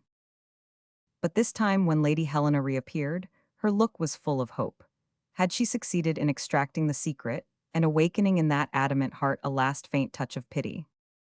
McNabbs, who first saw her, could not restrain a gesture of incredulity. However, the report soon spread among the sailors that the quartermaster had yielded to the persuasions of Lady Helena. The effect was electrical. The entire crew assembled on deck far quicker than Tom Austin's whistle could have brought them together. Glenarvan had hastened up to his wife and eagerly asked, "Has he spoken?" "No," replied Lady Helena, "but he has yielded to my entreaties and wishes to see you." "Ah, dear Helena, you have succeeded." "I hope so, Edward." "Have you made him any promise that I must ratify?" "Only one, that you will do all in your power to mitigate his punishment." "Very well, dear Helena, let Ayrton come immediately." Lady Helena retired to her cabin with Mary Grant, and the quartermaster was brought into the saloon where Lord Glenarvan was expecting him. Chapter 18: A Discouraging Confession. As soon as the quartermaster was brought into the presence of Lord Glenarvan, his keepers withdrew. "You wanted to speak to me, Ayrton?" said Glenarvan. "Yes, my lord," replied the quartermaster.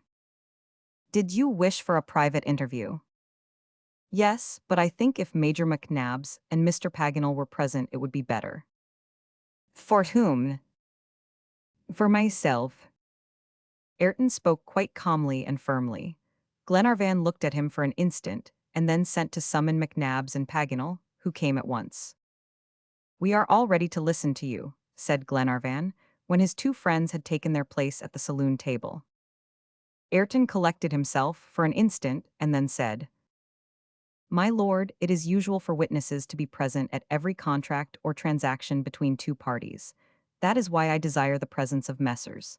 Paganel and McNabbs, for it is, properly speaking, a bargain which I propose to make." Glenarvan, accustomed to Ayrton's ways, exhibited no surprise, though any bargaining between this man and himself seemed strange. "What is the bargain?" he said. "This," replied Ayrton. "You wish to obtain from me certain facts which may be useful to you. I wish to obtain from you certain advantages which would be valuable to me. It is giving for giving, my lord. Do you agree to this or not?"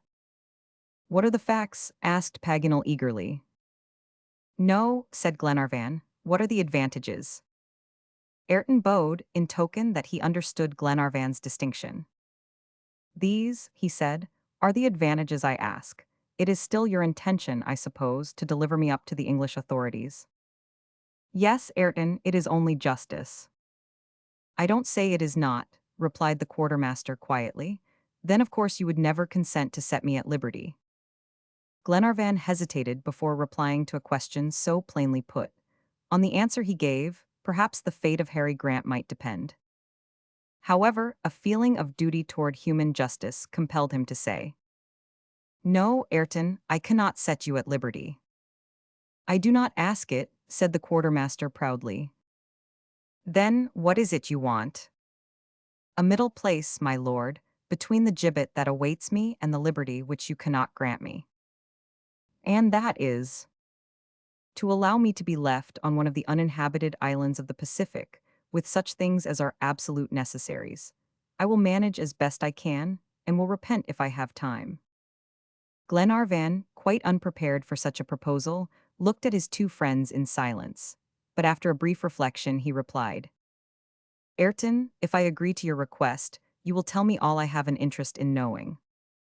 Yes, my lord, that is to say, all I know about Captain Grant and the Britannia. The whole truth. The whole. But what guarantee have I? Oh, I see what you are uneasy about. You need a guarantee for me for the truth of a criminal. That's natural. But what can you have under the circumstances? There is no help for it. You must either take my offer or leave it. I will trust to you, Ayrton, said Glenarvan simply. And you do right, my lord. Besides, if I deceive you, vengeance is in your own power. How? You can come and take me again from where you left me, as I shall have no means of getting away from the island. Ayrton had an answer for everything. He anticipated the difficulties and furnished unanswerable arguments against himself. It was evident he intended to affect perfect good faith in the business. It was impossible to show more complete confidence, and yet he was prepared to go still further in disinterestedness. My lord and gentlemen, he added, I wish to convince you of the fact that I am playing cards on the table. I have no wish to deceive you, and I am going to give you a fresh proof of my sincerity in this matter. I deal frankly with you, because I reckon on your honor. Speak, Ayrton, said Glenarvan. My lord, I have not your promise yet to accede to my proposal, and yet I do not scruple to tell you that I know very little about Harry Grant. Very little, exclaimed Glenarvan. Yes, my lord, the details I am in a position to give you relate to myself. They are entirely personal, and will not do much to help you to recover the lost traces of Captain Grant. Keen disappointment was depicted on the faces of Glenarvan and the Major. They thought the quartermaster in the possession of an important secret, and he declared that his communications would be very nearly barren. Paganel's countenance remained unmoved. Somehow or other, this avowal of Ayrton and surrender of himself, so to speak, unconditionally, singularly touched his auditors, especially when the quartermaster added, So I tell you beforehand, the bargain will be more to my profit than yours. It does not signify, replied Glenarvan. I accept your proposal, Ayrton. I give you my word to land you on one of the islands of the Pacific Ocean.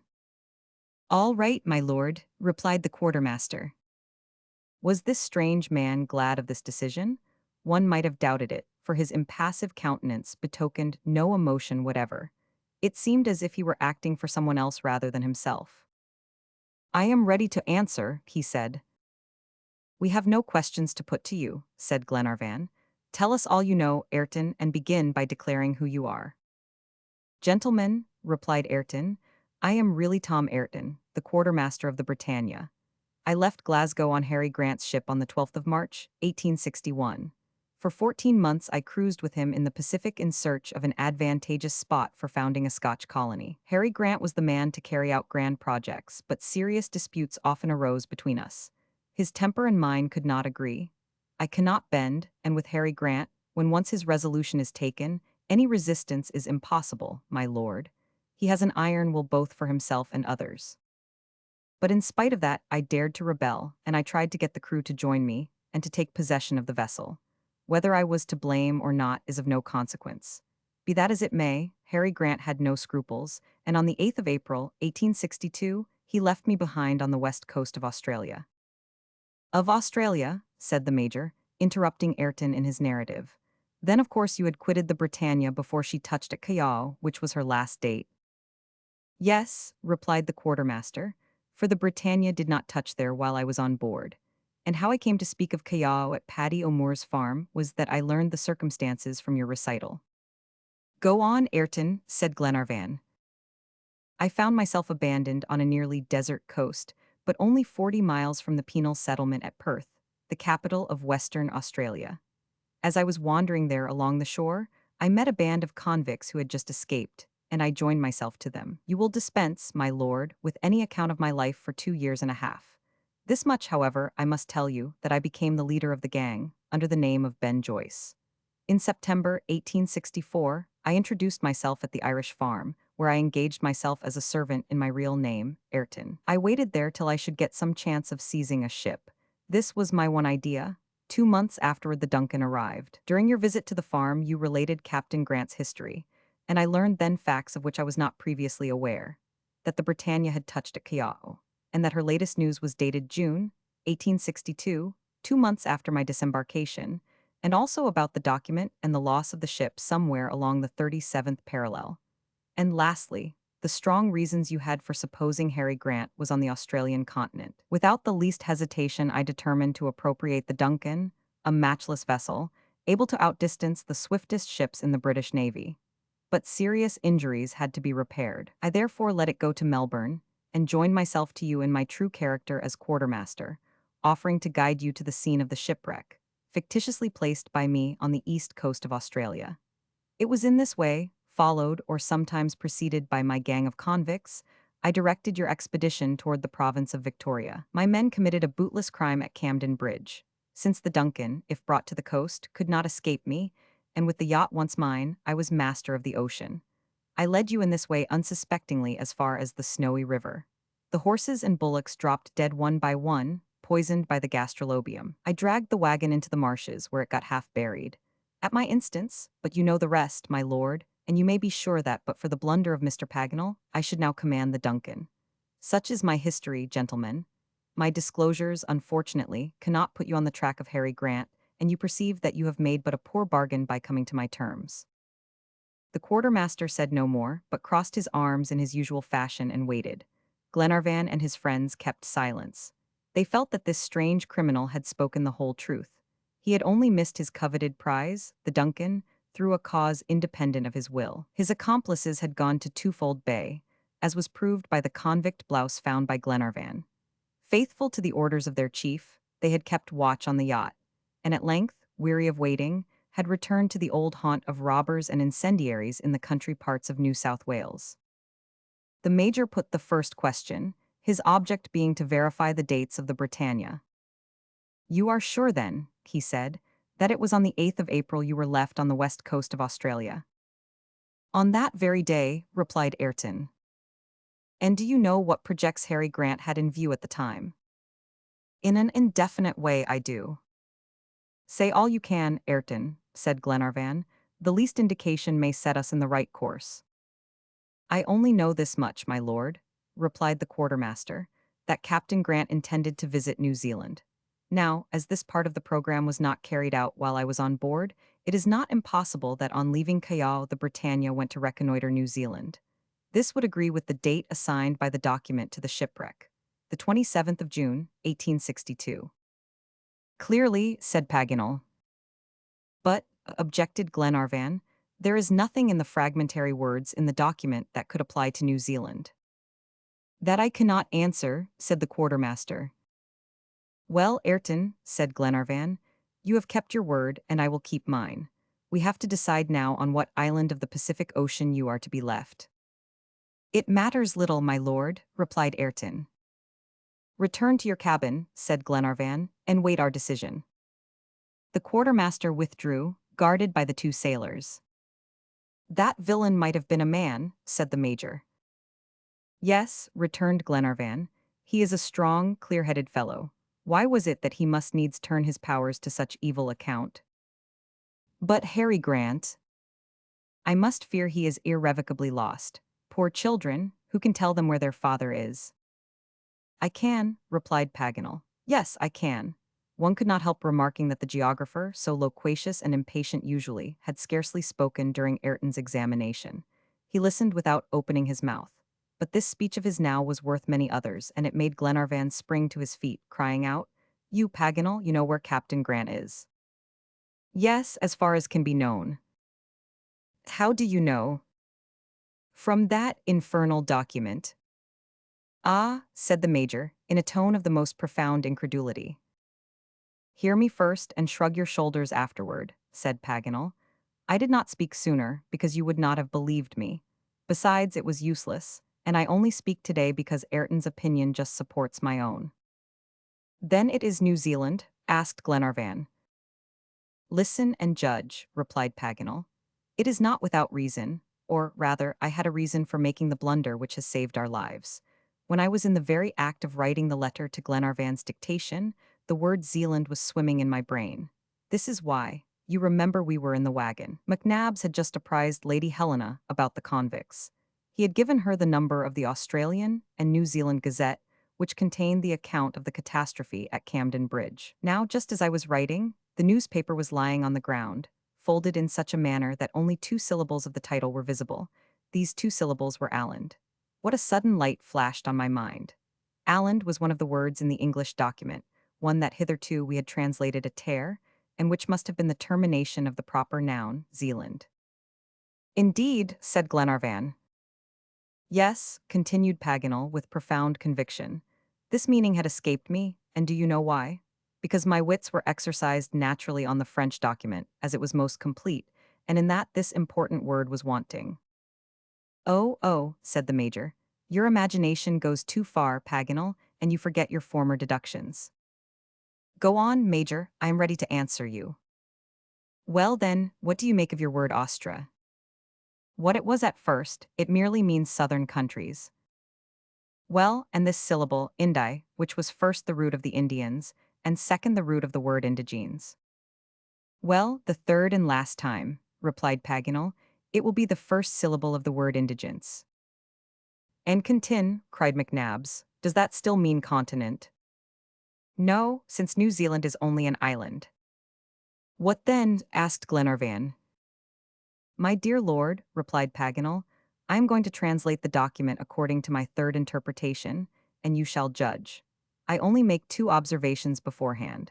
First, forget as much as possible preceding interpretations, and divest your mind of all preconceived notions. Second, certain parts may appear to you strained, and it is possible that I translate them badly, but they are of no importance. Among others, the word agony, which chokes me, but I cannot find any other explanation.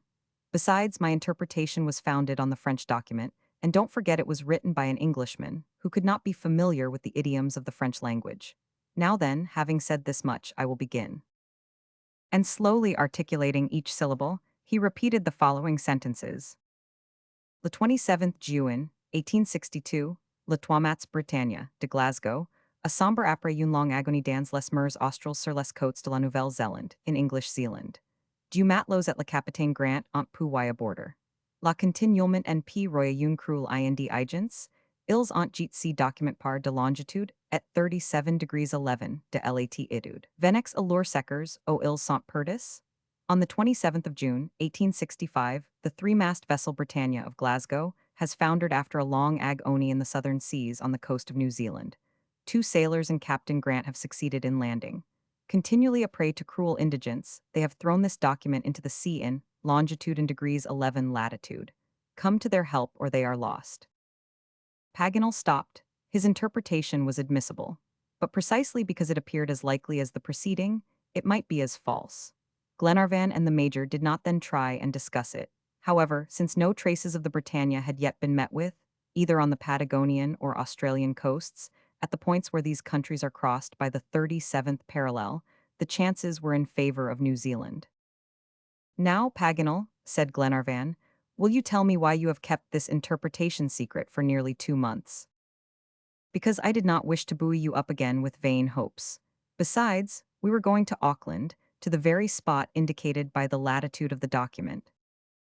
But since then, when we were dragged out of the route, why did you not speak? Because, however just the interpretation, it could do nothing for the deliverance of the captain. Why not, Paganels? Because, admitting that the captain was wrecked on the New Zealand coast, now that 2 years have passed and he has not reappeared, he must have perished by shipwreck or by the New Zealanders. Then you are of the opinion, said Glenarvan, that vestiges of the wreck might be found, but that the survivors of the Britannia have, beyond doubt, perished. Keep all this silent, friends, said Glenarvan, and let me choose a fitting moment to communicate these sad tidings to Captain Grant's children. Chapter 19, A Cry in the Night. The crew soon heard that no light had been thrown on the situation of Captain Grant by the revelations of Ayrton, and it caused profound disappointment among them, for they had counted on the quartermaster, and the quartermaster knew nothing which could put the Duncan on the right track. The yacht therefore continued her course. They had yet to select the island for Ayrton's banishment. Paganel and John Mangles consulted the charts on board, and exactly on the 37th parallel, found a little isle marked by the name of Maria Theresa, a sunken rock in the middle of the Pacific Ocean, 3,500 miles from the American coast, and 500 miles from New Zealand. The nearest land on the north was the archipelago of Paumotu, under the protectorate of France. On the south there was nothing but the eternal ice belt of the polar sea. No ship would come to reconnoiter this solitary isle. No echoes from the world would ever reach it. The storm birds only would rest a while on it during their long flight, and in many charts the rock was not even marked. If ever complete isolation was to be found on Earth, it was on this little out-of-the-way island. Ayrton was informed of its situation and expressed his willingness to live there apart from his fellows. The head of the vessel was in consequence turned toward it immediately. 2 days later, at 2 o'clock, the man on watch signaled land on the horizon. This was Maria Theresa, a low, elongated island, scarcely raised above the waves, and looking like an enormous whale. It was still 30 miles distant from the yacht, whose stem was rapidly cutting her way over the water at the rate of 16 knots an hour. Gradually, the form of the island grew more distinct on the horizon. The orb of day sinking in the west threw up its peculiar outlines in sharp relief. A few peaks of no great elevation stood out here and there, tipped with sunlight. At 5 o'clock, John Mangles could discern a light smoke rising from it. "Is it a volcano?" he asked of Paganel, who was gazing at this new land through his telescope. "I don't know what to think," replied the geographer. "Maria Theresa is a spot little known. Nevertheless, it would not be surprising if its origin were due to some submarine upheaval, and consequently it may be volcanic." "But in that case," said Glenarvan, "is there not reason to fear that if an eruption produced it, an eruption may carry it away?"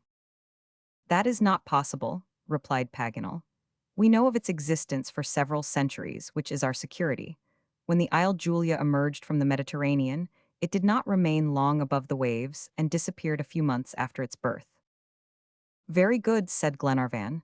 "Do you think, John, we can get there tonight?" "No, your honor, I must not risk the Duncan in the dark, for I am unacquainted with the coast.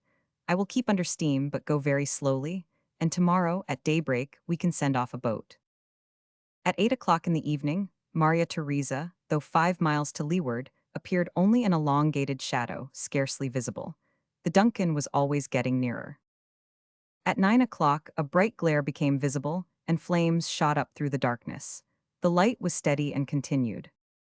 "That confirms the supposition of a volcano," said Paganel, observing it attentively. "Yet," replied John Mangles, "at this distance we ought to hear the noise which always accompanies an eruption, and the east wind brings no sound whatever to our ear." "That's true," said Paganel. "It is a volcano that blazes but does not speak. The gleam seems intermittent too, sometimes, like that of a lighthouse." "You are right," said John Mangles, "and yet we are not on a lighted coast." "Ah," he exclaimed, "another fire! On the shore this time, look, it moves, it has changed its place." John was not mistaken. A fresh fire had appeared, which seemed to die out now and then, and suddenly flare up again. "Is the island inhabited, then?" said Glenarvan. "By savages, evidently," replied Paganel. "But in that case, we cannot leave the quartermaster there." "No," replied the major, "he would be too bad a gift even to bestow on savages." "We must find some other uninhabited island," said Glenarvan, who could not help smiling at the delicacy of McNabbs. "I promised Ayrton his life, and I mean to keep my promise."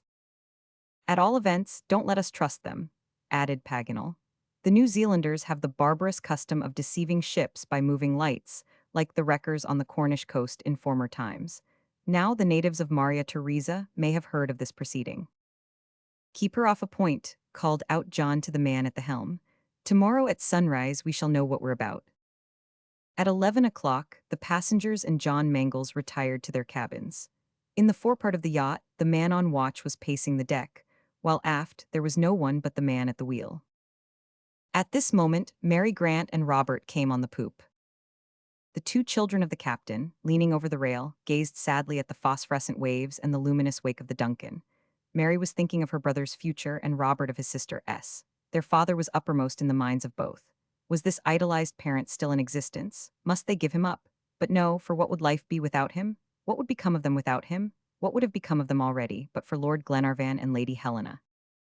The young boy, old above his years through trouble, divined the thoughts that troubled his sister, and taking her hand in his own, said, "Mary, we must never despair. Remember the lessons our father gave us. Keep your courage up, and no matter what befalls you, let us show this obstinate courage which can rise above everything. Up to this time, sister, you have been working for me. It is my turn now, and I will work for you." "Dear Robert," replied the young girl. "I must tell you something," resumed Robert. "You mustn't be vexed, Mary." "Why should I be vexed, my child?" "And you will let me do it." "What do you mean?" said Mary, getting uneasy. "Sister, I am going to be a sailor." "You are going to leave me?" cried the young girl, pressing her brother's hand. "Yes, sister, I want to be a sailor, like my father and Captain John. Mary, dear Mary, Captain John has not lost all hope, he says. You have confidence in his devotion to us, and so have I. He's going to make a grand sailor out of me some day. He has promised me he will, and then we are going to look for our father together. Tell me you are willing, sister mine. What our father would have done for us, it is our duty, mine at least, to do for him.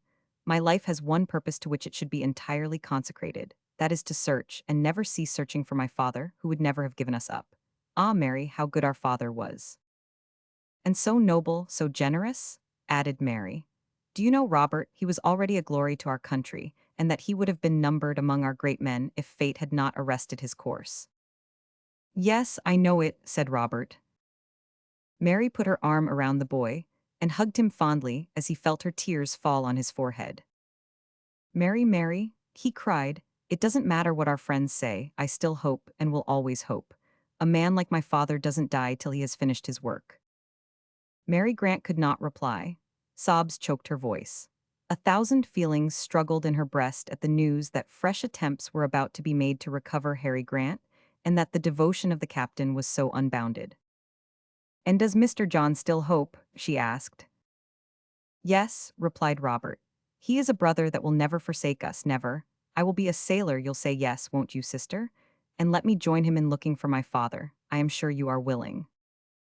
"Yes, I am willing," said Mary. "But the separation," she murmured. "You will not be alone, Mary, I know that. My friend John told me so. Lady Helena will not let you leave her. You are a woman, you can and should accept her kindness. To refuse would be ungrateful, but a man, my father has said 100 times, must make his own way. But what will become of our own dear home in Dundee, so full of memories? We will keep it, little sister. All that is settled, and settled so well, by our friend John and also by Lord Glenarvan. He's to keep you at Malcolm Castle as if you were his daughter. My lord told my friend John so, and he told me. You will be at home there and have someone to speak to about our father, while you are waiting till John and I bring him back to you some day. Ah, what a grand day that will be!" exclaimed Robert, his face glowing with enthusiasm. "My boy, my brother," replied Mary, "how happy my father would be if he could hear you. How much you are like him, dear Robert, like our dear, dear father. When you grow up, you'll be just himself." "I hope I may," said Robert, blushing with filial and sacred pride. "But how shall we requite Lord and Lady Glenarvan?" said Mary Grant. "Oh, that will not be difficult," replied Robert with boyish confidence. "We will love and revere them, and we will tell them so, and we will give them plenty of kisses, and some day, when we can get the chance, we will die for them." "We'll live for them, on the contrary," replied the young girl, covering her brother's forehead with kisses. "They will like that better, and so shall I." The two children then relapsed into silence, gazing out into the dark night, and giving way to long reveries, interrupted occasionally by a question or remark from one to the other. A long swell undulated the surface of the calm sea, and the screw turned up a luminous furrow in the darkness. A strange and altogether supernatural incident now occurred. The brother and sister, by some of those magnetic communications which link souls mysteriously together, were the subjects at the same time and the same instant of the same hallucination. Out of the midst of these waves, with their alternations of light and shadow, a deep plaintive voice sent up a cry, the tones of which thrilled through every fiber of their being. "Come, come," were the words which fell on their ears. They both started up and leaned over the railing, and peered into the gloom with questioning eyes. "Marys, you heard that," cried Robert. but they saw nothing but the long shadow that stretched before them. "Robert," said Mary, pale with emotion, yes, I thought as you did, that we must both be ill with fever, Robert."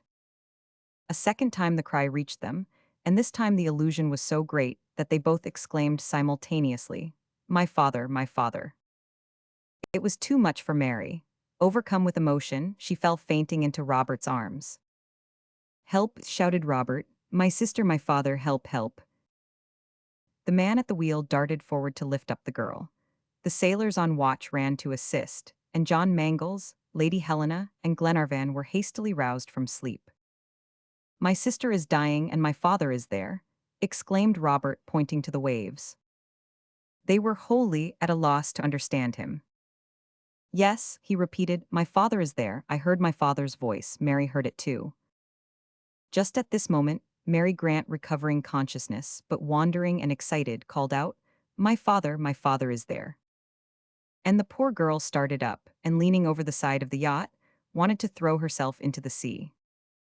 "My lord, Lady Helena," she exclaimed, clasping her hands, "I tell you my father is there. I can declare that I heard his voice come out of the waves like a wail, as if it were a last adieu." The young girl went off again into convulsions and spasms, which became so violent that she had to be carried to her cabin, where Lady Helena lavished every care on her. Robert kept on repeating, my father is there. I am sure of it, my lord." The spectators of this painful scene saw that the captain's children were laboring under an hallucination. But how were they to be undeceived? Glenarvan made an attempt, however. He took Robert's hand and said, "You say you heard your father's voice, my dear boy." "Yes, my lord, there in the middle of the waves. He cried out, 'Come, come.'" "And did you recognize his voice?" "Yes, I recognized it immediately. Yes, yes, I can swear to it. My sister heard it and recognized it as well. How could we both be deceived? My lord, do let us go to my father's help. A boat, a boat." Glenarvan saw it was impossible to undeceive the poor boy, but he tried once more by saying to the man at the wheel, "Hawkins, you were at the wheel, were you not, when Miss Mary was so strangely attacked?" "Yes, your honor," replied Hawkins. "And you heard nothing and saw nothing?" "And nothing." "Now, Robert, see." "If it had been Hawkins's father," returned the boy with indomitable energy, "Hawkins would not say he had heard nothing. It was my father, my lord, my father." Sobs choked his voice. He became pale and silent, and presently fell down insensible, like his sister. Glenarvan had him carried to his bed, where he lay in a deep swoon.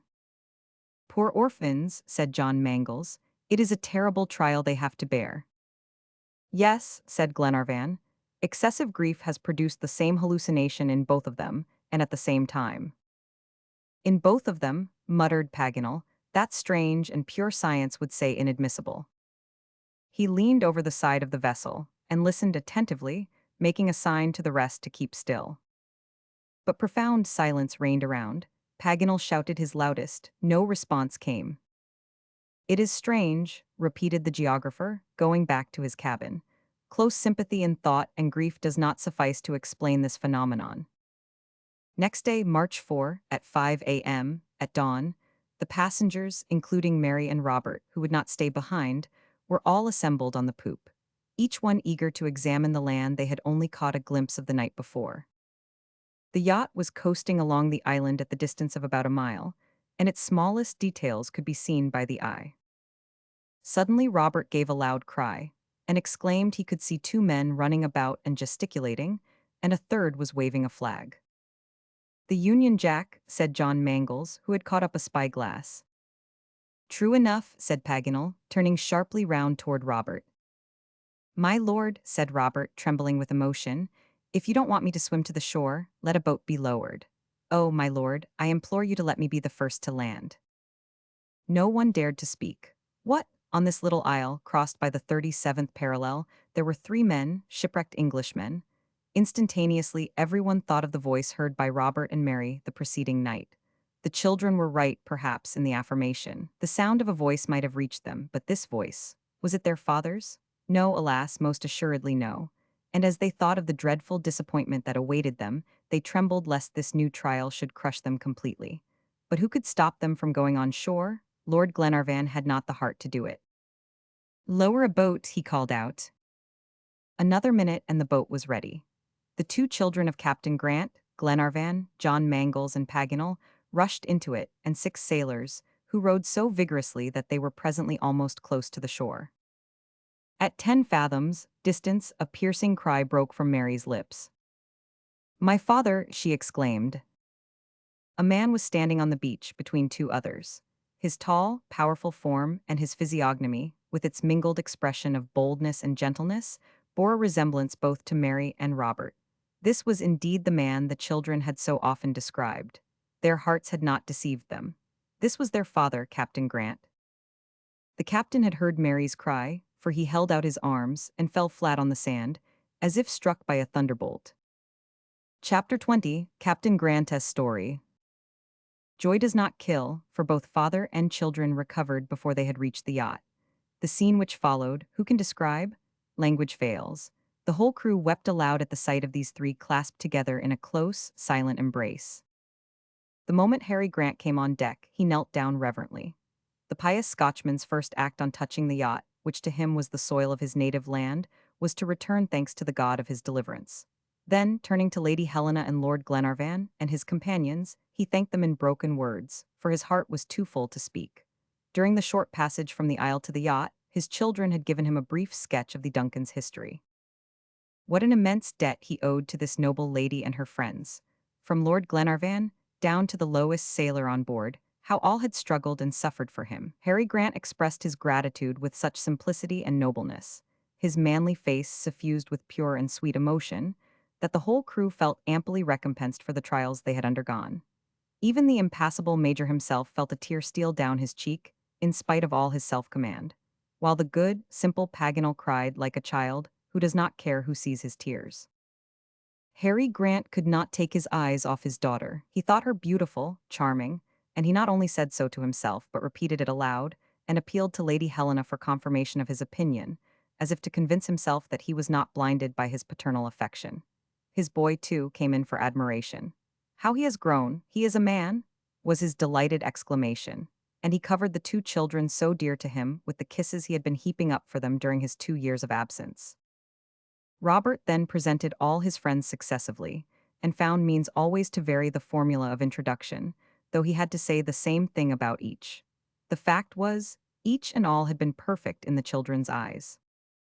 John Mangles blushed like a child when his turn came, and his voice trembled as he spoke to Mary's father. Lady Helena gave Captain Grant a narrative of the voyage, and made him proud of his son and daughter. She told him of the young hero's exploits, and how the lad had already paid back part of the paternal debt to Lord Glenarvan. John Mangles sang Mary's praises in such terms, that Harry Grant, acting on a hint from Lady Helena, put his daughter's hand into that of the brave young captain, and turning to Lord and Lady Glenarvan, said, "My lord, and you, madam, also give your blessing to our children." When everything had been said, and re-said over and over again, Glenarvan informed Harry Grant about Ayrton. Grant confirmed the quartermaster's confession as far as his disembarkation on the coast of Australia was concerned. "He is an intelligent, intrepid man," he added, "whose passions have led him astray. May reflection and repentance bring him to a better mind." But before Ayrton was transferred, Harry Grant wished to do the honors of his rock to his friends. He invited them to visit his wooden house and dine with him in Robinson Crusoe fashion. Glenarvan and his friends accepted the invitation most willingly. Robert and Mary were eagerly longing to see the solitary house where their father had so often wept at the thought of them. A boat was manned, and the captain and his two children, Lord and Lady Glenarvan, the Major, John Mangles, and Paganel, landed on the shores of the island. A few hours sufficed to explore the whole domain of Harry Grant. It was in fact the summit of a submarine mountain, a plateau composed of basaltic rocks and volcanic debris. During the geological epochs of the Earth, this mountain had gradually emerged from the depths of the Pacific, through the action of the subterranean fires. But for ages back, the volcano had been a peaceful mountain, and the filled-up crater, an island rising out of the liquid plain. Then soil formed. The vegetable kingdom took possession of this new land. Several whalers landed domestic animals there in passing, goats and pigs, which multiplied and ran wild, and the three kingdoms of nature were now displayed on this island. sunk in mid-ocean. When the survivors of the shipwrecked Britannia took refuge there, the hand of man began to organize the efforts of nature. In 2 years and a half, Harry Grant and his two sailors had metamorphosed the island. Several acres of well-cultivated land were stocked with vegetables of excellent quality. The house was shaded by luxuriant gum trees. The magnificent ocean stretched before the windows, sparkling in the sunlight. Harry Grant had the table placed beneath the grand trees, and all the guests seated themselves. A hind quarter of a goat, nardoo bread, several bowls of milk, 2 or 3 roots of wild endive, and pure fresh water composed the simple repast, worthy of the shepherds of Arcadia.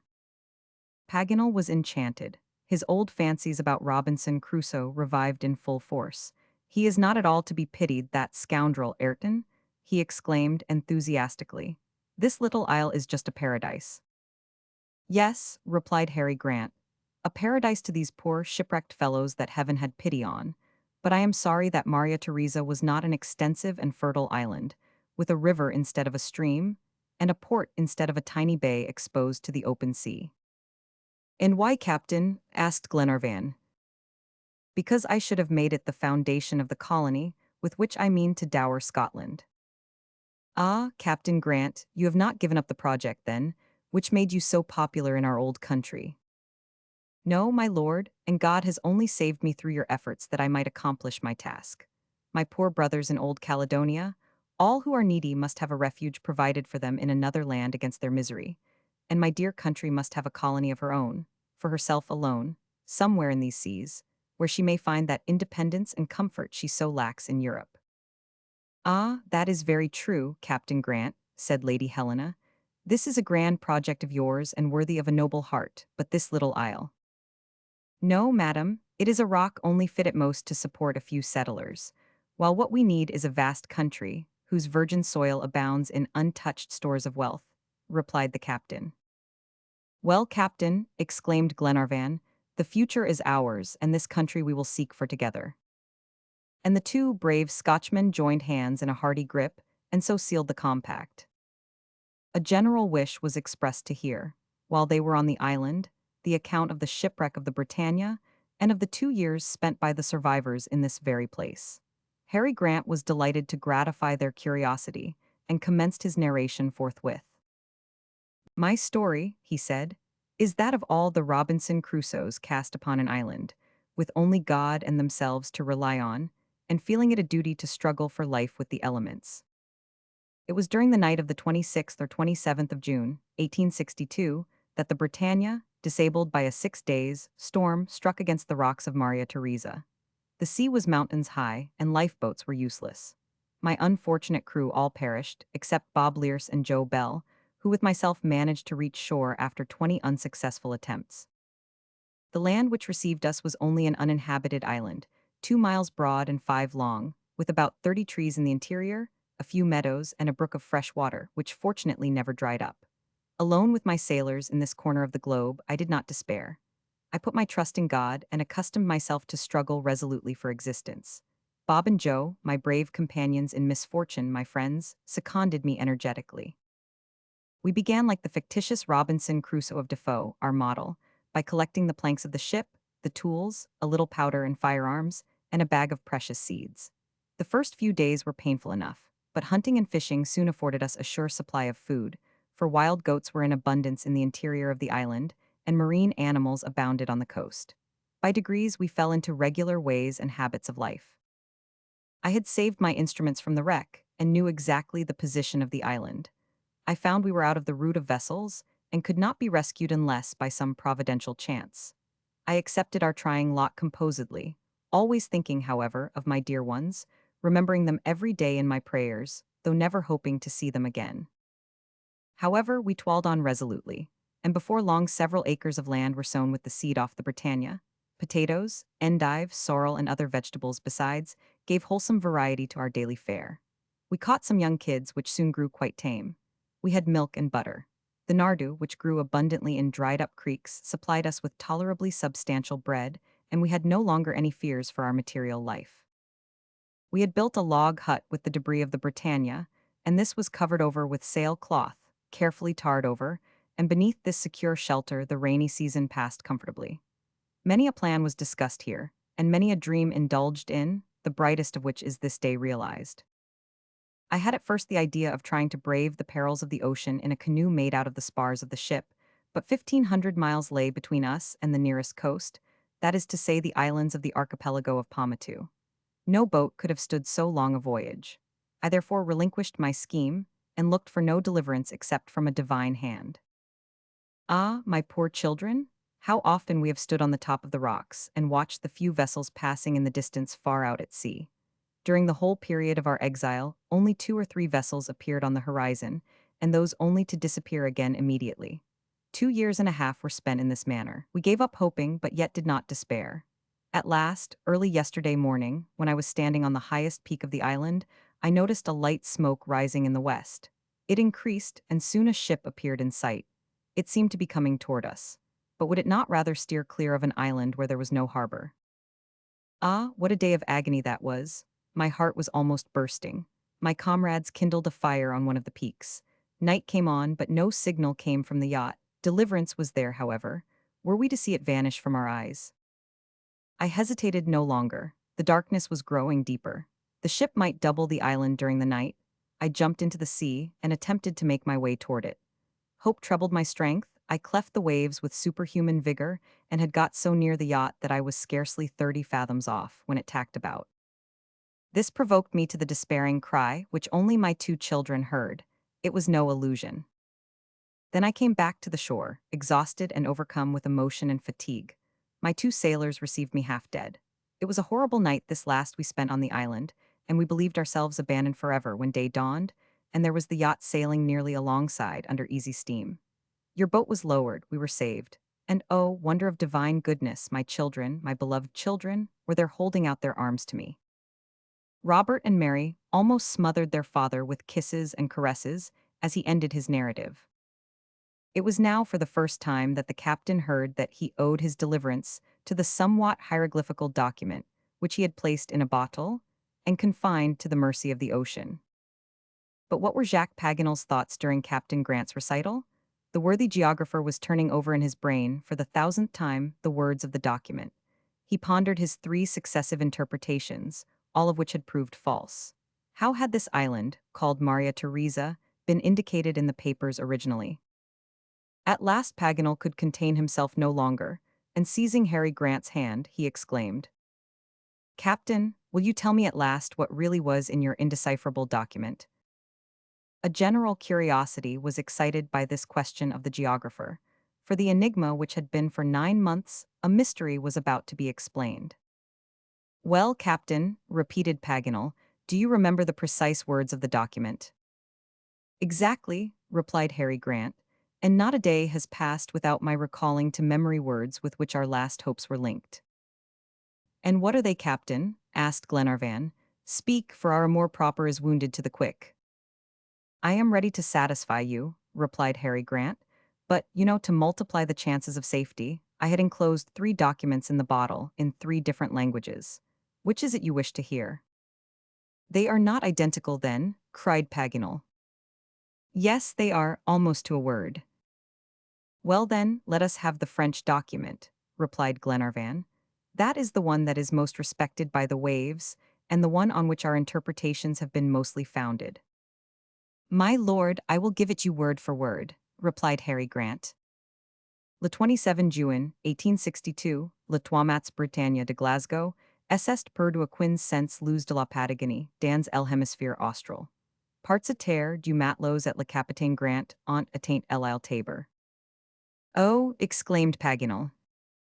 "La," continued Harry Grant, "continuellement en proie à une cruel indigence, ils ont jitsi document par 153 degrees de longitude et 37 degrees 11 de latitude.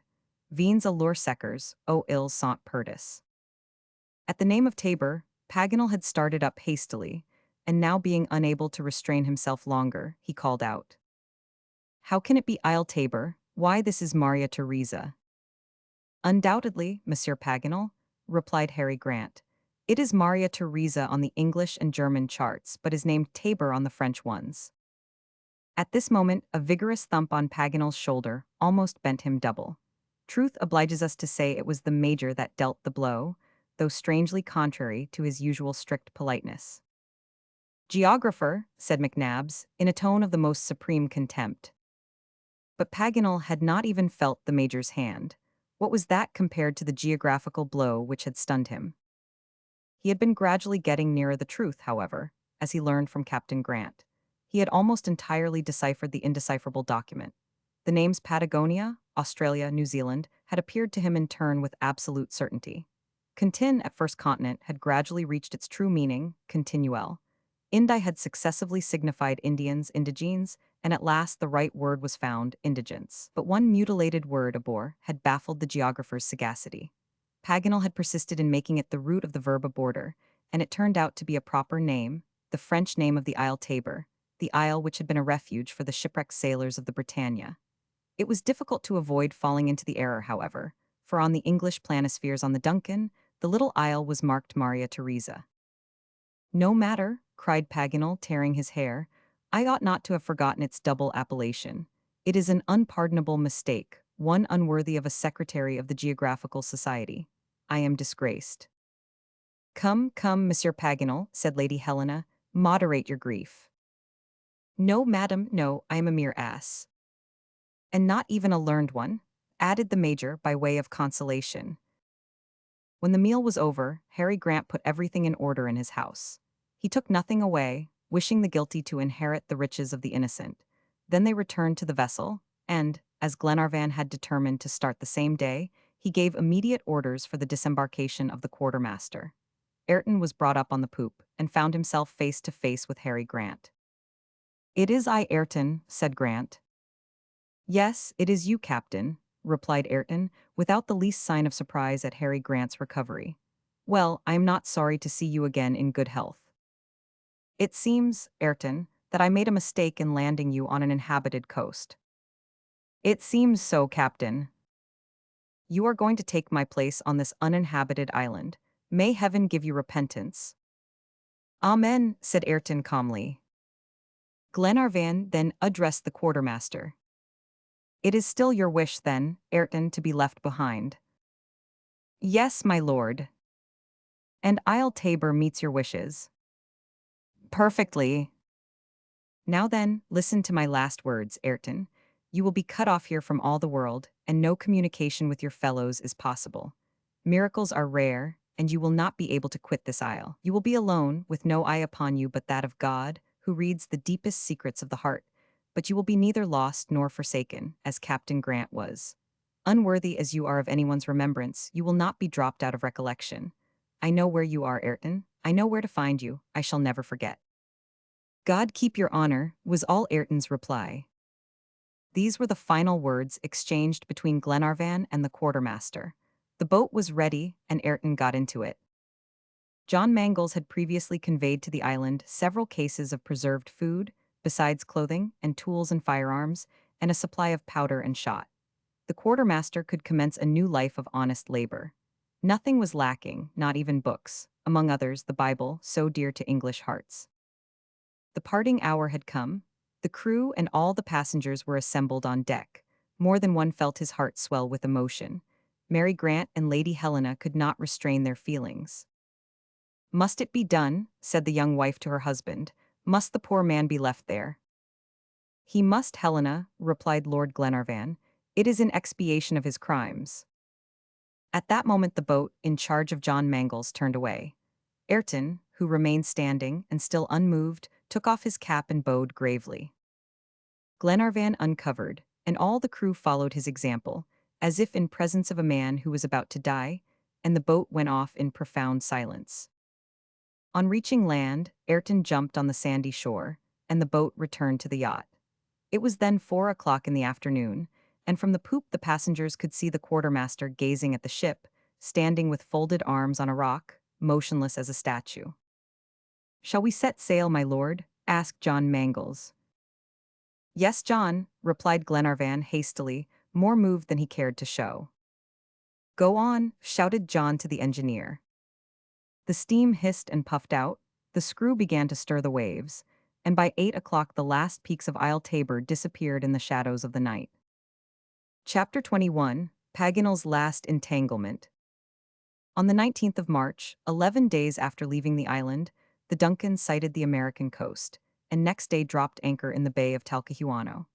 They had come back again after a voyage of 5 months, during which, and keeping strictly along the 37th parallel, they had gone round the world. The passengers in this memorable expedition, unprecedented in the annals of the Travelers' Club, had visited Chile, the Pampas, the Argentine Republic, the Atlantic, the island of Tristan da Cunha, the Indian Ocean, Amsterdam Island, Australia, New Zealand, Isle Tabor, and the Pacific.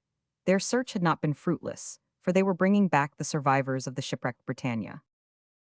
Not one of the brave Scots who set out at the summons of their chief, but could answer to their names. All were returning to their old Scotia. As soon as the Duncan had reprovisioned, she sailed along the coast of Patagonia, doubled Cape Horn, and made a swift run up the Atlantic Ocean.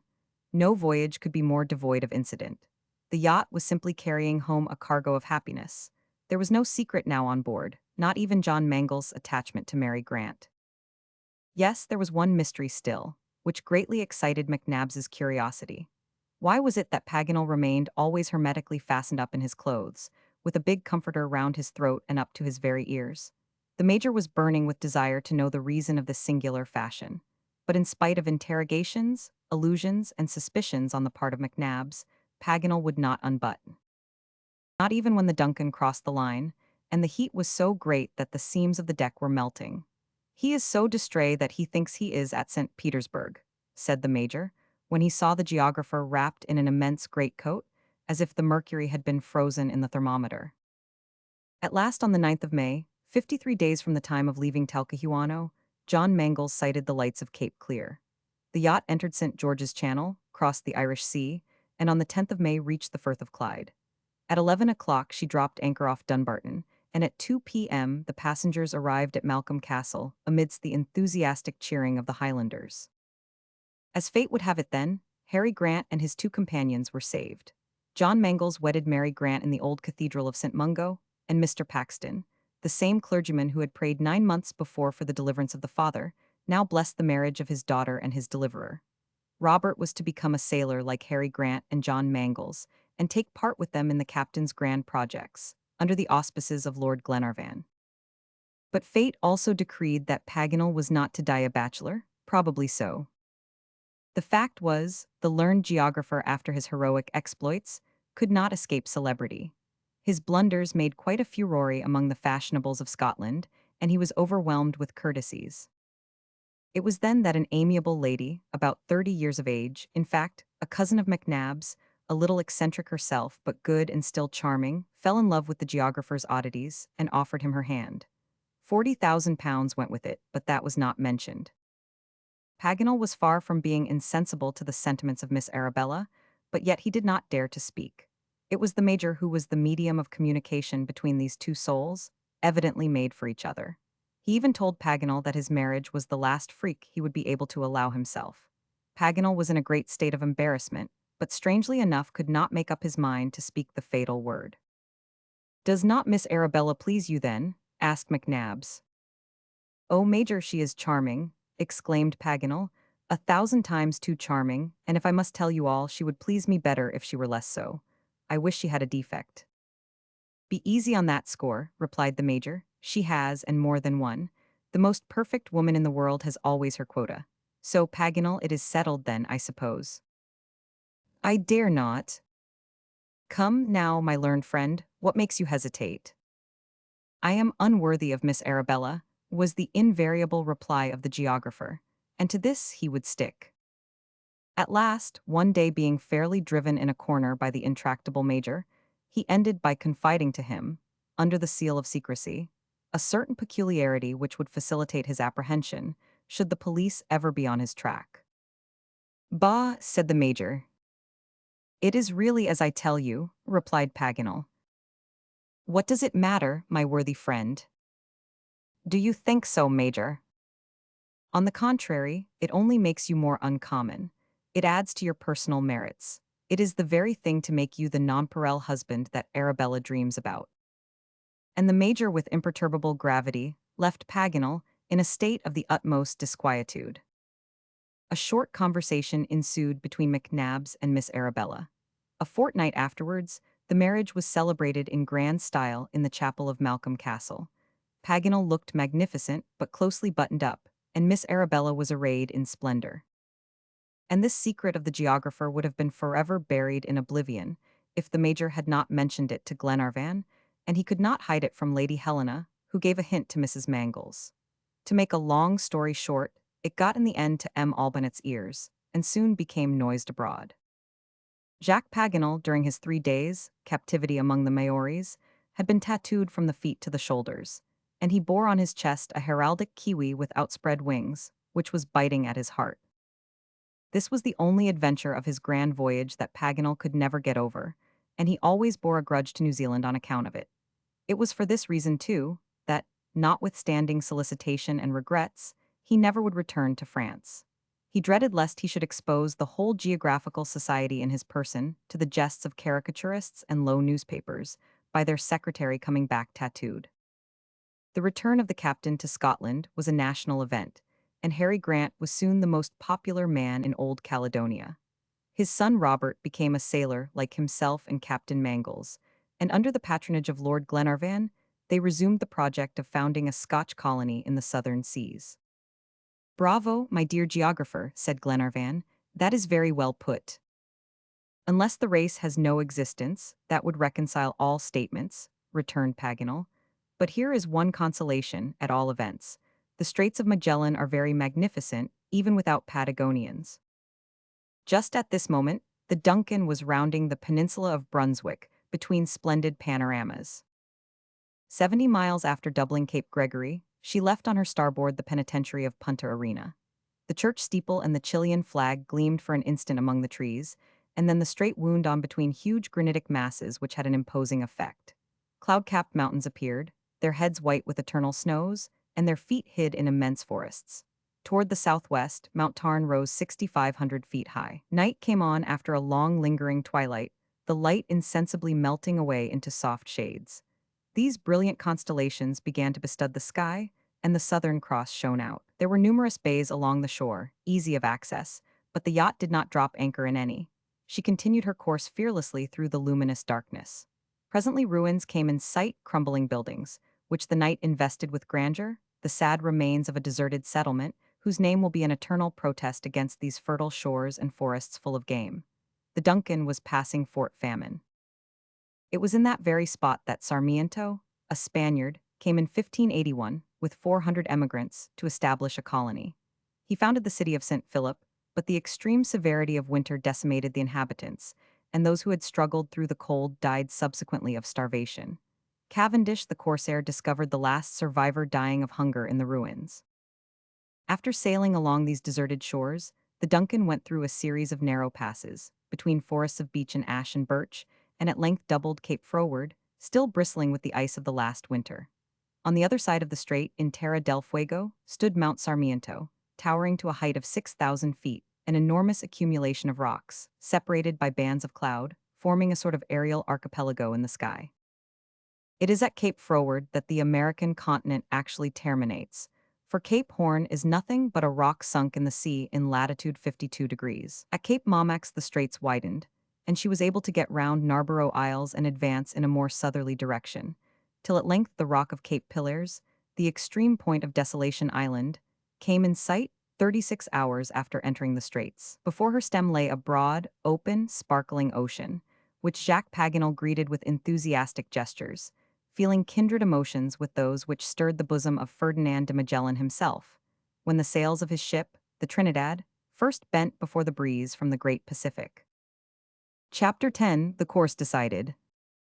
A week after they had doubled the Cape Pillars, the Duncan steamed into the Bay of Talcahuano, a magnificent estuary, 12 miles long and 9 broad. The weather was splendid. From November to March the sky is always cloudless, and a constant south wind prevails, as the coast is sheltered by the mountain range of the Andes. In obedience to Lord Glenarvan's order, John Mangles had sailed as near the archipelago of Chiloe as possible, and examined all the creeks and windings of the coast, hoping to discover some traces of the shipwreck. A broken spar, or any fragment of the vessel, would have put them in the right track, but nothing whatever was visible, and the yacht continued her route, till she dropped anchor at the port of Talcahuano, 42 days from the time she had sailed out of the fogs of the Clyde. Glenarvan had a boat lowered immediately and went on shore, accompanied by Paganel. The learned geographer gladly availed himself of the opportunity of making use of the language he had been studying so conscientiously, but to his great amazement, found he could not make himself understood by the people. "It is the accent I've not got," he said. "Let us go to the custom house," replied Glenarvan. They were informed on arriving there, by means of a few English words, aided by expressive gestures, that the British consul lived at Conception, an hour's ride distant. Glenarvan found no difficulty in procuring 2 fleet horses, and he and Paganel were soon within the walls of the great city, due to the enterprising genius of Valdivia, the valiant comrade of the Pizarros. How it was shorn of its ancient splendor. Often pillaged by the natives, burned in 1819, it lay in desolation and ruins, its walls still blackened by the flames, scarcely numbering 8,000 inhabitants and already eclipsed by Talcahuano.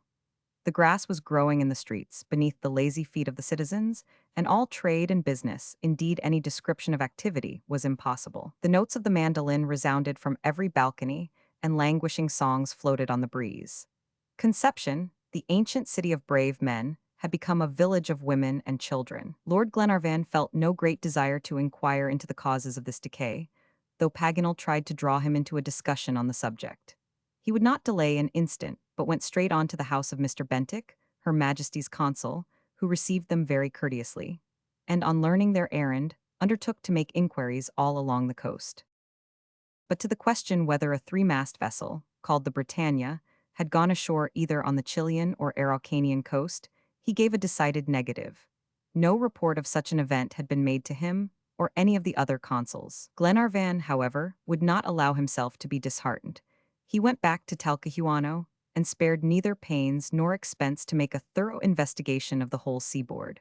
But it was all in vain. The most minute inquiries were fruitless, and Lord Glenarvan returned to the yacht to report his ill success. Mary Grant and her brother could not restrain their grief. Lady Helena did her best to comfort them by loving caresses, while Jacques Paganel took up the document and began studying it again. He had been poring over it for more than an hour when Glenarvan interrupted him and said, "Paganel, I appeal to your sagacity.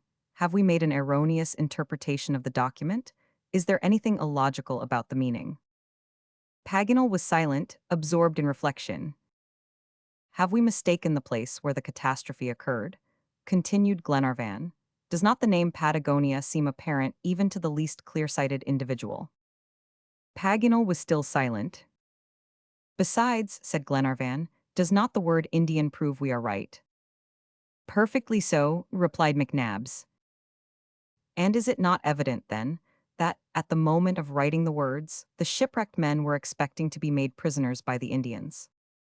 "I take exception to that, my lord," said Paganel, "and even if your other conclusions are right, this, at least, seemed to me irrational." "What do you mean?" asked Lady Helena, while all eyes were fixed on the geographer. "I mean this," replied Paganel, "that Captain Grant is now a prisoner among the Indians, and I further add that the document states it unmistakably." "Explain yourself, sir," said Mary Grant. "Nothing is plainer, dear Mary. Instead of reading the document seront prisonniers, read sont prisonniers, and the whole thing is clear." "But that is impossible," replied Lord Glenarvan.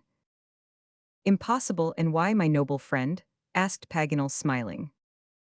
"Because the bottle could only have been thrown into the sea just when the vessel went to pieces on the rocks, and consequently, the latitude and longitude given refer to the actual place of the shipwreck." "There is no proof of that," replied Paganel, "and I see nothing to preclude the supposition that the poor fellows were dragged into the interior by the Indians, and sought to make known the place of their captivity by means of this bottle. Except this fact, my dear Paganel, that there was no sea, and therefore they could not have flung the bottle into it." "Unless they flung it into rivers which ran into the sea," returned Paganel. This reply was so unexpected, and yet so admissible, that it made them all completely silent for a minute, though their beaming eyes betrayed the rekindling of hope in their hearts. Lady Helena was the first to speak. "What an idea!" she exclaimed. "And what a good idea!" was Paganel's naive rejoinder to her exclamation. "What would you advise, then?" said Glenarvan. My advice is to follow the 37th parallel from the point where it touches the American continent to where it dips into the Atlantic, without deviating from it half a degree, and possibly in some part of its course, we shall fall in with the shipwrecked party. There is a poor chance of that, said the major. Poor as it is, returned Paganel, we ought not to lose it.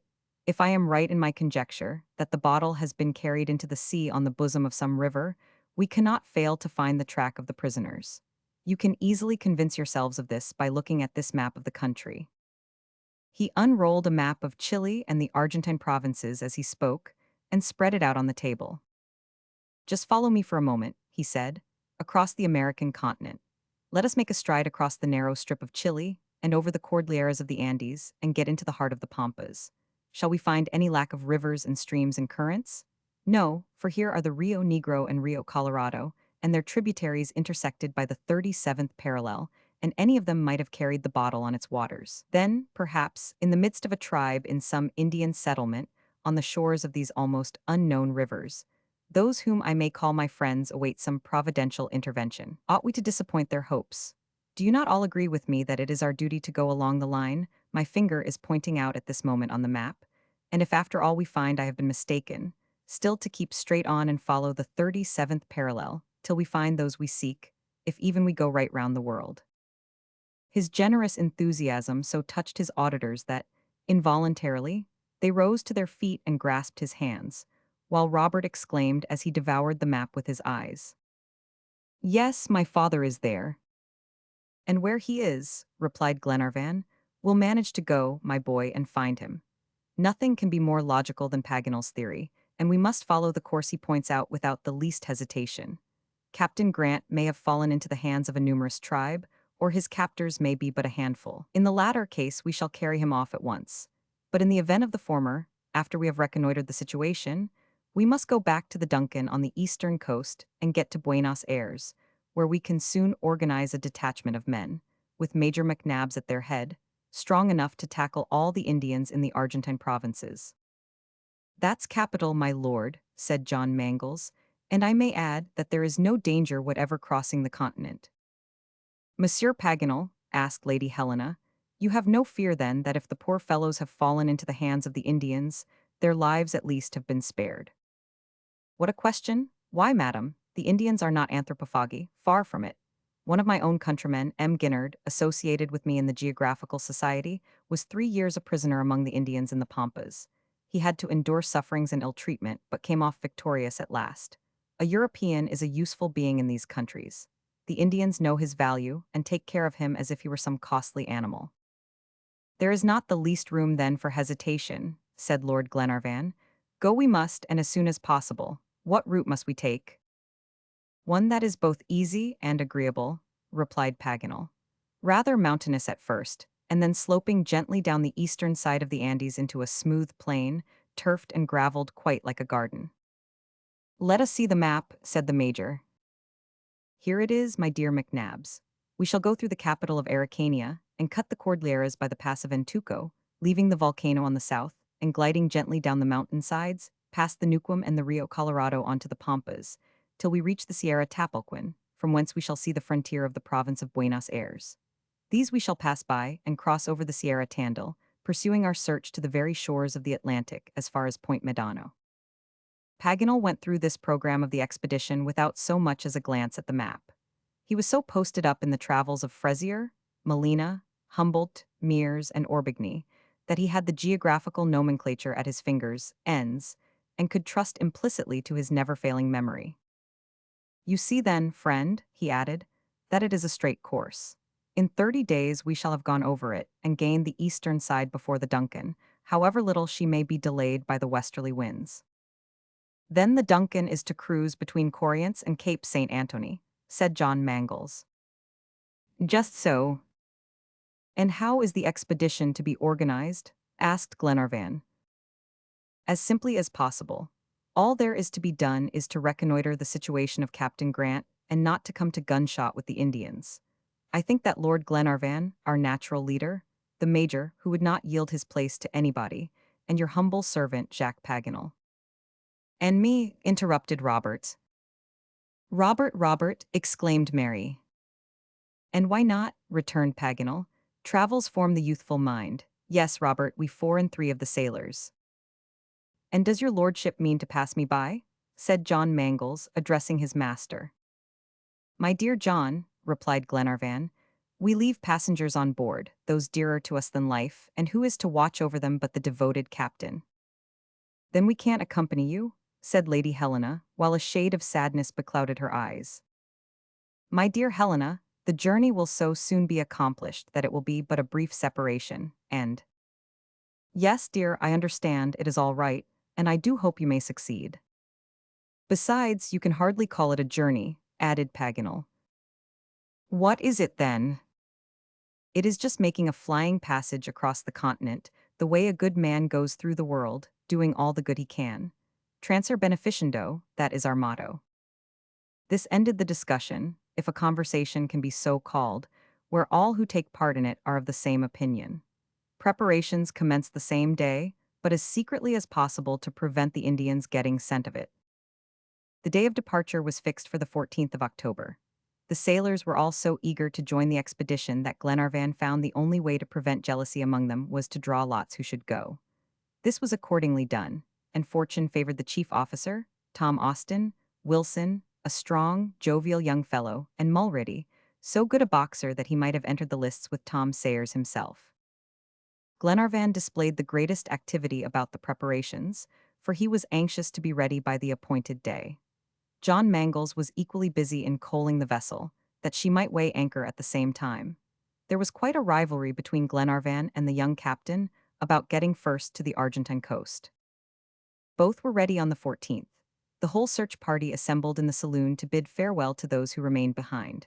The Duncan was just about to get under way, and already the vibration of the screw began to agitate the limpid waters of Talcahuano. Glenarvan, Paganel, McNabbs, Robert Grant, Tom Austin, Wilson, and Mulready stood armed with carbines and Colt's revolvers. Guides and mules awaited them at the landing stairs of the harbor. It is time, said Lord Glenarvan at last. Go then, dear Edward, said Lady Helena, restraining her emotion. Lord Glenarvan clasped her closely to his breast for an instant, and then turned away, while Robert flung his arms round Mary's neck. And now, friends, said Paganel, let's have one good hearty shake of the hand all round, to last us till we get to the shores of the Atlantic. This was not much to ask, but he certainly got strong enough grips to go some way towards satisfying his desire. All went on deck now, and the 7 explorers left the vessel. They were soon on the quay, and as the yacht turned round to pursue her course, she came so near where they stood that Lady Helena could exchange farewells once more. God help you, she called out. Heaven will help us, madam, shouted Paganel in reply, for you may be sure we'll help ourselves. Go on, sung out the captain to his engineer. At the same moment, Lord Glenarvan gave the signal to start, and away went the mules along the coast, while the Duncan steamed out at full speed toward the broad ocean. Chapter 11, Traveling in Chile. The native troops organized by Lord Glenarvan consisted of 3 men and a boy. The captain of the muleteers was an Englishman, who had become naturalized through 20 years' residence in the country. He made a livelihood by letting out mules to travelers, and leading them over the difficult passes of the Cordilleras, after which he gave them in charge of a Baquino, or Argentine guide, to whom the route through the Pampas was perfectly familiar. This Englishman had not so far forgotten his mother tongue among mules and Indians that he could not converse with his countrymen, and a lucky thing it was for them, as Lord Glenarvan found it far easier to give orders than to see them executed. Paganel was still unsuccessful in making himself understood. The Castaways, as he was called in Chilean, had 2 natives called peons, and a boy about 12 years of age under him. The peons took care of the baggage mules, and the boy led the madrina, a young mare adorned with rattle and bells, which walked in front, followed by 10 mules. The travelers rode 7 of these, and the Castaways another. The remaining 2 carried provisions and a few bales of goods, intended to secure the goodwill of the caciques of the plain.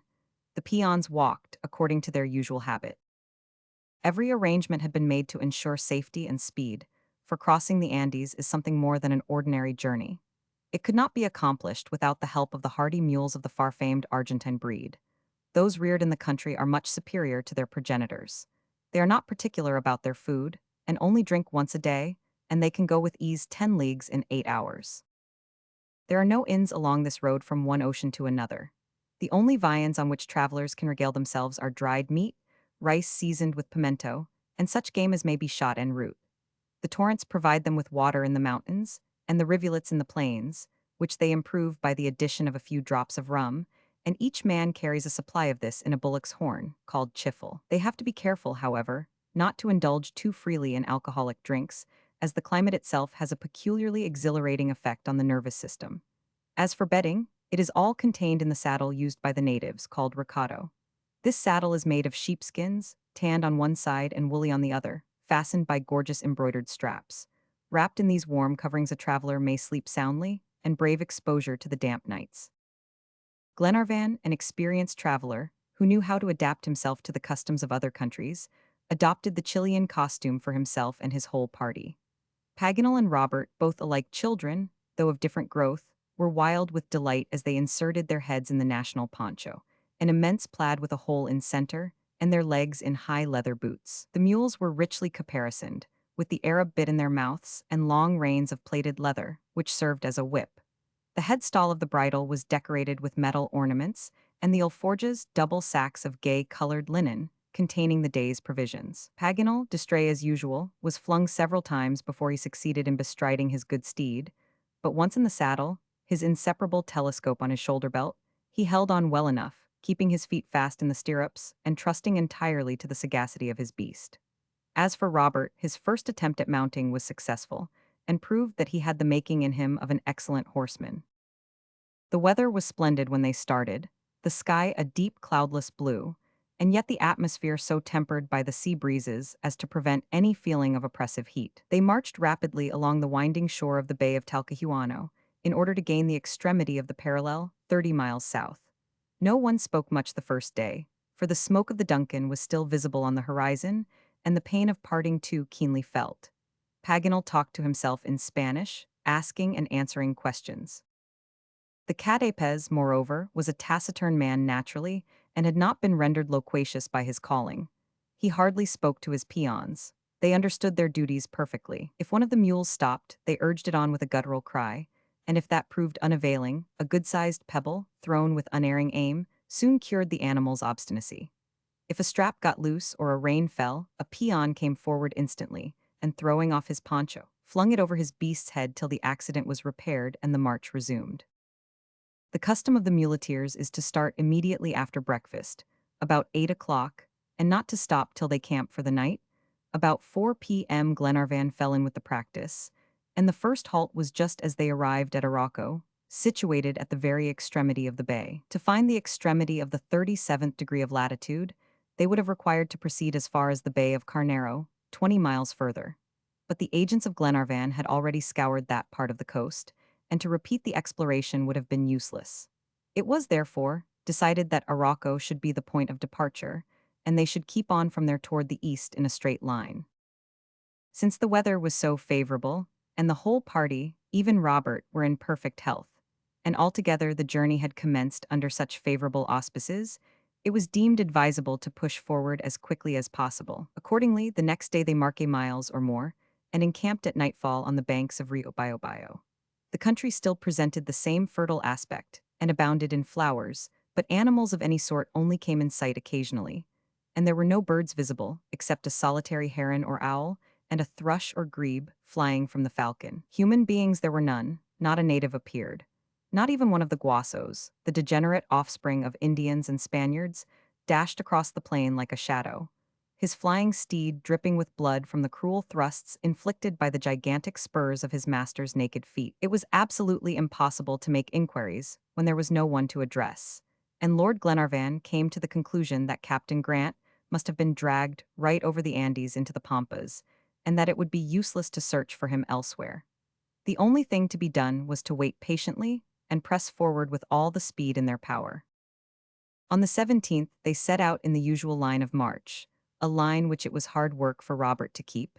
His ardor constantly compelled him to get ahead of the Madrina, to the great despair of his mule. Nothing but a sharp recall from Glenarvan kept the boy in proper order. The country now became more diversified, and the rising ground indicated their approach to a mountainous district.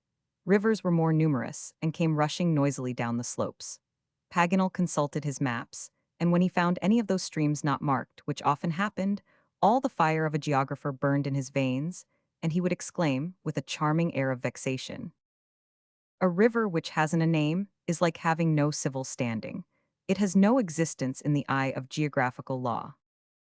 He christened them forthwith, without the least hesitation, and marked them down on the map, qualifying them with the most high-sounding adjectives he could find in the Spanish language. "What a language," he said. "How full and sonorous it is. It is like the metal church bells are made of, composed of 78 parts of copper and 22 of tin."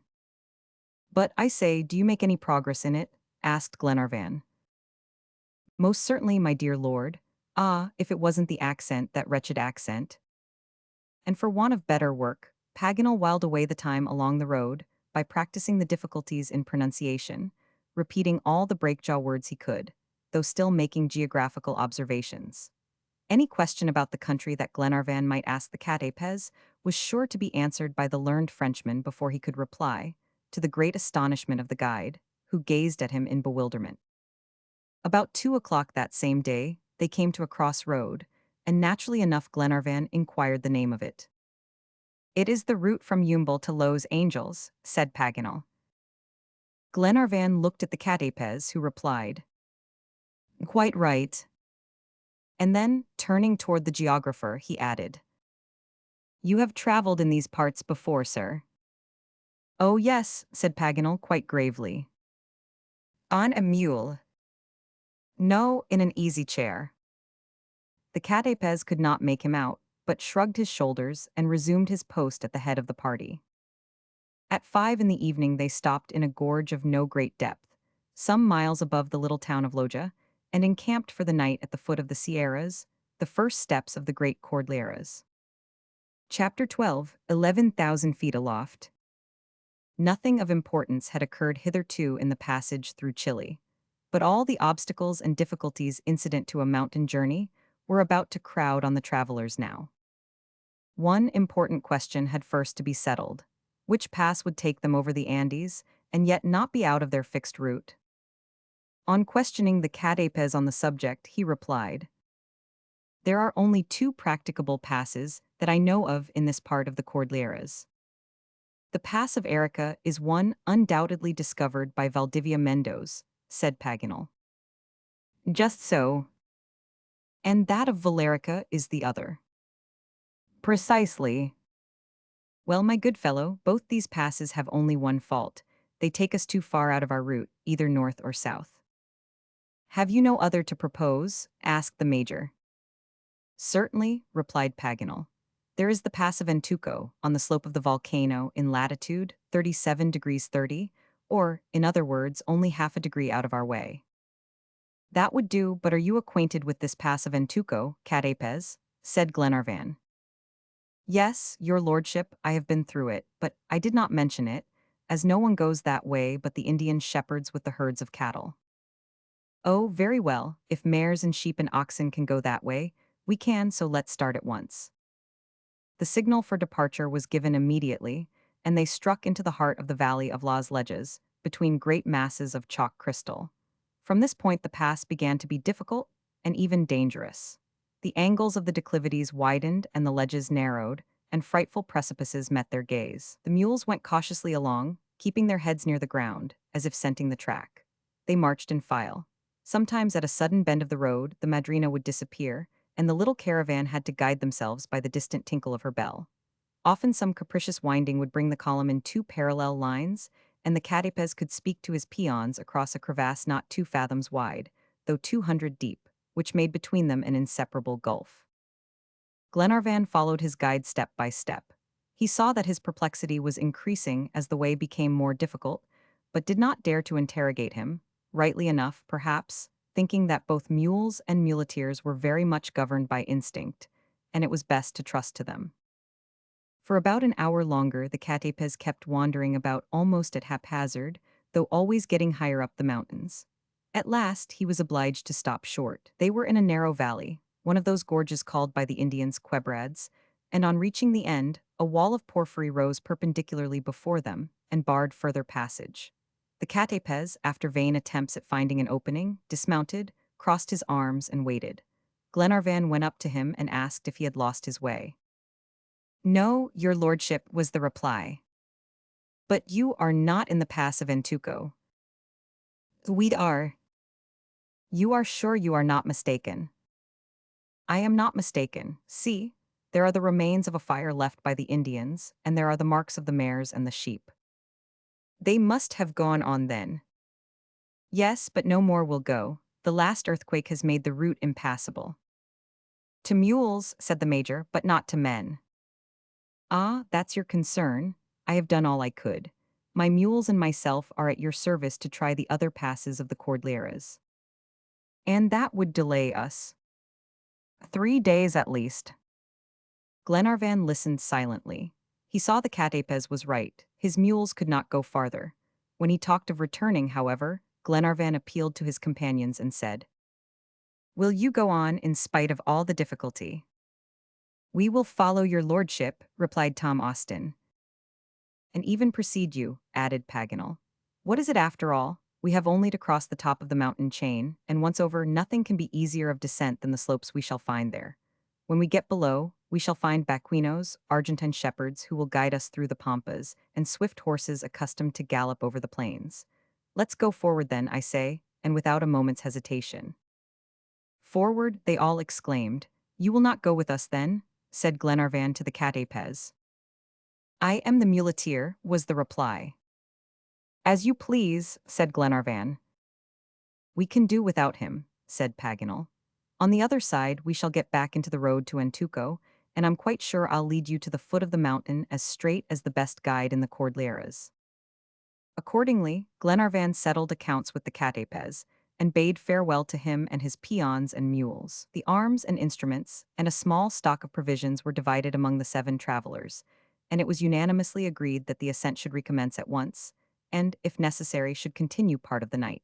There was a very steep winding path on the left, which the mules never would have attempted. It was toilsome work, but after 2 hours' exertion and a great deal of roundabout climbing, the little party found themselves once more in the pass of Antuco. They were not far now from the highest peak of the Cordilleras, but there was not the slightest trace of any beaten path. The entire region had been overturned by recent shocks of earthquake, and all they could do was to keep on climbing higher and higher. Paganel was rather disconcerted at finding no way out to the other side of the chain, and laid his account with having to undergo great fatigue before the topmost peaks of the Andes could be reached, for their mean height is between 11 and 12,600 feet. Fortunately, the weather was calm and the sky clear, in addition to the season being favorable, but in winter, from May to October, such an ascent would have been impracticable. The intense cold quickly kills travelers, and those who even manage to hold out against it fall victims to the violence of the temporals, a sort of hurricane peculiar to those regions, which yearly fills the abysses of the Cordilleras with dead bodies. They went on toiling steadily upward all night, hoisting themselves up to almost inaccessible plateaus and leaping over broad, deep crevasses. They had no ropes, but arms linked in arms supplied the lack, and shoulders served for ladders. The strength of Mulready and the dexterity of Wilson were taxed heavily now. These 2 brave Scots multiplied themselves, so to speak. Many a time, but for their devotion and courage, the small band could not have gone on. Glenarvan never lost sight of young Robert, for his age and vivacity made him imprudent. Paganel was a true Frenchman in his impetuous ardor, and hurried furiously along. The major, on the contrary, only went as quick as was necessary, neither more nor less, climbing without the least apparent exertion. Perhaps he hardly knew, indeed, that he was climbing at all, or perhaps he fancied he was descending. The whole aspect of the region had now completely changed. Huge blocks of glittering ice, of a bluish tint on some of the declivities, stood up on all sides, reflecting the early light of morn. The ascent became very perilous. They were obliged to reconnoiter carefully before making a single step, on account of the crevasses. Wilson took the lead and tried the ground with his feet. His companions followed exactly in his footprints, lowering their voices to a whisper, as the least sound would disturb the currents of air, and might cause the fall of the masses of snow suspended in the air 700 or 800 feet above their heads. They had come now to the region of shrubs and bushes, which, higher still, gave place to grasses and cacti. At 11,000 feet, all trace of vegetation had disappeared. They had only stopped once to rest and snatch a hurried meal to recruit their strength. With superhuman courage, the ascent was then resumed amid increasing dangers and difficulties. They were forced to bestride sharp peaks and leap over chasms so deep that they did not dare to look down them. In many places, wooden crosses marked the scene of some great catastrophes. About 2 o'clock, they came to an immense barren plain without a sign of vegetation. The air was dry and the sky unclouded blue. At this elevation, rain is unknown, and vapors only condense into snow or hail. Here and there, peaks of porphyry or basalt pierced through the white winding sheet like the bones of a skeleton, and at intervals, fragments of quartz or gneiss, loosened by the action of the air, fell down with a faint, dull sound, which in a denser atmosphere would have been almost imperceptible. However, in spite of their courage, the strength of the little band was giving way. Glenarvan regretted they had gone so far into the interior of the mountain when he saw how exhausted his men had become. Young Robert held out manfully, but he could not go much farther. At 3 o'clock, Glenarvan stopped and said, "We must rest." He knew if he did not himself propose it, no one else would. "Rest," rejoined Paganel, "we have no place of shelter." "It is absolutely necessary, however, if it were only for Robert." "No, no," said the courageous lad, "I can still walk, don't stop." "You shall be carried, my boy, but we must get to the other side of the Cordilleras. Cost what it may there, we may perhaps find some hut to cover us. All I ask is a 2 hours longer march." "Are you all of the same opinion?" said Glenarvan. "Yes," was the unanimous reply, and Mulrady added, "I'll carry the boy." The march eastward was forthwith resumed. They had a frightful height to climb, yet to gain the topmost peaks. The rarefaction of the atmosphere produced that painful oppression known by the name of puna. Drops of blood stood on the gums and lips, and respiration became hurried and difficult. However strong the will of these brave men might be, the time came at last when their physical powers failed, and vertigo, that terrible malady in the mountains, destroyed not only their bodily strength but their moral energy. Falls became frequent, and those who fell could not rise again, but dragged themselves along on their knees. But just as exhaustion was about to make short work of any further ascent, and Glenarvan's heart began to sink as he thought of the snow lying far as the eye could reach, and of the intense cold, and saw the shadow of night fast overspreading the desolate peaks, and knew they had not a roof to shelter them. Suddenly the Major stopped and said, in a calm voice, "A hut." Chapter 13, A Sudden Descent. Anyone else but McNabbs might have passed the hut 100 times, and gone all round it, and even over it without suspecting its existence. It was covered with snow, and scarcely distinguishable from the surrounding rocks, but Wilson and Mulrady succeeded in digging it out and clearing the opening after half an hour's hard work, to the great joy of the whole party, who eagerly took possession of it. They found it was a casucha, constructed by the Indians, made of adobes, a species of bricks baked in the sun. Its form was that of a cube, 12 feet on each side, and it stood on a block of basalt. A stone stair led up to the door, the only opening, and narrow as this door was, the hurricane and snow and hail found their way in when the temporals were unchained in the mountains. 10 people could easily find room in it, and though the walls might be none too watertight in the rainy season, at this time of the year, at any rate, it was sufficient protection against the intense cold, which, according to the thermometer, was 10 degrees below zero. Besides, there was a sort of fireplace in it, with a chimney of bricks, badly enough put together, certainly, but still it allowed of a fire being lighted. "This will shelter us at any rate," said Glenarvan, "even if it is not very comfortable. Providence has led us to it, and we can only be thankful." "Why, it is a perfect palace, I call it," said Paganel. "We only want flunkies and courtiers. We shall do capital here. Especially when there is a good fire blazing on the hearth, for we are quite as cold as we are hungry. For my part, I would rather see a good faggot just now than a slice of venison." "Well, Tom, we'll try and get some combustible or other," said Paganel. "Combustibles on the top of the Cordilleras?" exclaimed Mulrady in a dubious tone. "Since there is a chimney in the casucha," said the Major, "the probability is that we shall find something to burn in it." "Our friend McNabbs is right," said Glenarvan. "Get everything in readiness for supper, and I'll go out and turn woodcutter." "Wilson and I will go with you," said Paganel. "Do you want me?" asked Robert, getting up. "No, my brave boy, rest yourself. You'll be a man when others are only children at your age," replied Glenarvan. On reaching the little mound of porphyry, Glenarvan and his two companions left the casucha. In spite of the perfect calmness of the atmosphere, the cold was stinging. Paganel consulted his barometer and found that the depression of the mercury corresponded to an elevation of 11,000 feet, only 910 meters lower than Mont Blanc. But if these mountains had presented the difficulties of the giant of the Swiss Alps, not one of the travelers could have crossed the great chain of the New World. On reaching a little mound of porphyry, Glenarvan and Paganel stopped to gaze about them and scan the horizon on all sides. They were now on the summit of the Nevadas of the Cordilleras and could see over an area of 40 miles. The valley of the Colorado was already sunk in shadow, and night was fast drawing her mantle over the eastern slopes of the Andes. The western side was illumined by the rays of the setting sun, and peaks and glaciers flashed back his golden beams with dazzling radiance. On the south, the view was magnificent. Across the wild valley of the Torbido, about 2 miles distant, rose the volcano of Antuco. The mountain roared like some enormous monster and vomited red smoke, mingled with torrents of sooty flame. The surrounding peaks appeared on fire. Showers of red-hot stones, clouds of reddish vapor and rockets of lava, all combined, presented the appearance of glowing, sparkling streams. The splendor of the spectacle increased every instant as night deepened, and the whole sky became lighted up with a dazzling reflection of the blazing crater, while the sun, gradually becoming shorn of his sunset glories, disappeared like a star lost in the distant darkness of the horizon. Paganel and Glenarvan would have remained long enough gazing at the sublime struggle between the fires of earth and heaven if the more practical Wilson had not reminded them of the business on hand. There was no wood to be found, however, but fortunately the rocks were covered with a poor, dry species of lichen. Of this they made an ample provision, as well as of a plant called loretta, the root of which burns tolerably well. This precious combustible was carried back to the casucha and heaped up on the hearth.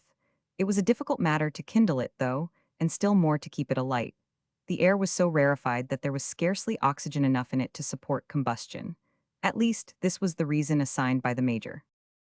By way of compensation, however, he added, water will boil at less than 100 degrees heat. It will come to the point of ebullition before 99 degrees. McNabbs was right, as the thermometer proved, for it was plunged into the kettle when the water boiled, and the mercury only rose to 99 degrees. Coffee was soon ready and eagerly gulped down by everybody. The dry meat certainly seemed poor fare, and Paganel couldn't help saying, I tell you what, some grilled llama wouldn't be bad with this, would it? They say that the llama is substitute for the ox and the sheep, and I should like to know if it is, in an alimentary respect. What? Replied the major. You're not content with your supper, most learned Paganel. Enchanted with it, my brave major, still I must confess I should not say no to a dish of llama. You are a sybarite.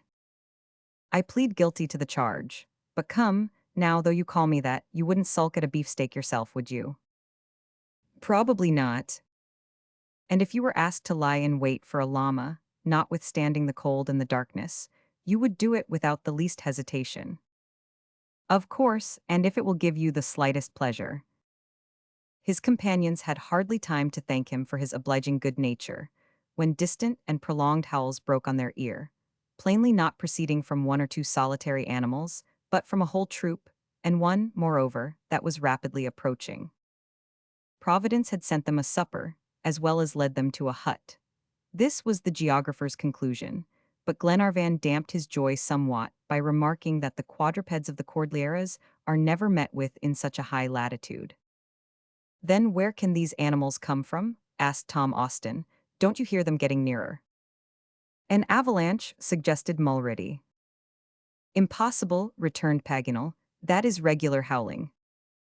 Let us go out and see, said Glenarvan. Yes, and be ready for hunting, replied McNabbs, arming himself with his carbine. They all rushed forthwith out of the casucha.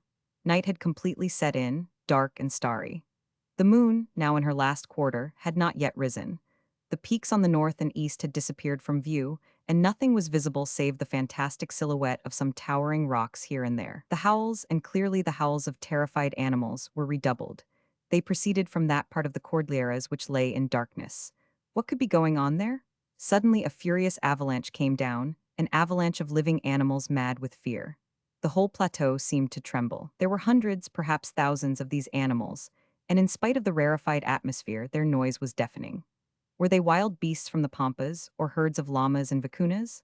Glenarvan, McNabbs, Robert, Austin, and the two sailors had just time to throw themselves flat on the ground before they swept past like a whirlwind, only a few paces distant. Paganel, who had remained standing, to take advantage of his peculiar powers of sight, was knocked down in a twinkling. At the same moment the report of firearms was heard. The major had fired, and it seemed to him that an animal had fallen close by, and that the whole herd, yelling louder than ever, had rushed down and disappeared among the declivities lighted up by the reflection of the volcano. "Ah, I've got them," said a voice, the voice of Paganel. "Got what?" asked Glenarvan. "My spectacles," was the reply. "One might expect to lose that much in such a tumult as this." "You are not wounded, I hope." "No, only knocked down, but by what?" "By this," replied the major, holding up the animal he had killed. They all hastened eagerly into the hut, to examine McNabb's prize by the light of the fire. It was a pretty creature, like a small camel without a hump. The head was small and the body flattened, the legs were long and slender, the skin fine, and the hair the color of café au lait. Paganel had scarcely looked at it before he exclaimed, "A guanaco." "What sort of an animal is that?" asked Glenarvan. "One you can eat." "And it is good savory meat, I assure you, a dish of Olympus. I knew we should have fresh meat for supper and such meat, but who is going to cut up the beast?" "I will," said Wilson. "Well, I'll undertake to cook it," said Paganel. "Can you cook then, Monsieur Paganel?" asked Robert. "I should think so, my boy. I'm a Frenchman, and in every Frenchman there is a cook." 5 minutes afterward Paganel began to grill large slices of venison on the embers made by the use of the Lorettas, and in about 10 minutes a dish was ready, which he served up to his companions by the tempting name of guanaco cutlets. No one stood on ceremony, but fell to with a hearty good will. To the absolute stupefaction of the geographer, however, the first mouthful was greeted with a general grimace, and such exclamations as "tough," "it is horrible," "it is not eatable." The poor savant was obliged to own that his cutlets could not be relished, even by hungry men. They began to banter him about his Olympian dish, and indulge in jokes at his expense. But all he cared about was to find out how it happened that the flesh of the guanaco, which was certainly good and eatable food, had turned out so badly in his hands. At last light broke in on him, and he called out, "I see through it now. Yes, I see through it. I have found out the secret now." "The meat was too long kept, was it?" asked McNabbs quietly. "No, but the meat had walked too much. How could I have forgotten that?" "What do you mean?" asked Tom Austin. "I mean this, the guanaco is only good for eating when it is killed in a state of rest. If it has been long hunted, and gone over much ground before it is captured, it is no longer eatable. I can affirm the fact by the mere taste that this animal has come a great distance, and consequently the whole herd has." "You are certain of this?" asked Glenarvan. "Absolutely certain." "But what could have frightened the creatures so, and driven them from their haunts, when they ought to have been quietly sleeping?" "That's a question, my dear Glenarvan, I could not possibly answer. Take my advice, and let us go to sleep without troubling our heads about it. I say, Major, shall we go to sleep?" "Yes, we'll go to sleep, Paganel." Each one, thereupon, wrapped himself up in his poncho, and the fire was made up for the night. Loud snores in every tune and key soon resounded from all sides of the hut, the deep bass contribution of Paganel completing the harmony. But Glenarvan could not sleep. Secret uneasiness kept him in a continual state of wakefulness. His thoughts reverted involuntarily to those frightened animals flying in one common direction, impelled by one common terror. They could not be pursued by wild beasts, for at such an elevation there were almost none to be met with, and of hunters still fewer. What terror then could have driven them among the precipices of the Andes? Glenarvan felt a presentiment of approaching danger. But gradually he fell into a half-drowsy state, and his apprehensions were lulled. Hope took the place of fear. He saw himself on the morrow on the plains of the Andes, where the search would actually commence, and perhaps success was close at hand. He thought of Captain Grant and his two sailors, and their deliverance from cruel bondage. As these visions passed rapidly through his mind, every now and then he was roused by the crackling of the fire, or sparks flying out, or some little jet of flame would suddenly flare up and illumine the faces of his slumbering companions. Then his presentiments returned in greater strength than before, and he listened anxiously to the sounds outside the hut. At certain intervals he fancied he could hear rumbling noises in the distance, dull and threatening like the mutterings of thunder before a storm. There surely must be a storm raging down below at the foot of the mountains. He got up and went out to sea. The moon was rising.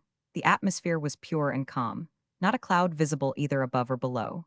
Here and there was a passing reflection from the flames of Antuco, but neither storm nor lightning, and myriads of bright stars studded the zenith. Still, the rumbling noises continued. They seemed to meet together and cross the chain of the Andes. Glenarvan returned to the casucha more uneasy than ever, questioning within himself as to the connection between these sounds and the flight of the guanacos. He looked at his watch and found the time was about 2 in the morning. As he had no certainty, however, of any immediate danger, he did not wake his companions, who were sleeping soundly after their fatigue, and after a little dozed off himself and slumbered heavily for some hours. All of a sudden a violent crash made him start to his feet. A deafening noise fell on his ear like the roar of artillery. He felt the ground giving way beneath him, and the casucha rocked to and fro and opened. He shouted to his companions, but they were already awake and tumbling pell-mell over each other. They were being rapidly dragged down a steep declivity. Day dawned and revealed a terrible scene. The form of the mountains changed in an instant. Cones were cut off. Tottering peaks disappeared as if some trap had opened at their base. Owing to a peculiar phenomenon of the Cordilleras, an enormous mass, many miles in extent, had been displaced entirely and was speeding down toward the plain. An earthquake, exclaimed Paganel. He was not mistaken. It was one of those cataclysms frequent in Chile, and in this very region where Copiapo had been twice destroyed, and Santiago 4 times laid in ruins in 14 years.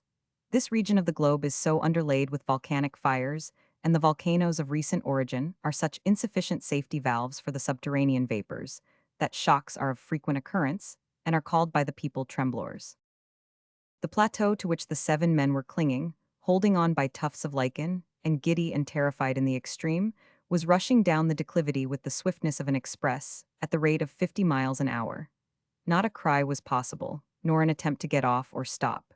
They could not even have heard themselves speak. The internal rumblings, the crash of the avalanches, the fall of masses of granite and basalt, and the whirlwind of pulverized snow, made all communication impossible. Sometimes they went perfectly smoothly along without jolts or jerks, and sometimes, on the contrary, the plateau would reel and roll like a ship in a storm, coasting past abysses in which fragments of the mountain were falling, tearing up trees by the roots, and leveling, as if with the keen edge of an immense scythe, every projection of the declivity.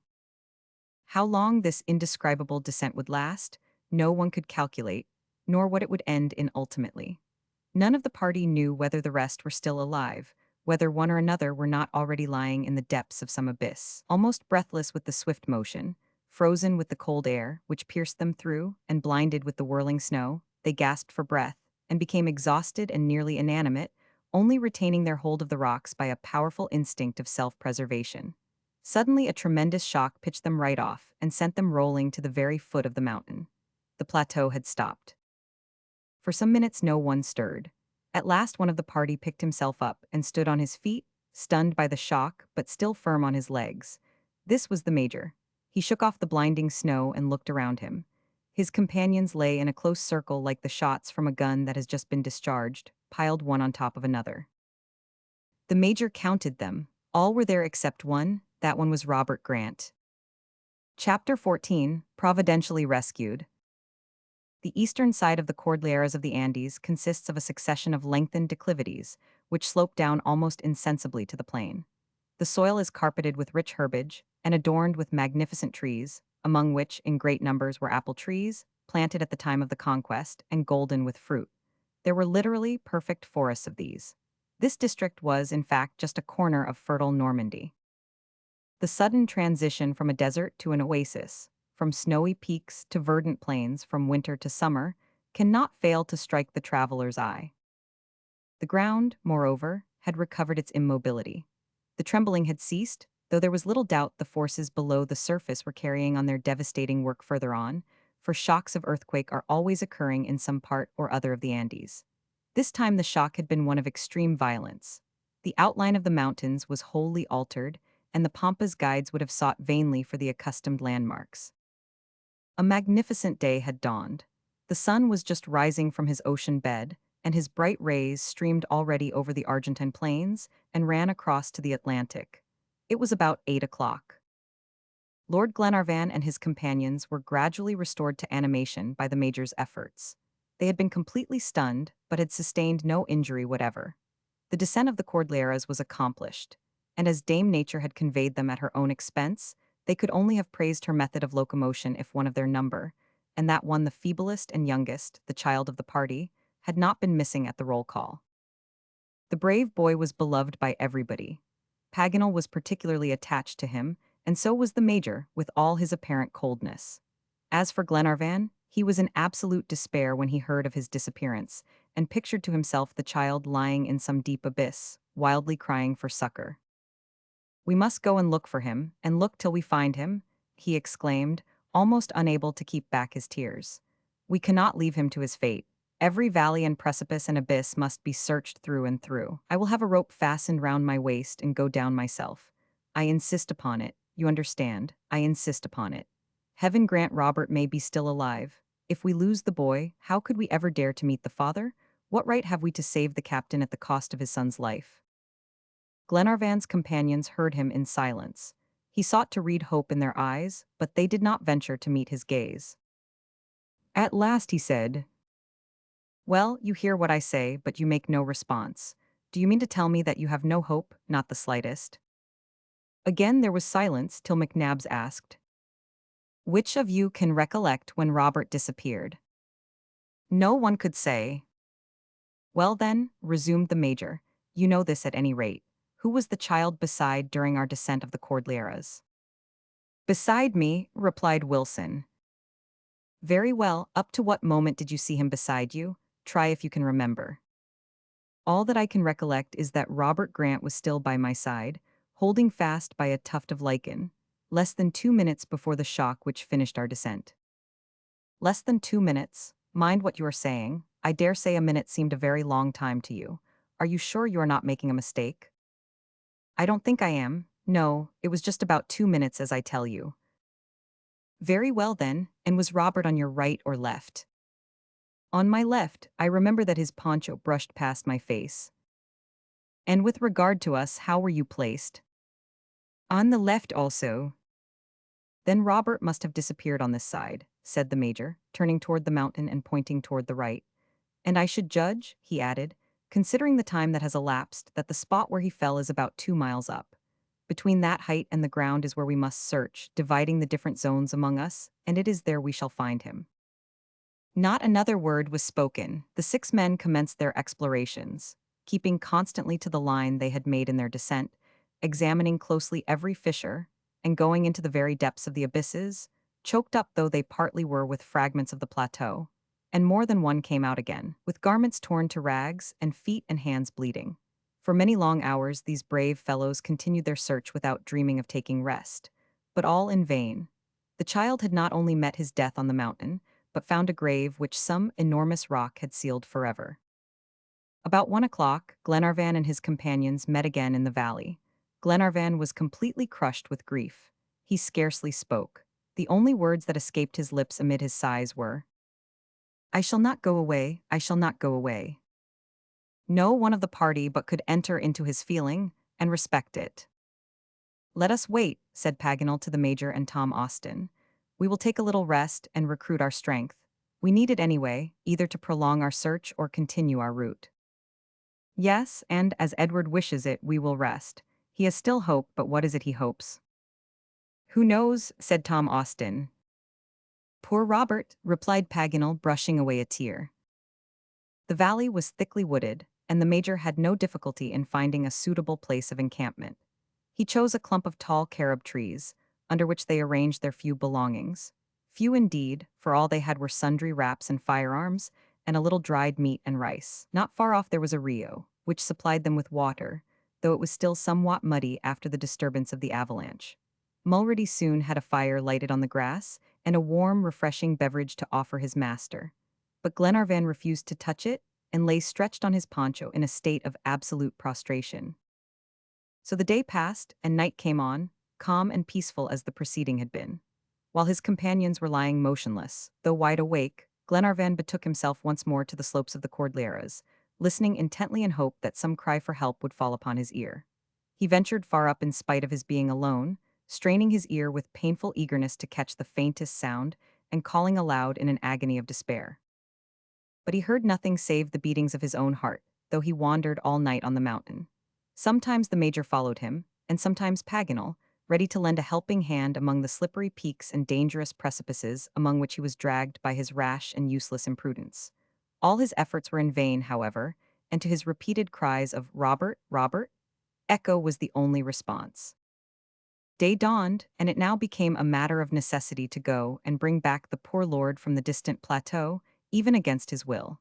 His despair was terrible. Who could dare to speak of quitting this fatal valley? Yet provisions were done, and Argentine guides and horses were not far off to lead them to the Pampas. To go back would be more difficult than to go forward. Besides, the Atlantic Ocean was the appointed meeting place with the Duncan. These were strong reasons against any long delay. Indeed, it was best for all parties to continue the route as soon as possible. McNabbs undertook the task of rousing Lord Glenarvan from his grief. For a long time, his cousin seemed not to hear him. At last he shook his head and said, almost inaudibly, "Did you say we must start?" "Yes, we must start." "Wait 1 hour longer." "Yes, we'll wait another," replied the Major. The hour slipped away, and again Glenarvan begged for longer grace. To hear his imploring tones, one might have thought him a criminal begging a respite. So the day passed on till it was almost noon. McNabbs hesitated now no longer, but, acting on the advice of the rest, told his cousin that start they must, for all their lives depended on prompt action. "Yes, yes," replied Glenarvan, "let us start, let us start." But he spoke without looking at McNabbs. His gaze was fixed intently on a certain dark speck in the heavens. Suddenly he exclaimed, extending his arm and keeping it motionless as if petrified, "There's there, look, look." All eyes turned immediately in the direction indicated so imperiously. The dark speck was increasing visibly. It was evidently some bird hovering above them. "A condor," said Paganel. "Yes, a condor," replied Glenarvan. "Who knows, he is coming down, he is gradually getting lower, let us wait." Paganel was not mistaken, it was assuredly a condor. This magnificent bird is the king of the southern Andes, and was formerly worshipped by the Incas. It attains an extraordinary development in those regions. Its strength is prodigious. It has frequently driven oxen over the edge of precipices down into the depths of abysses. It seizes sheep, and kids, and young calves, browsing on the plains, and carries them off to inaccessible heights. It hovers in the air far beyond the utmost limits of human sight, and its powers of vision are so great that it can discern the smallest objects on the earth beneath. What had this condor discovered then? Could it be the corpse of Robert Grant? "Who knows?" repeated Glenarvan, keeping his eye immovably fixed on the bird. The enormous creature was fast approaching, sometimes hovering for a while with outspread wings, and sometimes falling with the swiftness of inert bodies in space. Presently he began to wheel round in wide circles. They could see him distinctly. He measured more than 15 feet, and his powerful wings bore him along with scarcely the slightest effort, for it is the prerogative of large birds to fly with calm majesty, while insects have to beat their wings 1,000 times a second. The Major and Wilson had seized their carbines, but Glenarvan stopped them by a gesture. The condor was encircling in his flight a sort of inaccessible plateau about 1/4 of a mile up the side of the mountain. He wheeled round and round with dazzling rapidity, opening and shutting his formidable claws, and shaking his cartilaginous carbuncle, or comb. "It is there," exclaimed Glenarvan. A sudden thought flashed across his mind, and with a terrible cry he called out, "Fire! Fire! Oh, suppose Robert were still alive, that bird!" But it was too late. The condor had dropped out of sight behind the crags. Only a second passed, a second that seemed an age, and the enormous bird reappeared, carrying a heavy load and flying at a slow rate. A cry of horror rose on all sides. It was a human body the condor had in his claws, dangling in the air, and apparently lifeless. It was Robert Grant. The bird had seized him by his clothes and had him hanging already at least 150 feet in the air. He had caught sight of the travelers and was flapping his wings violently, endeavoring to escape with his heavy prey. Oh, would that Robert were dashed to pieces against the rocks, rather than be a... He did not finish his sentence, but seizing Wilson's carbine, took aim at the condor. His arm was too trembling, however, to keep the weapon steady. "Let me do it," said the major. And with a calm eye and sure hands and motionless body, he aimed at the bird, now 300 feet above him in the air. But before he had pulled the trigger, the report of a gun resounded from the bottom of the valley. A white smoke rose from between two masses of basalt, and the condor, shot in the head, gradually turned over and began to fall, supported by his great wings spread out like a parachute. He had not let go his prey, but gently sank down with it on the ground, about 10 paces from the stream. We've got him," shouted Glenarvan, and without waiting to see where the shot so providentially came from, he rushed toward the condor, followed by his companions. When they reached the spot, the bird was dead, and the body of Robert was quite concealed beneath his mighty wings.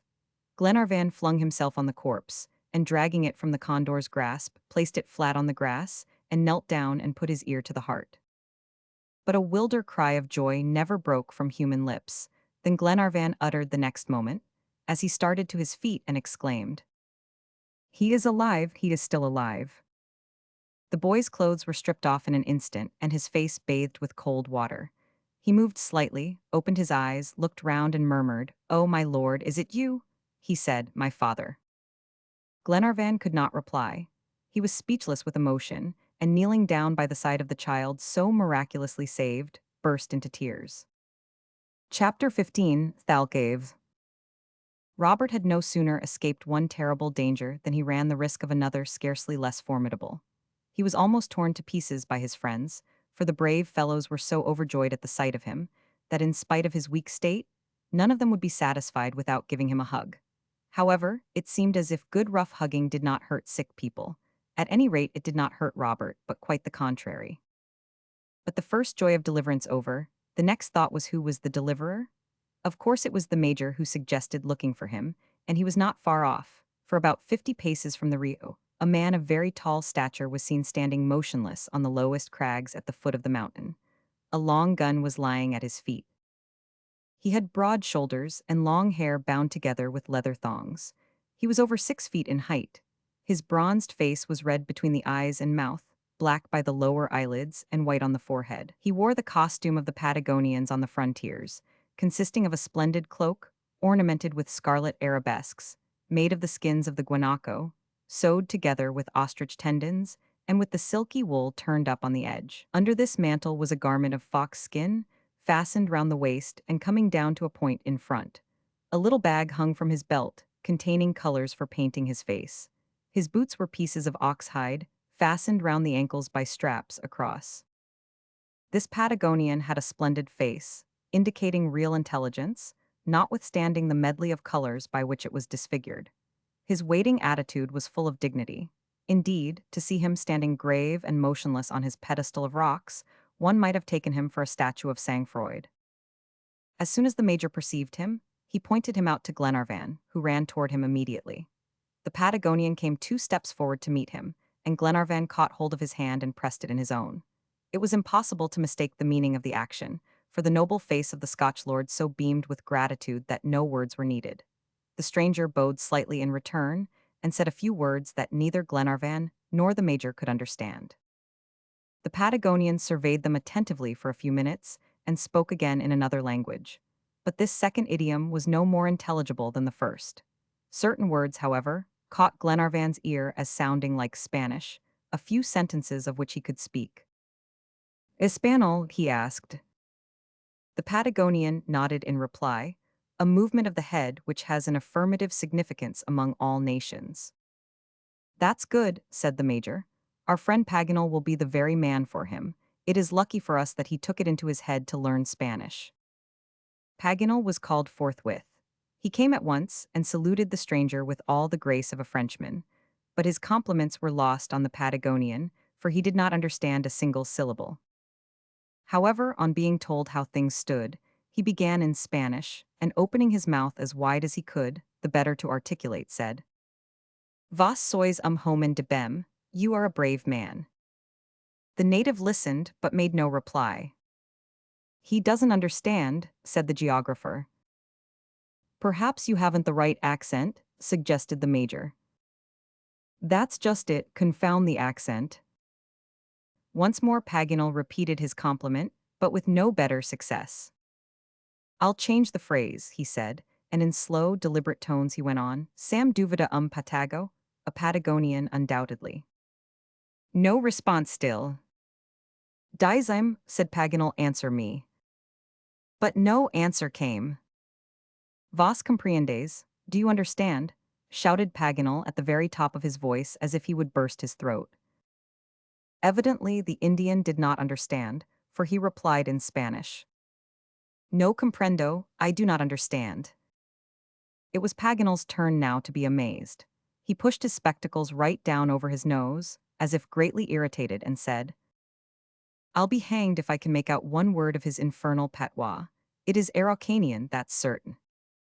Not a bit of it, said Glenarvan. It was Spanish he spoke. And addressing the Patagonian, he repeated the word, Espanol, Spanish. Si, yes, yes, replied the Indian. Paganel's surprise became absolute stupefaction. The major and his cousin exchanged sly glances, and McNabb said, mischievously, with a look of fun on his face, my worthy friend, is this another of your misadventures? You seem to have quite a monopoly of them. What? Said Paganel, pricking up his ear. Yes, it's clear enough the man speaks Spanish. He? Yes, he certainly speaks Spanish. Perhaps it is some other language you have been studying all this time instead of. But Paganel would not allow him to proceed. He shrugged his shoulders and said stiffly, You go a little too far, Major. Well, how is it that you don't understand him then? Why, of course, because the man speaks badly, replied the learned geographer, getting impatient. He speaks badly, that is to say, because you can't understand him, returned the major coolly. Come, McNabbs, put in Glenarvan, your supposition is quite inadmissible. However distrait our friend Paganel is, it is hardly likely he would study one language for another. Well, Edward, or rather you, my good Paganel, explain it then. I explain nothing, I give proof. Here is the book I use daily to practice myself in the difficulties of the Spanish language. Examine it for yourself, Major, he said, handing him a volume in a very ragged condition, which he had brought up after a long rummage from the depths of one of his numerous pockets. Now you can see whether I am imposing on you, he continued indignantly. And what's the name of this book? Asked the major as he took it from his hand. The Lusiades, an admirable epic which... The Lusiades, exclaimed Glenarvan. Yes, my friend, the Lusiades of the great Camões, neither more nor less.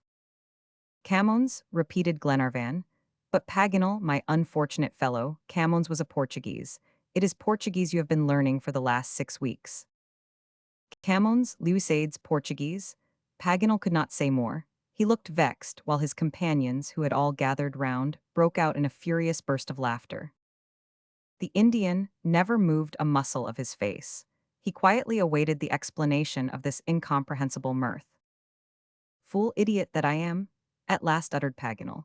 Is it really a fact? You are not joking with me? It is what I have actually been doing? Why, it is a second confusion of tongues like Babel. Ah me, alackaday, my friends, what is to become of me? To start for India and arrive at Chile, to learn Spanish and talk Portuguese. Why, if I go on like this, someday I shall be throwing myself out of the window instead of my cigar. To hear Paganel bemoan his misadventures and see his comical discomfiture would have upset anyone's gravity. Besides, he set the example himself and said, Laugh away, my friends, laugh as loud as you like. You can't laugh at me half as much as I laugh at myself. But I say, said the major, after a minute, this doesn't alter the fact that we have no interpreter. Oh, don't distress yourself about that, replied Paganel. Portuguese and Spanish are so much alike that I made a mistake, but this very resemblance will be a great help toward rectifying it. In a very short time, I shall be able to thank the Patagonian in the language he speaks so well. Paganel was right. He soon managed to exchange a few words with the stranger, and found out even that his name was Thalcave, a word that signified in Araucanian, the Thunderer. This surname had, no doubt, come from his skill in handling firearms. But what rejoiced Glenarvan most was to learn that he was a guide by occupation, and, moreover, a guide across the Pampas. To his mind, the meeting with him was so providential that he could not doubt now of the success of their enterprise. The deliverance of Captain Grant seemed an accomplished fact. When the party went back to Robert, the boy held out his arms to the Patagonian, who silently laid his hand on his head and proceeded to examine him with the greatest care, gently feeling each of his aching limbs. Then he went down to the Rio and gathered a few handfuls of wild celery, which grew on the banks, with which he rubbed the child's body all over. He handled him with the most exquisite delicacy, and his treatment so revived the lad's strength that it was soon evident that a few hours' rest would set him all right. It was accordingly decided that they should encamp for the rest of the day and the ensuing night. Two grave questions, moreover, had to be settled: where to get food and means of transport. Provisions and mules were both lacking. Happily, they had Thalcave, however, a practiced guide and one of the most intelligent of his class. He undertook to find all that was needed, and offered to take him to a tolderia of Indians, not further than 4 miles off at most, where he could get supplies of all he wanted. This proposition was partly made by gestures, and partly by a few Spanish words which Paganel managed to make out. His offer was accepted, and Glenarvan and his learned friend started off with him at once. They walked at a good pace for an hour and a half, and had to make great strides to keep up with the giant Thalcave. The road lay through a beautiful fertile region, abounding in rich pasturages, where 100,000 cattle might have fed comfortably. Large ponds, connected by an inextricable labyrinth of rios, amply watered these plains and produced their greenness. Swans with black heads were disporting in the water, disputing possession with the numerous intruders which gamboled over the llanos. The feathered tribes were of most brilliant plumage, and of marvelous variety and deafening noise. The isecus, a graceful sort of dove with gray feathers streaked with white, and the yellow cardinals were flitting about in the trees like moving flowers, while overhead pigeons, sparrows, chingalos, bulgaros, and mongitas were flying swiftly along, rending the air with their piercing cries. Paganel's admiration increased with every step, and he had nearly exhausted his vocabulary of adjectives by his loud exclamations, to the astonishment of the Patagonian, to whom the birds and the swans and the prairies were everyday things. The learned geographer was so lost in delight that he seemed hardly to have started before they came in sight of the Indian camp, or tolderia, situated in the heart of a valley. About 30 nomadic Indians were living there in rude cabins made of branches, pasturing immense herds of milch cows, sheep, oxen, and horses. They went from one prairie to another, always finding a well-spread table for their four-footed guests. These nomads were a hybrid type of Araucans, Pehuenches, and Aucas. They were Ando-Peruvians of an olive tint, of medium stature and massive form, with a low forehead, almost circular face, thin lips, high cheekbones, effeminate features, and cold expression. As a whole, they are about the least interesting of the Indians. However, it was their herds Glenarvan wanted, not themselves. As long as he could get beef and horses, he cared for nothing else. Thalcave did the bargaining. It did not take long. In exchange for 7 ready saddled horses of the Argentine breed, 100 pounds of charqui, or dried meat, several measures of rice, and leather bottles for water, the Indians agreed to take 20 ounces of gold, as they could not get wine or rum, which they would have preferred, though they were perfectly acquainted with the value of gold.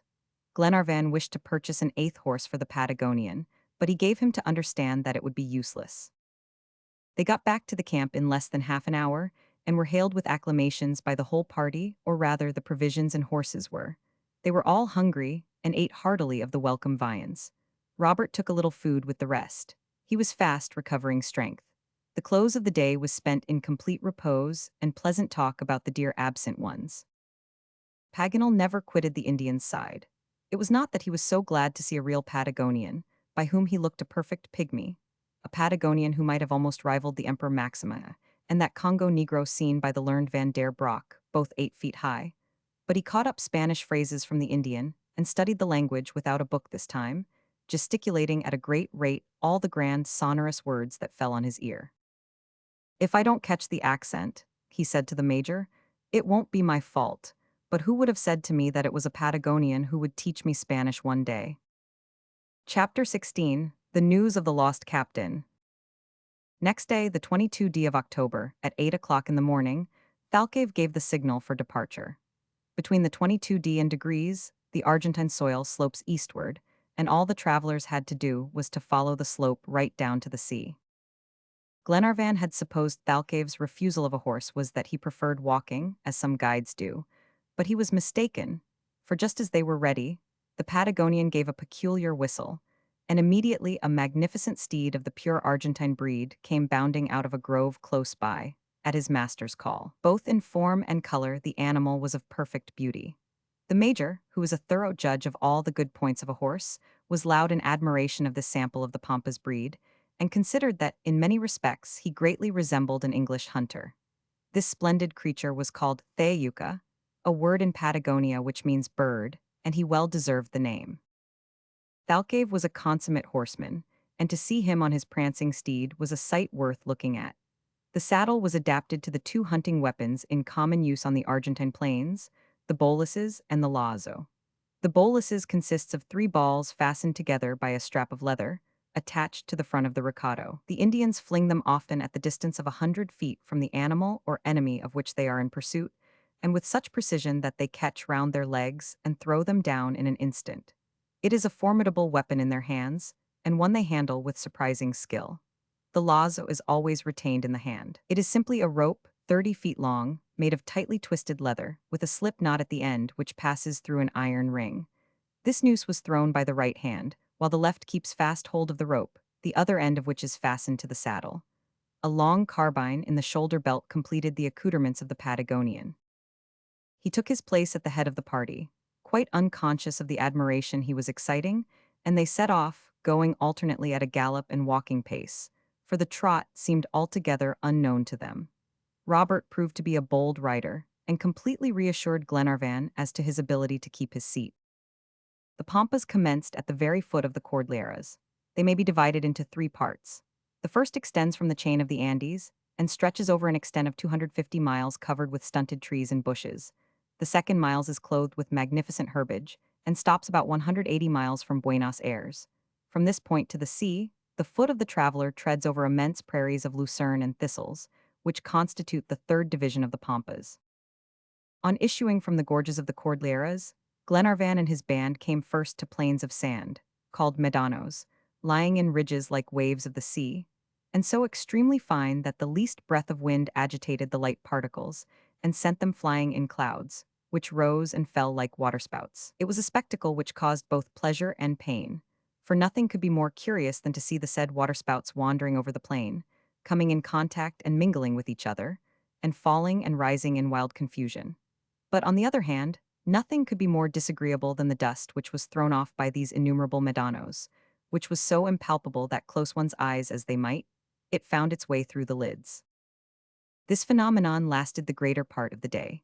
The travelers made good progress, however, and about 4 o'clock the Cordilleras lay full 40 miles behind them, the dark outlines being already almost lost in the evening mists.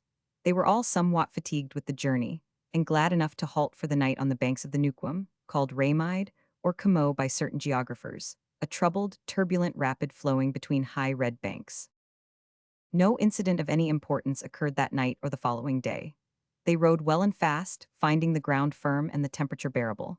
Toward noon, however, the sun's rays were extremely scorching, and when evening came, a bar of clouds streaked the southwest horizon, a sure sign of a change in the weather.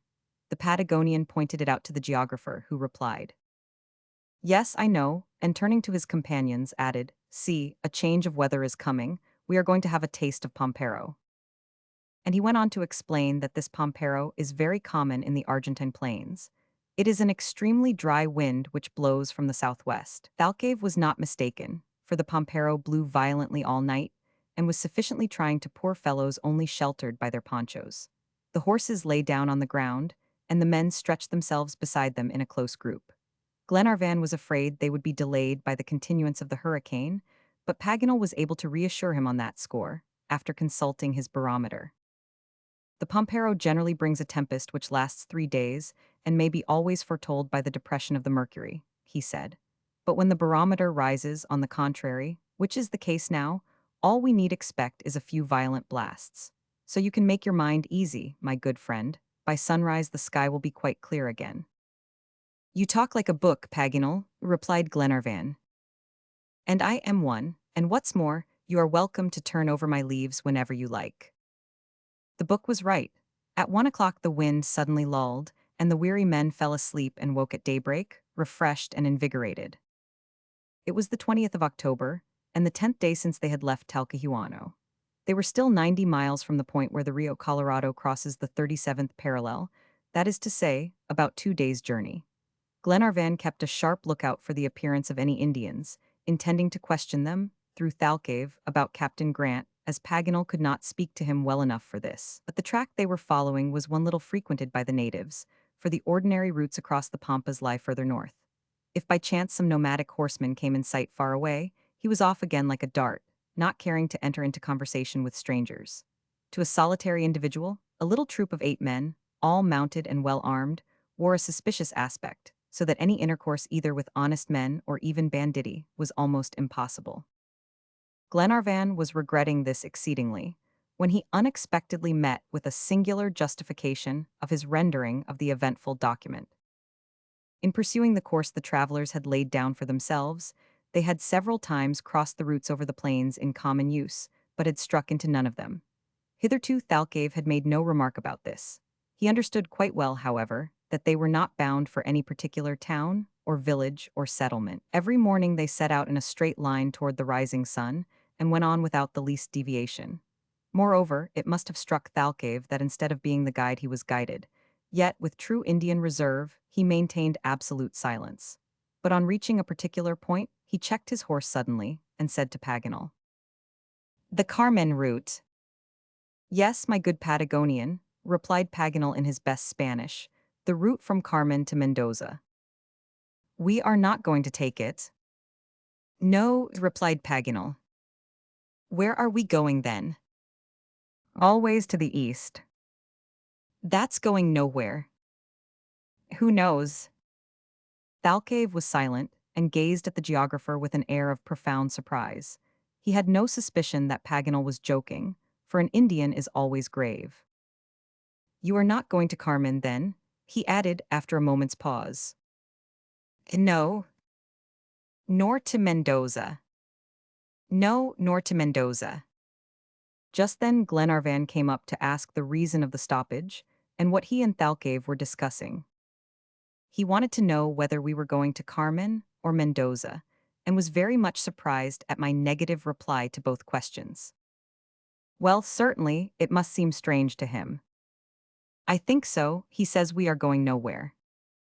"Well, Paganel, I wonder if it is possible to make him understand the object of our expedition, and what our motive is for always going east." "That would be a difficult matter, for an Indian knows nothing about degrees, and the finding of the document would appear to him a mere fantastic story." "Is it the story he would not understand, or the storyteller?"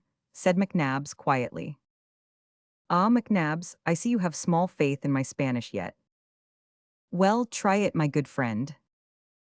"So I will." And turning round to the Patagonian, he began his narrative, breaking down frequently for the want of a word, and the difficulty of making certain details intelligible to a half-civilized Indian. It was quite a sight to see the learned geographer. He gesticulated and articulated, and so worked himself up over it, that the big drops of sweat fell in a cascade down his forehead onto his chest. When his tongue failed, his arms were called to aid. Paganel got down on the ground and traced a geographical map on the sand, showing where the lines of latitude and longitude cross, and where the two oceans were, along which the Carmen route led. Thalcave looked on composedly, without giving any indication of comprehending or not comprehending.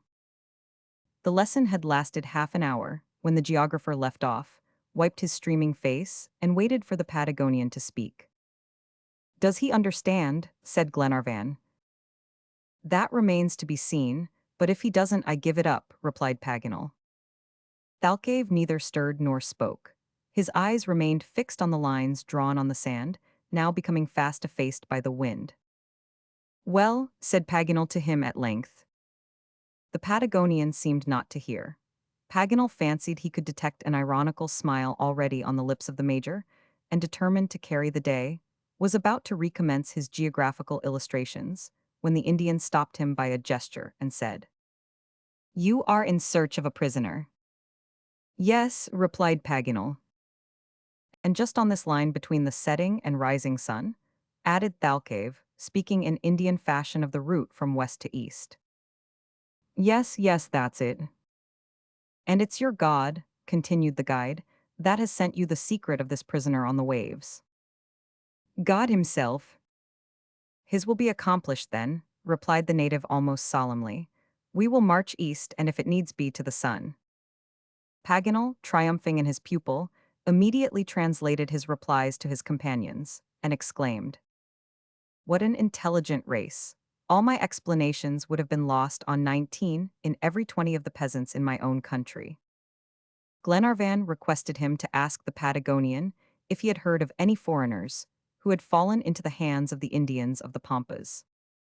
Paganel did so and waited an answer. "Perhaps I have."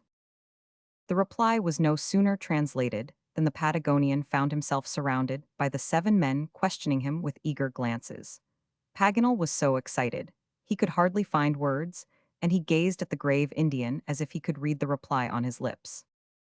Each word spoken by Thalcave was instantly translated, so that the whole party seemed to hear him speak in their mother tongue. "And what about the prisoner?" asked Paganel. "He was a foreigner." "You have seen him?" "No, but I have heard the Indians speak of him. He is brave, he has the heart of a bull." "The heart of a bull," said Paganel. "Ah, this magnificent Patagonian language. You understand him, my friends, he means a courageous man." "My father," exclaimed Robert Grant, and turning to Paganel, he asked what the Spanish was for. "Is it my father?" "Es mio padre," replied the geographer. Immediately taking Thalcave's hands in his own, the boy said in a soft tone, "Es mio padre." "Suo padre," replied the Patagonian, his face lighting up. He took the child in his arms, lifted him up on his horse, and gazed at him with peculiar sympathy. His intelligent face was full of quiet feeling. But Paganel had not completed his interrogations. This prisoner, who was he? What was he doing? When had Thalcave heard of him? All these questions poured upon him at once. He had not long to wait for an answer, and learned that the European was a slave in one of the tribes that roamed the country between the Colorado and the Rio Negro. But where was the last place he was in? With the cacique Cafocura. In the line we have been following. Yes. And who is this cacique?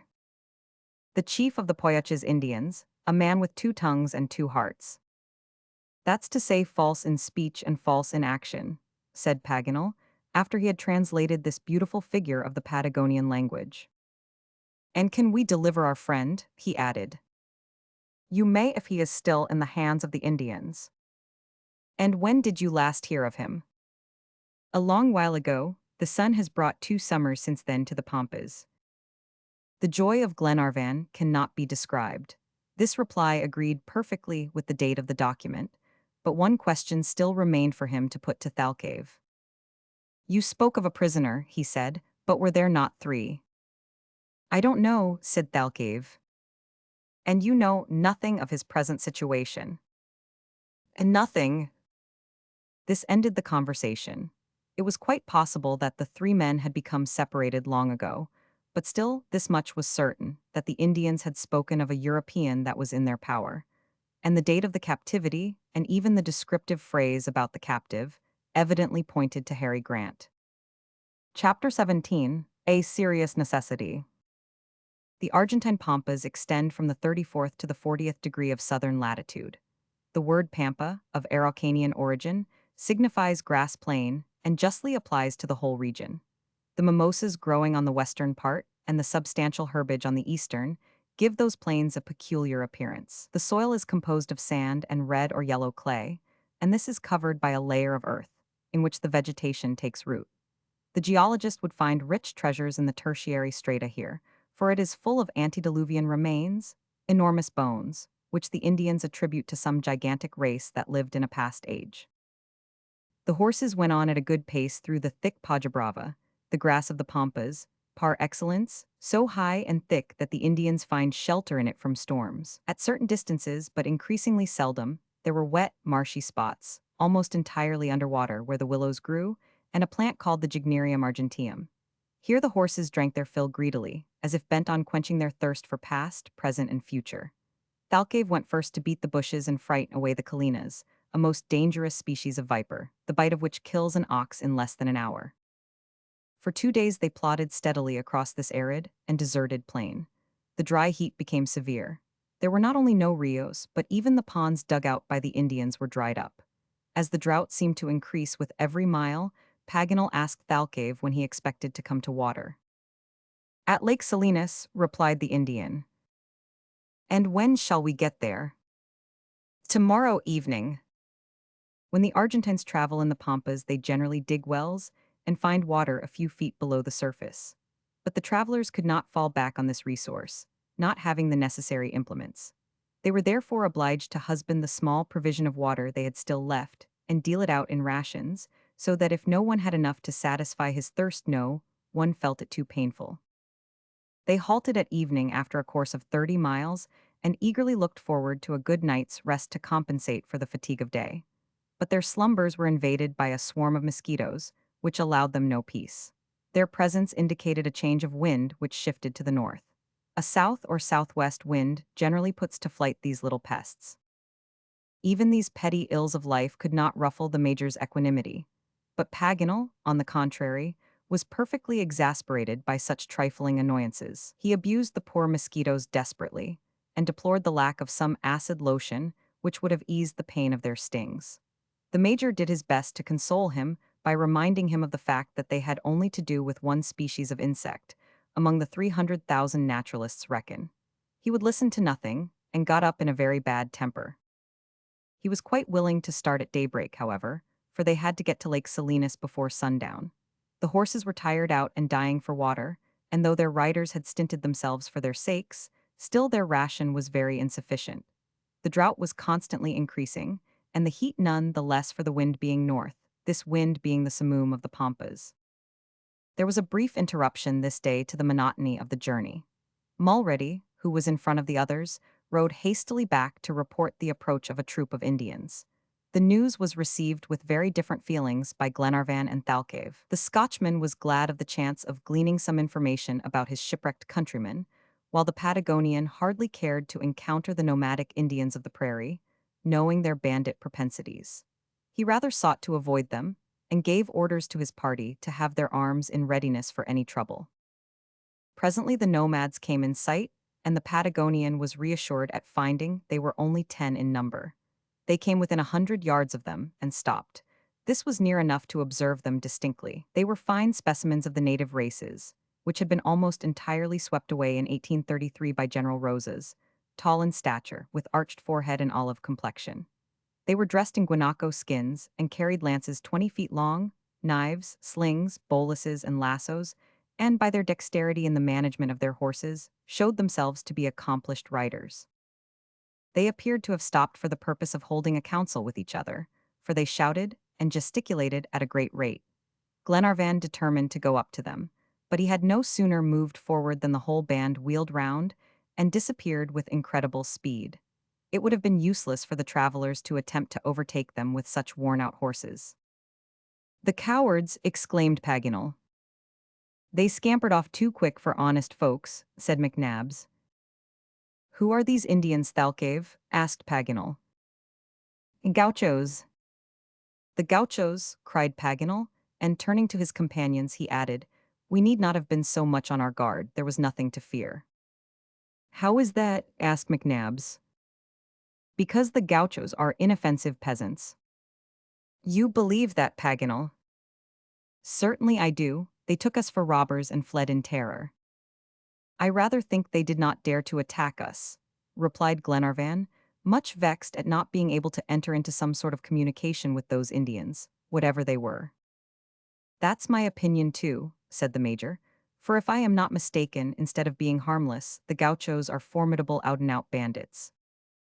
"The idea!" exclaimed Paganel. And forthwith commenced a lively discussion of this ethnological thesis, so lively that the major became excited, and, quite contrary to his usual suavity, said bluntly, "I believe you are wrong, Paganel." "Wrong," replied Paganel. "Yes, Thalcave took them for robbers, and he knows what he is talking about." "Well, Thalcave was mistaken this time," retorted Paganel, somewhat sharply. The gauchos are agriculturists and shepherds and nothing else, as I have stated in a pamphlet on the natives of the Pampas, written by me, which has attracted some notice. Well, well, you have committed an error, that's all, Monsieur Paganel. What, Monsieur McNabbs, you tell me I have committed an error. An inadvertence, if you like, which you can put among the errata in the next edition. Paganel, highly incensed at his geographical knowledge being brought in question, and even jested about, allowed his ill humor to get the better of him, and said, "No, sir, that my books have no need of such errata." "Indeed, well, on this occasion they have, at any rate," retorted McNabbs, quite as obstinate as his opponent. "Sir, I think you are very annoying today. And I think you are very crabbed." Glenarvan thought it was high time to interfere, for the discussion was getting too hot, so he said, "Come, now, there is no doubt one of you is very teasing, and the other is very crabbed, and I must say I am surprised at both of you." The Patagonian, without understanding the cause, could see that the two friends were quarreling. He began to smile and said quietly, "It's the north wind." "The north wind?" exclaimed Paganel. "What's the north wind to do with it?" "Ah, it is just that," said Glenarvan. "It's the north wind that has put you in a bad temper. I have heard that in South America, the wind greatly irritates the nervous system." "By St. Patrick, Edward, you are right," said the Major, laughing heartily. But Paganel, in a towering rage, would not give up the contest, and turned upon Glenarvan, whose intervention in this jesting manner he resented. "And so, my lord, my nervous system is irritated," he said. "Yes, Paganel, it is the north wind, a wind which causes many a crime in the Pampas, as the Tramontane does in the Campagna of Rome." "Crimes?" returned the geographer. "Do I look like a man that would commit crimes?" "That's not exactly what I said." "Tell me at once that I want to assassinate you." "Well, I am really afraid," replied Glenarvan, bursting into an uncontrollable fit of laughter, in which all others joined. Paganel said no more, but went off in front alone, and came back in a few minutes quite himself, as if he had completely forgotten his grievance. At 8 o'clock in the evening, Thalcave, who was considerably in advance of the rest, descried in the distance the much-desired lake, and in less than a quarter of an hour they reached its banks. But a grievous disappointment awaited them. The lake was dried up. Chapter 18: In Search of Water. Lake Salinas ends the string of lagoons connected with the Sierras Ventana and Guamini.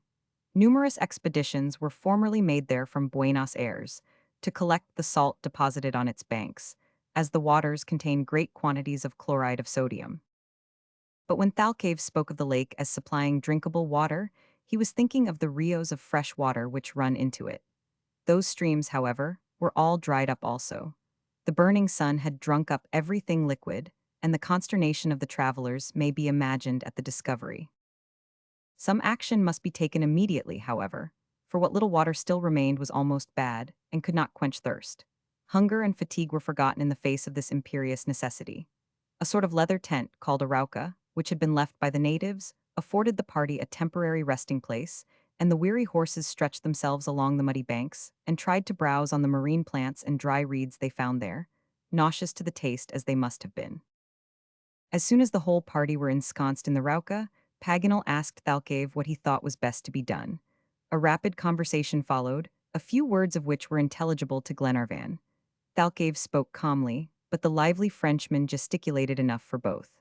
After a little, Thalcave sat silent and folded his arms. "What does he say?" asked Glenarvan. "I fancied he was advising us to separate." "Yes, into two parties. Those of us whose horses are so done out with fatigue and thirst that they can scarcely drag one leg after the other, are to continue the route as they best can, while the others, whose steeds are fresher, are to push on in advance toward the river Guamini, which throws itself into Lake San Lucas about 31 miles off. If there should be water enough in the river, they are to wait on the banks till their companions reach them. But should it be dried up, they will hasten back and spare them a useless journey." "And what will we do then?" asked Austin. "Then we shall have to make up our minds to go 72 miles south, as far as the commencement of the Sierra Ventana, where rivers abound. It is wise counsel, and we will act upon it without loss of time. My horse is in tolerable good trim, and I volunteer to accompany Thalcave." "Oh, my lord, take me," said Robert, as if it were a question of some pleasure party. "But would you be able for it, my boy?" "Oh, I have a fine beast which just wants to have a gallop. Please, my lord, to take me." "Come then, my boy," said Glenarvan, delighted not to leave Robert behind. "If we three don't manage to find out fresh water somewhere," he added, "we must be very stupid." "Well, well, and what about me?" said Paganel. "Oh, my dear Paganel, you must stay with the reserve corps," replied the major. "You are too well acquainted with the 37th parallel and the river Guamini and the whole Pampas for us to let you go. Neither Mulready, nor Wilson, nor myself would be able to rejoin Thalcave at the given rendezvous, but we will put ourselves under the banner of the brave Jacques Paganel with perfect confidence." "I resign myself," said the geographer, much flattered at having supreme command. "But mind, Paganel, no distractions," added the major. "Don't you take us to the wrong place, to the borders of the Pacific, for instance." "Oh, you insufferable major, it would serve you right," replied Paganel, laughing. "But how will you manage to understand what Thalcave says, Glenarvan?" he continued. "I suppose," replied Glenarvan, "the Patagonian and I won't have much to talk about. Besides, I know a few Spanish words, and at a pinch, I should not fear either making him understand me, or my understanding him." "Go then, my worthy friend," said Paganel. "We'll have supper first," rejoined Glenarvan, "and then sleep if we can till it is starting time." The supper was not very reviving without drink of any kind, and they tried to make up for the lack of it by a good sleep. But Paganel dreamed of water all night, of torrents and cascades, and rivers and ponds and streams and brooks. In fact, he had a complete nightmare. Next morning at 6 o'clock, the horses of Thalcave, Glenarvan, and Robert were got ready. Their last ration of water was given them, and drunk with more avidity than satisfaction, for it was filthy, disgusting stuff. The three travelers then jumped into their saddles and set off, shouting au revoir to their companions. "Don't come back whatever you do," called Paganel after them. The Desertio de las Salinas, which they had to traverse, is a dry plain, covered with stunted trees not above 10 feet high, and small mimosas, which the Indians call curramamel, and jumes, a bushy shrub rich in soda. Here and there large spaces were covered with salt, which sparkled in the sunlight with astonishing brilliancy. These might easily have been taken for sheets of ice, had not the intense heat forbidden the illusion. And the contrast these dazzling white sheets presented to the dry, burned-up ground gave the desert a most peculiar character. 80 miles south, on the contrary, the Sierra Ventana, toward which the travelers might possibly have to betake themselves should the Guamini disappoint their hopes, the landscape was totally different. There the fertility is splendid, the pasturage is incomparable. Unfortunately, to reach them would necessitate a march of 130 miles south, and this was why Thalcave thought it best to go first to Guamini, as it was not only much nearer, but also on the direct line of route. The three horses went forward might and main, as if instinctively knowing whither they were bound. Thayuka especially displayed a courage that neither fatigue nor hunger could damp. He bounded like a bird over the dried-up Canadas and the bushes of curramamel, his loud, joyous neighing seeming to bode success to the search. The horses of Glenarvan and Robert, though not so light-footed, felt the spur of his example and followed him bravely. Thalcave inspirited his companions as much as Thayuka did his four-footed brethren. He sat motionless in the saddle, but often turned his head to look at Robert, and ever and anon gave him a shout of encouragement and approval as he saw how well he rode. Certainly the boy deserved praise, for he was fast becoming an excellent cavalier. "Bravo, Robert," said Glenarvan. "Thalcave is evidently congratulating you, my boy, and paying you compliments." "What for, my lord?" "For your good horsemanship." "I can hold firm on, that's all," replied Robert, blushing with pleasure at such an encomium. "That is the principal thing, Robert, but you are too modest. I tell you that some day you will turn out an accomplished horseman." "What would Papa say to that?" said Robert, laughing. "He wants me to be a sailor." "The one won't hinder the other. If all cavaliers wouldn't make good sailors, there is no reason why all sailors should not make good horsemen. To keep one's footing on the yards must teach a man to hold on firm, and as to managing the reins and making a horse go through all sorts of movements, that's easily acquired. Indeed, it comes naturally." "Poor father," said Robert, "how he will thank you for saving his life." "You love him very much, Robert." "Yes, my lord, dearly. He was so good to me and my sister. We were his only thought, and whenever he came home from his voyages, we were sure of some souvenir from all the places he had been to, and, better still, of loving words and caresses. Ah, if you knew him, you would love him too. Mary is most like him. He has a soft voice like hers. That's strange for a sailor, isn't it? Yes, Robert, very strange. I see him still, the boy went on, as if speaking to himself. Good, brave papa. He put me to sleep on his knee, crooning an old Scotch ballad about the lochs of our country. The time sometimes comes back to me, but very confused like. So it does to Mary, too? Ah, my lord, how we loved him. Well, I do think one needs to be little to love one's father like that. Yes, and to be grown up, my child, to venerate him, replied Glenarvan, deeply touched by the boy's genuine affection.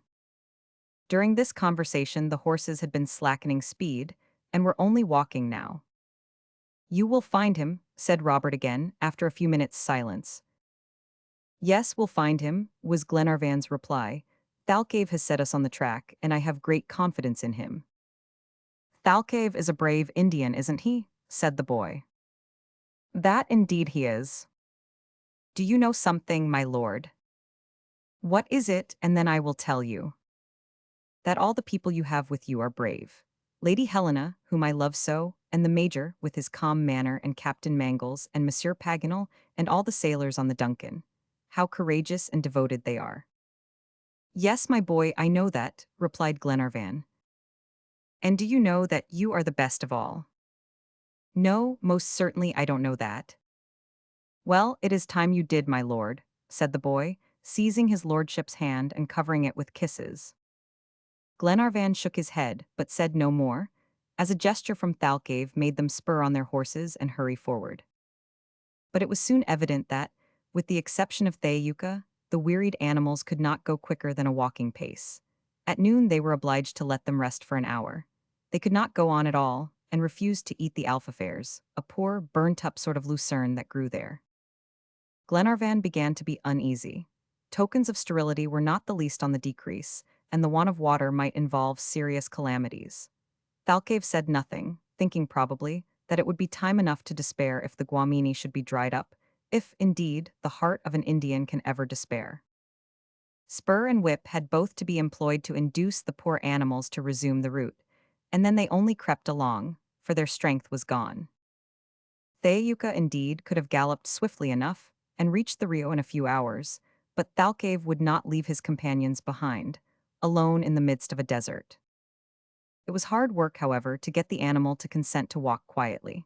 He kicked and reared and neighed violently, and was subdued at last more by his master's voice than hand. Thalcave positively talked to the beast, and Thaouka understood perfectly, though unable to reply, for, after a great deal of arguing, the noble creature yielded, though he still champed the bit.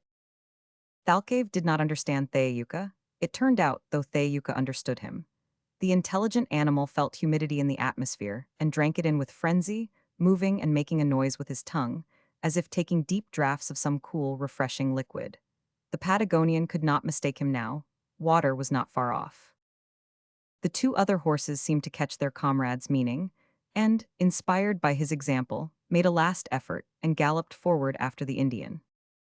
About 3 o'clock, a white line appeared in a dip of the road, and seemed to tremble in the sunlight.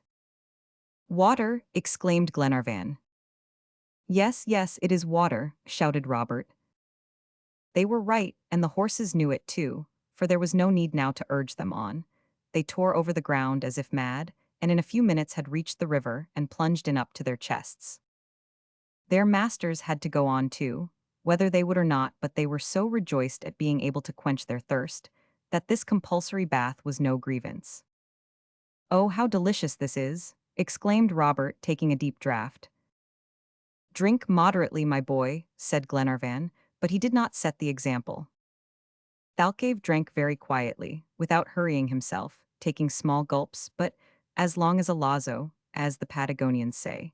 He seemed as if he were never going to leave off, and really there was some danger of his swallowing up the whole river. At last Glenarvan said, Well, our friends won't be disappointed this time. They will be sure of finding clear, cool water when they get here. That is to say, if Thalcave leaves any for them. But couldn't we go to meet them? It would spare them several hours' suffering and anxiety. You're right, my boy, but how could we carry them this water? The leather bottles were left with Wilson. No, it is better for us to wait for them as we agreed. They can't be here till about the middle of the night, so the best thing we can do is to get a good bed and a good supper ready for them. Thalcave had not waited for Glenarvan's proposition to prepare an encampment. He had been fortunate enough to discover on the banks of the Rio a ramada, a sort of enclosure, which had served as a fold for flocks, and was shut in on three sides. A more suitable place could not be found for their night's lodging, provided they had no fear of sleeping in the open air beneath the starlit heavens, and none of Thalcave's companions had much solicitude on that score. Accordingly, they took possession at once, and stretched themselves at full length on the ground in the bright sunshine, to dry their dripping garments. "Well, now we've secured a lodging, we must think of supper," said Glenarvan. "Our friends must not have reason to complain of the couriers they sent to precede them, and if I am not much mistaken, they will be very satisfied. It strikes me that an hour's shooting won't be lost time. Are you ready, Robert?" "Yes, my lord," replied the boy, standing up, gun in hand. Why Glenarvan proposed this was, that the banks of the Guamini seemed to be the general rendezvous of all the game in the surrounding plains. A sort of partridge peculiar to the Pampas, called tinamous, blackwood hens, a species of plover called teru, yellow rays, and waterfowl with magnificent green plumage rose in coveys. No quadrupeds, however, were visible, but Thalcave pointed to the long grass and thick brushwood, and gave his friends to understand they were lying there in concealment. Disdaining the feathered tribes when more substantial game was at hand, the hunters' first shots were fired into the underwood. Instantly, there rose by the hundred roebucks and guanacos, like those that had swept over them that terrible night on the Cordilleras, but the timid creatures were so frightened that they were all out of gunshot in a twinkling. The hunters were obliged to content themselves with humbler game, though in an alimentary point of view nothing better could be wished. A dozen of red partridges and rays were speedily brought down, and Glenarvan also managed very cleverly to kill a tay-tetter, or peccary, a pachydermatous animal, the flesh of which is excellent eating. In less than half an hour the hunters had all the game they required. Robert had killed a curious animal belonging to the order Edentata, an armadillo, a sort of tattoo, covered with a hard bony shell, in movable pieces, and measuring a foot and a half long. It was very fat and would make an excellent dish, the Patagonian said. Robert was very proud of his success. Thalcave did his part by capturing a nandu, a species of ostrich, remarkable for its extreme swiftness. There could be no entrapping such an animal, and the Indian did not attempt it. He urged Thayuka to a gallop, and made a direct attack, knowing that if the first aim missed the nandu would soon tire out horse and rider by involving them in an inextricable labyrinth of windings. The moment, therefore, that Thalcave got to a right distance, he flung his boluses with such a powerful hand, and so skillfully, that he caught the bird round the legs and paralyzed his efforts at once. In a few seconds it lay flat on the ground. The Indian had not made his capture for the mere pleasure and glory of such a novel chase. The flesh of the nandu is highly esteemed, and Thalcave felt bound to contribute his share of the common repast. They returned to the ramada, bringing back the string of partridges, the ostrich, the peccary, and the armadillo. The ostrich and the peccary were prepared for cooking by divesting them of their tough skins and cutting them up into thin slices. As to the armadillo, he carries his cooking apparatus with him, and all that had to be done was to place him in his own shell over the glowing embers. The substantial dishes were reserved for the night-comers, and the three hunters contented themselves with devouring the partridges and washed down their meal with clear, fresh water, which was pronounced superior to all the porter in the world, even to the famous Highland usquebaugh or whiskey. The horses had not been overlooked. A large quantity of dry fodder was discovered lying heaped up in the ramada, and this supplied them amply with both food and bedding. When all was ready, the three companions wrapped themselves in the ponchos, and stretched themselves on an eiderdown of alfafairs, the usual bed of hunters on the pampas. Chapter 19: The Red Wolves. Night came, but the orb of night was invisible to the inhabitants of the earth, for she was just in her first quarter. The dim light of the stars was all that illumined the plain. The waters of the Guamini ran silently, like a sheet of oil over a surface of marble. Birds, quadrupeds, and reptiles were resting motionless after the fatigues of the day, and the silence of the desert brooded over the far-spreading pampas. Glenarvan, Robert, and Thalcave had followed the common example, and lay in profound slumber on their soft couch of lucerne.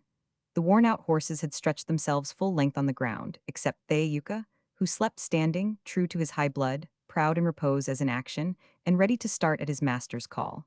Absolute silence reigned within the enclosure, over which the dying embers of the fire shed a fitful light.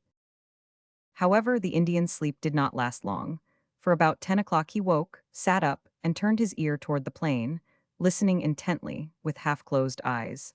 An uneasy look began to depict itself on his usually impassive face. Had he caught scent of some party of Indian marauders, or of jaguars, water tigers, and other terrible animals that haunt the neighborhood of rivers? Apparently it was the latter, for he threw a rapid glance on the combustible materials heaped up in the enclosure, and the expression of anxiety on his countenance seemed to deepen. This was not surprising, as the whole pile of alphafares would soon burn out and could only ward off the attacks of wild beasts for a brief interval. There was nothing to be done in the circumstances but wait.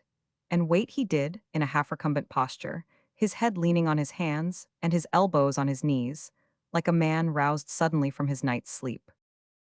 A whole hour passed, and anyone except Thalcave would have lain down again on his couch, reassured by the silence round him. But where a stranger would have suspected nothing, the sharpened senses of the Indian detected the approach of danger. As he was thus watching and listening, Theayuka gave a low neigh and stretched his nostrils toward the entrance of the ramada. This startled the Patagonian and made him rise to his feet at once. Theayuka scents an enemy, he said to himself, going toward the opening to make careful survey of the plains. Silence still prevailed, but not tranquility, for Thalcave caught a glimpse of shadows moving noiselessly over the tufts of curramamel. Here and there luminous spots appeared, dying out and rekindling constantly, in all directions, like fantastic lights dancing over the surface of an immense lagoon. An inexperienced eye might have mistaken them for fireflies, which shine at night in many parts of the pampas, but Thalcave was not deceived. He knew the enemies he had to deal with, and lost no time in loading his carbine and taking up his post in front of the fence. He did not wait long for a strange cry. A confused sound of barking and howling broke over the pampas, followed next instant by the report of the carbine, which made the uproar 100 times worse. Glenarvan and Robert woke in alarm and started to their feet instantly. "What is it?" exclaimed Robert. "Is it the Indians?" asked Glenarvan. "No," replied Thalcave, "the Agaras." "Agaras?" said Robert, looking inquiringly at Glenarvan. "Yes," replied Glenarvan, "the red wolves of the pampas." They seized their weapons at once, and stationed themselves beside the Patagonian, who pointed toward the plain from whence the yelling resounded. Robert drew back involuntarily. "You are not afraid of wolves, my boy," said Glenarvan. "No, my lord," said the lad in a firm tone, "and moreover, beside you I am afraid of nothing." "So much the better. These Agaras are not very formidable either, and if it were not for their number I should not give them a thought." "Never mind, we are all well armed, let them come." "We'll certainly give them a warm reception," rejoined Glenarvan. His lordship only spoke thus to reassure the child, for a secret terror filled him at the sight of this legion of bloodthirsty animals let loose on them at midnight. There might possibly be some hundreds, and what could 3 men do, even armed to the teeth, against such a multitude? As soon as Thalcave said the word Agara, Glenarvan knew that he meant the red wolf, for this is the name given to it by the Pampas Indians. This voracious animal, called by naturalists the Canis jubatus, is in shape like a large dog and has the head of a fox. Its fur is a reddish cinnamon color, and there is a black mane all down the back. It is a strong, nimble animal, generally inhabiting marshy places and pursuing aquatic animals by swimming, prowling about by night and sleeping during the day. Its attacks are particularly dreaded at the estancias or sheep stations, as it often commits considerable ravages, carrying off the finest of the flock. Singly, the Agara is not much to be feared, but they generally go in immense packs, and one had better have to deal with a jaguar or cougar than with them. Both from the noise of the howling and the multitude of shadows leaping about, Glenarvan had a pretty good idea of the number of the wolves, and he knew they had scented a good meal of human flesh or horse flesh, and none of them would go back to their dens without a share. It was certainly a very alarming situation to be in. The assailants were gradually drawing closer. The horses displayed signs of the liveliest terror, with the exception of Theayuka, who stamped his foot and tried to break loose and get out. His master could only calm him by keeping up a low, continuous whistle. Glenarvan and Robert had posted themselves so as to defend the opening of the ramada. They were just going to fire into the nearest ranks of the wolves when Thalcave lowered their weapons. "What does Thalcave mean?" asked Robert. "He forbids our firing." "And why?" "Perhaps he thinks it is not the right time." But this was not the Indian's reason, and so Glenarvan saw when he lifted the powder flask, showed him it was nearly empty. "What's wrong?" asked Robert. "We must husband our ammunition," was the reply. "Today's shooting has cost us dear, and we are short of powder and shot. We can't fire more than 20 times. The boy made no reply, and Glenarvan asked him if he was frightened. "No, my lord," he said. "That's right," returned Glenarvan. A fresh report resounded that instant. Thalcave had made short work of one assailant more audacious than the rest, and the infuriated pack had retreated to within 100 steps of the enclosure. On a sign from the Indian, Glenarvan took his place, while Thalcave went back into the enclosure and gathered up all the dried grass and alfafairs, and indeed, all the combustibles he could rake together, and made a pile of them at the entrance. Into this he flung one of the still glowing embers, and soon the bright flames shot up into the dark night. Glenarvan could now get a good glimpse of his antagonists, and saw that it was impossible to exaggerate their numbers or their fury. The barrier of fire just raised by Thalcave had redoubled their anger, though it had cut off their approach. Several of them, however, urged on by the hindmost ranks, pushed forward into the very flames, and burned their paws for their pains. From time to time, another shot had to be fired, notwithstanding the fire, to keep off the howling pack, and in the course of an hour 15 dead animals lay stretched on the prairie. The situation of the besieged was, relatively speaking, less dangerous now. As long as the powder lasted and the barrier of fire burned on, there was no fear of being overmastered. But what was to be done afterward, when both means of defense failed at once? Glenarvan's heart swelled as he looked at Robert. He forgot himself in thinking of this poor child, as he saw him showing a courage so far above his years. Robert was pale, but he kept his gun steady, and stood with firm foot ready to meet the attacks of the infuriated wolves. However, after Glenarvan had calmly surveyed the actual state of affairs, he determined to bring things to a crisis. "In an hour's time," he said, "we shall neither have powder nor fire. It will never do to wait till then before we settle what to do." Accordingly, he went up to Thalcave, and tried to talk to him by the help of the few Spanish words his memory could muster, though their conversation was often interrupted by one or the other having to fire a shot. It was no easy task for the two men to understand each other, but most fortunately, Glenarvan knew a great deal of the peculiarities of the red wolf. Otherwise, he could never have interpreted the Indian's words and gestures. As it was, fully a quarter of an hour elapsed before he could get any answer from Thalcave to tell Robert in reply to his inquiry. "What does he say?" "He says that at any price we must hold out till daybreak. The Agora only prowls about at night and goes back to his lair with the first streak of dawn.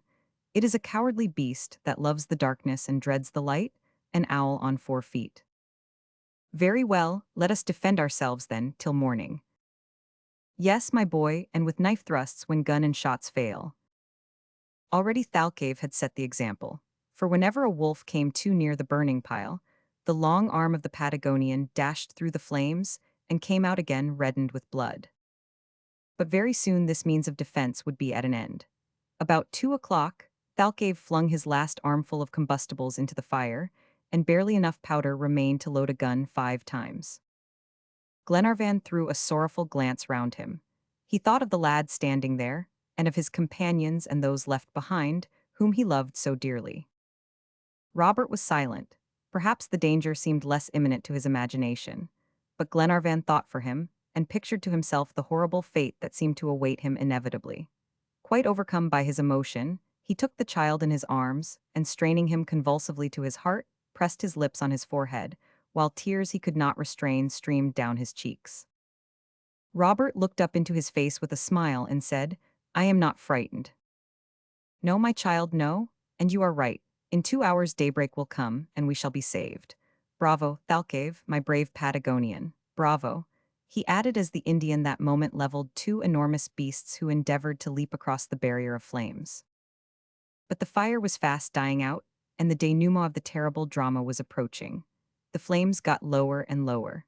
Once more the shadows of night fell on the prairie, and the glaring eyes of the wolves glowed like phosphorescent balls in the darkness. A few minutes longer, and the whole pack would be in the enclosure. Thalcave loaded his carbine for the last time, killed one more enormous monster, and then folded his arms. His head sank on his chest, and he appeared buried in deep thought. Was he planning some daring, impossible, mad attempt to repulse the infuriated horde? Glenarvan did not venture to ask. At this very moment, the wolves began to change their tactics. The deafening howls suddenly ceased, they seemed to be going away. Gloomy silence spread over the prairie and made Robert exclaim, "They're gone." But Thalcave, guessing his meaning, shook his head. He knew they would never relinquish their sure prey till daybreak made them hasten back to their dens. Still, their plan of attack had evidently been altered. They no longer attempted to force the entrance, but their new maneuvers only heightened the danger. They had gone round the ramada, as by common consent, and were trying to get in on the opposite side. The next minute they heard their claws attacking the moldering wood, and already formidable paws and hungry, savage jaws had found their way through the palings. The terrified horses broke loose from their halters and ran about the enclosure, mad with fear. Glenarvan put his arms round the young lad, and resolved to defend him as long as his life held out. Possibly he might have made a useless attempt at flight when his eye fell on Thalcave. The Indian had been stalking about the ramada like a stag, when he suddenly stopped short, and going up to his horse, who was trembling with impatience, began to saddle him with the most scrupulous care, without forgetting a single strap or buckle. He seemed no longer to disturb himself in the least about the wolves outside, though their yells had redoubled in intensity. A dark suspicion crossed Glenarvan's mind as he watched him. "He is going to desert us," he exclaimed at last, as he saw him seize the reins, as if preparing to mount. "He never," replied Robert. Instead of deserting them, the truth was that the Indian was going to try and save his friends by sacrificing himself. Thalcave was ready and stood champing his bit. He reared up and his splendid eyes flashed fire. He understood his master. But just as the Patagonian caught hold of the horse's mane, Glenarvan seized his arm with a convulsive grip and said, pointing to the open prairie, "You are going away." "Yes," replied the Indian, understanding his gesture. Then he said a few words in Spanish, which meant, "Thalcave, good horse, quick, will draw all the wolves away after him." "Oh, Thalcave!" exclaimed Glenarvan. "Quick, quick," replied the Indian, while Glenarvan said, in a broken, agitated voice to Robert, "Robert, my child, do you hear him? He wants to sacrifice himself for us. He wants to rush away over the pampas and turn off the wolves from us by attracting them to himself." "Friend Thalcave," returned Robert, throwing himself at the feet of the Patagonian, "Friend Thalcave, don't leave us." "No," said Glenarvan, "he shall not leave us." And turning toward the Indian, he said, pointing to the frightened horses, "Let us go together." "No," replied Thalcave, catching his meaning. "Bad beasts frightened, Thalcave good horse." "Be it so then," returned Glenarvan. "Thalcave will not leave you, Robert. He teaches me what I must do. It is for me to go, and for him to stay by you." Then seizing Thalcave's bridle, he said, "I am going, Thalcave, not you." "No," replied the Patagonian quietly. "I am," exclaimed Glenarvan, snatching the bridle out of his hands. "I myself, save this boy, Thalcave, I commit him to you." Glenarvan was so excited that he mixed up English words with his Spanish. But what mattered the language at such a terrible moment? A gesture was enough. The two men understood each other. However, Thalcave would not give in, and though every instant's delay but increased the danger, the discussion continued. Neither Glenarvan nor Thalcave appeared inclined to yield. The Indian had dragged his companion towards the entrance of the ramada, and showed him the prairie, making him understand that now was the time when it was clear from the wolves. But that not a moment was to be lost, for should this maneuver not succeed, it would only render the situation of those left behind more desperate, and that he knew his horse well enough to be able to trust his wonderful lightness and swiftness to save them all.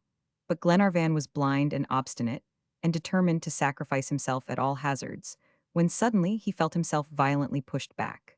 Thalcave pranced up and reared himself bolt upright on his hind legs, and made a bound over the barrier of fire, while a clear, young voice called out, "God save you, my lord." But before either Thalcave or Glenarvan could get more than a glimpse of the boy, holding on fast by Thayuka's mane, he was out of sight. "Robert, oh you unfortunate boy," cried Glenarvan. But even Thalcave did not catch the words, for his voice was drowned in the frightful uproar made by the wolves, who had dashed off at a tremendous speed on the track of the horse. Thalcave and Glenarvan rushed out of the ramada. Already the plain had recovered its tranquility, and all that could be seen of the red wolves was a moving line far away in the distant darkness. Glenarvan sank prostrate on the ground and clasped his hands despairingly. He looked at Thalcave, who smiled with his accustomed calmness, and said, "Thayuka, good horse, brave boy, he will save himself." "And suppose he falls," said Glenarvan. "He'll not fall." But notwithstanding Thalcave's assurances, poor Glenarvan spent the rest of the night in torturing anxiety. He seemed quite insensible now to the danger they had escaped through the departure of the wolves, and would have hastened immediately after Robert if the Indian had not kept him back by making him understand the impossibility of their horses overtaking Thayuka, and also that boy and horse had outdistanced the wolves long since, and that it would be useless going to look for them till daylight. At 4 o'clock morning began to dawn. A pale glimmer appeared in the horizon, and pearly drops of dew lay thick on the plain and on the tall grass, already stirred by the breath of day. The time for starting had arrived. "Now," cried Thalcave, "come."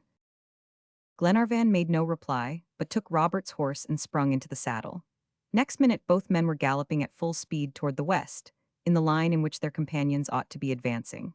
They dashed along at a prodigious rate for a full hour, dreading every minute to come across the mangled corpse of Robert. Glenarvan had torn the flanks of his horse with his spurs in his mad haste, when at last gunshots were heard in the distance at regular intervals, as if fired as a signal. "There they are," exclaimed Glenarvan, and both he and the Indian urged on their steeds to a still quicker pace, till in a few minutes more they came up to the little detachment conducted by Paganel.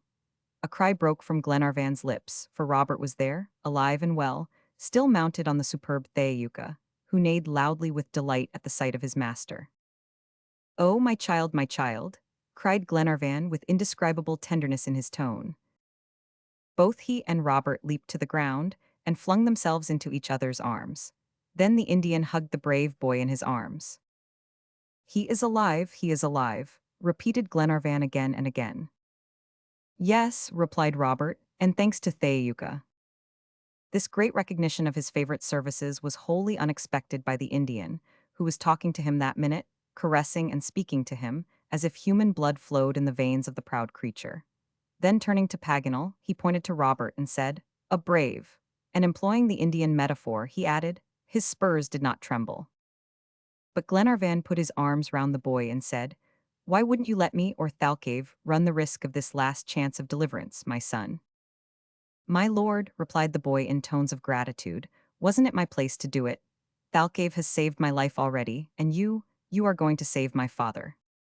Chapter 20, Strange Signs.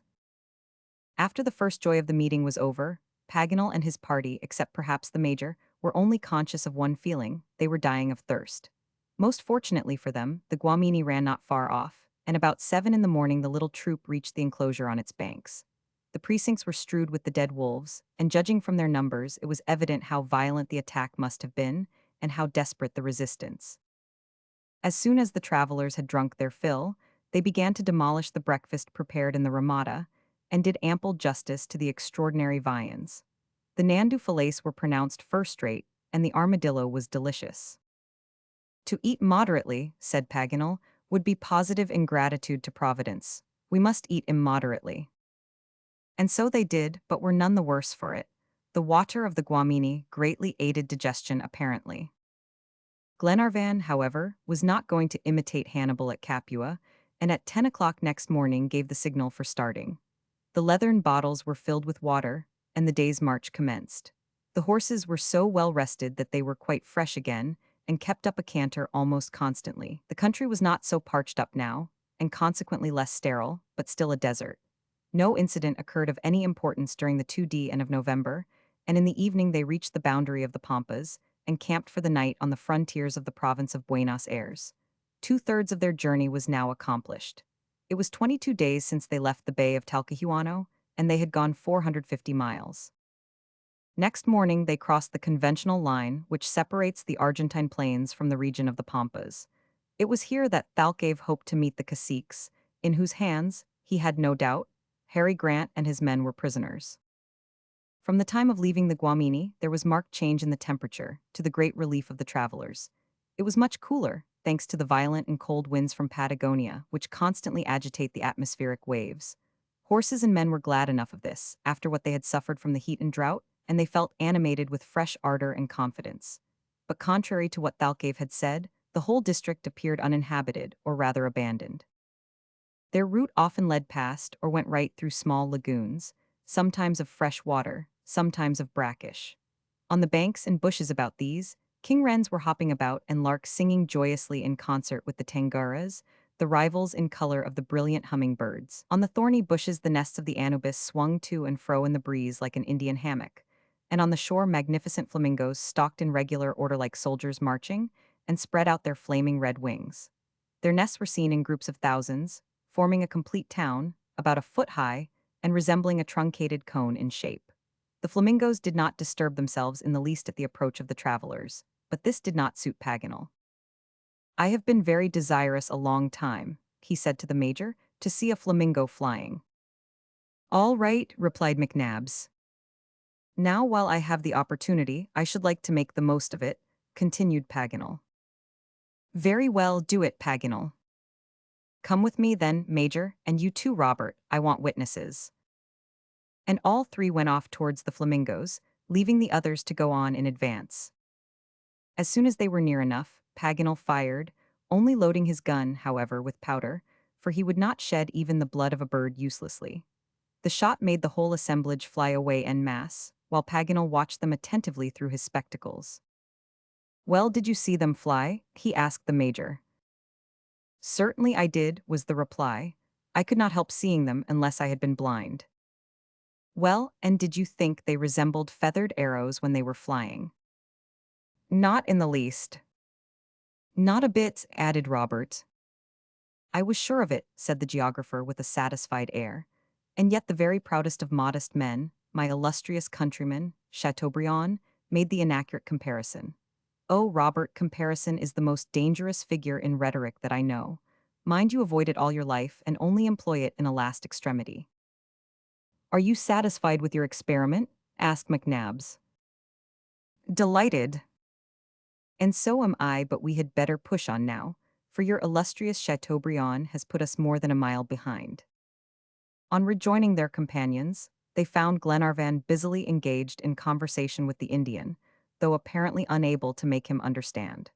Thalcave's gaze was fixed intently on the horizon, and his face wore a puzzled expression. The moment Paganel came in sight, Glenarvan called out, "Come along, friend Paganel. Thalcave and I can't understand each other at all." After a few minutes' talk with the Patagonian, the interpreter turned to Glenarvan and said, "Thalcave is quite astonished at the fact, and certainly it is very strange that there are no Indians, nor even traces of any to be seen in these plains, for they are generally thick with companies of them, either driving along cattle stolen from the estancias, or going to the Andes to sell their zorillo cloths and plated leather whips. And what does Thalcave think is the reason? He does not know, he is amazed and that's all. But what description of Indians did he reckon on meeting in this part of the Pampas? Just the very ones who had the foreign prisoners in their hands, the natives under the rule of the caciques Cafaukura, Catriel, or Yanchitras. Who are these caciques? Chiefs that were all powerful 30 years ago, before they were driven beyond the Sierras. Since then, they have been reduced to subjection as much as Indians can be, and they scour the plains of the Pampas and the province of Buenos Aires. I quite share Thalcave's surprise at not discovering any traces of them in regions which they usually infest as saltidors or bandits. And what must we do then? I'll go and ask him, replied Paganel. After a brief colloquy, he returned and said, "This is his advice, and very sensible it is, I think. He says we had better continue our route to the east as far as Fort Independence, and if we don't get news of Captain Grant there we shall hear, At any rate, what has become of the Indians of the Argentine plains? Is Fort Independence far away? Asked Glenarvan. No, it is in the Sierra Tandil, a distance of about 60 miles. And when shall we arrive? The day after tomorrow, in the evening. Glenarvan was considerably disconcerted by this circumstance. Not to find an Indian where in general there were only too many was so unusual that there must be some grave cause for it. But worse still if Harry Grant were a prisoner in the hands of any of those tribes. Had he been dragged away with them to the north or south? Glenarvan felt that, cost what it might, they must not lose his track, and therefore decided to follow the advice of Thalcave and go to the village of Tandil. They would find someone there to speak to, at all events. About 4 o'clock in the evening, a hill, which seemed a mountain in so flat a country, was sighted in the distance. This was Sierra Tapalquem, at the foot of which the travelers camped that night. The passage in the morning over the Sierra was accomplished without the slightest difficulty. After having crossed the Cordillera of the Andes, it was easy work to ascend the gentle heights of such a sierra as this. The horses scarcely slackened their speed. At noon they passed the deserted fort of Tapalquem, the first of the chain of forts which defend the southern frontiers from Indian marauders. But to the increasing surprise of Thalcave, they did not come across even the shadow of an Indian. About the middle of the day, however, 3 flying horsemen, well mounted and well armed, came in sight, gazed at them for an instant, and then sped away with inconceivable rapidity. Glenarvan was furious.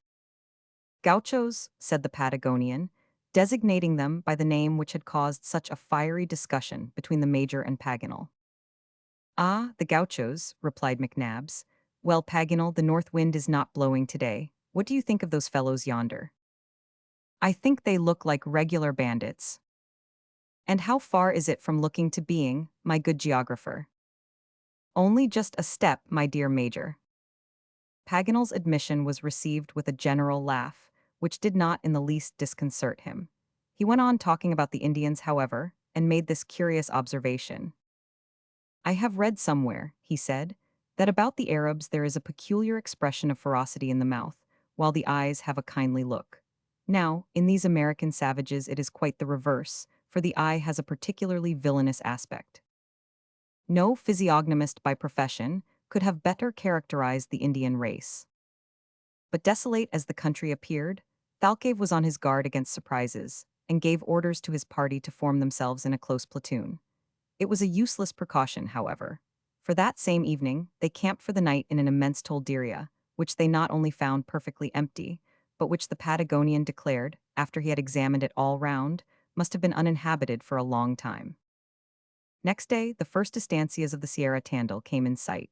The estancias are large cattle stations for breeding cattle, but Thalcave resolved not to stop at any of them, but to go straight on to Fort Independence. They passed several farms fortified by battlements and surrounded by a deep moat, the principal building being encircled by a terrace, from which the inhabitants could fire down on the marauders in the plain. Glenarvan might perhaps have got some information at these houses, but it was the surest plan to go straight on to the village of Tandil. Accordingly, they went on without stopping, fording the Rio of Los Huasos and also the Chapilafu, a few miles further on. Soon they were treading the grassy slopes of the first ridges of the Sierra Tandil, and an hour afterward the village appeared in the depths of a narrow gorge, and above it towered the lofty battlements of Fort Independence. Chapter 21, A False Trail. The Sierra Tandil rises 1,000 feet above the level of the sea. It is a primordial chain, that is to say, anterior to all organic and metamorphic creation. It is formed of a semicircular ridge of gneiss hills, covered with fine short grass.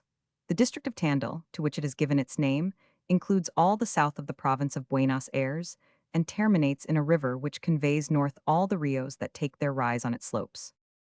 After making a short ascent up the Sierra, they reached the postern gate, so carelessly guarded by an Argentine sentinel that they passed through without difficulty, a circumstance which betokened extreme negligence or extreme security.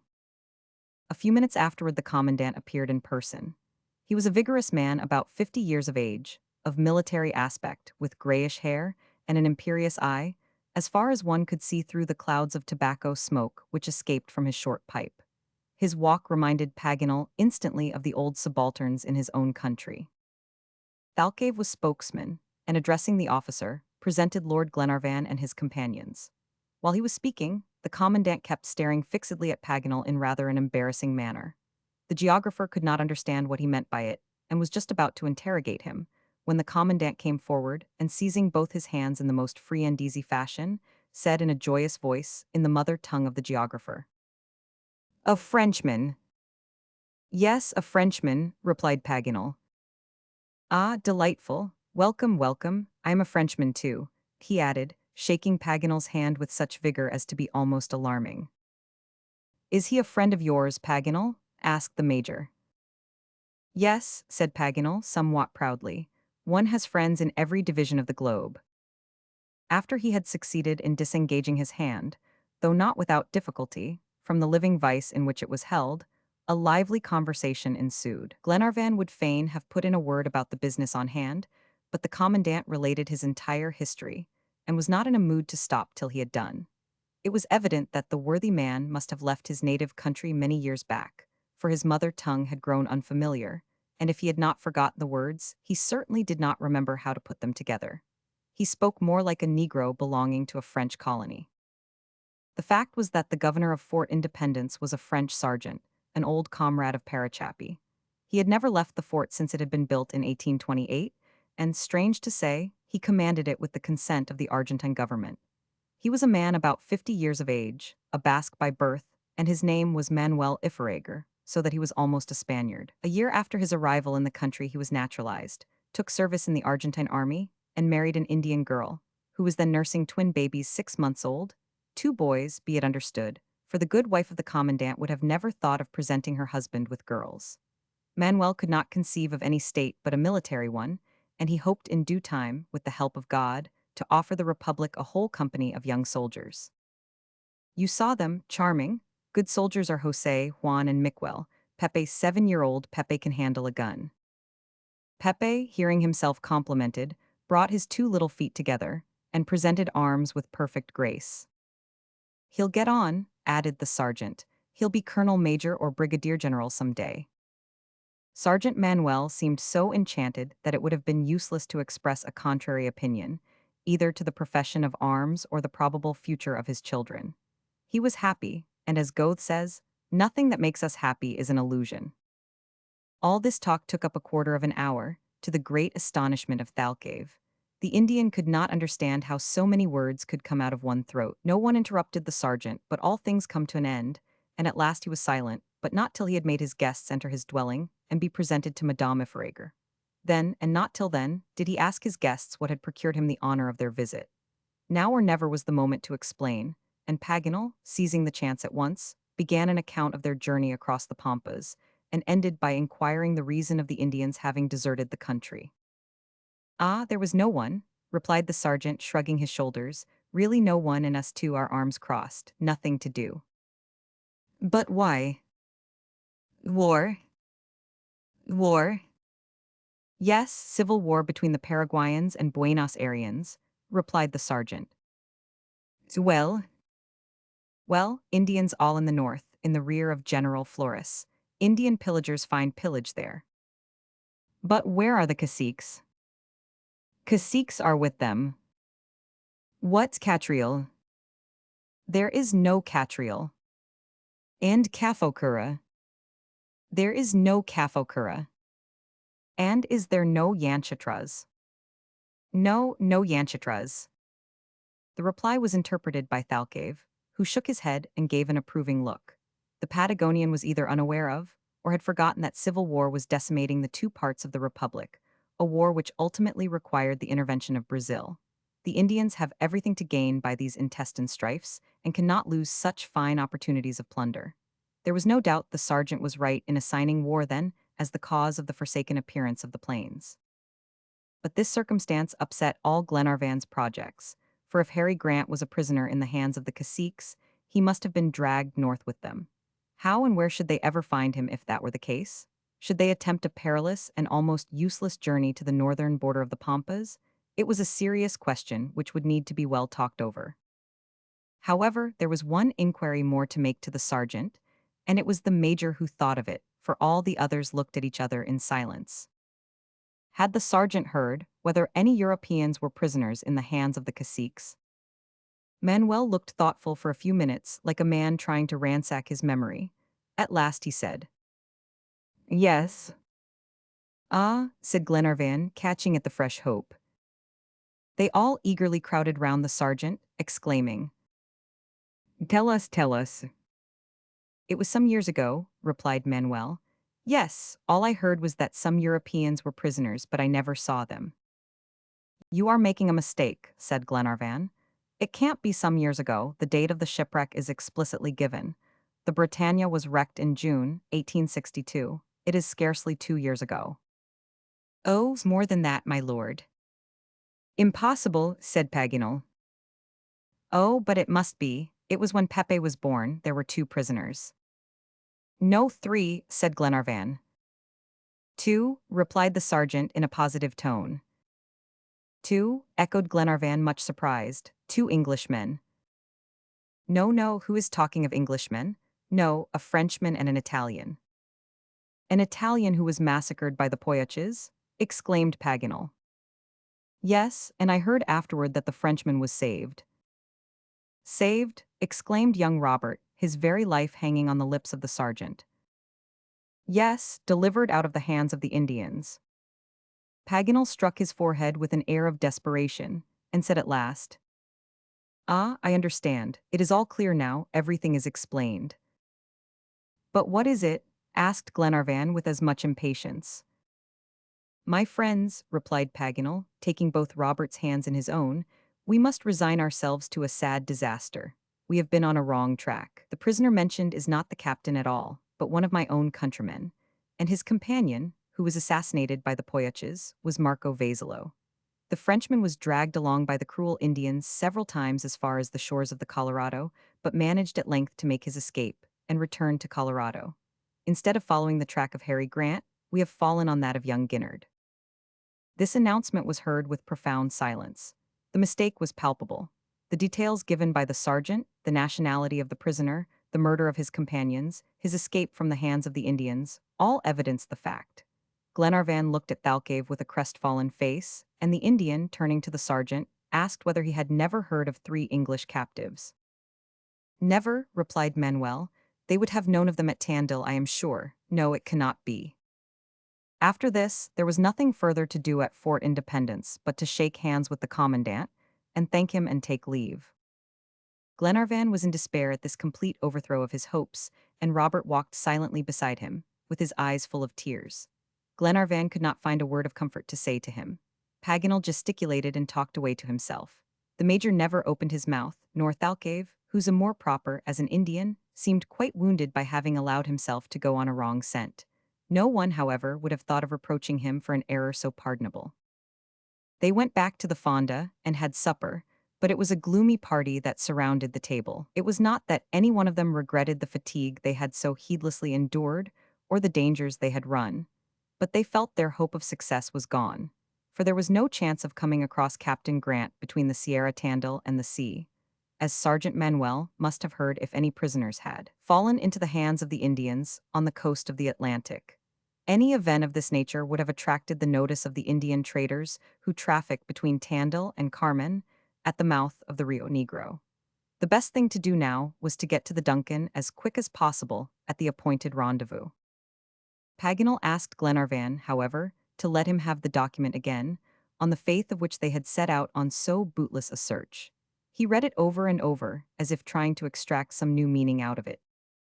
"Yet nothing can be clearer," said Glenarvan. "It gives the date of the shipwreck and the manner and the place of the captivity in the most categorical manner." "That it does not know, it does not," exclaimed Paganel, striking the table with his fist. "Since Harry Grant is not in the Pampas, he is not in America, but where he is the document must say, and it shall say, my friends, or my name is not Jacques Paganel any longer." Chapter 22, The Flood. A distance of 150 miles separates Fort Independence from the shores of the Atlantic. Unless unexpected and certainly improbable delays should occur, in 4 days Glenarvan would rejoin the Duncan, but to return on board without Captain Grant, and after having so completely failed in his search, was what he could not bring himself to do. Consequently, when next day came, he gave no orders for departure. The major took it upon himself to have the horses saddled and make all preparations. Thanks to his activity, next morning at 8 o'clock, the little troop was descending the grassy slopes of the Sierra. Glenarvan, with Robert at his side, galloped along without saying a word. His bold, determined nature made it impossible to take failure quietly. His heart throbbed as if it would burst, and his head was burning. Paganel, excited by the difficulty, was turning over and over the words of the document and trying to discover some new meaning. Thalcave was perfectly silent and left Thayuka to lead the way. The major, always confident, remained firm at his post, like a man on whom discouragement takes no hold. Tom Austin and his two sailors shared the dejection of their master. A timid rabbit happened to run across their path, and the superstitious men looked at each other in dismay. "A bad omen," said Wilson. "Yes, in the Highlands," repeated Mulready. "What's bad in the Highlands is not better here," returned Wilson sententiously. Toward noon they had crossed the Sierra and descended into the undulating plains which extend to the sea. Limpid rios intersected these plains and lost themselves among the tall grasses. The ground had once more become a dead level, the last mountains of the pampas were passed, and a long carpet of verdure unrolled itself over the monotonous prairie beneath the horses' tread. Hitherto the weather had been fine, but today the sky presented anything but a reassuring appearance. The heavy vapors, generated by the high temperature of the preceding days, hung in thick clouds, which ere long would empty themselves in torrents of rain. Moreover, the vicinity of the Atlantic and the prevailing west wind made the climate of this district particularly damp. This was evident by the fertility and abundance of the pasture and its dark color. However, the clouds remained unbroken for the present, and in the evening, after a brisk gallop of 40 miles, the horses stopped on the brink of deep Canadas, immense natural trenches filled with water. No shelter was near, and ponchos had to serve both for tents and coverlets as each man lay down and fell asleep beneath the threatening sky. Next day the presence of water became still more sensibly felt. It seemed to exude from every pore of the ground. Soon large ponds, some just beginning to form and some already deep, lay across the route to the east. As long as they had only to deal with lagoons, circumscribed pieces of water unencumbered with aquatic plants, the horses could get through well enough. But when they encountered moving sloughs called pantanos, it was harder work. Tall grass blocked them up, and they were involved in the peril before they were aware. These bogs had already proved fatal to more than one living thing, for Robert, who had got a good bit ahead of the party, came rushing back at full gallop, calling out, Monsieur Paganel, a forest of horns." "What?" exclaimed the geographer. "You have found a forest of horns." "Yes, yes, or at any rate a coppice." "A coppice," replied Paganel, shrugging his shoulders. "My boy, you are dreaming." "I am not dreaming, and you will see for yourself. Well, this is a strange country. They sow horns and they sprout up like wheat. I wish I could get some of the seed." "The boy is really speaking seriously," said the major. "Yes, Mr. Major, and you will soon see I am right." The boy had not been mistaken, for presently they found themselves in front of an immense field of horns, regularly planted and stretching far out of sight. It was a complete copse, low and close packed, but a strange sort. "Well," said Robert.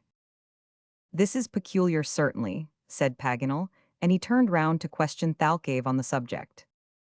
"The horns come out of the ground," replied the Indian, "but the oxen are down below." "What?" exclaimed Paganel. "Do you mean to say that a whole herd was caught in that mud and buried alive?" "Yes," said the Patagonian. And so it was. An immense herd had been suffocated side by side in this enormous bog, and this was not the first occurrence of the kind which had taken place in the Argentine plains. An hour afterward, and the field of horns lay 2 miles behind. Thalcave was somewhat anxiously observing a state of things which appeared to him unusual. He frequently stopped and raised himself on his stirrups and looked around. His great height gave him a commanding view of the whole horizon, but after a keen, rapid survey, he quickly resumed his seat and went on. About a mile further he stopped again, and leaving the straight route, made a circuit of some miles north and south, and then returned and fell back in his place at the head of the troop, without saying a syllable as to what he hoped or feared. This strange behavior, several times repeated, made Glenarvan very uneasy and quite puzzled Paganel. At last, at Glenarvan's request, he asked the Indian about it. Thalcave replied that he was astonished to see the plains so saturated with water. Never, to his knowledge, since he had followed the calling of guide, had he found the ground in this soaking condition. Even in the rainy season, the Argentine plains had always been passable. But what is the cause of this increasing humidity? Said Paganel. I do not know, and what if I did? Could it be owing to the rios of the Sierra being swollen to overflowing by the heavy rains? Sometimes they are. And is it the case now? Perhaps. Paganel was obliged to be content with this unsatisfactory reply and went back to Glenarvan to report the result of his conversation. And what does Thalcave advise us to do? Said Glenarvan. Paganel went back to the guide and asked him. Go on fast, was the reply. This was easier said than done. The horses soon tired of treading over ground that gave way at every step. It sank each moment more and more, till it seemed half under water. They quickened their pace, but could not go fast enough to escape the water, which rolled in great sheets at their feet. Before 2 hours, the cataracts of the sky opened and deluged the plain in true tropical torrents of rain. Never was there a finer occasion for displaying philosophically equanimity. There was no shelter, and nothing for it but to bear it stolidly. The ponchos were streaming like the overflowing gutter spouts on the roof of a house, and the unfortunate horsemen had to submit to a double bath, for their horses dashed up the water to their waists at every step. In this drenching, shivering state, and worn out with fatigue, they came toward evening to a miserable rancho, which could only have been called a shelter by people not very fastidious, and certainly only travelers in extremity would even have entered it. But Glenarvan and his companions had no choice, and were glad enough to burrow in this wretched hovel, though it would have been despised by even a poor Indian of the Pampas. A miserable fire of grass was kindled, which gave out more smoke than heat, and was very difficult to keep alight, as the torrents of rain which dashed against the ruined cabin outside found their way within and fell down in large drops from the roof. 20 times over the fire would have been extinguished if Mulready and Wilson had not kept off the water. The supper was a dull meal, and neither appetizing nor reviving. Only the Major seemed to eat with any relish. The impassive McNabbs was superior to all circumstances. Paganel, Frenchman as he was, tried to joke, but the attempt was a failure. My jests are damp, he said, they misfire. The only consolation in such circumstances was to sleep, and accordingly each one lay down and endeavored to find in slumber a temporary forgetfulness of his discomforts and his fatigues. The night was stormy, and the planks of the rancho cracked before the blast as if every instant they would give way. The poor horses outside, exposed to all the inclemency of the weather, were making piteous moans, and their masters were suffering quite as much inside the ruined rancho. However, sleep overpowered them at length. Robert was the first to close his eyes and lean his head against Glenarvan's shoulder, and soon all the rest were soundly sleeping too under the guardian eye of heaven. The night passed safely, and no one stirred till Thayuk awoke them by tapping vigorously against the rancho with his hoof. He knew it was time to start, and at a push could give the signal as well as his master. They owed the faithful creature too much to disobey him, and set off immediately. The rain had abated, but floods of water still covered the ground. Paganel, on consulting his map, came to the conclusion that the Rios Grande and Vivarota, into which the water from the plains generally runs, must have been united in one large bed several miles in extent. Extreme haste was imperative, for all their lives depended on it. Should the inundation increase, where could they find refuge? Not a single elevated point was visible on the whole circle of the horizon, and on such level plains, water would sweep along with fearful rapidity. The horses were spurred on to the utmost, and Thayuka led the way, bounding over the water as if it had been his natural element. Certainly, he might justly have been called a seahorse, better than many of the amphibious animals who bear that name. All of a sudden, about 10 in the morning, Thayuka betrayed symptoms of violent agitation. He kept turning round toward the south, neighing continually and snorting with wide-open nostrils. He reared violently, and Thalcave had some difficulty in keeping his seat. The foam from his mouth was tinged with blood from the action of the bit, pulled tightly by his master's strong hand, and yet the fiery animal would not be still. Had he been free, his master knew he would have fled away to the north as fast as his legs would have carried him. What is the matter with Thayuka? Asked Paganel. Is he bitten by the leeches? They are very voracious in the Argentine streams. No, replied the Indian. Is he frightened at something, then? Yes, he sensed danger. What danger? I don't know. But though no danger was apparent to the eye, the ear could catch the sound of a murmuring noise beyond the limits of the horizon, like the coming in of the tide. Soon a confused sound was heard of bellowing and neighing and bleating, and about a mile to the south, immense flocks appeared, rushing and tumbling over each other in the greatest disorder, as they hurried pell-mell along with inconceivable rapidity. They raised such a whirlwind of water in their course that it was impossible to distinguish them clearly. 100 whales of the largest size could hardly have dashed up the ocean waves more violently. Anda, anda, quick, quick, shouted Thalcave in a voice like thunder. What is it then? Asked Paganel. The rising, replied Thalcave. He means an inundation, exclaimed Paganel, flying with the others after Thalcave, who had spurred on his horse toward the north. It was high time, for about 5 miles south an immense towering wave was seen advancing over the plain and changing the whole country into an ocean. The tall grass disappeared before it as if cut down by a scythe, and clumps of mimosas were torn up and drifted about like floating islands. The wave was speeding on with the rapidity of a racehorse, and the travelers fled before it like a cloud before a storm wind. They looked in vain for some harbor of refuge, and the terrified horses galloped so wildly along that the riders could hardly keep their saddles. Anda, anda, shouted Thalcave, and again they spurred on the poor animals till the blood ran from their lacerated sides. They stumbled every now and then over great cracks in the ground, or got entangled in the hidden grass below the water. They fell, and were pulled up only to fall again and be pulled up again and again. The level of the waters was sensibly rising, and less than 2 miles off the gigantic wave reared its crested head. For a quarter of an hour this supreme struggle with the most terrible of elements lasted.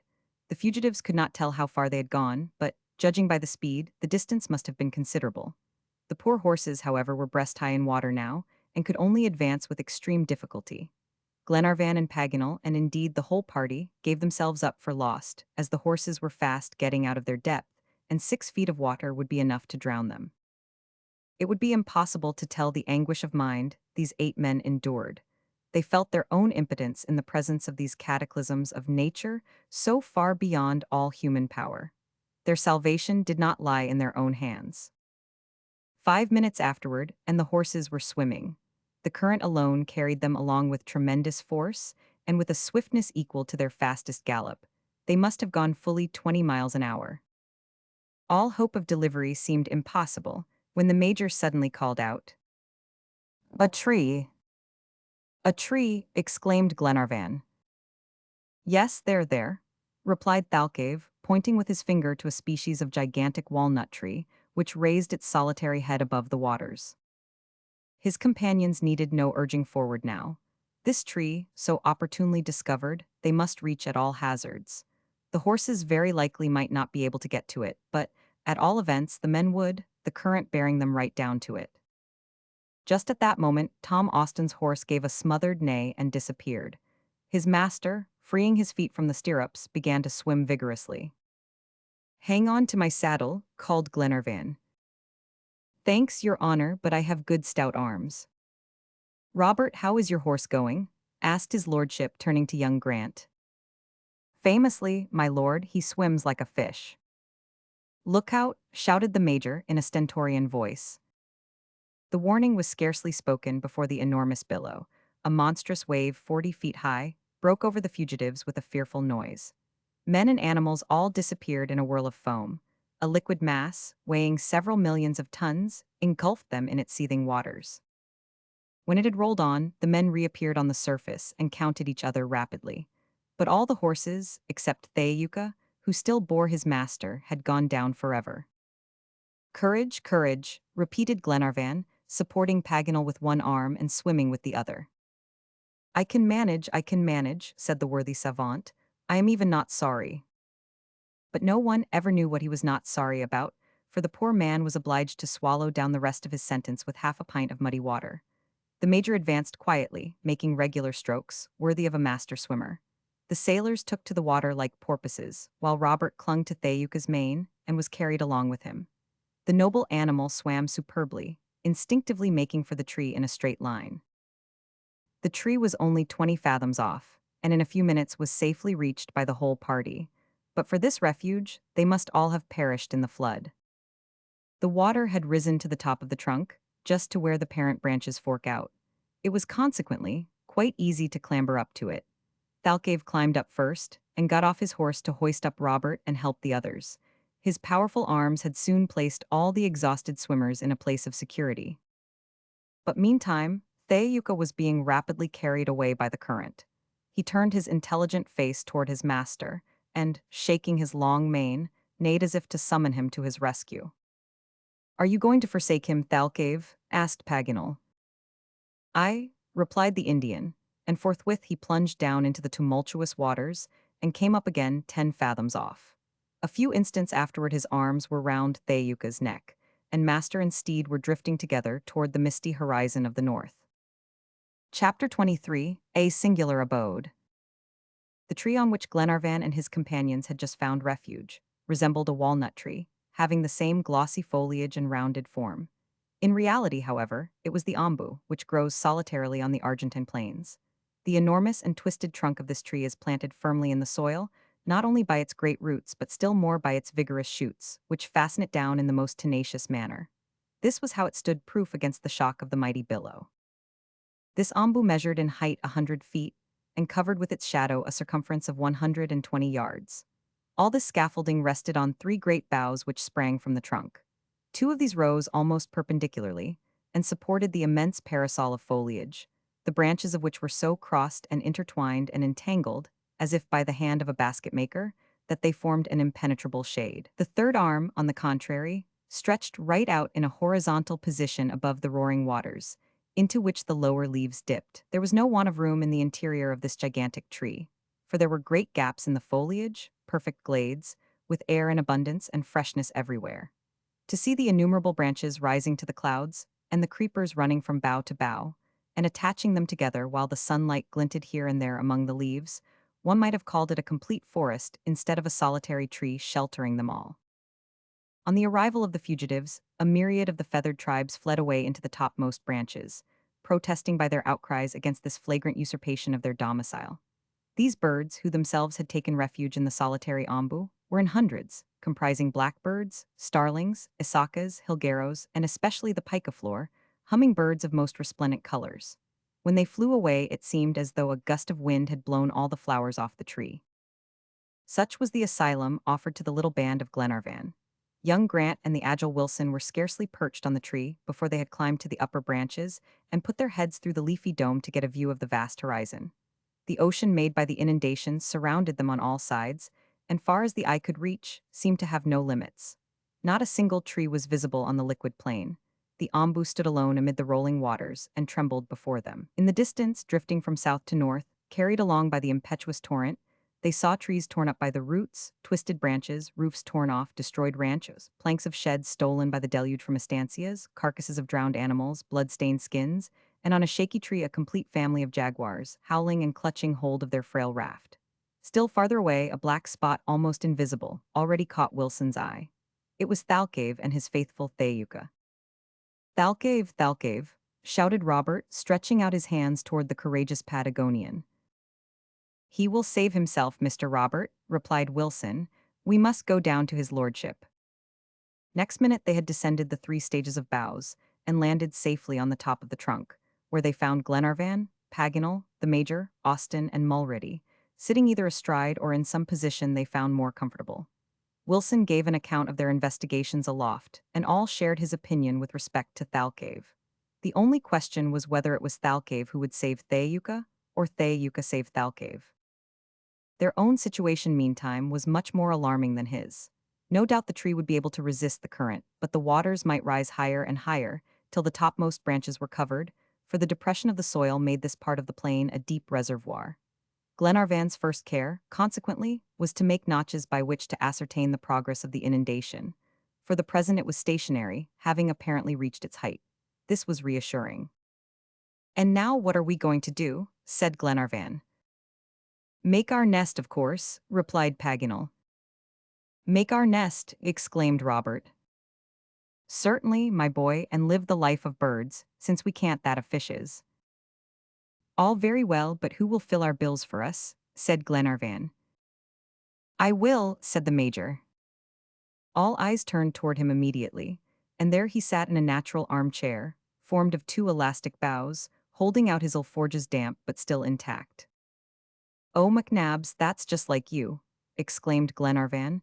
"You think of everything even under circumstances which would drive all out of your head." Since it was settled we were not going to be drowned, I had no intention of starving of hunger. "I should have thought of it too," said Paganel, "but I am so distrait." "And what is in the alforges?" asked Tom Austin. "Food enough to last 7 men for 2 days," replied McNabbs. "And I hope the inundation will have gone down in 24 hours," said Glenarvan. "Or that we shall have found some way of regaining terra firma," added Paganel. "Our first business, then, now is to breakfast," said Glenarvan. "I suppose you mean after we have made ourselves dry," observed the major. "And where's the fire?" asked Wilson. "We must make it," returned Paganel. "Where?" "On the top of the trunk, of course." "And what with?" "With the dead wood we cut off the tree." "But how will you kindle it?" asked Glenarvan. "Our tinder is just like wet sponge." "We can dispense with it," replied Paganel. "We only want a little dry moss and a ray of sunshine, and the lens of my telescope, and you'll see what a fire I'll get to dry myself by. Who will go and cut wood in the forest?" "I will," said Robert. And off he scampered like a young cat into the depths of the foliage, followed by his friend Wilson. Paganel set to work to find dry moss, and had soon gathered sufficient. This he laid on a bed of damp leaves, just where the large branches began to fork out, forming a natural hearth, where there was little fear of conflagration. Robert and Wilson speedily reappeared, each with an armful of dry wood which they threw on the moss. By the help of the lens it was easily kindled, for the sun was blazing overhead. In order to ensure a proper draught, Paganel stood over the hearth with his long legs straddled out in the Arab manner. Then stooping down and raising himself with a rapid motion, he made a violent current of air with his poncho, which made the wood take fire, and soon a bright flame roared in the improvised brazier. After drying themselves, each in his own fashion, and hanging their ponchos on the tree, where they were swung to and fro in the breeze, they breakfasted, carefully however rationing out the provisions, for the morrow had to be thought of. The immense basin might not empty so soon as Glenarvan expected, and anyway, the supply was very limited. The ombu produced no fruit, though fortunately, it would likely abound in fresh eggs, thanks to the numerous nests stowed away among the leaves, not to speak of their feathered proprietors. These resources were by no means to be despised. The next business was to install themselves as comfortably as they could, in prospect of a long stay. "As the kitchen and dining room are on the ground floor," said Paganel, "we must sleep on the first floor. The house is large, and as the rent is not dear, we must not cramp ourselves for room. I can see up yonder natural cradles, in which once safely tucked up we shall sleep as if we were in the best beds in the world. We have nothing to fear. Besides, we will watch, and we are numerous enough to repulse a fleet of Indians and other wild animals. We only want firearms." "I have my revolvers," said Glenarvan. "And I have mine," replied Robert. "But what's the good of them?" said Tom Austin, "unless Monsieur Paganel can find out some way of making powder." "We don't need it," replied McNabbs, exhibiting a powder flask in a perfect state of preservation. "Where did you get it from, Major?" asked Paganel. "From Thalcave. He thought it might be useful to us, and gave it to me before he plunged into the water to save Theouka." "Generous, brave Indian," exclaimed Glenarvan. "Yes," replied Tom Austin, "if all the Patagonians are cut after the same pattern, I must compliment Patagonia." "I protest against leaving out the horse," said Paganel. "He is part and parcel of the Patagonian, and I'm much mistaken if we don't see them again, the one on the other's back."